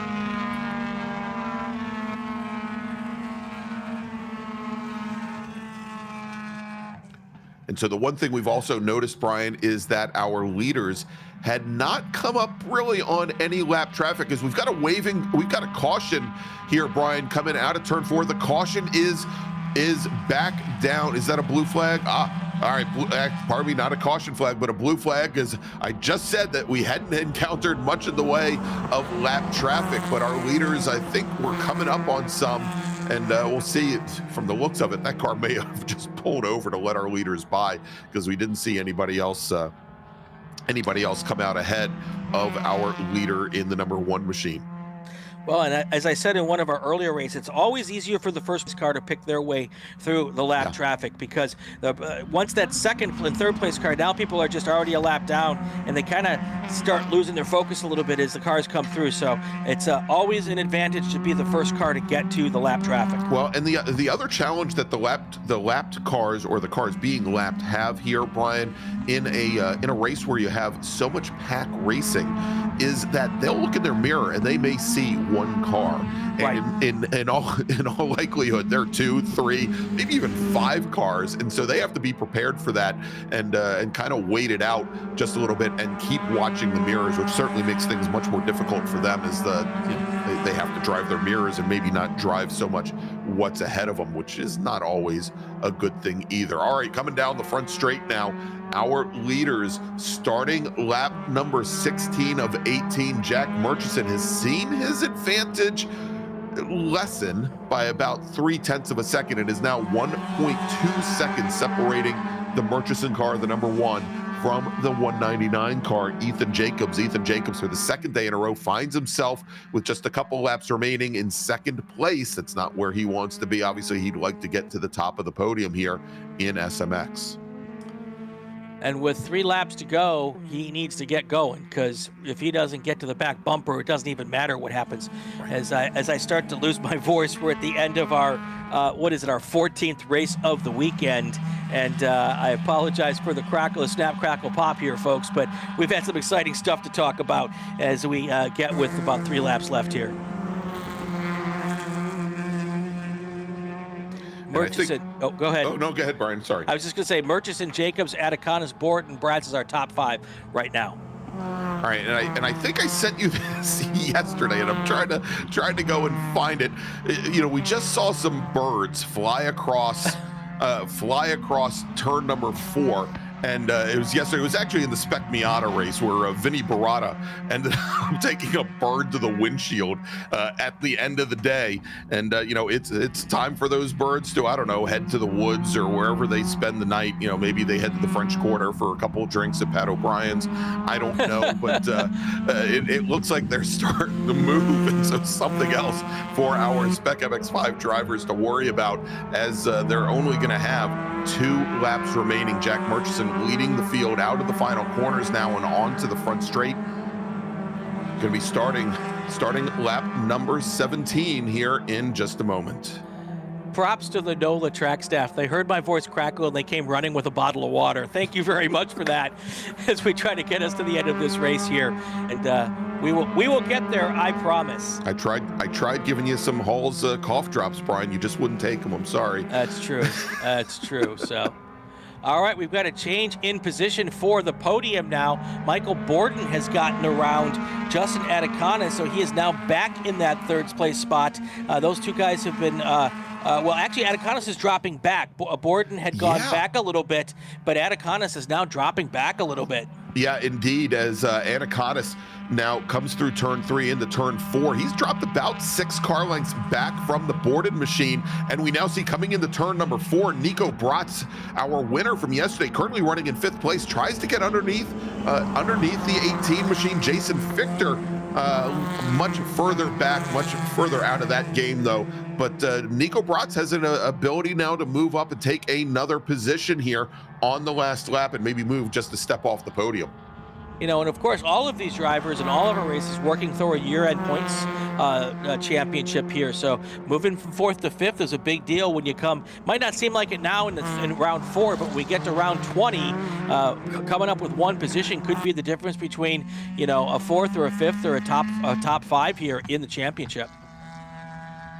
All right, and so Ethan Jacobs on lap number 16 ran the fastest lap of the race at a 1:57.858, and I believe that is underneath the track record, Brian. So one, that'll give him the track record, but it's also closed things down to a little bit under a second as he tries to close things down on Murchison. And look at this as they come through the final corner, Brian.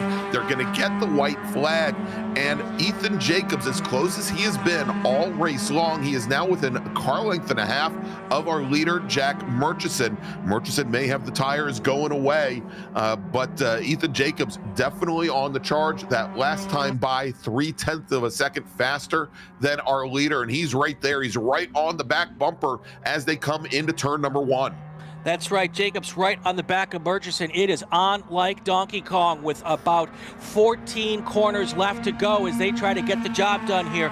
Jacobs is all over Murchison, and he is going to try to pressure him into making a mistake and go maybe a little wide here or a little wide there. Every little bit helps, all trying to make it get it done here before they got to turn 16. All right, and as they come out of turn 3, now I noticed coming out of turn 2, Murchison had carried a little bit more speed, but got onto the brakes a little bit earlier going into the hairpin at turn number 3. That allowed Jacobs to get back up to the back bumper as they now come into turn number 5. And we see once again as Murchison gets that rotation coming over the top of the curb, and he now opens up a 2.5 car length advantage on the 199 car just when he needed it. We're going to pick him up here coming into turn number 9 in just a moment as they come through that double apex right-hander, and here they come now coming in. They should come in the view right. There they are. One last time through Dream Vision here, turn number 9 as we head down for the final half of the final lap. Here they come. All right, there they are, almost side by side. There we go. Ethan Jacobs pops out, goes really wide, trying to get a better corner there and duck on the outside the long way around to make the pass. They are side by side right now. And they both go very wide, Brian, but it looks as though Murchison manages to hold off the 199 car momentarily as they come through the final corner, half a car length separating them. Let's see if the 199 car can draft on by here as they come onto the front straight. And here comes Ethan Jacobs for the win. It looks like Ethan Jacobs got him for the win there, and he is going to, after all of that work that Jack Murchison done, 0.350 second is the difference at the line. Ethan Jacobs takes the win on a late last lap pass. Michael Borden finishes second, Justin Anaconis is fourth, and Nico Bratz finishes fifth. Yeah, sorry about that. I missed the pass there over at turn 13, but great run. Jack Murchison, he led every lap except the one that mattered, Brian. Great run from Ethan Jacobs, our second place finisher yesterday. He takes the win today. And so we just gave you the top 5. Jason Fichter will finish in 6th position. Jarrett Jones will finish 7th. Will Robinson finishes 8th. Austin Hill 9th. Rocco Pasquarella will finish in 10th. Harbir Das 11th. Corbin Collins 12th. Eric Halleck finished 13th. Will Lucas 14th. Justin Mason runs his fastest lap of the race on the final lap. The 15 car finishes 15th. Adam Gonzalez will finish 16th. Brian Heitman 17th. David Chufo will finish in 18th position. Jillian Fichter 19th. And Whitfield Gregg finishes in 20th. A great day of racing here, a great weekend of racing. Obviously a little soggy for the first couple of days, but today the rain went away. Cold but not horrible conditions today. A big thanks to all of the workers who helped make us happen. Some fantastic racing, some fantastic finishes. A big congratulations to the drivers who really negotiated some really varying conditions and mostly doing it with aplomb all throughout the entire weekend.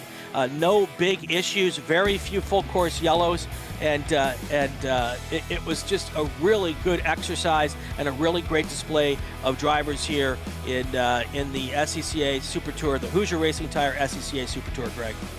Yes, Brian, and we said it before, can't do it without all the volunteers. We also, of course, want to thank the great folks from DriversEye Live. We've got Ryan Bauer, our director here this weekend, who has done an admirable job. We've got Brendan Kazmarek, our producer, and 2 of us couldn't do it without you two. So thank you so much for all of that. And of course, we've already thanked all the officials from the SCCA. Ryan, if we can, let's throw that schedule back up again and let people know what's coming up next. And there you go, next on the schedule. We're only, 5 days away, Brian? Oh, boy. We know I can't do math. Next Friday, February 23rd, Buttonwillow Raceway Park. And cannot wait. And as all we can say, Brian, one can't jinx it, but please let us not be underwater. Well, the forecast looks really good. We're going to have qualifying on Friday afternoon, and then we'll have more qualifying and racing on Saturday, and then more qualifying and racing on Sunday. I believe that's what the schedule is. But whatever the schedule is, we're going to be there to bring it all to you. He is Gregg Ginsberg. I'm Brian Bielanski. So long from NOLA. See you all next weekend.